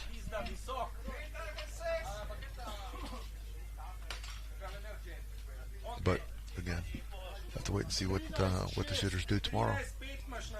Ouais, c'est toujours le problème dans ces compétitions. On est content de ce qu'on a fait, ou moins, et puis on regarde le scoring, on dit je suis pas trop mal. Mais quand on est passé, derrière nous il y a encore 50, 60 personnes à passer, 60 tireurs, peut-être même plus. Et il y en a des moins bons, donc c'est pas mal. Puis il y en a des bien meilleurs, ou qui tirent beaucoup mieux, peu importe. Et vous voyez votre nom qui passe, qui change. Qui change de position. Il change de position, on dit mais punaise, ça va s'arrêter quand? Faut stopper l'hémorragie. Alors, mais c'est comme ça. C'est la compétition, c'est comme ça. Quand je verse qu'on tire, il y a de la pluie, il y en a qui tirent quand même, donc ils tirent moins bien. Il y en a, voilà, c'est ça, c'est le LR. Alors le LR, c'est une très belle impact là. Ouais, bel engagement de la 6 là. La 5 il est un peu tourné autour, il s'est un peu galéré là, mais la 6 il est en train de regarder celle-ci, normalement si je change rien. Oh, une belle impact encore, oui, oui, très très belle. Et il a un joli groupe, hein, un joli groupement, là on est à quoi, 15 cm l'une de l'autre. La troisième normalement il doit pas être dégueu. Ouh, il a impacté sur la première, c'est vraiment un joli, très très joli groupe. Oui. On va voir celle-ci. Oh, ça c'est une erreur du tireur, je pense. C'est pas possible. Après, regardez sa balistique, ses vitesses. Mais regardons voir celle-ci, la première. Oh, elle n'est pas censée sortir de ce qu'il a fait. Et oui, un petit peu à droite, mais franchement, c'est vraiment propre. That was a good target. With 4 impacts, I believe. He's going to collect quite a few points for that. Et allez, transition sur la cible 7. Et là, c'est le drame. Ah non, pas mal, vous avez vu. Tout de suite, il s'est mis, il a levé direction bipied. Il sait ce qu'il fait.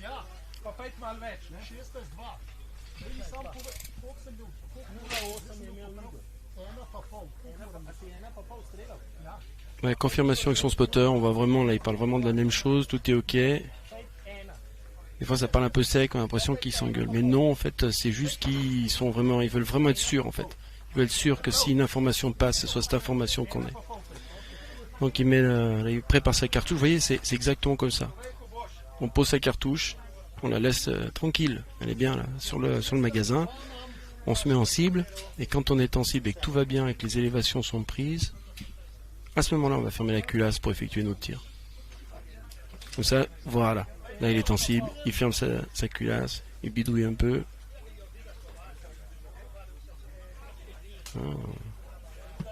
Yeah, again, one of the biggest challenges on this one for target 7 is the alignment of the rifle relative to your body. Having to get up onto that additional elevation on the hill. Frequently it changes how the gun rests against your body, which changes the dynamic response of the overall system. That's a nice view. Ça, c'est une très très belle vue pour voir justement ce que vient d'expliquer Jay. Et voilà. Vous voyez, comme quoi l'information était importante avec son spotter. First round, very nice.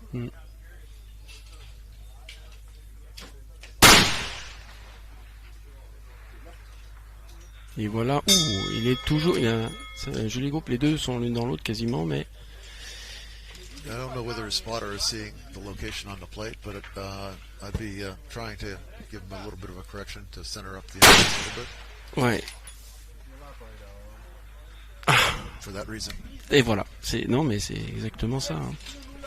On a un groupe qui est en train de se faire vraiment sur l'angle en bas à gauche et on s'est dit avec le spotter, on remettrait peut-être pour le ramener centre cible.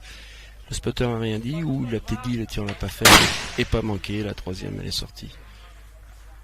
Et la quatrième aussi. Voilà. Non, ça doit. Ouais. In that area, he was fortunate, however, to get the first two, which are the highest multiplier impacts. So even at this point, he'll be happy with those two. See where that brings on number 5. Oh. It's down there again. That's a little disappointing after having the first two hit. It was a good opportunity, but you can't be disappointed. Vous pouvez voir en fait, voilà. Okay, now we've got the discussion going on. Là, ils sont en train de parler gentiment. c'est les mots doux. That was entertaining. C'est dur quand je jure pour ceux qui nous suivent, c'est vraiment dur. To the previous discussion about the shooter staying on the scope, that's one of the ways where if you stay down after the shot, you aren't 100% reliant on what the spotter sees and calls. So the shooter themselves always has to maintain some responsibility for corrections or lack thereof. It's never all the spotter's fault. Et c'est vrai que moi j'ai appris ça depuis que je connais mon teammate avec qui je travaille. Il m'a dit ne confie jamais la responsabilité d'un impact à quelqu'un d'autre.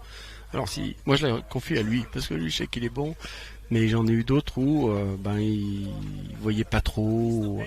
Et là maintenant d'avoir changé mon setting, d'avoir changé peut-être de lunettes, d'avoir des choses différentes où je peux vraiment voir mes impacts très loin, je commence maintenant à travailler où je suis responsable un peu de mon truc. C'est pour ça qu'il faut que je m'entraîne encore là-dessus.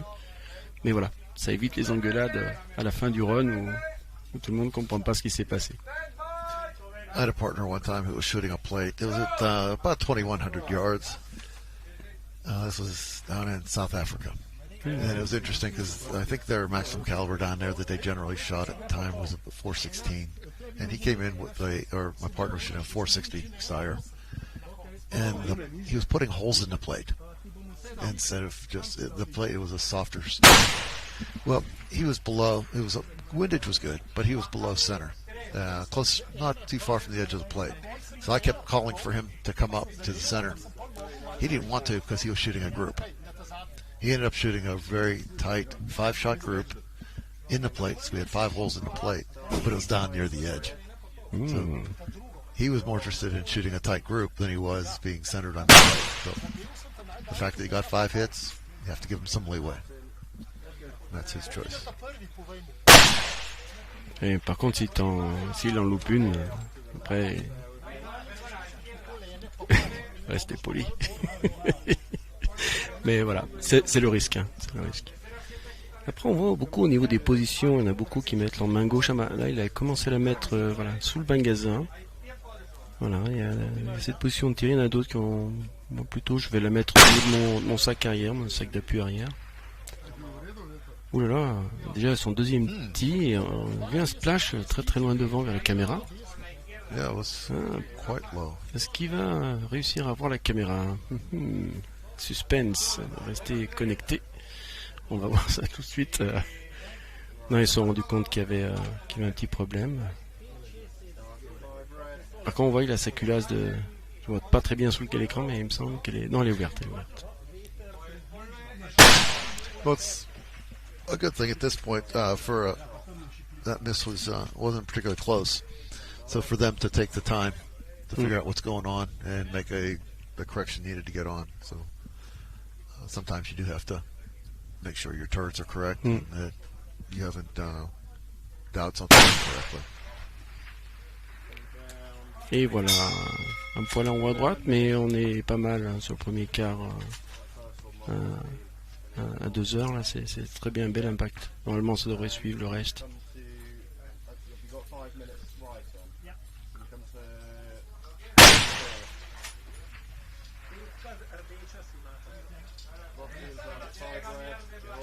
It's interesting when you watch him shoot. The rear end of his gun seems to come off the bag in the back, which is going to cause some vertical stringing in the shots. And I think that's what happened on the target 5. I think so. The last one. Passé au-dessus, ouais, il y a de fortes chances. It's difficult to group super tight when you've got that kind of inconsistent motion. It's very difficult to account for that. Oui, quand l'arme n'est pas stable, que ce soit au niveau du coussin ou du bipied ou quelque chose qui bouge, le groupe, on fait une croix dessus. Hein. C'est pour ça que c'est une première chose qu'on apprend dans les fondamentaux. Hein, c'est la position du corps, vraiment, que ce soit ultra stable et qu'elle soit toujours la même. Voilà. Ah. Actually, that's something that you can practice or shoot in practice, for instance, and you may be able to group. But sometimes when you get into the pressure of a match, you may hold the gun just a little bit tighter or just a little bit different because your muscle groups are just a little more tense due to the pressure of a match. And as a result, the performance of the gun shifts. On target 2, that's what you told me. Give me a hard shoulder or soft shoulder, so something with my shoulder, say, okay, it worked. We had 2 impact, if I remember. Yeah, that happens sometimes. Just when you're running running through the match, sometimes you make a correction, and as you progress through a target, sometimes we start to back off. Our form starts to slip a little bit as we progress, and we have to remind ourselves of the fundamentals and just process a good shot, trigger squeeze, shoulder tensions, all those types of things, so that we give ourselves every chance to hit the next shot. On a notre ami Gary, voilà, il a galéré un peu la première, là, maintenant c'est bon, ça rentre. Gary Costello.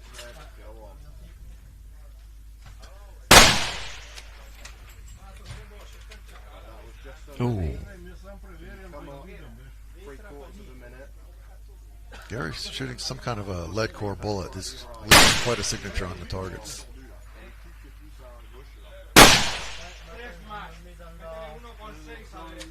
Yeah. Oh, that one didn't blow up. The one before that was pretty impressive. He's fast. Again, Gary's a former champion of this match, so he's got that credit to him. And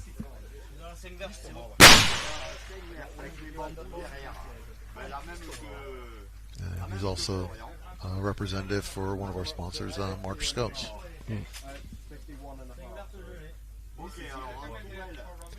Justement qu'on parle de Gary là, qui est en train de passer, c'est vrai que j'étais en train d'expliquer avec les fondamentaux, c'était vraiment très important. Alors, on est d'accord avec ça, tout le monde, mais eh bien, quand on tire même des centaines et centaines de cartouches, c'est pas des milliers, et qu'on donne des cours sur les fondamentaux, des fois ça arrive que la compétition, le stress ou autre chose prennent le dessus. Alors moi je suis toujours très concentré sur ma visée, le réglage de ma lunette, m'empresser de détente, etc. Et là il a vu que la deuxième cible, et j'avais une épaule peut-être un peu laxe. La première elle est passée en bas et il m'a dit donne-moi une épaule solide. Et 2 tirs que j'ai fait avec une épaule un peu plus solide et les 2 sont partis en cible. Comme quoi le refresh d'un fondamental de temps en temps fait pas de mal, même en compétition, surtout en compétition. Bon, Gary là qui arrive à la cible 7, alors comme tout le monde, transition cible 6-7, on a beaucoup d'élévation, on passe d'un bas de falaise à un haut de falaise. Mais ce temps perdu, c'est du temps en cible gagné, voilà, tout simplement.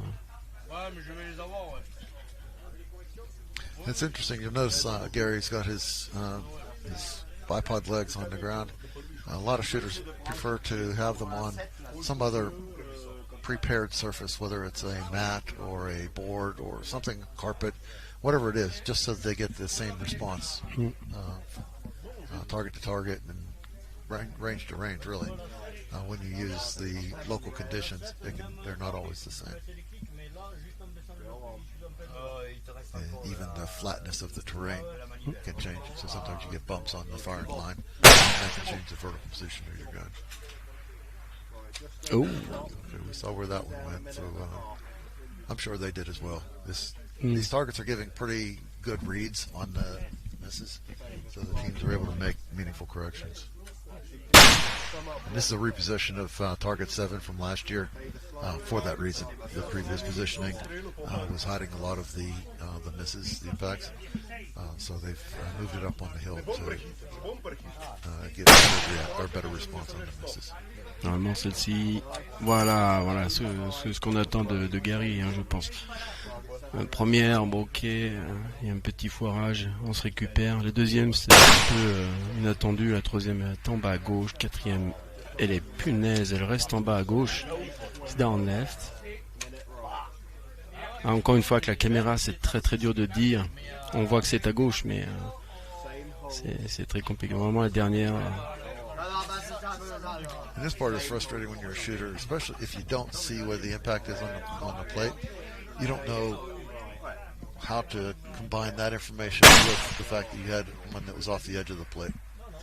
So sometimes you don't want to overcorrect. You think, okay, I've got an impact. I don't want to correct myself off the plate.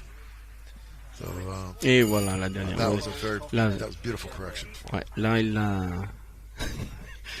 en a eu marre. Là, c'est bon. Il a dit bon bah c'est là, c'est bon. Attention. C'était l'avant-dernière, c'est celle de la dernière. Normalement, elle devrait suivre. Il n'y a pas de raison. Voilà. On reste sur un tir à 6 heures, mais on reste sur une belle impact bien au centre. Belle gestion belle gestion de la dérive.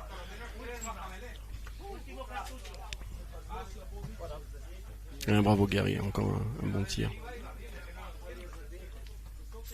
Vous voyez, on peut voir, il est carrément sorti de son sac. Ah, c'était son dernier tir.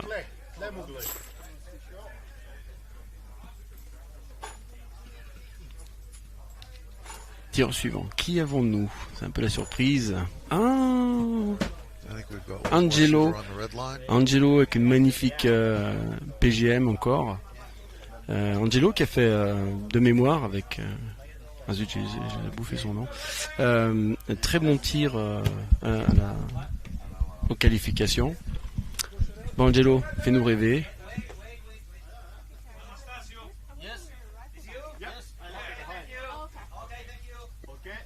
Ah, le voilà. Allez, c'est parti. Le run est parti. La tremblote, on se concentre. Allez, Angelo. Allez. Doucement sur la détente. Tu peux pas rater avec ça. Parfaite combinaison. Schmitt et Bender, PGM. Et... We can't see where that one was. Bon. Allez, c'est parti. Voilà. Alors, on commence l'AVC. On commence à réfléchir. Bon, pourquoi ça a foqué? Non, son spotter, il est vraiment bon. Ça devrait être bon, celle-ci devrait être dedans. Et allez, attention. Ah.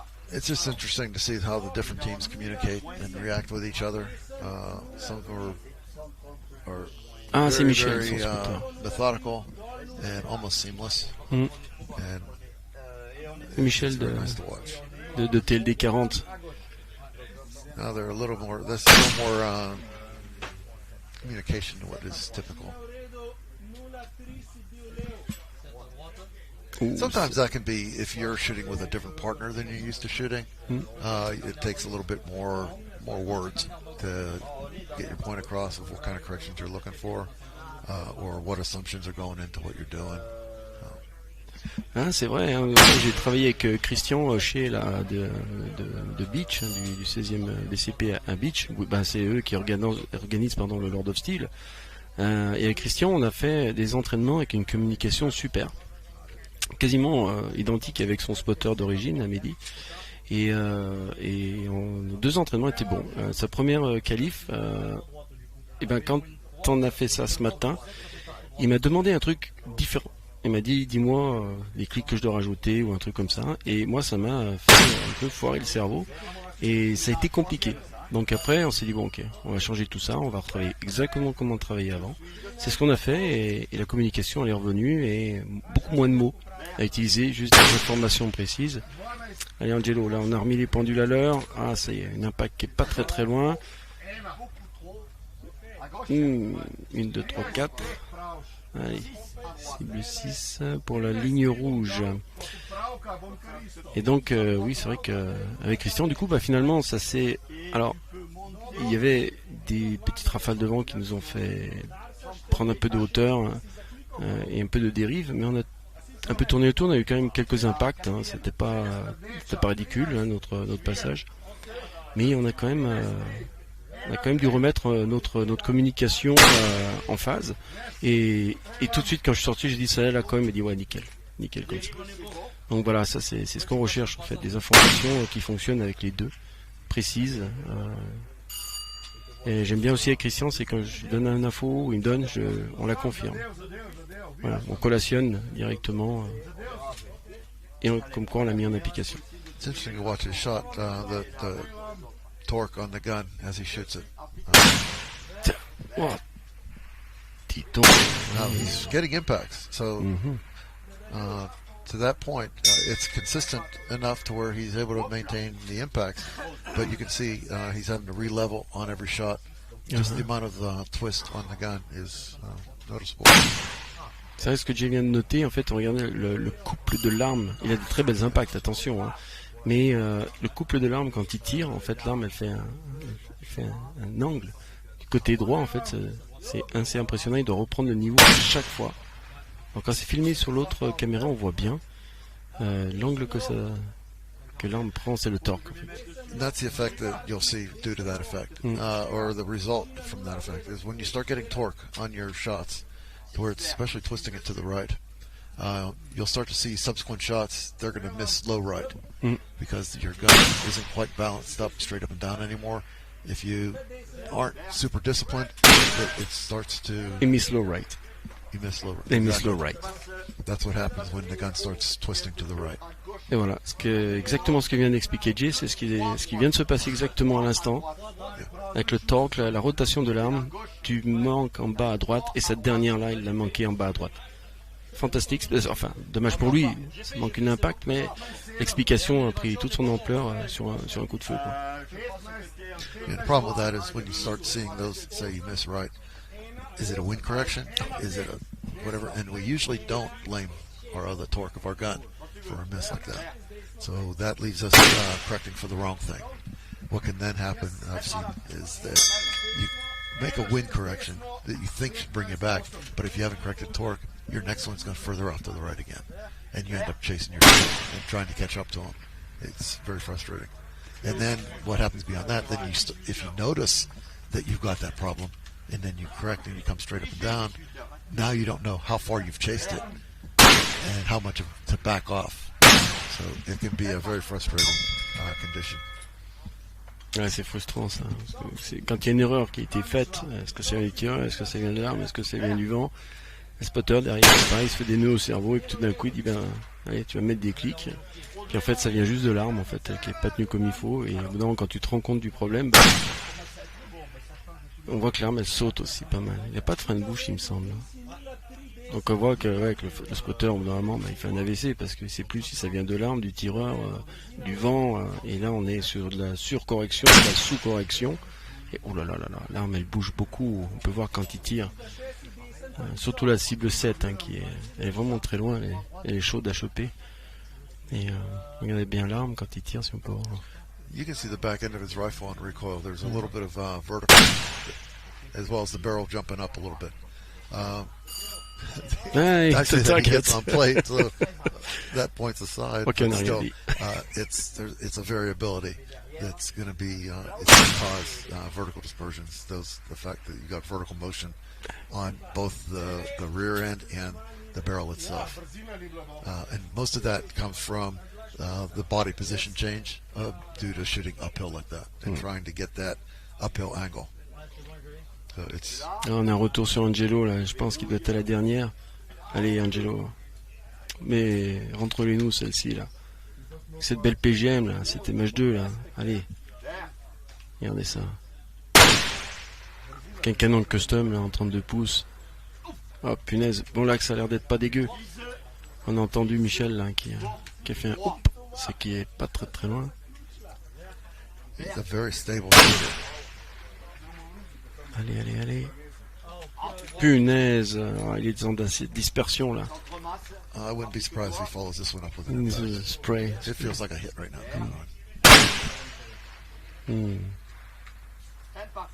There it is.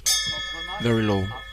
Yeah, he's gripping low on the plate, so we'll see whether it corrects. Voilà, l'action est vraiment fluide. You can see there's not a whole lot of gun motion relative to his body. Ah punaise, on voit quand il bat. Position. He is gripping on the bottom edge of the plate or just off the bottom edge. I think that's something he can correct for though.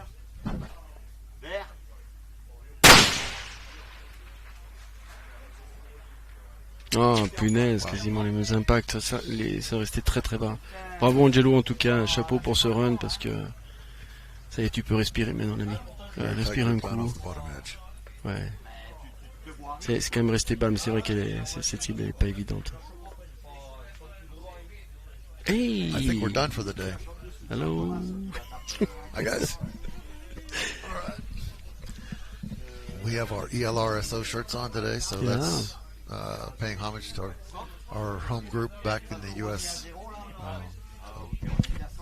Got to wear your team's colors, I guess. Yep. Jay Monich is the director of our team. Jay has done a good job with supporting ELR overall. Oh, that's right. Yeah. And Chris is our international ambassador in France. Thank you, Jay Monich, for that. Thank you very much. So I think that's it for the day. I think we're done with our shooting string. So we're going to wrap up for the day then. And we'll be back tomorrow morning at about 8 o'clock or 10 after 8 with the continuation of the second half of preliminaries. And we'll just catch up with you then. Thank you very much. Merci à vous, à bientôt et à demain. 9h, 9h30, 10h, je sais pas trop. On se voit demain.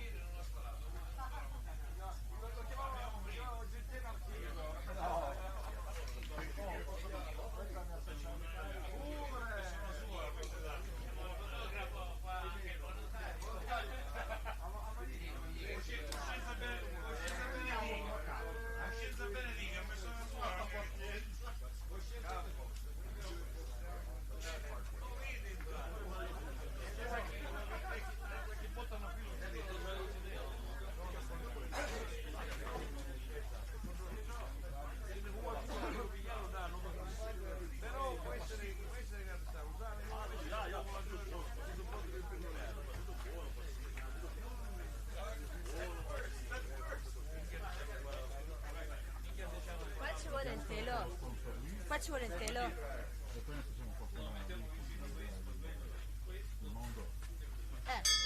Quindi il telo.